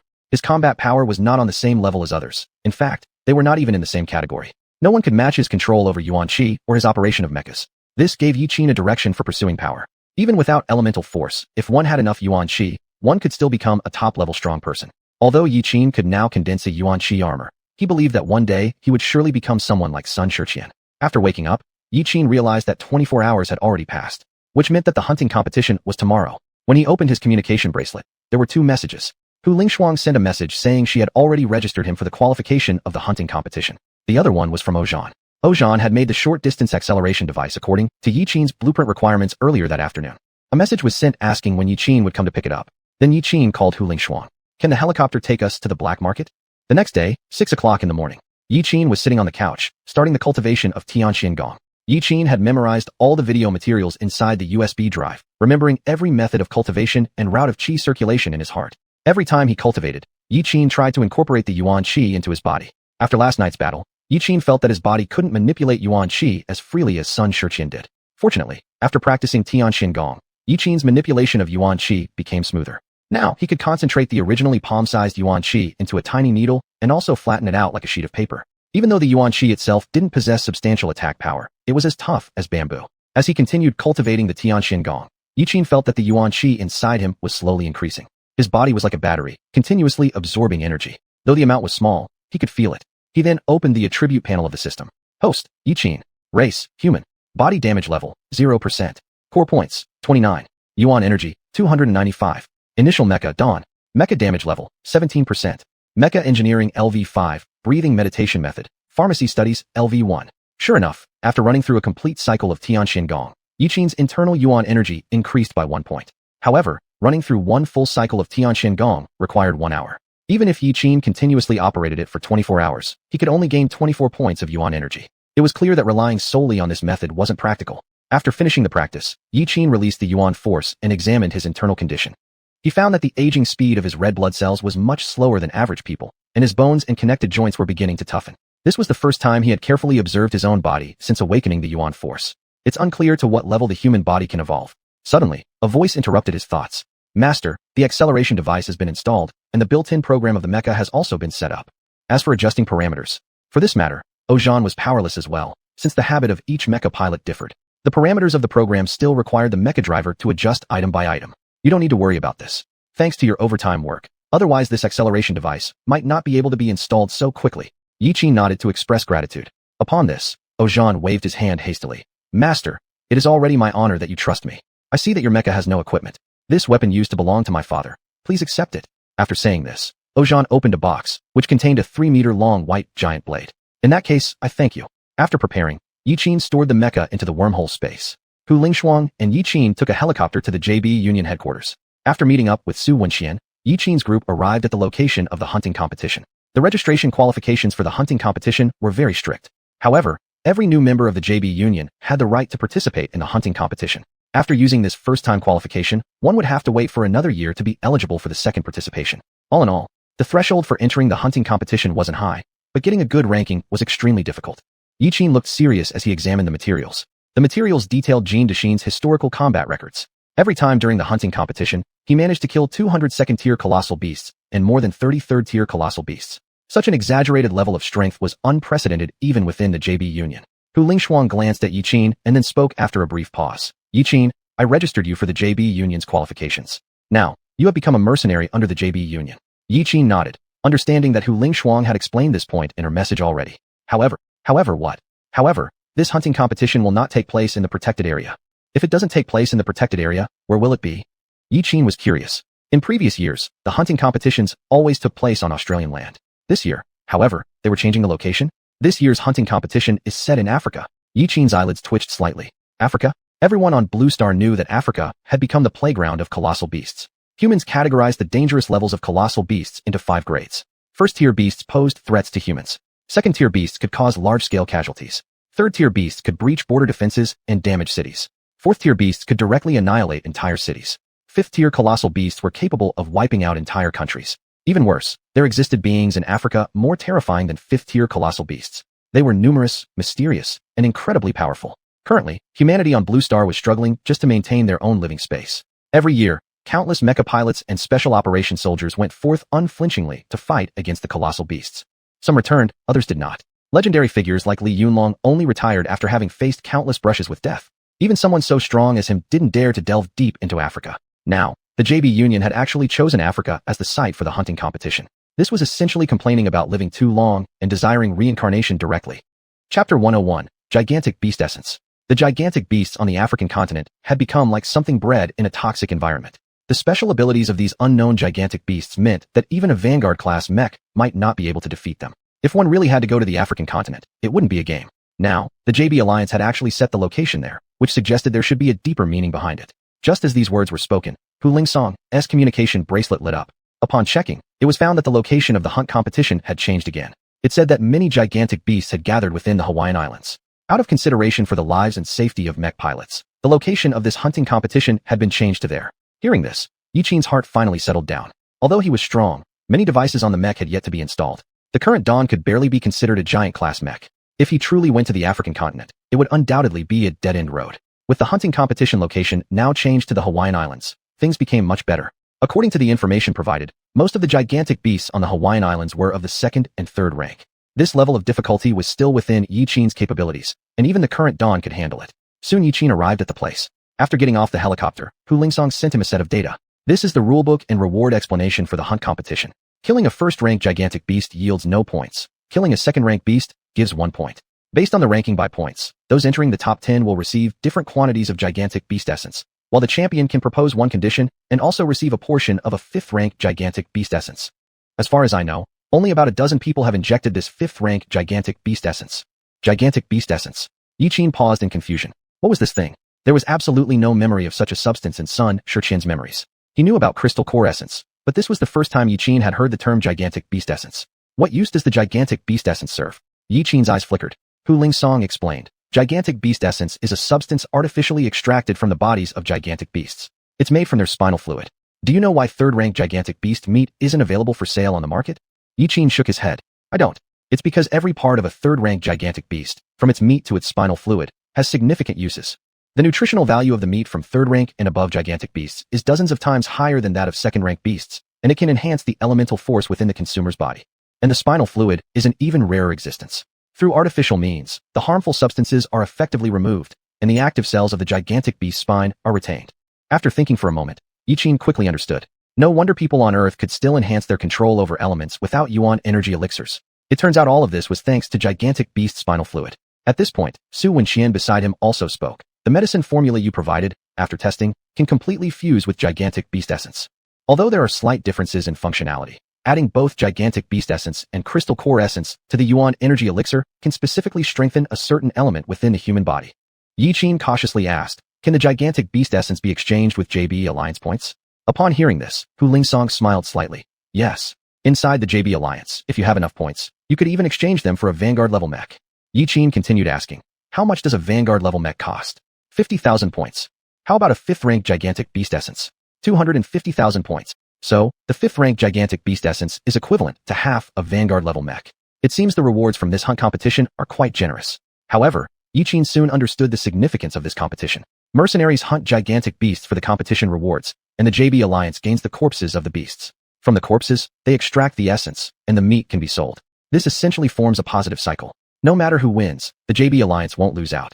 But indeed, the competition's rewards are tempting. A 5th-rank gigantic beast essence alone is worth 250,000 points, and the champion can make a request, considering that he'd worked hard just to earn more than 10,000 points.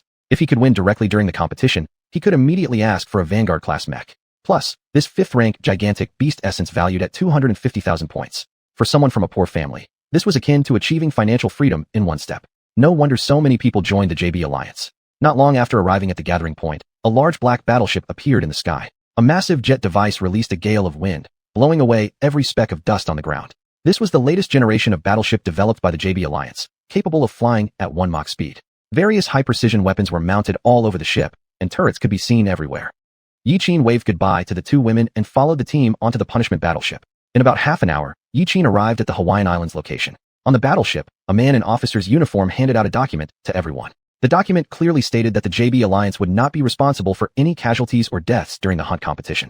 After signing the agreement, no one on the battleship spoke, as everyone here were competitors. Upon reaching the designated spot, an officer-like man walked in shouting, "We're here, everyone. I believe you've all received prior notification. This year's killing competition is taking place in Hawaii. This hunt will be different from previous ones. There will be no medical teams on standby. If your mech gets damaged, you can retreat to the escape point. Everyone has 3 hours of hunting time, after which you must head to the rendezvous point. Don't lose your life because of greed for points." After delivering the final statement, the officer pressed a button and the metal doors slowly opened. The warship would drop off participants one by one at peripheral areas to ensure each person would encounter a gigantic beast. As soon as he landed, Yi Qin sensed a huge beast eyeing him menacingly. Focusing his eyes, he saw it was a unicorn porcupine, a peak 2nd-rank giant beast. This was Yi Qin's first real sighting of a unicorn porcupine. Apart from its pitch black and sharp horn, the unicorn porcupine was roughly 2 meters tall with a body length of 6 meters. This unicorn porcupine appeared much more terrifying than the one in the simulation pod. At least, the unicorn porcupine in the simulator wasn't nearly as repulsive as this one. This creature constantly secreted saliva from its mouth, its 2 large fangs yellow, while only its quills remained unchanged. Come out, Dawn. The next second, a mech weighing more than 30 tons descended from the sky. Chapter 102, The Bet. Essences of Tier 4 Colossal Beasts. After seeing Yi Qin off, Hu Lingsong and xuanhuan went to the hunting competition hall. Here, they could see the status of all the participants. As the 2 were about to find a quiet place to sit down, a voice rang out by their ears. Hu Lingsong. Hu Lingsong looked towards the source of the sound. A few people were walking towards them from about 10 meters away. At the front was a woman in her 30s, with pale skin and extremely charming looks, as well as a mature figure. Behind the woman trailed a large group of men, each handsome and good-looking. The woman smiled and opened her mouth to speak. "It's been a long time since we last met. If I'm not mistaken, your 1-year cooling-off period is over. Why didn't you participate in this year's hunting competition?" Hu Lingsong coldly glanced at the other person and said indifferently, "Mana Williamson, You're still as detestable as ever. Xiuxian couldn't help but look at the two of them. These two weren't quiet for even a second when together. Isn't it sorry enough? You lost to me during the last hunt, which allowed me to win the championship title. I must sincerely thank you. Mana didn't hide her smile. Mana, your face just makes me sick. Xiuxian stood beside Hu Lingsong, tugging on her arm, urging her to walk away quickly. So eager to leave? Don't you want to stay longer? Hu Lingsong naturally knew what Mana's behavior implied. Her disciple was among today's hunting competition participants. You just want to show off your disciples, right? However extraordinary they are, they can only follow behind me, just like everyone else. Hu Lingsong smirked mockingly. Mana turned her eyes slightly and asked in a soft tone, "What? Is there someone in this year's hunting competition that catches your eye?" Mana showed a calm expression and continued, "Then why don't we make a bet? We'll see if your choice will rank higher than my disciple. How about betting on a portion of the essence of a tier 3 colossal beast?" Hu Lingsong frowned deeply and didn't say anything. Seeing this, Mana smiled faintly. "Are you scared? Then never mind." Before Hu Lingsong could respond, a man who had walked up from the side spoke for her. 2 portions of the essences of tier 4 colossal beasts. This took Hu Lingsong a bit by surprise. Essence of a tier 4 colossal beast? 2 portions. Is what Tang San saying true? Mana looked seriously at him. Tang San lightly patted Hu Lingsong's shoulder and said, "True. Contestant number 137, Yi Qin. He will surely be the champion of this hunting competition."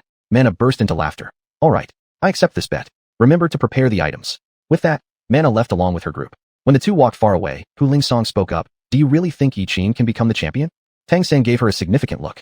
Ever since closing himself off for cultivation, Tang San had been sensing the strength within his body and successfully discovered and controlled the Yuan force within him.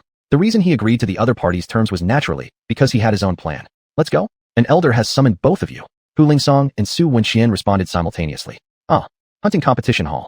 People who cared and those just coming to watch gathered here. There was a massive screen inside the hunting competition hall. This enormous screen almost covered an entire wall of the hall.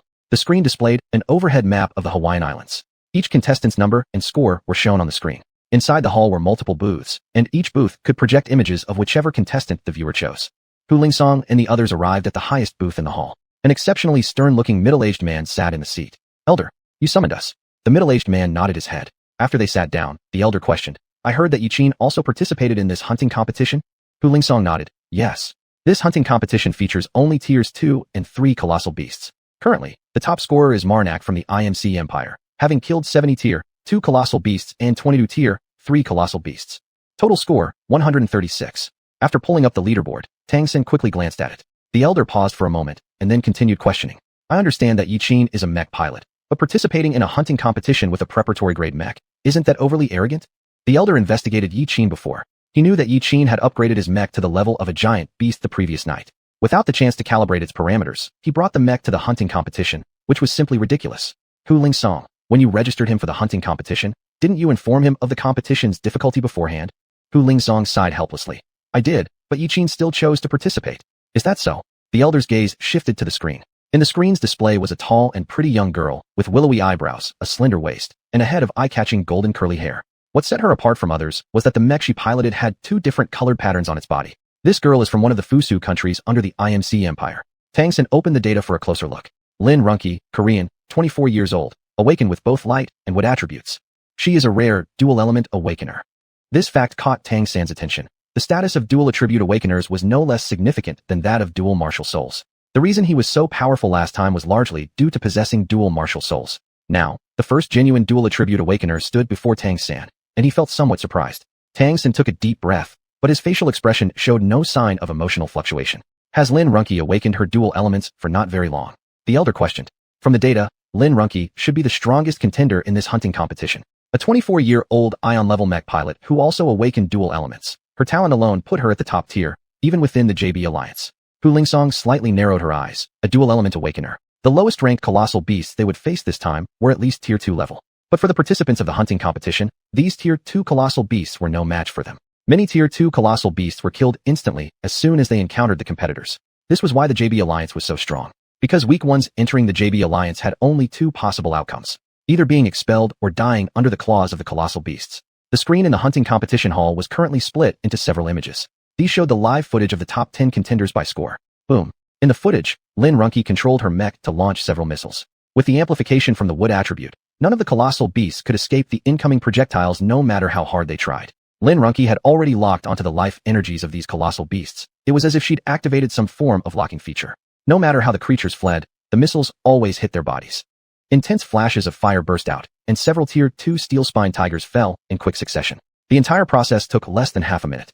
Realizing that running was futile, the colossal beasts then charged directly toward Lin Runke. However, before the beasts could reach her, countless ranged weapons on her mech fired simultaneously, turning the creatures into sieves within an instant. Chapter 103. Nina grasps a special ability. More shocking than this scene was Nina from the IMC Empire. Her mech emitted waves of cold air, and astonishingly, an enormous ice blade condensed at the arm of her mech. This peculiar phenomenon instantly drew the attention of everyone present. What is this? Elemental power. Several East Asian faces pointed at the screen in confusion after witnessing this scene. At this moment, a scruffy-looking uncle walked up to them. Haven't you purchased the latest potion launched by the Alliance yet? Latest potion? They were all taken aback upon hearing this. I just returned from the Wuxia Empire, so I'm not quite updated. The bearded uncle smiled. The JB Alliance recently released a new potion that, once injected, can enhance one's control over elemental power. Some people even grasped special energy. Like Nina, she was originally a Goliath-class mech pilot, but after injecting the potion, her connection value with the mech increased by 5 points, and she advanced in her manipulation of water elements. She can condense water into ice. After some explanation, they finally understood. Hu Lingshuang listened on the side. Although she also took the injection, it only extended her duration of using elemental power and enhanced her control over water elements. However, she did not gain any special abilities like Nina. Mana glanced proudly at Hu Lingshuang after seeing her disciple's outstanding performance. Since Nina injected the potion, she had been hiding her awakened special ability, waiting for today to shine brightly. Tang Xin directly ignored Mana's mockery. Nina was a member of the youth training camp, and he naturally knew about her strength. Unable to find Yi Qin's footage on the main screen, Hu Lingshuang could only pull up Yi Qin's individual feed. In the footage, the plasma sword in Yi Qin's hand was flickering with electric arcs. This second-stage unicorn porcupine couldn't do anything against him. With just a slash, the giant beast's body fell to the ground with a loud thud. Yi Qin canceled the sword core program and continued moving forward. Real combat differed from virtual simulations. The mech Yi Qin piloted was Dawnbreaker. From the start of the battle, his sword core program hadn't stopped running. With a cold fusion reactor, he no longer needed to worry about insufficient energy. Originally, the unicorn porcupine's defense wouldn't have been breached so easily, but after being charged with plasma energy, Yi Qin added another layer of essence power on top of it. Only then did the blade easily break through the giant beast's defense. After yesterday's dream battle, Yi Qin gained a deeper understanding of essence power usage. He first condensed essence power on the blade, then urged it to circulate rapidly around the outside of the blade. It might not look like much from the outside, but in reality, the essence power enveloped the blade's exterior, spinning wildly like a chainsaw. At the moment the blade touched the giant beast's skin, the rapidly spinning essence power broke through its defense. Then the plasma energy expanded the wound, achieving a butter-cutting-like effect. However, this move had a flaw. Controlling the flow of essence power was extremely draining on mental energy. Therefore, he only released essence power during attacks. After dealing with the unicorn porcupine, another giant beast appeared. An old friend, Steel Spike Tiger. If he weren't in a hurry now, he would really want to cut off a piece of meat to taste. Inside the hunting competition hall, gradually, someone noticed Yi Qin's situation on the large screen. Soon after, his footage was displayed alongside other outstanding performers. Who is this guy? I thought Nina was fierce enough, but compared to this Yi Qin, Nina looks like nothing. What's going on? This kid seems to be piloting a Goliath-class mech. In the footage, wherever Yi Qin went, nothing survived. A seemingly ordinary slash directly defeated the strongest second-stage giant beast, the unicorn porcupine. At this moment, Mana also became interested in Yi Qin, whom Tang Xin mentioned. She sized up Yi Qin in the footage with a teasing gaze. Yi Qin's mech had no long-range weapons. His only weapon was this blade. This reminded Mana of someone. Former general of the Wuxia Empire, Li Yunlong. That was a madman who piloted a Vanguard-class mech. Back then, Li Yunlong relied on light attributes and the blade in his hand to defeat the Koreans in close combat. Seeing the scene on the big screen, the elder finally became interested in Yi Qin as well. It seemed this kid wasn't as incompetent as imagined. Yi Qin, 18 years old, Goliath-class mech, connection value 95, no awakening of elemental power. Apart from the connection value, this profile was unremarkable. The elder looked at Yi Qin in surprise. Yi Qin, has he participated in the youth training camp? Tang Xin nodded. Yes, elder. Yi Qin broke the youth training camp records that have stood for years. Your record now ranks second. This statement surprised the elder. His record had been broken by this young man. He had thought Yi Qin was merely a genius pharmacist and also a mech pilot. But he hadn't expected that Yi Qin had the capability to break his records. Which of my records were broken? The elder asked with curiosity. Except for the control record, Yi Qin broke all your other records. Just as Tang Xin finished speaking, on the screen, Yi Qin had already slaughtered 100 second-tier mega beasts, earning 200 points. After clearing the beasts in this area, Yi Qin continued toward the next region. This was actually a threshold. Each participant would enter an initial area containing only 100 second-tier mega beasts. Only after killing these 100 second-tier mega beasts could they proceed to the open area for hunting. Once in the open area, the mega beast level increased from second tier to third tier. However, Yi Qin did not seem to care about this point.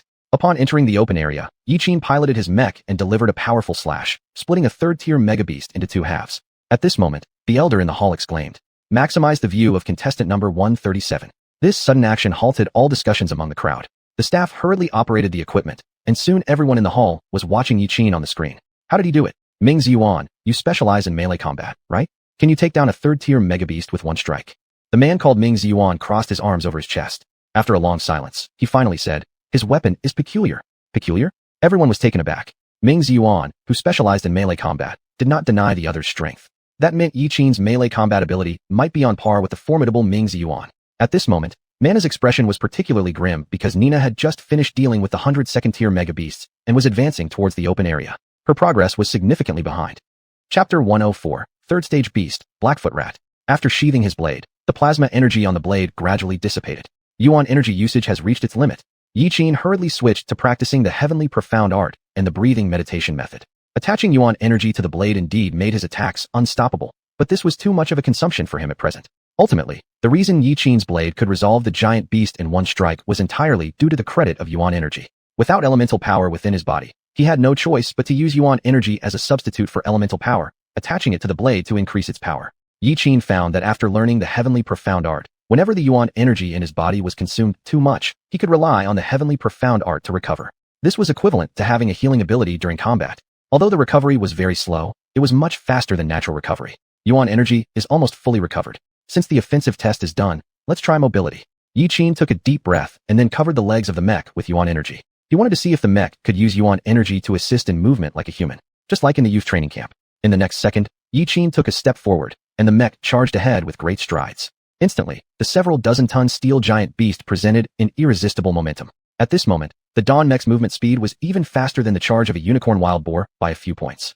After the other contestants arrived at the open area, they immediately encountered a siege by third-stage beasts. The mech pilot recognized it at a glance. It was a third-stage beast, the Blackfoot Rat. After the age of beasts began, the rats originally living in cities all underwent evolution. Most rats became extremely large, with body lengths approaching that of adult men, and some rats evolved and mutated into Blackfoot rats. Unlike ordinary mutant rats, most of which were first-stage beasts, these Blackfoot rats had a danger level reaching third stage. The Blackfoot rat was 6 meters long and about 2 meters high, with astonishing defense. Its pitch black, shiny fur left only slight marks from missiles. Those sharp front claws were like drills, indestructible, and even specially made defensive armor struggled to withstand their attacks. Finally, there was that extremely fast speed. If one wasn't familiar with how to deal with it, the Blackfoot rat was simply a nightmare for mech pilots. Even a Tian 2 class mech, which emphasized defense, would become its prey if not careful. Generally speaking, only experienced mech pilots, in conjunction with specific weapons, could kill it. But now, this terrifying giant beast had appeared in the hunting competition. Upon seeing the Blackfoot rat, the mech pilot had no good way to respond.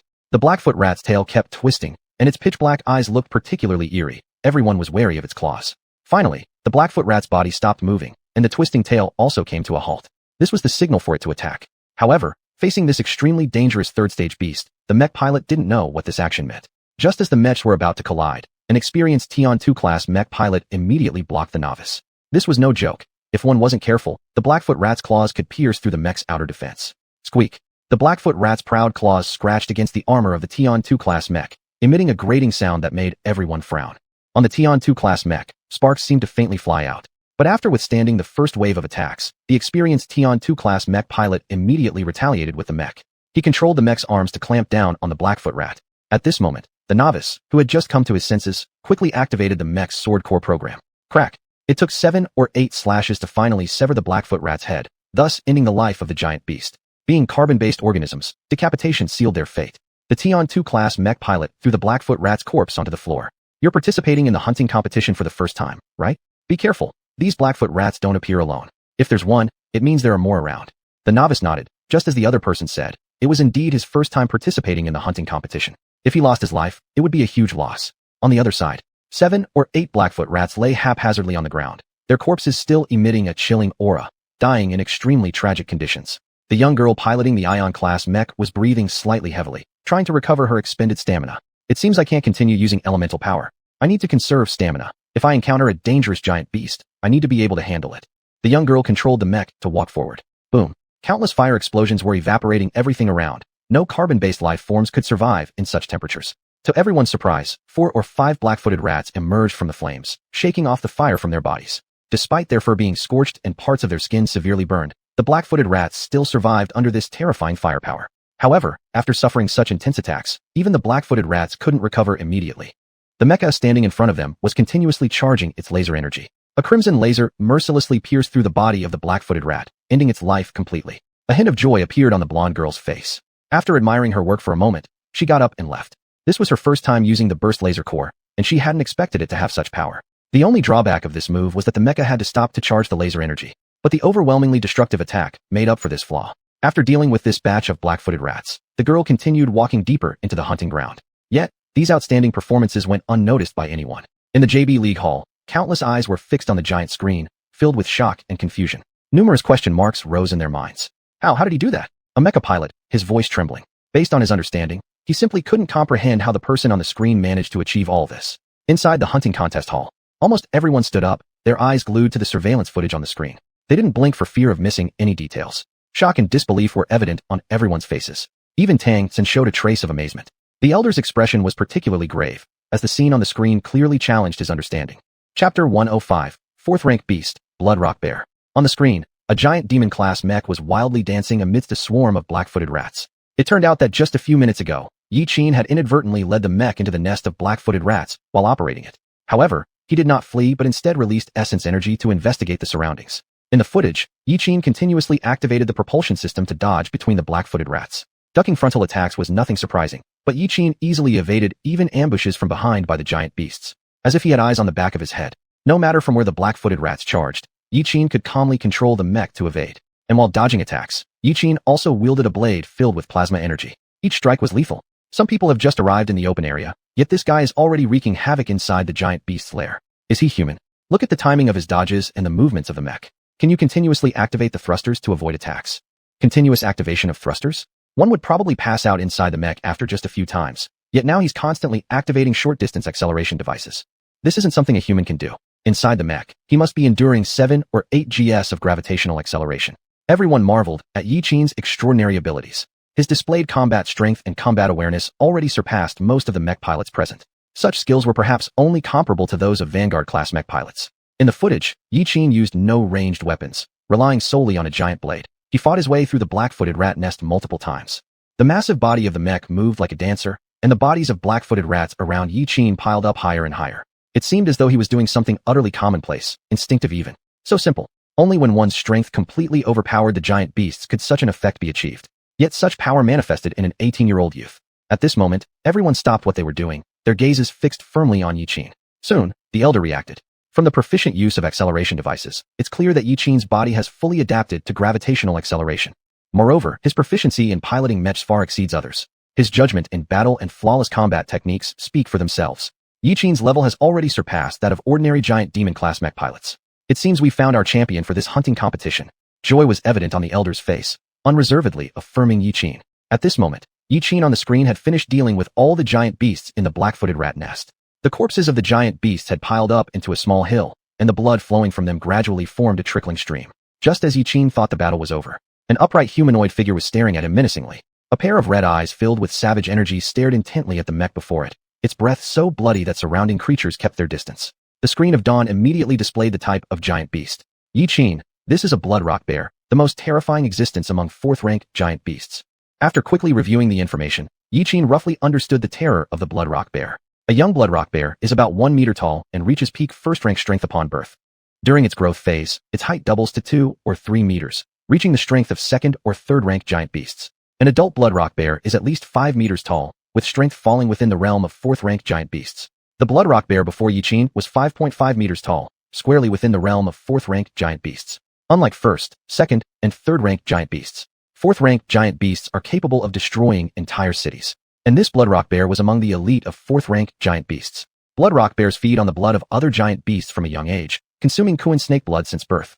They only hunt monsters of equivalent strength because only such beasts can meet their dietary requirements. One could say that each surviving blood rock bear is an elite among giant beasts. Every meal for them is a test of life and death.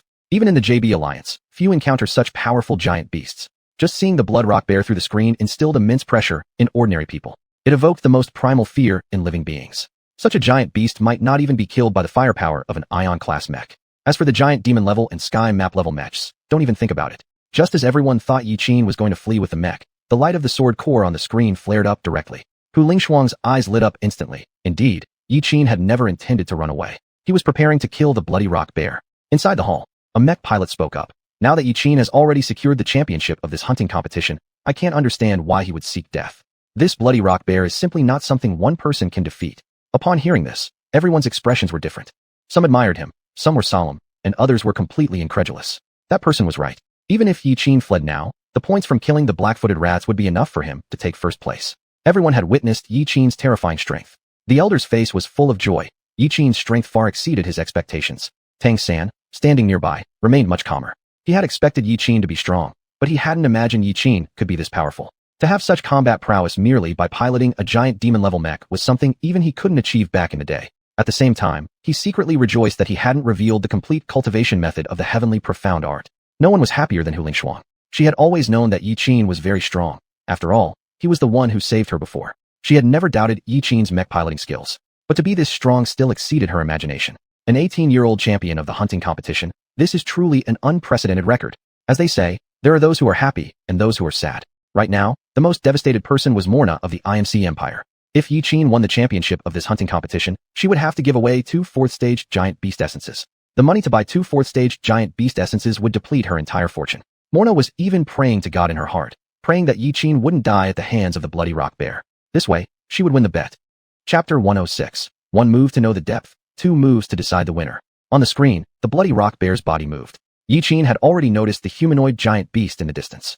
The moment it started moving, a ferocious killing intent, as if condensed into a tangible entity, pressed toward him. This killing intent was accompanied by a strong xiuxian smell and stench. While Yi Qin maneuvered the mech to dodge, he observed the opponent's attacking style. Through the mech screen, Yi Qin naturally knew this was a 4th-stage bloody rock bear. The reason he didn't retreat immediately was that he wanted to test his own strength using this giant beast. The oppressive feeling given by the Blackfoot mice was too low. Although they were many in number, they couldn't cause him substantial harm. Under the premise of intelligence and with formidable destructive power, this bloody rock bear was simply a perfect testing subject. This is the first time I've encountered a 4th-stage giant beast.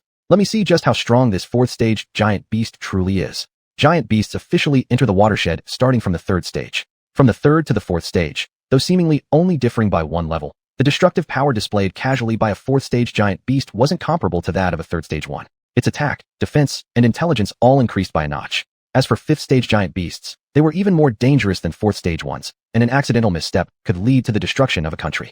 This bloody rock bear should be the strongest enemy Yi Qin has faced thus far. The power of this 4th-stage giant beast was something Yi Qin had never experienced before. Now wasn't inside the dream space. A slight mistake, and he would really be dead. You've gained some intelligence, so stop dilly-dallying and come at me quickly. The intelligent bloody rock bear understood Yi Qin's words. It struck the ground violently, venting its roar. How dare this person before it be so arrogantly disdainful? This was undoubtedly a challenge to its authority. The bloody rock bear trampled on the ground with force, and its massive body immediately charged towards Yi Qin. Let's test my Yuan force strength right away. Facing the attack of the bloody rock bear, Yi Qin lifted the mech's arm to block. Clang. When the two collided, Yi Qin was punched flying, but the mech didn't lose balance. Thanks to the thrusters, gravitational potential energy was gradually offset, but the armor on Dawn's arm had slightly deformed. At this moment, everyone in the hall was stunned. Is Yi Qin insane? How can he take a direct hit from a bloody rock bear? Some mech pilots carefully observed that Yi Qin's mech left arm had already begun showing signs of damage. If he gets hit a few more times, his mech will disintegrate. Still, at the end of the day, he is young. However, there were also those who looked favorably upon Yi Qin. The agility Yi Qin displayed against the Blackfoot mice wasn't utilized here, and his offensive capability is very high. As long as he spots the bloody rock bear's weak points, I feel he still has a chance. Many people nodded in agreement with these words. They also held high hopes for Yi Qin. Since the start of the hunting competition, Yi Qin had revealed very little of his abilities. Besides the unparalleled mech piloting skills, Yi Qin must have other trump cards. In the footage, after facing the attacks from the bloody rock bear, Yi Qin indeed began dodging. After conducting a small test, Yi Qin roughly understood what stage his current strength was at. Even the powerful strike from the bloody rock bear could barely scatter his Yuan force armor. He currently still couldn't defend against the attacks of a 4th-stage giant beast. Since he couldn't endure it, there was no point in trying to resist directly. With black rocks growing on its arms, the swift offensive movements of the bloody rock bear came like stormy winds and torrential rain. Yi Qin activated the thrusters to avoid swiftly, making the mech's figure move strangely, akin to sliding steps. However, as a 4th-stage giant beast, the bloody rock bear obviously had its specialty. Seeing its attack miss, the bloody rock bear simply used its massive body as a spear to fiercely ram into the mech. Knowing that this grappling blow was unavoidable, Yi Qin drew out his blade, instantly attaching plasma energy and Yuan force to it. Boom. The two collided directly, and the resulting shockwave sent the camera robot flying. Surrounding trees and buildings flew everywhere, and deep marks were left on the ground at the center of the collision. Hurry! Quickly repositioned the camera robots. The footage interrupted, which was unprecedented. Inside the hall, several monitoring personnel immediately began remote operating other robots. And on the island of Hawaii, the massive body of the bloody rock bear trembled once, retreating several meters and colliding heavily with a large tree before managing to come to a halt. The Dawn Mech, which had collided with it, was completely embedded in an abandoned building. Sparks emitted from certain parts of the mech, and the blade fell off onto the ground. Clearly, neither side benefited from this collision. It's truly tough. Yiqin controlled Dawn to withdraw from the building. Fortunately, Dawn had timely replaced its titanium alloy main body and also updated the circuit system. Otherwise, the previous collision would have been enough to destroy the mech. External armor damaged. Mech damage level, 21%. Yiqin, I suggest immediate retreat. After seeing the feedback report, Yiqin noticed that the originally ugly shell armor of the mech had developed cracks, and the armor on the hands was nowhere to be seen. Although the main system of the mech was still operational, the current situation did not allow him to continue fighting. Dawn, do you think we should retreat? Based on the current condition of the mech, I think we should retreat. I'm afraid if I retreat this time, there will be a second. Yiqin recalled his fearless self in the dream space. At that time, he dared to manually tear apart black holes in the space, and now, faced with a mere fourth-stage giant beast, was he going to flee? No, he couldn't, nor would he retreat. Today he was determined to resolve the issue of this fourth-stage giant beast right here. The screen in the hall finally restored the picture. This time, there were 7 or 8 camera robots transmitting images from different angles. Upon seeing that Yiqin was unharmed, many people drew in sharp breaths. Judging by the surrounding environment, Yiqin hadn't fallen into a disadvantage after colliding with the opponent. They hadn't expected that Yiqin could truly bring them surprises. This scene indicated that Yiqin alone could contend with the bloody rock bear. Remember, Yiqin was just 18 years old and was piloting a Titan-class mech. This scene was simply unbelievable. The Elder's view of Yiqin completely changed at this moment. From the initial slight disdain, to the subsequent minor surprise, and now admiration. It could be said that Yiqin's performance today was completely unexpected. Inside the Hawaiian Islands, after seeing the damage report of the mech, Yiqin naturally understood the current situation. But when Yiqin thought about his responsibilities, he chose to stick it out until the end. In the next attack, he would use his full strength. If he still couldn't resolve the opponent, then he would directly retreat. Dawn, if the next move doesn't solve the opponent, then we run. Acknowledged instruction. Having spoken, Yiqin concentrated the little remaining yuan force in his body into the right hand of the mech. He intended to decide the outcome with this single move. Chapter 107. The Persistent Korean. A faint orb began to appear in the hand of the Dawn mech. Upon closer inspection, one could see that the space at the center of the palm was slightly distorted, as if some kind of energy was coalescing in the palm of the mech. Yiqin suddenly threw a punch. The bloody rock bear also roared and swung its fist. The two collided once again. The newly dispatched surveillance robot was instantly blown away by the shockwave. In the surveillance footage, all images turned to no signal. No one knew what had happened. What's going on? What just happened? In an instant, everyone fell into an eerie silence, with no one daring to make a sound in the hall, because no one had seen clearly what had just happened. Before the signal was lost, the last thing everyone saw was Yiqin charging towards the bloody rock bear with his fist raised. At the moment the two were about to clash, the screen went black. A noise erupted from somewhere in the Hawaiian Islands, and all contestants on the island felt a tremor. Is this an earthquake? Maybe. Otherwise, why would there be a sensation of vibration coming from the mechs? Lin Runke, who had awakened the wood attribute, sensed an energy burst not far away. Similarly, Nina also felt a powerful surge of energy. Both advanced towards the source of the energy. After an unknown period of time, Yiqin managed to get the mech back on its feet. On the other side, the bloody rock bear had been blasted to who knows where. Seconds later, a heavy object fell from the sky. It was the other half of the bloody rock bear's body. Most of the bloody rock bear's corpse had vanished, and the remaining half seemed to have been shattered to pieces. Its mangled appearance was beyond recognition. This fourth-stage behemoth was dead beyond doubt. Yiqin wasn't surprised by this outcome. Just now, he had condensed a primordial force sphere in the arm of the Dawn mech. Though he didn't possess as vast a primordial force as Sun xiuxian, he still compressed the air with whatever remained. At the moment of impact, the primordial force sphere expanded abruptly, directly blasting the bloody rock bear to death. However, the left arm of the Dawn mech was also obliterated in the explosion. If he hadn't formed a primordial force armor around Dawn, his fate might have been the same as the bloody rock bear. It seemed that before installing the core shield device, this move couldn't be used recklessly. Just as Yiqin was about to leave, Lin Runke and Nina appeared before him. They looked at each other. Upon seeing the broken exterior of the Dawn mech, Lin Runke immediately recognized Yiqin inside. She hadn't expected to encounter him here. Judging by the look of things, it seemed he had single-handedly killed this fourth-stage behemoth. Ding! Hunting time ended. At this moment, all participants' points stopped increasing. Normally, after time was up, all participants should head to the rendezvous point for evacuation.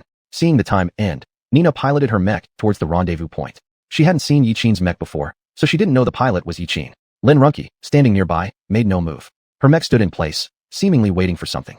Soon, more and more mechs arrived. These pilots, upon seeing the bloody rock bear's corpse, immediately wanted to flee. But they had no choice. No matter what they did, they couldn't control their mechs to leave. This youth had single-handedly killed a 4th-stage behemoth, and now they faced him. Many mech pilots prayed for their safety. At this moment, 20 mechs slowly moved toward Yiqin. If they could choose to escape, these pilots would have left immediately, but they had no choice. Their mechs were being remotely controlled, even Lin Runke's, despite her royal status. The Koreans had issued a kill order on Yiqin, and they would do everything to eliminate him if given the chance. The remote controller pressed a red button. Immediately, a Tian-2 class mech fired an EMP pulse. Almost simultaneously, the remaining 19 mechs activated their defensive shields. Yiqin also activated his mech's defense shield. After firing the EMP pulse, the Tian-2 class mech caught fire due to circuit overload. Now using an EMP pulse is a bit late, isn't it? You Koreans really won't stop. Yiqin silently stared at them. If he guessed correctly, these mechs were piloted by Koreans. The lead Tian-2 class mech spoke. I'm not naive enough to think an EMP pulse can solve you. You used the EMP pulse to destroy those surveillance robots. Now no one can know what exactly happened here. When reinforcements arrive, all they will see is the corpse of a 4th-stage behemoth and a mech that's already dismantled into scraps. Lin Runke swallowed lightly, never expecting that even her royal member's mech could be remotely controlled. Last time in the Wuxia Empire, despite all the thorough preparations, they failed. Now it seemed impossible to eliminate him. But their mechs had become pawns. Their lives didn't matter. What mattered was that Yiqin couldn't live. Do you really think these bunch of rotten fish and stinky shrimps can do it? Send over a Vanguard-level mech. Yiqin spoke as if he were looking down on them. The person sneered coldly and said, let's see how long you can be so arrogant. As soon as he finished speaking, more than 10 mechs pounced at Yiqin. With just these gigantic and sky map-level mechs, you think you can handle me? Yiqin looked confident, starting his acceleration device, and quickly picking up the giant blade on the ground. 2 minutes later, the ground was strewn with mech parts. Of the 19 enemy mechs, only 3 remained, the rest having been utterly destroyed by Yiqin. This Yiqin was no longer the powerless one from the mech competition. The person remotely controlling the mechs was full of questions.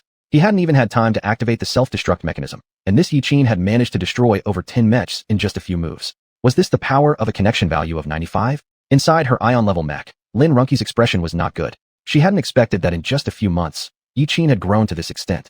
Indeed, the higher-ups' assessment of Yiqin was correct. The threat posed by Yiqin was even greater than Li Yunlong back then. Now only 3 specially modified ion-level mechs remained, with Lin Runke's being the strongest among them. Lin Runke's face was heavy, though she had anticipated that her mech had been tampered with. But when it came to the moment of sacrificing herself, Lin Runke truly realized how precious life was. She didn't want to die. She was only 24 years old. But now the mech wasn't under her control. Lin Runke knew that once she engaged Yiqin in combat, there would be no way out for her. Chapter 108. For whom does life exist? The remaining 3 Ion-class mechs glared menacingly at Yiqin. Are you going to come one by one, or all 3 of you together? All together? Don't think too highly of yourself just because you dismantled a few giant demon-level mechs these past days. Before the words had finished ringing out, one Ion-class mech activated its missiles and beams and charged straight at Yiqin. Ion-class mech. Yiqin once again manipulated the primal force to enhance the mech's mobility. However, at this moment, his mental energy was already depleted, and there was little primal force left. Lin Runke had a cold expression on her face. She was operating furiously inside the mech in hopes of disabling its remote control. Xianxia, have you found a way to remove the remote control yet? Xianxia was also busy as can be inside his mech. No, the system has been completely locked down. Seeing that she was about to become the sacrificial lamb, Lin Runke stopped fiddling around. Looking ahead, she saw the Ion-class mech firing all its missiles. The dense firepower was enough to pierce through the energy shield, but surprisingly, Yiqin danced gracefully among the cluster of missiles. All the long-range weapons narrowly missed Yiqin without even grazing him. Seeing the attack fail, the Ion-class mech directly initiated its laser beam. In an instant, the core of the mech rapidly drained energy resources, and then a huge beam shot forth from the front of the mech. The enormous beam pierced through trees, it penetrated hills. When the laser energy ended, and dust settled, Yiqin slowly walked forward as if teasing them. Lin Runke and Xianxia stood dumbfounded. You had your chance to defeat me earlier, but now that opportunity is gone. The pilots of the 3 Ion-class mechs felt their body hair stand up, chests heaving as cold sweat slid down their faces. Before the 3 could make a move, Yiqin swung a giant blade that pierced through one of the Ion-class mechs. Did he just penetrate the energy shield directly? Xianxia asked incredulously. Unable to believe any attack could directly pierce through the energy shield, he asked Lin Runke again, doubting whether he was hallucinating. Upon seeing this astonishing scene, Lin Runke involuntarily swallowed her saliva. Before Yiqin could say anything, the Ion-class mech with its chest pierced was charging toward Yiqin in great strides. Soon after, all weapons on that Ion-class mech were activated, and due to an overload, sparks started emanating from various parts of the mech. Boom! A blinding light erupted. A magnificent mushroom cloud of fiery flames slowly ascended. Yiqin activated the energy shield to block the attack. He shook his head, his tone tinged with disappointment. Again, suicide explosion. No originality at all. After witnessing this scene, the 2 were utterly despairing. Xianxia looked stupefied, murmuring helplessly. Can't fight back, can't escape. Looks like we're going to die here today. This spectacle thoroughly shattered their understanding. An energy shield is an electromagnetic barrier built from the mech's power supply. Although it can repel most attacks, it simultaneously depletes much energy when faced with fierce assaults, eventually leading to the shield's failure. However, after enduring such a violent attack, the energy shield of the mech driven by Yi Qin remained unscathed. This phenomenon overturned their comprehension entirely. Could Yi Qin be piloting a Vanguard-class mech? That's impossible. Even with a connection value of 95, at the tender age of 18, he shouldn't be able to handle a Vanguard-class mech. The two couldn't accept what they were witnessing.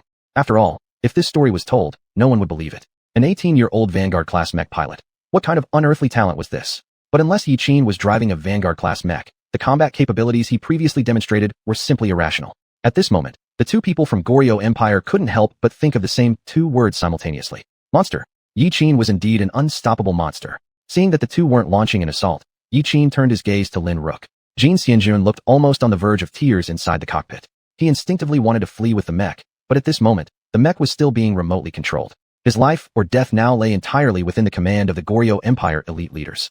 If the person controlling the remote doesn't initiate further offense, then he might have a slim chance of survival. However, if the mech so much as twitches, his end will mirror the previous one. Not coming over, are you? Taking advantage of the opponent's inaction, Yi Qin was frantically channeling the heavenly mystic technique combined with the breathing meditation method. After a while, he had gathered more primal energy inside his body. The heavenly mystic technique was truly helping him restore primal energy. With the addition of the breathing meditation method, the recovery process was faster than ever. If these two skills were combined, it could easily pass for a god-level skill. What's the point in attacking or not attacking? After saying this, the people from Goryeo Empire then released the remote control of the two mechs. The moment he regained control over his mech, Xiuxian immediately activated the thrusters and left the place. Lin Rook slowly opened the hatch of her mech at this point. As soon as the hatch was open, Yi Qin recognized her instantly.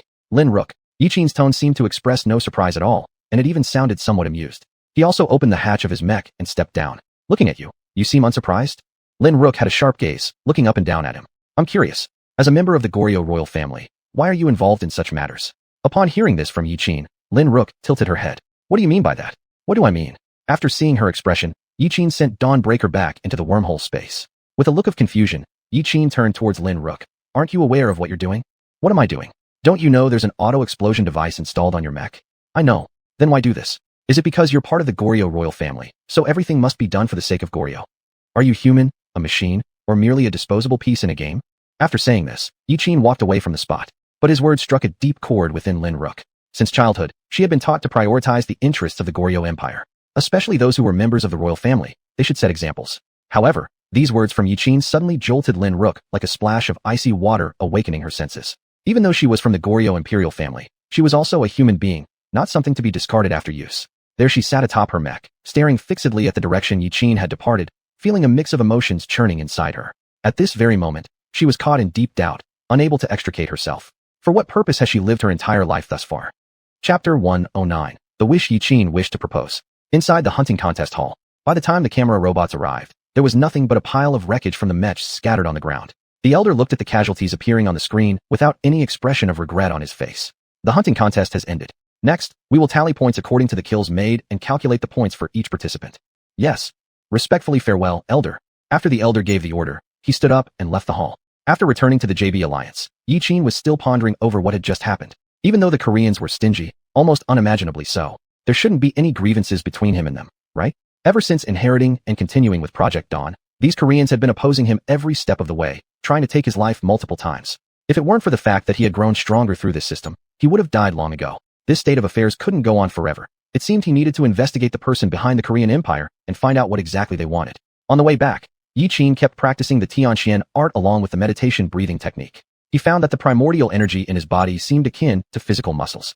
It could only be increased through continuous use, similar to the principle of muscle building. In order to increase the amount of primordial energy within his body, one could only continuously utilize it, causing the energy to gradually grow stronger. Every time he practiced the xianxian art, it was equivalent to circulating the primordial energy. When combined with the breathing method, the invocation and restoration of primordial energy became several times faster than usual. It was as if these two things were naturally meant to be used together. Upon landing, Yi Qin looked up at the sky, silently contemplating. If the system hadn't chosen him, would he still be in the capital, avoiding all these matters? For a brief moment, Yi Qin felt no urge to manage the future. From the moment he discovered the truth, Yi Qin had already entertained thoughts of stepping away from those matters. He truly had no interest in knowing or uncovering who intended to harm him. As someone who had always been near the bottom of rankings in the capital high school, few people even noticed him. Even if someone harmed him, he believed it was likely an unintentional mistake. As for the upcoming encounter with civilization's extinction, it had even less relevance to him. Even if xiuxian really created a potion that broke human lifespan limits, and even if humans could live another 1,000 years or so, these invasions by higher civilizations wouldn't affect him in any significant way. That's thousands of years into the future. By then, he'd have turned to ash and no one would know where it was scattered. After pausing his train of thought for a while, Yiqin suddenly realized, perhaps he was humanity's last hope. All previous hosts of the system had failed without exception. Otherwise, Project Dawn wouldn't have had to activate the time-traveling device, continuously teleporting back through history. Particularly now, when Project Dawn was severely damaged, with even its core systems partially missing. If he failed to accumulate 10,000 core points before his failure, Project Dawn would disappear alongside him, becoming just another memory in history. Then, humanity was destined to perish. Even if he himself would die, he had to collect enough of these 10,000 core points so that Project Dawn's root system might have a chance to seek out the next host. If he could achieve that much, perhaps he'd be sufficient. Yiqin's eyes gradually turned more resolute. Since there was no way to avoid it, he decided to put all his strength into it. At the very least, before he dies, he must gather these 10,000 core points. And regarding those accounts against him and the Korean Empire, he vowed to reclaim each one of them personally. At this point, Hu Lingsong and Su Wenxian's voices rang out. Yiqin, who called? Turning around, Yiqin saw both women walking towards him, accompanied by Tang San. The three came toward him. Hu Lingsong narrowed her eyebrows slightly, looking at him strangely. Yiqin, if there are no unexpected developments, you will be the first-place winner in this hunting competition. At the reward ceremony, apart from receiving the essence of the great beast, have you thought about what your wish will be? I've already thought it through, replied Yiqin. You don't realize the consequences of doing such a thing? Seeing his lack of hesitation, Hu Lingsong was somewhat worried. I've already made my decision, so what? Is the condition I propose too extreme? Not necessarily extreme, but it will cut off many people's sources of wealth. No problem, I'll bear it myself. After everything was roughly settled, Yiqin stood up and returned to the hotel. Once everyone left, Su Wenxian pulled Hu Lingsong by the arm, curiously asking, what were you two talking about just now? Standing nearby, and hearing this vaguely, Tang San also asked, what does Yiqin intend to do? Hu Lingsong narrated the events that happened in the black market 3 days ago, explaining all the causes and consequences. Anyway, it was no longer a secret. After tomorrow, Yiqin would genuinely become a megastar. In other words, Yiqin intends to reform the black market of Never Sleeping City and have this area governed by humans? Tang San's pupils flickered. Without a doubt, Yiqin's idea was quite dangerous. The reason why the black market existed was because it had its own logic. It not only provided a place for trading contraband items, but also wasn't under the jurisdiction of any one power. Every part of it was protected by various forces, which is why it remained safe until now. But Yiqin now wished to unify the management of the black market under one person. By doing so, that so-called peace would be disrupted. Those who secretly profited from the black market wouldn't let Yiqin off easily. This request could be said to be completely disadvantageous and without any benefit, as the time traveler Tang San simply didn't understand what Yiqin was thinking. If his strength hadn't grown to the point where he could fight against the whole world, then exposing himself first was tantamount to suicide. So I don't know what he's thinking either. Hu Lingsong sighed and helplessly left with Su Wenxian. Only Tang San remained standing there deep in thought. After everyone left, Su Wenxian turned her widened eyes toward Hu Lingsong. Could it be that Yiqin really plans to make this proposal? Hu Lingsong waved her hand dismissively. Or what? Didn't you see Yiqin's behavior in the hunting contest hall? Yiqin drove a giant fiend-class mech and killed a 4th-rank bloody rock bear.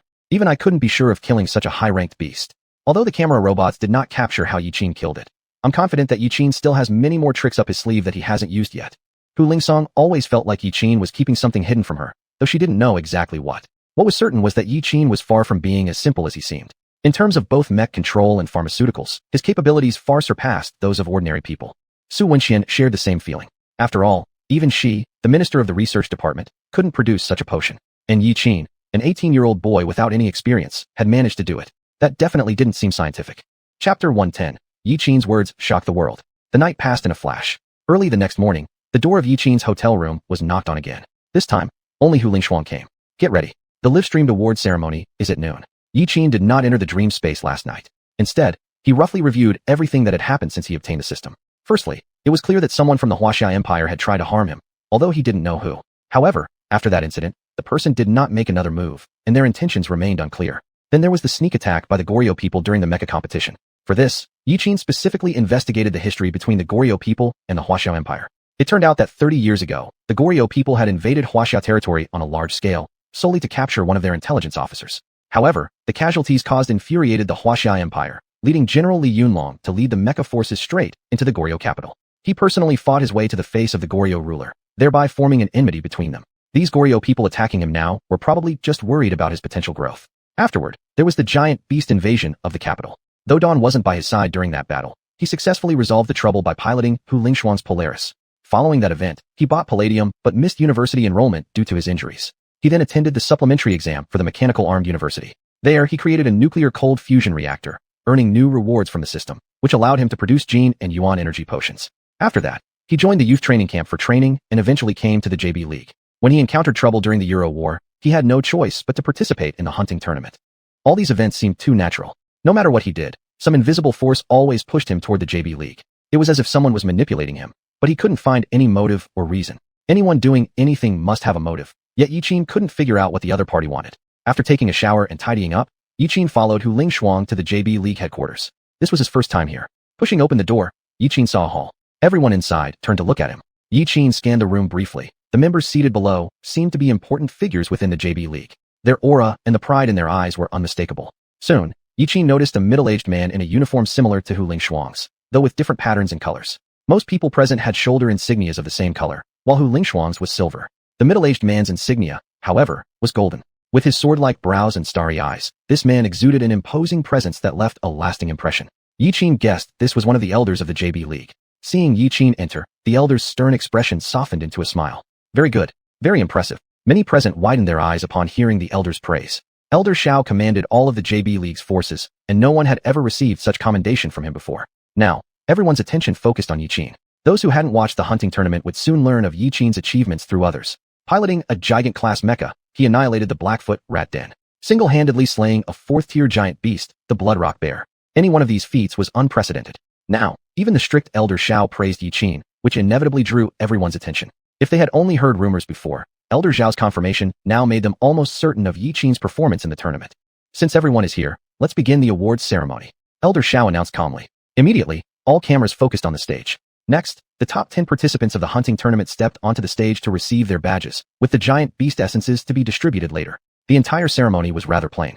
Participants ranked 7th to 10th received bronze badges, likely made of metal, symbolizing their status. Second and third place received silver badges. As for first place winner Yiqin, he received a golden badge. It looked like it was made of gold. The badge itself wasn't crucial. The honor it represented was what mattered. Elder Xiao personally handed over the badge and placed it on Yiqin. Then, in front of the cameras, he asked, according to the rules, the JB Alliance can fulfill one request of the hunting contest champion. Yiqin's face was expressionless as he calmly said, any request? Xiao Zhenlong was taken aback for a moment before bursting into laughter. Any request, as long as the JB Alliance can make it happen. So here's my request. I want the black market of Nevernight City to become a true land of freedom. Upon hearing this, everyone present showed complicated expressions. Xiao Zhenlong frowned slightly and asked, what do you mean by true land of freedom?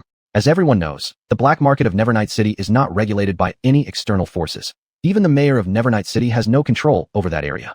So I hope the JB Alliance will take on the responsibility of managing the black market of Nevernight City.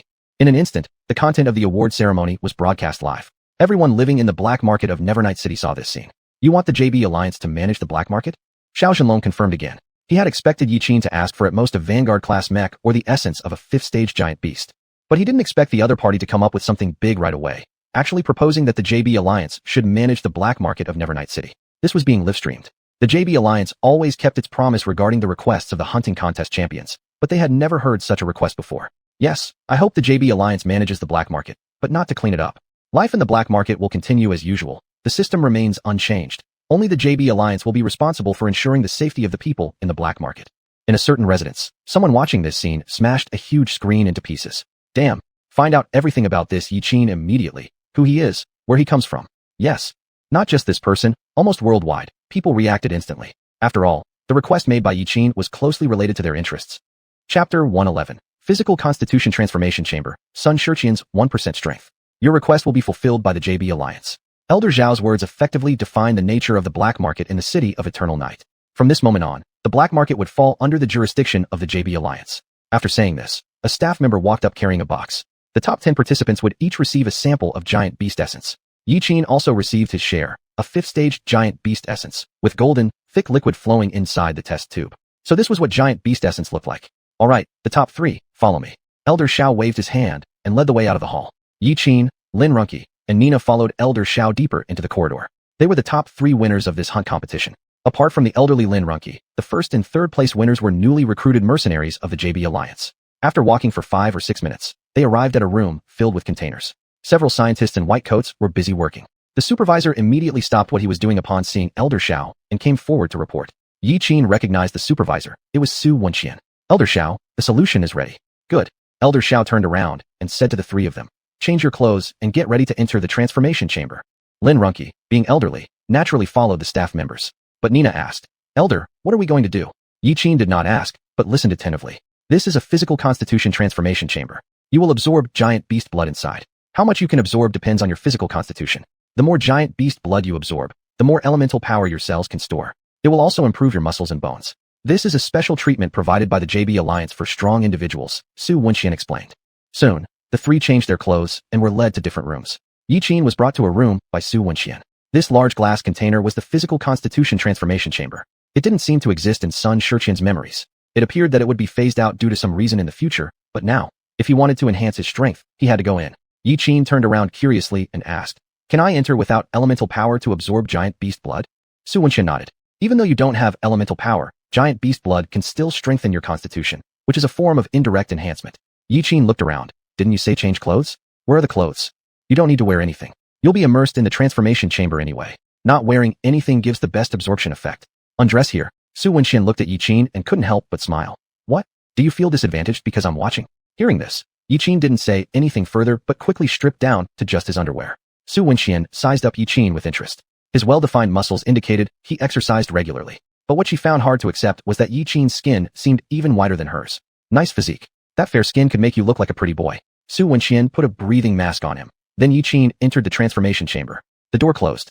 Immediately, transparent gel-like substances began seeping from below his feet. The viscous, transparent liquid seemed to be entering his body as if it had a life of its own. Slowly, it submerged Yi Qin entirely. This was the giant beast blood used to enhance physical constitution. Yi Qin closed his eyes, activating the heavenly profound technique and breathing meditation method to fully absorb the giant beast blood. Outside, Elder Xiao observed Yi Qin's condition. How is it? Is his absorption going smoothly? Xuanhuan's expression was somewhat unusual. It's going very smoothly, but what? The speed at which he's absorbing the giant beast blood is a bit fast. He has already absorbed nearly 60,000 milliliters. What? Elder Xiao was shocked. Normally, an ordinary person could only absorb up to 10,000 milliliters of giant beast blood at once, while Yi Qin absorbed 6 times that amount. Gradually, the level of giant beast blood covering Yi Qin's head showed signs of decreasing. Yi Qin was visibly absorbing the giant beast blood at an alarming rate. Quick, bring all the stored giant beast blood over. Let's see how much he can absorb. Elder Xiao's eyes gleamed.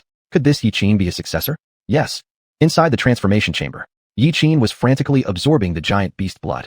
Unlike genetic agents and primal energy agents, this giant beast blood seemed to have its own consciousness. Every cell in his body seemed to open wide, devouring the giant beast blood. As the cells finished devouring, the xianxian technique immediately converted the newly acquired energy into part of his own being. It was as if the consumed substance instantly turned into energy. The heat generated during this conversion process was all expelled from his body by the meditation technique. In this repetitive cycle, each cell in Yi Qin's body became increasingly powerful. The giant beast blood intensely nourished his body, with energy infusing into him every second, making him stronger every second. Inside the transformation chamber, the level of giant beast blood had dropped to Yi Qin's waist. But due to the Elder's order, fresh supplies of giant beast blood were continuously injected, quickly submerging Yi Qin's head again, only to visibly decrease once more. Thus, the level of giant beast blood remained around Yi Qin's chest in this tug of war. Elder, Xuanhuan turned her head towards Elder Xiao. At this moment, Elder Xiao was excited. He had decided to go all out with Yi Qin today. He wanted to see just how much giant beast blood this young man could absorb. Keep supplying it. Even if we exhaust our stockpile, I want to see how much he can absorb. Inside the transformation chamber, each breath Yi Qin exhaled was nearly 60 degrees Celsius. His body temperature had already reached 68 degrees and was approaching 70. But even so, his body's tolerance was still within a controllable range. Since injecting the gene serum to improve his physique, Yi Qin often felt something was missing. Now, the giant beast blood directly filled this void. Yi Qin felt an endless surge of strength deep within his body, exactly like when he controlled Sun Xiuxian's body. Having experienced this feeling before, he was very clear about his current condition. Could it be that Sun Xiuxian had also absorbed giant beast blood? Although he didn't have those memories, this tangible sensation was indeed identical to what he felt when controlling Sun Xiuxian in his dreams. Taking advantage of this opportunity, he aimed to break through and become as strong as possible. While he didn't expect to reach Sun Xiuxian's level, even possessing 1% of Sun Xiuxian's strength would be a qualitative leap. Chapter 112. Successor of the Elder? Elder, shall we continue? At this moment, the giant beast blood had decreased to Yi Qin's waist level. Elder Xiao's lips trembled slightly. Even as a pilot of a vanguard mech, he had never seen anyone absorb so much giant beast blood at once. Even those from the ground forces couldn't achieve this. How much has been absorbed already? 30 liters have been absorbed, but the rate of consumption is continuously slowing down. Hearing this, Elder Xiao let out a sigh of relief, his tense nerves relaxing. That's enough. No need to add more.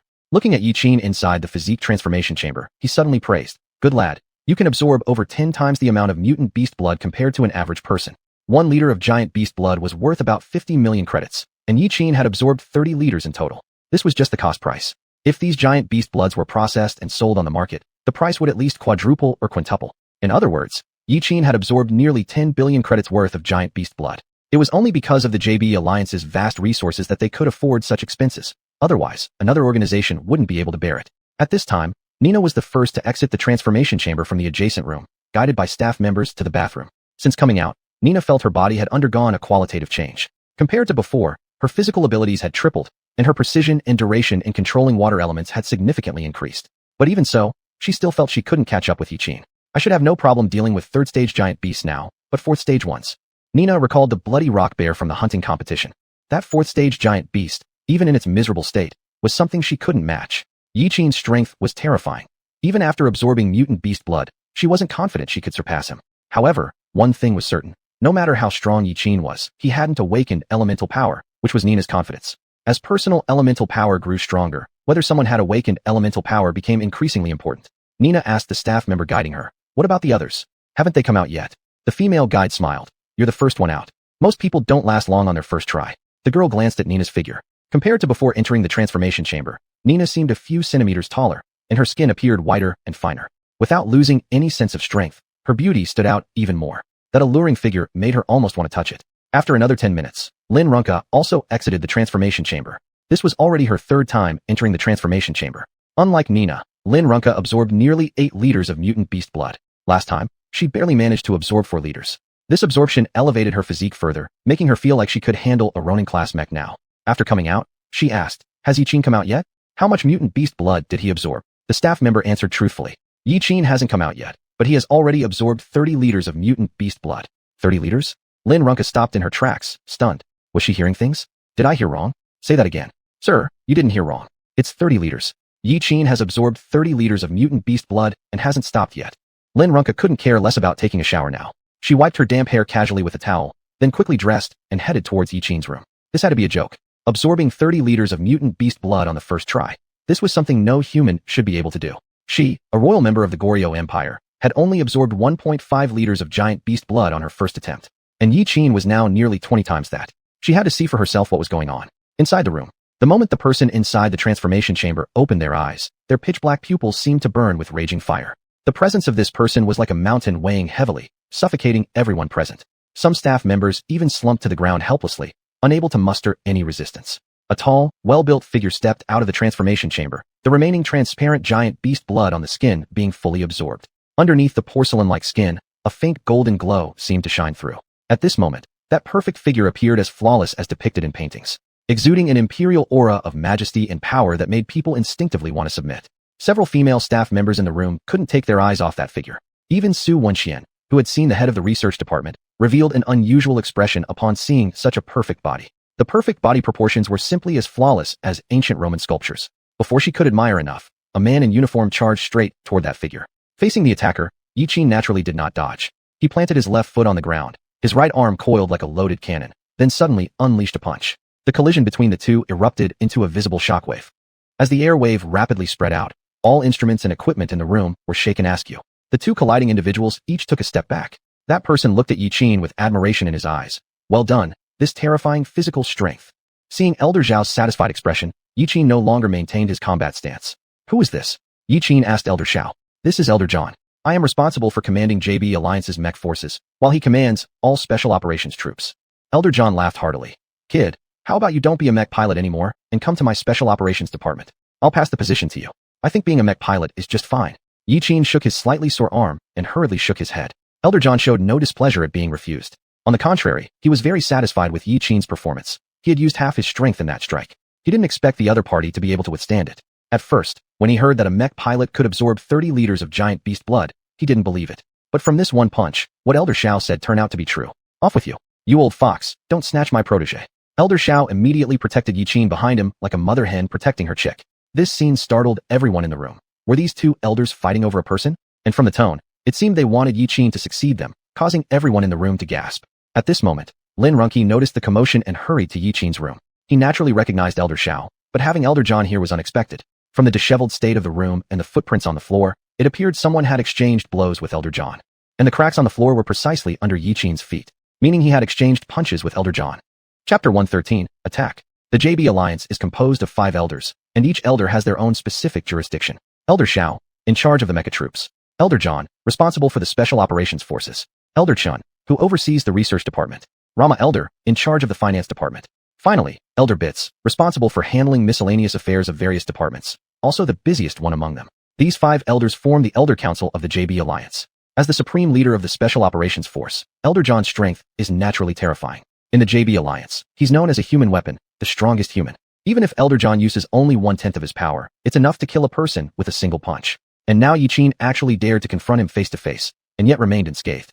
This caused all the onlookers to change their gaze towards Yi Qin. With his current physical constitution, Yi Qin might even be able to pilot a Ronin-class mecha.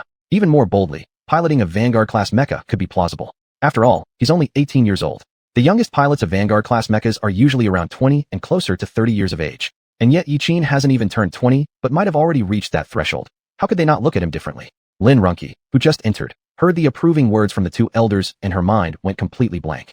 Her gap with Yi Qin was already significant before, but after absorbing the blood of the strange beast today, their power disparity was no longer describable by the word gap. It's akin to comparing a gently flowing brook to the surging tides of the ocean. How could this possibly compare? It didn't match at all. Immediately following, Yi Qin's previous words to Lin Runqi kept echoing in her mind.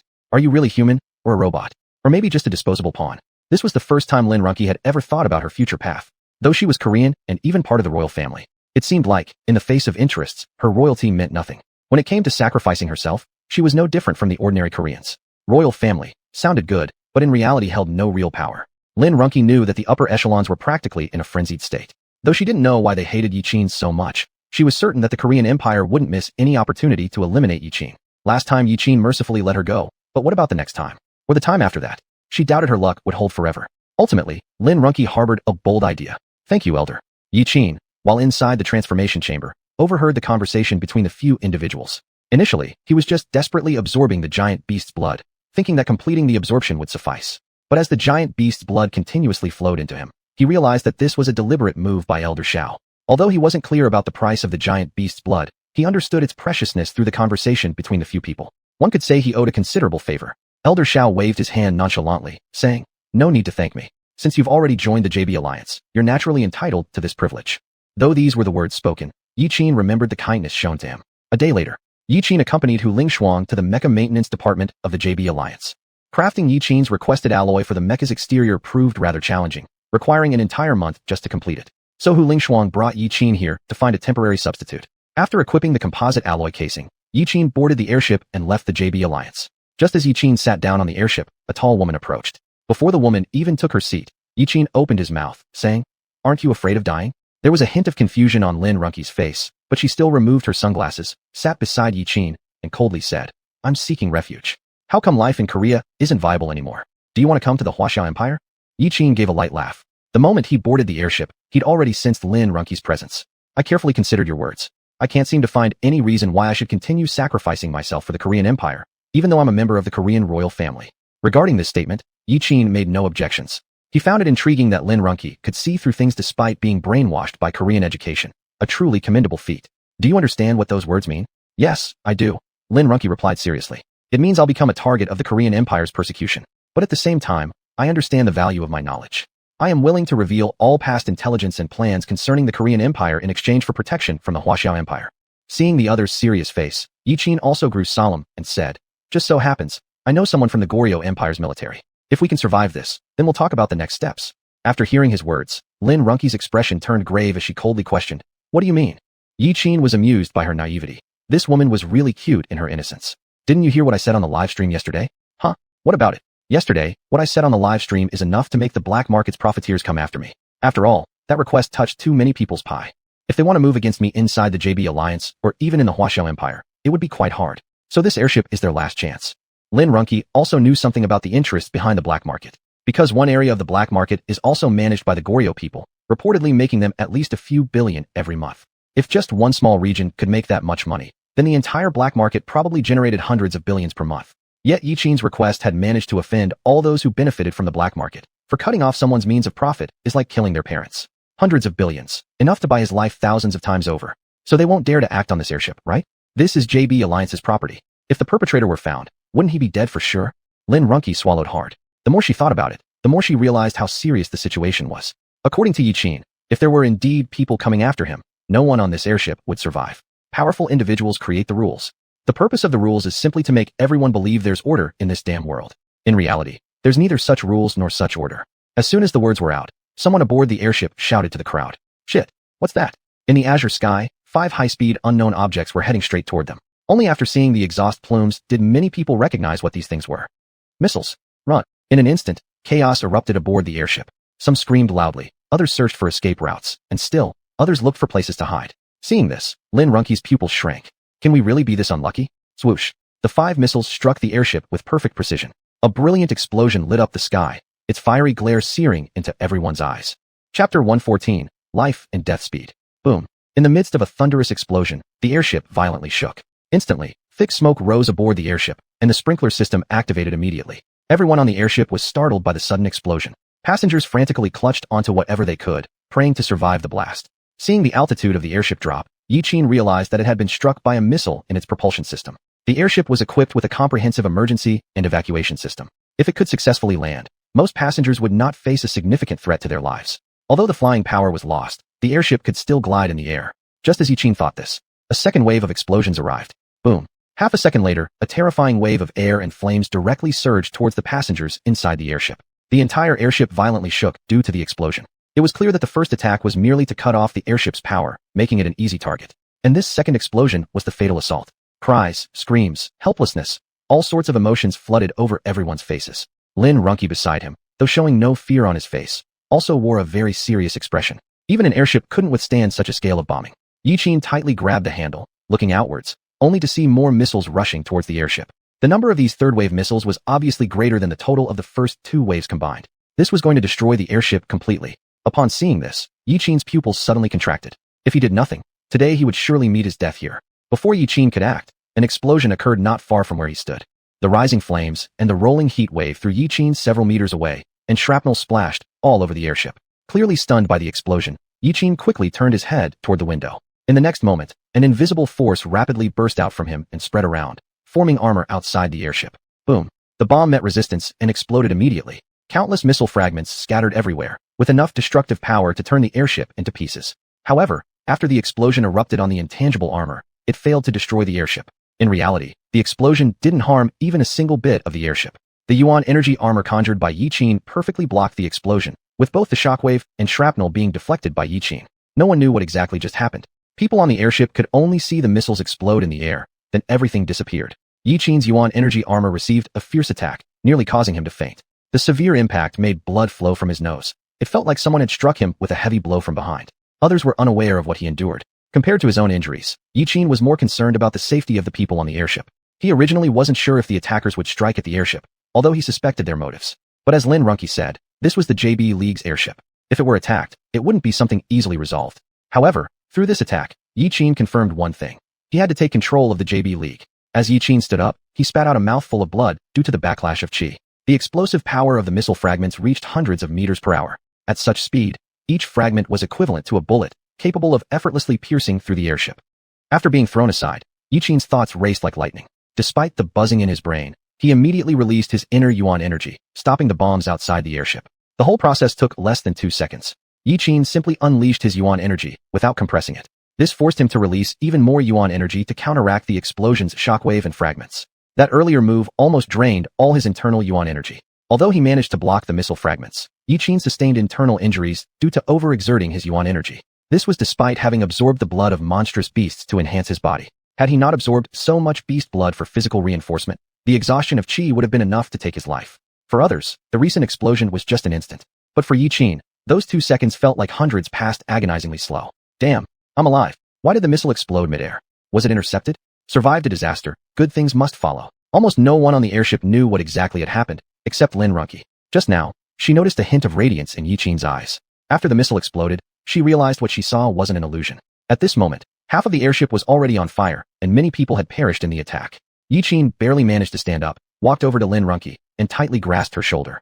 Under the constant shaking, Lin Runke finally came to her senses. You go back to Korea first. This is my communication bracelet. I'll contact you later. Before Lin Runke could react, Yiqin leapt toward the window. Are you crazy? We are over 7,000 meters above the ground. She hadn't even finished her sentence when Yiqin had already jumped out of the airship. Yiqin knew that staying on the airship would only endanger other passengers. If he left or disappeared from satellite detection, then the attackers would naturally stop. The instant he jumped from the airship, Yiqin called out to Poxy. Poxy, calculate my descent speed and open a mini wormhole at the same time. Understood. Upon receiving the command, Poxy immediately opened a wormhole in the air below Yiqin. Due to gravitational acceleration, the mech started descending, but its speed was much faster than Yiqin's. Mechs usually aren't allowed to be summoned at high altitudes, but with the situation so urgent, Yiqin didn't have time for such concerns. At this point, while falling, Poxy extended its arms to adjust its position and then reversed its propulsion system. Under the reaction force, Poxy's fall slowed considerably. This maneuver brought the mech closer to Yiqin. Angle calculation complete. The moment those words were spoken, Poxy activated its propulsion system and positioned itself directly above Yiqin as he fell. Then, the mech's arms grabbed Yiqin into the cockpit. Mech activation complete. Control transferred to the driver. As soon as he connected with the mech, Yiqin felt like he had regained control. While operating the mech, Yiqin silently swore to himself. If he survived this ordeal, whoever orchestrated this attack must pay the price. Chapter 115, Ground Mecha Escort Team. Dawn, unload all external armor. We need to reduce weight as much as possible. Understood? I'm releasing the external armor. Calculate the durability of the propulsion system. We need to decrease the descent speed. Even though Yiqin was now in the mech, the situation was still extremely perilous. If he simply allowed the mech to land like this, Yiqin estimated he would not survive. Crack. With a sound, Dawn's composite armor fell off. Yiqin, the descent speed is still too high. I suggest disconnecting from the mech and adopting a cushioning posture. No, there must be another way. Yiqin knew that Dawn was trying to minimize the harm he might suffer. While the cushioning posture could alleviate the shock of falling, it would definitely cause Dawn's leg mecha to break directly, possibly damaging the core severely. As they were getting closer to the ground, Yiqin was quickly reallocating the energy scheme within the mech. Activate the mech propulsion system with full power, carrying out the operation. As blue flames erupted from the leg propulsion devices, the mech's descent speed reduced significantly once more. Boom. Dawn touched down with its limbs, the 40-ton heavy machine instantly creating a huge crater on the ground. By this time, Dawn's leg propulsion heat shields were almost melted, and unusual sounds were emanating from various joints of the mech. Inside the cockpit, Yiqin had passed out with half-open eyes, drooling. JB Alliance headquarters. John stood before the screen, watching the fiery sea of the airship, his angry eyes seemingly ready to shoot flames. His fists clenched tighter and tighter. Since taking the position of Elder, John had never encountered such an atrocious incident. Elder. A hurried staff member came over, holding a tablet. We've intercepted the third and fourth waves of missiles, but the first, second, and third waves have struck the airship. What? John abruptly turned around. What about the casualties on the airship? Has the rescue team set out? The rescue team has already set out. According to satellite surveillance, about 300 passengers are still alive. John let out a breath of relief. Immediately after, his anger surged even stronger. Mobilize all satellites and monitors. I want to know who dared to attack JB Alliance's airship. Furrowing his brow, at this moment only 5 countries on Blue Star were capable of launching such a large-scale missile attack. But who were these missiles targeting? Get the passenger data from the airship immediately. Yes. Inside a beautiful villa somewhere, a man sat leisurely savoring a bottle of rare red wine worth hundreds of thousands of dollars. In front of him, a holographic projection showed a person whose face was obscured by a mosaic effect. An electronically distorted voice sounded. Are you sure this won't cause any problems? The man chuckled. What problems could there be? I've raised them for so long. When it's time to use them, sacrifices will naturally be made. I won't interfere with what you do, but make sure you don't leave any traces behind. John isn't someone to underestimate. That's enough. The two of us are evenly matched. You haven't asked about my affairs either. Don't think you're any better than I am. After finishing speaking, the man directly shut off the holographic projection. Damn bitch. Cursing under his breath, the man finished his glass of red wine in one gulp. Within a certain missile base near Palau Island, piercing alarms resounded throughout the entire base, with red warning lights flickering on and off. This highly secretive missile launch base had completed its mission, and all personnel who were originally stationed here had vanished without a trace. The vast control room was empty. In front of the operating console, a seductive woman sat casually in a chair, playing with a black dagger in her hand. Through the satellite monitoring in front of her, the woman saw a group of workers fleeing from Palau Island. Her lips curved slightly, revealing an eerie smile on her face. If you want to blame anyone, blame him. He never thought about letting you live anyway. Then the woman pressed the missile launch button, and another missile was fired from the Palau base. The hundreds of people who were inside the missile base disappeared entirely from satellite surveillance. Mission accomplished. Standing up mischievously, the woman said, I suppose it's time for me to pay him a personal visit. After speaking, she summoned her mech and shot into the sky moments later. Philippine Archipelago. Following the advent of the giant beast era, the seas gradually became the paradise of giant beasts as well. To this day, many small countries have been occupied by giant beasts, but the lingering humans have taken refuge in various places with advantageous terrain to live. The people of the Philippine archipelago are no exception. Several Ion-class mechas were clearing the road. Hey, why does it fall to us to do these escort chores? Still complaining? Don't you know who overused their credit card and was forced to work to pay off the debt? I just wanted to upgrade my mecha. Now, my mecha only needs one more system upgrade to officially become a Ronin class. At this moment, Xiuxian was wearing a hood, with quite a few bandages wrapped around his body. After landing on the ground, the damage rate of Dawn reached an astonishing 73%. It could be said that except for the core of the mecha which was undamaged, all other parts had different levels of malfunctions. He himself wasn't in much better shape either. Besides having 7 or 8 broken ribs, his joint cartilages also suffered from varying degrees of damage. At this moment, he must remain silent, making those who wanted to kill him believe he was already dead. Only then could he return safely to the territory of the Wuxia Empire. Aside from traveling by airship, there was another option, joining an escort team. Unlike airships, ground escort teams consist of squads made up of 3 to 10 mechas. They are responsible for protecting vehicles along the route on the ground. It's all your fault for oversleeping. The airship here only comes once a week. In the back seat of the vehicle, a girl with silver earrings and a jacket kept complaining. Beside her sat a pretty girl with a pleasant appearance and very calm demeanor. She looked at the scenery outside the window and quietly said, "Didn't I wake you up? I don't know who got drunk and slept too long last night. If I hadn't woken you, you would have probably slept till tonight." The jacketed girl retorted with an irritated tone. "That's why I didn't let you drink so much, knowing I wouldn't wake up if I got drunk myself. Yes. Next time I'll listen to you. You drink, and I won't." The calm girl leaned on the jacket girl and coaxed with a smile. "Anyway, at this speed, we can make it back to Wuxia. We will definitely make it in time for your boyfriend's birthday party, so don't rush." The jacket girl muttered, "It's not because of that. I've broken up with him." Yes. Not for him." The two girls laughed and talked in the car. Suddenly, the girl in the jacket noticed a boy sitting ahead wearing a hood. Although only half of his face was visible, just that exposed half deeply captivated her. Clean-cut and handsome, with sharp eyebrows and star-like eyes, plus that strong jawline and those long lashes. He was simply like the idol protagonist from TV dramas. And judging from his physique and the well-proportioned, solid lines of his arms, his body seemed quite fit as well. Following her friend's gaze, the quiet girl finally understood why her companion suddenly changed her tune. Chapter 116, An Unexpected Encounter with Two Ladies. Xiuxian kept releasing yuan energy to investigate the surroundings. Suddenly, he noticed a girl in the back row staring at him intently and glanced back. The girl in the jacket felt a bit guilty and lowered her eyes. After all, it wasn't polite to stare at someone for so long.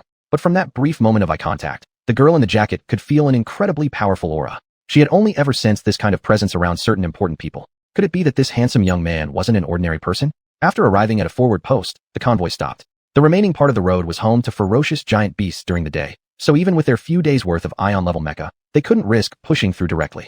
Thus, they had to wait until nightfall for the convoy to continue on its journey. In these forward posts, there were generally heavy artillery guards ensuring the safety of the convoy and allowing those mecha pilots to rest. Soon after, Xiuxian, wearing a hood and carrying a backpack, got off the vehicle. Before he could take a step, a voice came from behind. "Hey, good looking, can I get your contact information?" The girl in the jacket extended her wristband, grinning mischievously as she spoke to Xiuxian. Upon seeing the two girls, Xiuxian hesitated for a while but still nodded in agreement. "All right." Xiuxian also extended his hand, and the two quickly became friends. Even the quiet girl standing nearby joined them. After obtaining the contact information, the jacket girl smiled and said goodbye. Xiuxian gave a slight nod, watching them leave. Once they were gone, Xiuxian's expression gradually turned cold, taking only a few seconds. His face transformed rapidly from that of a harmless young man into one of icy detachment, with sharp eyes. "These two seem to be mecha drivers, so my movements haven't been discovered." At first, Xiuxian thought these two were killers sent by the enemy. Had either of them made any suspicious moves, they would have lost their heads instantly. Even though he was injured, dealing with them would have been very easy. From the results, however, it seemed his nerves were just too tense. They were likely just two regular ladies. Since the trip wouldn't resume until evening, it was better to find somewhere to practice xianxian skill and the breathing meditation method several times. Earlier on the vehicle, due to the uneven road, he failed repeatedly when trying to run the xianxian skill. It seems this journey isn't entirely useless. After entering the inn, Xiuxian tossed her luggage aside and lay down directly on the bed. "Hey, now you're not complaining that I didn't wake you up earlier." "That was then, this is now." Xiuxian held her wristband, hesitating whether to send a message to Xiuxian. Yao and I was somewhat exasperated and said, "Then shouldn't you thank me?" Xiuxian giggled. "Thanks to you. If we two hadn't overslept, I wouldn't have met this super hot guy here. Young, handsome, good skin, and upon closer inspection, there's something irresistibly broken about him. A high-quality little puppy like this isn't easy to find. As a friend, don't say I'm not looking out for you. I'll let you make the first move." Seeing her already infatuated friend, Yao and I was speechless. "Such a pretty boy. You can have him. I have no interest in these delicate, weak boys with no temper. You really don't know a good thing when you see it." Xiuxian pouted, started to text Xiuxian. A while later, Yao and I finally snapped out of it. Wait a minute. Weren't you supposed to go back to China to celebrate your boyfriend's birthday? Why aren't you in a hurry anymore? Shu Tingting stiffened, realizing her friend had noticed. Under Yao Ni's repeated questioning, Shu Tingting revealed everything. It turns out Shu Tingting wasn't going back to China to celebrate her boyfriend's birthday, but to humiliate him. Her boyfriend in China had secretly taken on another girlfriend behind her back. So the impulsive Shu Tingting planned to expose him on his birthday. However, since Yao and I didn't wake her up, they missed their schedule but accidentally met Yiqin because of this. Yao Ni's original boyfriend, Wang, was a well-known mecha pilot in Shanghai. With a sweet mouth, he provided emotional value to women, fooling many during his university years. By chance, Shu Tingting met him during her single phase, which led to their relationship. After some time, she became his girlfriend. But because Shu Tingting never gave in to his advances, Wang decided to try other women instead. Coincidentally or not, due to Shu Tingting's good relationships with others, plus Wang being seen going out with his girlfriend. This gave Shu Tingting a reason to rush back home. Really don't know what to say about you. Yao and I helplessly shook her head. Her close friend really acted impulsively all the time. Previously, she was extremely eager to return and disgrace her ex-boyfriend, but after seeing a handsome guy, her urgency disappeared completely. Do you still want to rush back? Yao and I asked idly as she sat on the bed. Not in a hurry anymore. Not in a hurry at all. Seeing her best friend like this, Yao and I found herself at a loss for words. It turned out that Wang was just a toy for Shu Tingting, who promptly forgot about her ex-boyfriend after meeting a better-looking man. After entering the room, Yiqin's eyes flickered with a faint light, instantly releasing an intangible force that covered the entire forward post. Moments later, the gleam in Yiqin's eyes gradually disappeared. After glancing at the message sent by Shu Tingting on his communication wristband, he immediately switched to another person's contact. Alright, there are no wiretaps or cameras installed here. You can continue speaking. Lin Runkai sat in a store, taking off his sunglasses and spoke softly. You're too cautious. Many people on the airship died in the explosion. Some of their bodies were even burned beyond recognition. Now, only I know that you're still alive. Better be careful. After all, I only have one life. Yiqin said gravely. How's the JB Alliance dealing with it? Elder John has already sent people to handle it. The missile launch site is a base in Palau, but there isn't anyone there. Lin Runkai was somewhat surprised, seemingly sensing from Yiqin's tone that he hadn't anticipated this airship attack. What should I do next? Lin Runkai continued asking. If I remember correctly, the preliminary round of the world contest is coming soon. You need to first secure the qualification to participate in the world contest, and during this period, continue gathering intelligence in Korea. When the national contest begins, I'll connect you with the military. Lin Runkai nodded. She also knew that gaining the protection of the empire wasn't so easy. If everything went smoothly, this world contest would likely be her only chance to break free from the control of the Korean Empire. Chapter 117, This is the match made by heaven. By the way, I almost forgot to tell you. The upper echelons of the Goryeo Empire have already suspected that you're not dead. They've dispatched a secret unit to search for you along the route. It might not be so simple for you to return to the territory of the wuxia Empire. I understand. Just as Yiqin hung up, Lin Runkuo said seriously. This secret unit consists of assassins specially trained by the Goryeo Empire. Although I don't know how strong they are, the leader of this unit is Li Zhongjio, a man known as the Phantom Demon. Actually, Lin Runkuo didn't care about Yiqin's life or death. But Yiqin was her only hope to escape from the Goryeo Empire. Before then, she still needed Yiqin to connect with the wuxia military personnel, so Yiqin mustn't die. Don't worry, I'm not that easy to kill. Turning off the assimilation device, Yiqin laid down on the bed. He had to practice Tianxian Gong and breathing meditation. Without the help of drugs, it was very slow to recover from injuries solely relying on Tianxian Gong. There were still 15 milliliters of life fluid left in the Dawn Mech, but this solution was too precious. Unless it was absolutely necessary, Yiqin did not want to inject it at all. Thus, Yiqin kept practicing Tianxian Gong, accelerating his blood circulation and healing his wounds several times faster. The whole process lasted until nightfall when Yiqin finally stopped. Yiqin felt that the blunt injuries in his joints had improved a lot, but the bone fractures still needed some time to heal. After taking a shower, Yiqin came out and checked his messages. Apart from the messages sent by Lin Runkuo, the remaining dozen or so messages were all from Shu Tingting. Little Handsome, have you arrived at your room yet? Little Handsome, do you want to take a walk around the outpost? Little Handsome, do you want to come out and eat something? Looking at these messages, Yiqin didn't know what to say. Is she obsessed? After turning off the projection, Yiqin quickly packed his things. There was still an hour before departure, just enough time to eat something. Inside the outpost, there were many shops, snack bars, and souvenir stores. Except for the high walls, it was almost like a small town. Not long after Yiqin left his room, a figure in the distance noticed him. Without caring about others' gazes, the person waved to Yiqin. Yiqin, over here, over here. Since he had been spotted, Yiqin couldn't pretend not to see them. He slowly approached the two people. What a coincidence. Shu Tingting greeted Yiqin while blocking Yao Ni's helpless face. What a coincidence. Yiqin could only respond awkwardly. How could it not be a coincidence? The outpost was so small, walking a few more steps would naturally lead to a meeting. Yiqin found a nearby seat in a shop, and Shu Tingting pulled Yao and I to sit down too. Haven't you eaten yet?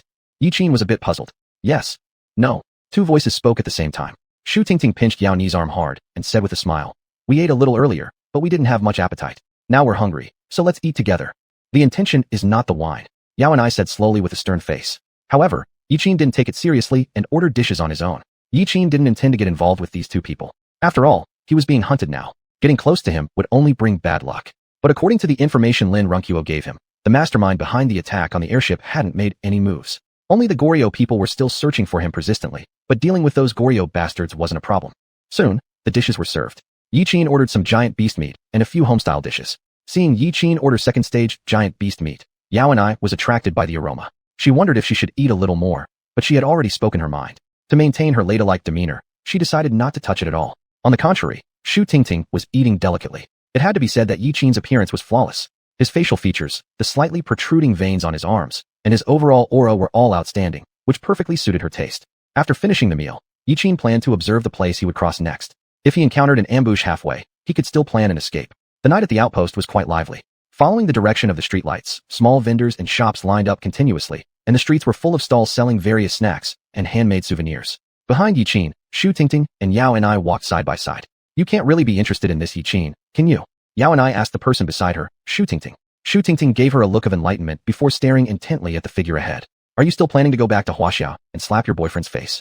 Whose face? Whose boyfriend? Xiuxian looked bewildered, not knowing what Xuanhuan was talking about. If she wasn't her best friend, Xuanhuan would have been deceived by her silly appearance. Now you're not in a hurry to go back. Do you think Yiqin likes older women? Xuanhuan frowned. Normally, men prefer women younger than themselves. Maybe Yiqin likes older women. Xiuxian raised an eyebrow, a foolish smile appearing on the corner of her mouth. Xuanhuan narrowed her eyes. You can't be serious? Xiuxian nodded. I am. I believe this is a sign from above. If it weren't for me catching Xuanhuan cheating, I wouldn't have met Yiqin. So I'm willing to accept this arrangement from heaven. This is destined to be our connection. Seeing her determined look, Xuanhuan refocused her gaze on Yiqin. She and Xiuxian had been classmates since junior high school and became best friends after that, having known each other for nearly 10 years. They understood each other better than anyone else. Although Xiuxian seemed to have dated many boyfriends, most of them were only verbal commitments. In school, Xiuxian had dated many people, but those boys soon revealed their true intentions. As Xiuxian put it, I want to date sweetly, but all you think about is trash. Don't be fooled by her carefree attitude. She flirted with handsome guys, but had never lost theoretically or practically. This time, Xiuxian was seriously pursuing a boy 3 or 4 years younger than herself. It was the first time Xuanhuan had seen her like this. Don't forget, you are a few years older than him. 3 years older, embrace gold bricks. Trust my gut feeling. Chapter 118. Whether or not one can see tomorrow's sun is still uncertain. Xuanhuan said seriously, you are a top student at the Mechanical Armed University, and Yiqin is just a high school student. Look at his appearance. He probably isn't even a mech pilot. If you two were to be together, how would you get along? Long-distance relationship? Can you guarantee that he won't cheat on you like Xuanhuan did before? Taking a step back, even if your feelings are deep enough to survive a long-distance relationship, what about the future? Judging by Yiqin's appearance, none of his clothes are from any brands. His family situation likely isn't good either. How will you two manage your life in the future? Love isn't as simple as falling for each other. Before, when you played around with other boys, it was fine, but life is filled with endless mundane issues. You two come from entirely different worlds, and the conflicts in life will accumulate over time. Rather than splitting up in the future, it's better not to start now. Xiuxian, already immersed in her love-filled thoughts, replied with a chuckle. These aren't problems. As long as I teach him, under my guidance, he will definitely get into Mechanical Armed University. Even if he doesn't get into Mechanical Armed University but manages to get into another one, I could still visit him every week by airship. As for financial issues, well, you know the conditions of my family. Heck, I'll support him. Xuanhuan was speechless, realizing her friend had fallen head over heels. No matter what she said at this moment, it would all be futile. What am I supposed to say to you? Just stop worrying. Xiuxian grabbed Xuanhuan's arm and quickly followed behind. This isn't certain yet. If you want to give me advice, wait until I successfully win Yiqin's affection first. Yiqin, walking about 5 to 6 meters ahead of the two, heard their low whispers clearly despite being some distance away. After absorbing the giant beast's blood, Yiqin's senses had improved significantly. Even in such a noisy environment, he could easily distinguish their voices. So Xiuxian has taken an interest in me. That explains why her gaze seemed so strange earlier. For a moment, I thought she might be a killer sent by the enemy. But no problem then. At the same time, in a forest hundreds of kilometers away from the forward outpost, dozens of people were fully armed and moving rapidly forward. The leader, a man at the front, had his face smeared with colorful paint. He wore camouflage and carried so many grenades, bombs, and ammunition magazines that they nearly hindered his movement. Even so, the man moved swiftly, as if he had the wind beneath his feet. His eyes were pitch black, scanning the area like a hawk, exuding an icy, intimidating aura that made others shiver unconsciously. A single glance from him was enough to scare ordinary people into fleeing. The man asked into his radio, "What's wrong? Did you spot the target?" Soon after, the technical personnel supporting them relayed the latest visuals. We've located him. The drone discovered that Yiqin is currently at an outpost station. Judging from his actions, he plans to return to the Huaxiao Empire by crossing the border line, the technician answered. The man furrowed his brows slightly. There's still over 1,000 kilometers between us and the Huaxiao Empire. We cannot intercept short-distance flying boats across the sea, so we must stop Yiqin before he leaves the landmass. All units, advance faster. Yes, sir. When the departure time arrived, everyone orderly boarded the vehicles. Yiqin also knew it was time for him to leave. While shopping earlier, Yiqin noticed a drone hovering overhead. It wasn't until after he unleashed his yuan force that he realized there were more drones surveilling him within a radius of several hundred meters. Clearly, someone had found out about his whereabouts. He quietly slipped out of the drone's surveillance range while going back to his room to retrieve his belongings, leaving the forward outpost alone. After Xu Tingting boarded the vehicle, her big eyes remained fixated on the door, waiting for him. Nini, did you see Yiqin get on? Yaoni turned to look at her, confused. He must have gone back to fetch his luggage. There's still 10 minutes before departure, so don't worry. No, I need to check. After asking the fleet supervisor for Yiqin's room number, Xu Tingting immediately headed to the inn. Having no choice, Yaoni reluctantly accompanied her. A few minutes later, they arrived at the hotel. Seeing the empty inn room, Yaoni said, Tingting, maybe Yiqin has already returned to the convoy. That's impossible. Yaoni decisively denied it. They hadn't seen Yiqin's figure at all from the gathering point until now. Are two pairs of eyes really that blind? Could it be that Yiqin has already left on his own? Don't you have his contact information? Call him. Just then, a male voice came from outside the door. Can you tell me his contact number? Yao and I and Xu Tingting immediately turned around. At the doorway stood 4 or 5 burly men who had somehow appeared without either of them noticing. Judging by their fully armed appearances, they must be personnel from the forward outpost. Before either girl could speak, 2 soldiers fully armed rushed towards them. Yao Ni's heart leaped. She pushed Xu Tingting away and shouted immediately, "Run!" But before the 2 girls could take a step, the well-trained soldiers were already in front of them. After a few exchanges of blows, the 2 soldiers expressionlessly grabbed Yao and I and Xu Tingting by the necks. "Boss, what should we do next?" one soldier asked. The leading man glanced at them and said indifferently, "Use her bracelet to call Yiqin. Once the connection is established, immediately start a reverse trace to find his location." He looked down at the frightened women with a cold face and said, "Tell me everything you know now." Both girls desperately tried to summon their mechs, but inside the forward outpost, there was an electromagnetic wave jammer.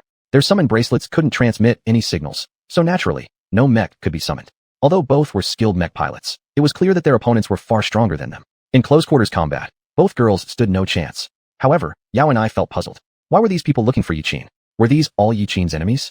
Or perhaps Yiqin had done something wrong and was being hunted down. Are you not afraid of the soldiers here at the forward outpost by doing this? Xu Tingting spoke through difficulty. She hadn't expected them to act so brazenly within the forward outpost. After all, neither the mech pilots stationed here nor the garrison forces were amateurs. The man cast a glance at the 2 girls, giving Xu Tingting an icy stare as he smirked devilishly. If you don't cooperate willingly, whether or not you can see tomorrow's sun will be questionable. Chapter 119, Taking the Initiative. At this moment, Yiqin had already left the forward base. He had originally planned to follow the convoy all the way to the airship boarding location. But after being tracked by a drone, he realized he had to change his strategy. Just as he walked a few kilometers away from the outpost, his bracelet rang. It was a call from Xu Tingting. As the bracelet kept ringing, Yiqin knew there were 2 possibilities. The first one was that Xu Tingting wondered why he hadn't gotten on the vehicle and called to inquire. The second possibility was that Xu Tingting's communication bracelet had been taken by someone else, and they dialed to locate him. If Yiqin hadn't overheard Xu Tingting talking to Yao and I during shopping, he definitely wouldn't have answered the call. But now that he knew Xu Tingting liked him, their situation might be dangerous. Because once Xu Tingting discovered that he didn't board the vehicle, she might go looking for him. This way, they would be exposed under the drone's camera. If Yiqin was unsure of his safety while on the airship earlier and decided to take a gamble, then now the 2 were in real danger. The worst scenario was that Xu Tingting and Yao and I had already been dealt with by the enemy. With over 1,000 kilometers left in the journey, even if Yiqin tried to escape, it was almost certain he'd be captured. So, it was better to take control of the situation himself. Thus, Yiqin pressed the answer button. Are they still alive? Half an hour later, more than a dozen fully armed soldiers arrived at a dense forest. Yiqin quietly sat on a slab of stone. Upon seeing the heavily armed pursuers around him, his relaxed expression gradually faded. When he saw the leader of the group, his expression turned extremely serious. The leading man held an energy rifle, slowly approaching Yiqin.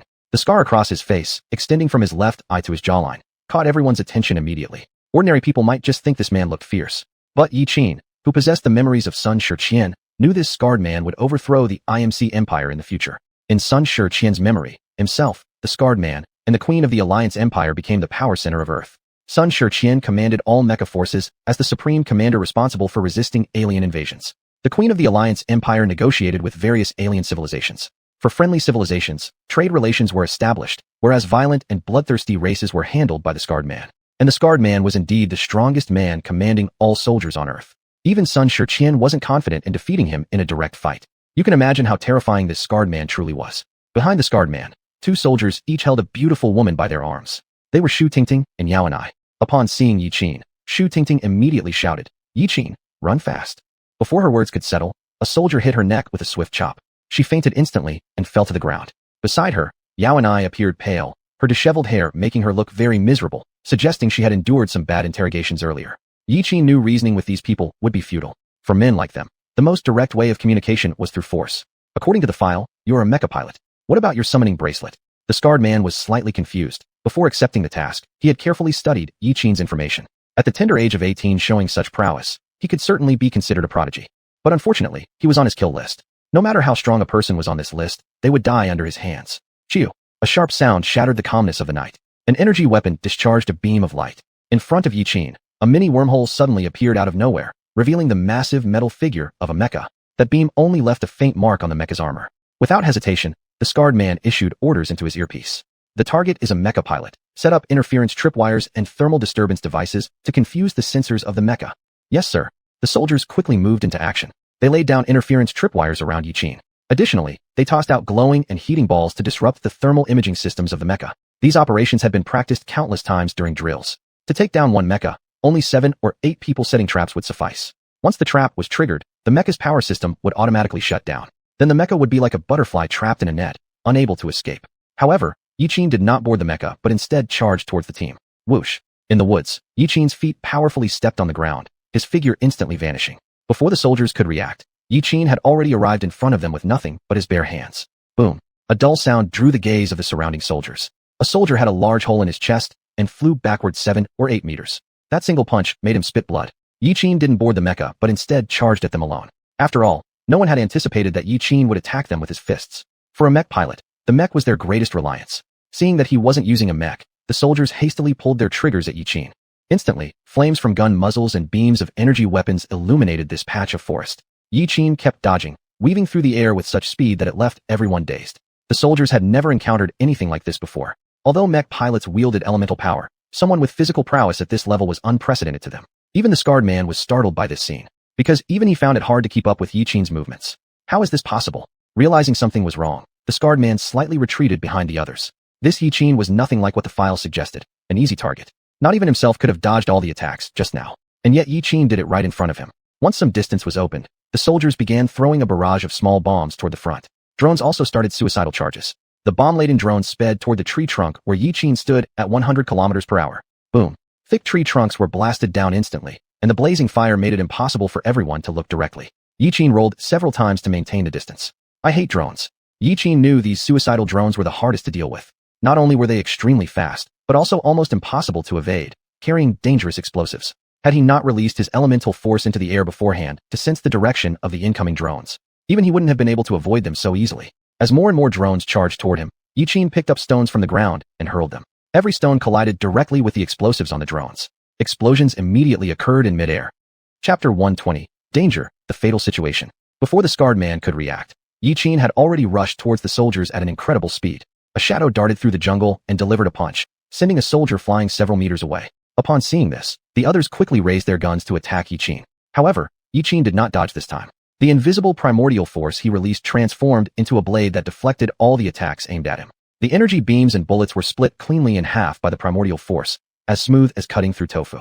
Yi Qin didn't hold back. He knew the longer the battle lasted, the more dangerous it would be for him. Thus, starting with his full power was his best option. Once they understood his abilities, there would be no way for him to survive. After realizing the team's attacks were futile, the scarred man's pupils contracted again. Was Yi Qin even human? Even though he didn't know how Yi Qin managed to do it, facing such a concentrated attack, while still being able to effortlessly deflect them, was something even he couldn't achieve.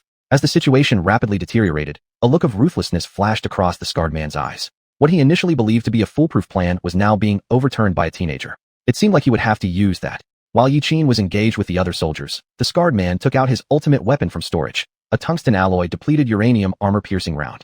This type of bullet is strictly prohibited from production on launching, not just because its core is made of tungsten metal, but also due to the integration of depleted uranium attributes inside the tungsten core, enhancing both lethality and mortality rates. It could be said to be an extremely powerful killer. On the other side, Yi Qin threw 2 punches. With a loud bang, 2 more robust figures were thrown far away, heavily crashing against tree trunks. There were no visible wounds on their bodies, but judging from the force with which they were sent flying and the sound of the heavy impact against the tree trunks, one could tell the sheer strength of the blow. exceeding anyone's imagination. Blood trickled from the corners of their mouths and noses after getting hit by Yi Qin, and they lay lifeless on the ground.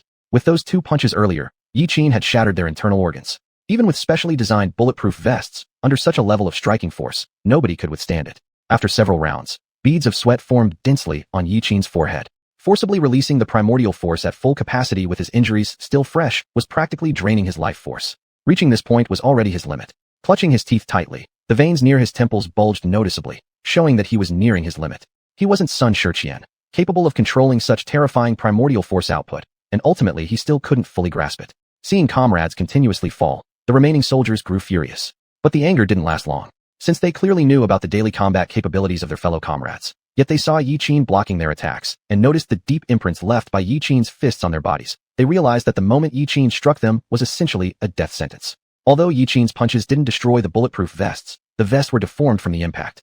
There was a severe dent on the vests, nearly 5 centimeters deep. At the sight of these injuries, they already knew that even with doctors present, they wouldn't be able to save them. Because their hearts were smashed to pieces, how could one survive that? At this moment, Shu Tingting and Yao and I were utterly stunned. The 2 women stood there dumbfoundedly staring at Yi Qin, without realizing what exactly happened. All they could see was bullets seemingly repelled into thin air, and Yi Qin throwing someone several meters away with just 1 punch. Could it be that Yi Qin used some kind of technique? From the moment they witnessed the mech Yi Qin summoned, they had been in shock. But when they saw Yi Qin abandon the mech and charge directly into a crowd of soldiers instead, they were even more perplexed. Nobody had ever done anything like this before. Even with an exoskeleton mech, it's not possible to simply blast a man weighing 200 pounds flying. At this moment, the scarred man had retreated deeper into the forest, blending with the environment. From the shadows, he observed Yi Qin. His superhuman strength, incredible speed, sharp judgment in battle situations, and mysterious techniques. Each of these traits separately highlighted incomparable talents, and all these incredible talents converged in one person. No wonder this person was on his list, and the adversary would stop at nothing to eliminate this young boy. It appeared that everything had a clear trace of reasoning. Hiding behind a large tree, the scarred man mobilized every drone within his capabilities. He planned to turn this area into scorched earth, and then observe how Yi Qin could avoid the explosions. The scarred man quickly operated the tablet in his hand, deploying nearly 100 drones. Sir, doing this will result in the frontline troops. Shut up. We can always train more men, but if we don't eliminate Yi Qin, our reputation will be ruined. The scarred man turned his head to look at Yi Qin, with a glint of crimson in his eyes. Dozens of seconds later, a mass of dark objects appeared in the sky. Although it was night, it didn't hinder anyone from seeing this bank of clouds. Nearly 100 drones buzzed, as though millions of bees were rushing toward Yi Qin. But instead of bee stingers, they carried explosives on their bodies. Thus, nearly 100 drones swarmed towards Yi Qin's direction. From an outsider's perspective, Yi Qin had almost no chance of escape, because drones were surging in from all sides, leaving absolutely no room for him to break out. The scarred man's face started twisting into an evil grin.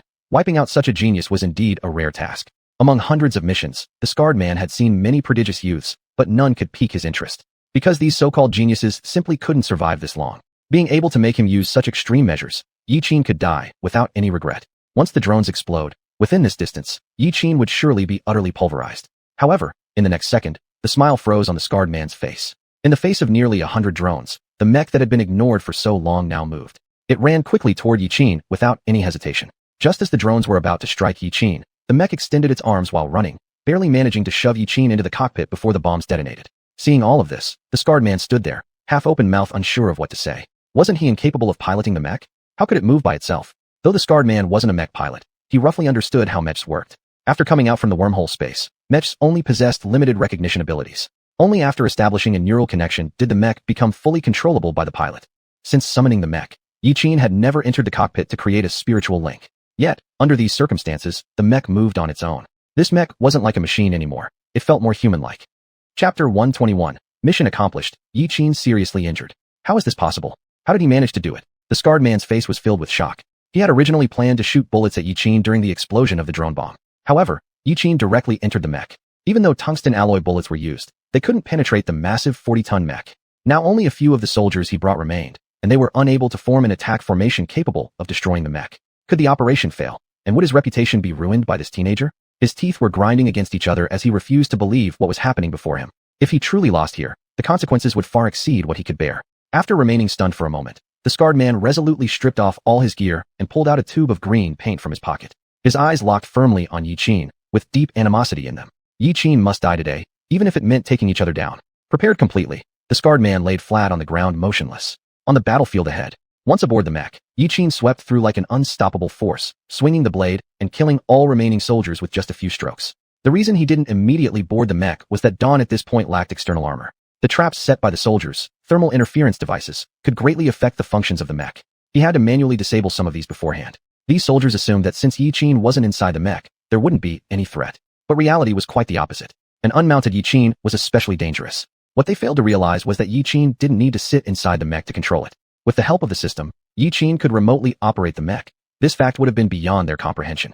When everything returned to silence, Yi-Qin activated the scanner and questioned Dawn. Dawn, scan the surrounding environment. Report, only 2 life forms detected. Feeling secure, Yi-Qin slowly exited the mech. The 2 women lying prone on the ground were too shocked to say a word. They couldn't make sense of Yi-Qin's series of actions, from the bizarre abilities he displayed while fighting to the mech moving autonomously afterward. All of it was beyond their understanding. What they could definitely confirm was that Yi-Qin was a mech pilot, and not just any mech pilot, but one who could operate a Gigant-class mech. At only 17 or 18 years old, driving a Gigant-class mech was nothing short of terrifying. And those strange techniques he used earlier, bouncing bullets off his person, was that perhaps gold element power? Most people awaken to their elemental power around this age, and controlling it properly at such a young stage is nearly impossible. The level of precision with which Yi-Qin manipulated elemental forces went far beyond what ordinary individuals could achieve. Everything Yi-Qin had demonstrated exceeded their cognitive limits. Even for the 2 who attended the Armed Mechanical University, Yi-Qin's brilliance far outstripped any gifted student they'd ever known within the academy. Comparing those so-called geniuses from the college to Yi-Qin, the latter made the former look entirely insignificant. Perhaps the only one who could rival Yi-Qin in terms of elemental manipulation would be the one in the student union. After dealing with all the troubles, Yi-Qin stepped away from Dawn. Yi-Qin approached the 2 tied-up women to untie them. Jiaoni's gaze toward Yi-Qin had completely changed. She never imagined that someone so young could wield such strength and already be qualified to drive a Gigant-class mech. Keep in mind, both her and her partner had just recently become pilots of such mechs, and they were 4 or 5 years older than Yi-Qin. In terms of controlling elemental forces, there was no comparison between them and Yi-Qin. After being freed, Xiuxian made no attempt to hide her admiration, and she stared intently at Yi-Qin's side profile. She asked worriedly, Yi-Qin, are you okay? I'm fine. It's my fault you were involved, said Yi-Qin. Afterward, he picked up his backpack that fell to the ground and started to leave. Where are you going? Xiuxian asked curiously as she hurried after him. I'm returning to wuxia. These attackers were merely the first wave. Yi-Qin was unsure how many more groups would chase him across the next 1,000+ kilometers of terrain. It was best to tread carefully. Good. We're also heading back to wuxia. Shall we go together? As the 3 were about to leave, gunshots rang out behind them. Who was shooting? Yi-Qin's immediate reaction was to release Xuanli. Only when the force emanated did he see the shots came from the scarred man. Panicking, Yi-Qin used his force to push the 2 women away. Instantly thereafter, much like on the airship, Yi-Qin generated a protective shield using qi in front of himself. But when the Xuanli protective barrier met the bullets, Yi-Qin realized he had underestimated the situation. The bullets fired by the scarred man actually pierced through the Xuanli barrier, forcing Yi-Qin to release even more Xuanli to block them. The rapid release of Yuan energy once again pushed his body to its limits. A bitter taste surged up in his mouth, but Yi-Qin gritted his teeth and held on against the impact. However, just as the bullets were successfully blocked, they suddenly detonated a second time right there. This was something he hadn't anticipated. Thus, a burst of bullets exploded less than a meter away from Yi-Qin in midair, shattering the Yuanli-generated shield completely. As the bullets exploded, fragments pierced into Yi-Qin's body. Seeing that his plan had worked, the scarred man laughed wildly. Looks like I'm still one step ahead.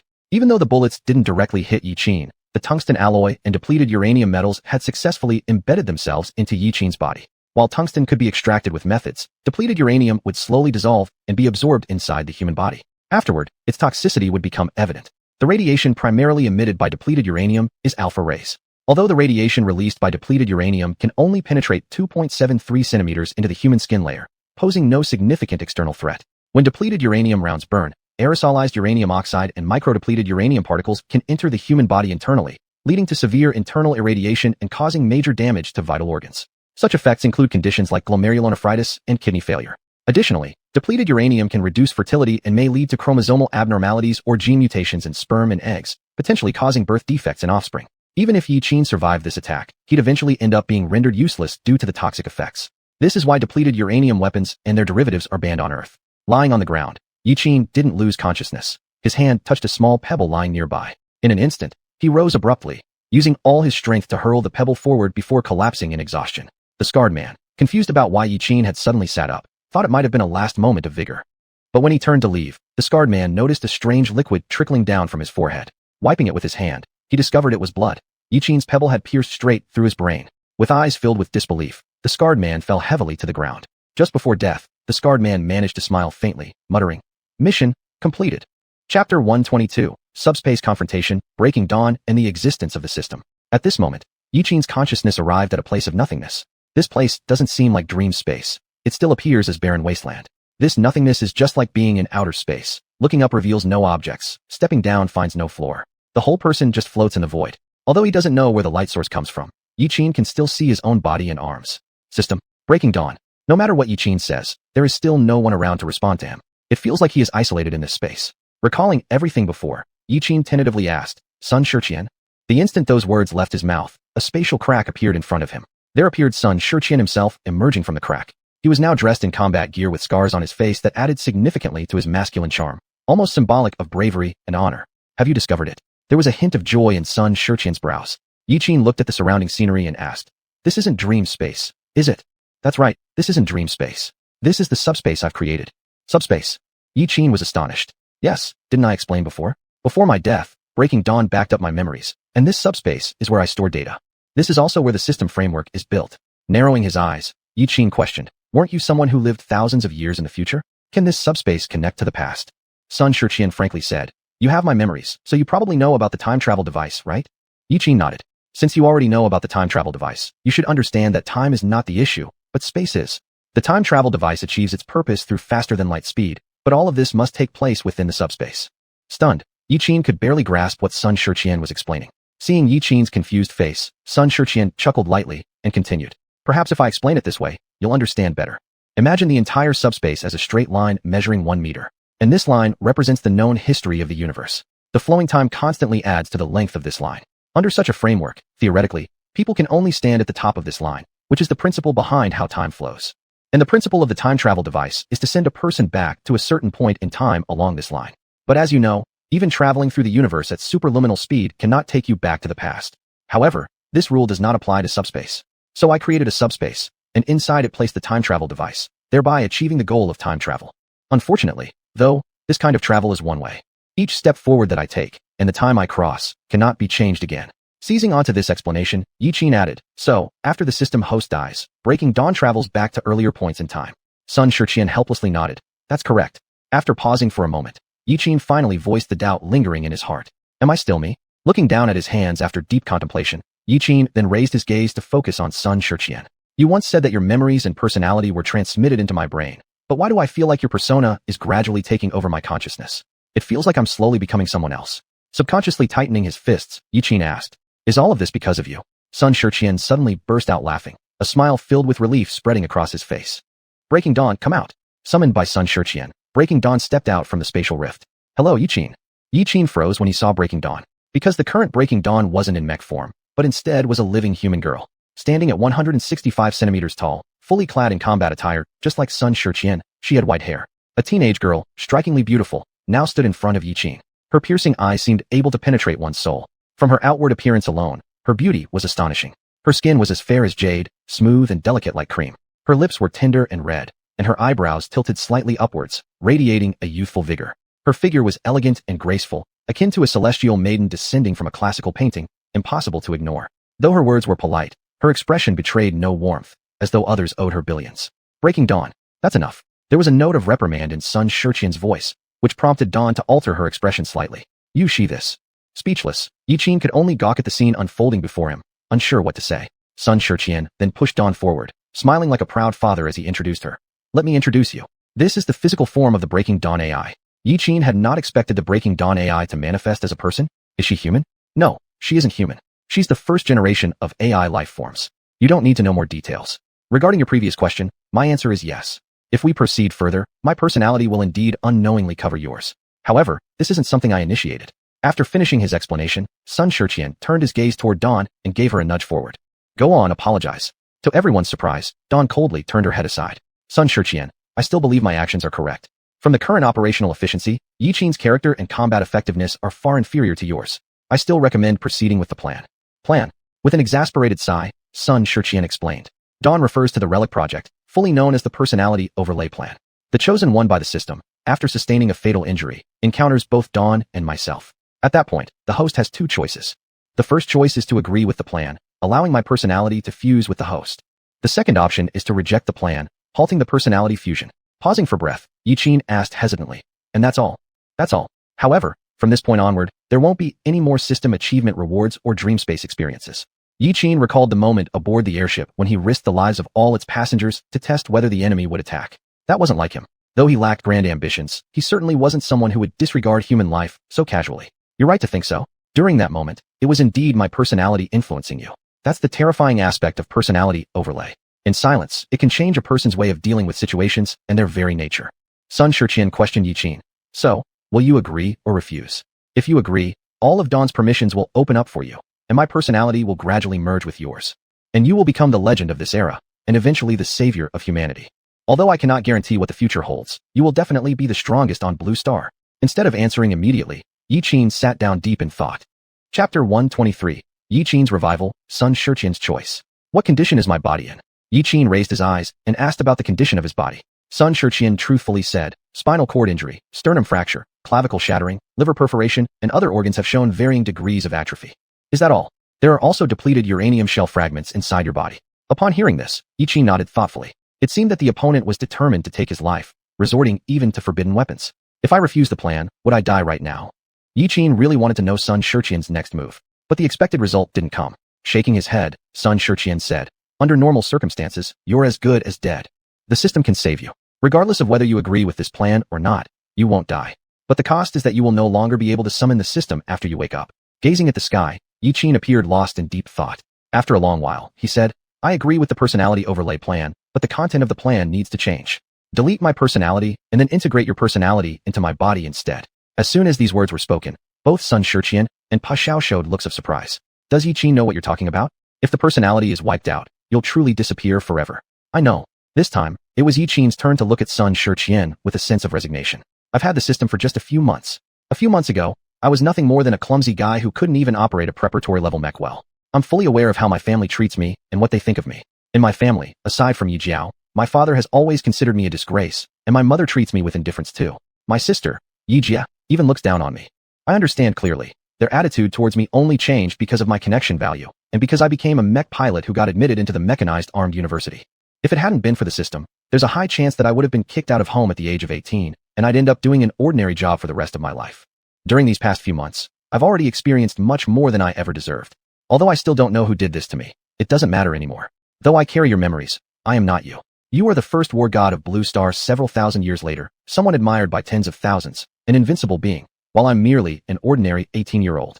I feel a little tired. I don't want to continue anymore. Slightly moved, Sun Xiuxian stepped forward to persuade him. Are you sure you want to do this? Involuntarily, Yi Qin nodded his head, as if making a firm resolution. Seeing this, Sun Xiuxian stopped advising. He slightly raised his right hand and gently clenched his fist. The Yi Qin standing before him instantly fainted. Just as Pa Xiao was about to begin erasing Yi Qin's personality, Sun Xiuxian stopped her. Pa Xiao was confused. Sun Xiuxian, why are you stopping me? Looking back at Yi Qin lying unconscious behind him, Sun Xiuxian faintly smiled. Isn't it you who should be deleted, rather than him? Pa Xiao widened her eyes in shock, not understanding what Sun Xiuxian meant. How many times has the system searched for a host? Pa Xiao honestly replied, 991-314-8875 times. I think it's time to let go. Pa Xiao showed confusion. Among so many attempts, this is the only person willing to contribute his body to implement the relic plan, and now you're giving up? Sun Xiuxian, you've changed. Perhaps. Living people with lives, all have their own thoughts. But people shouldn't always dwell on the past. I died thousands of years ago. After so many attempts, I seem to have become weary as well. My original intention was to seek a last bit of survival opportunity for humanity, but unknowingly, I deprived one person after another of their chances to live. I'm not giving up. I'm trying to confirm whether humanity's future will remain unchanged. So, in a hazy state, Yi Qin opened his eyes. Staring at the unfamiliar ceiling, Yi Qin remained dazed for a while, thinking deeply. He found his body wasn't overly different, almost as if he hadn't been injured at all.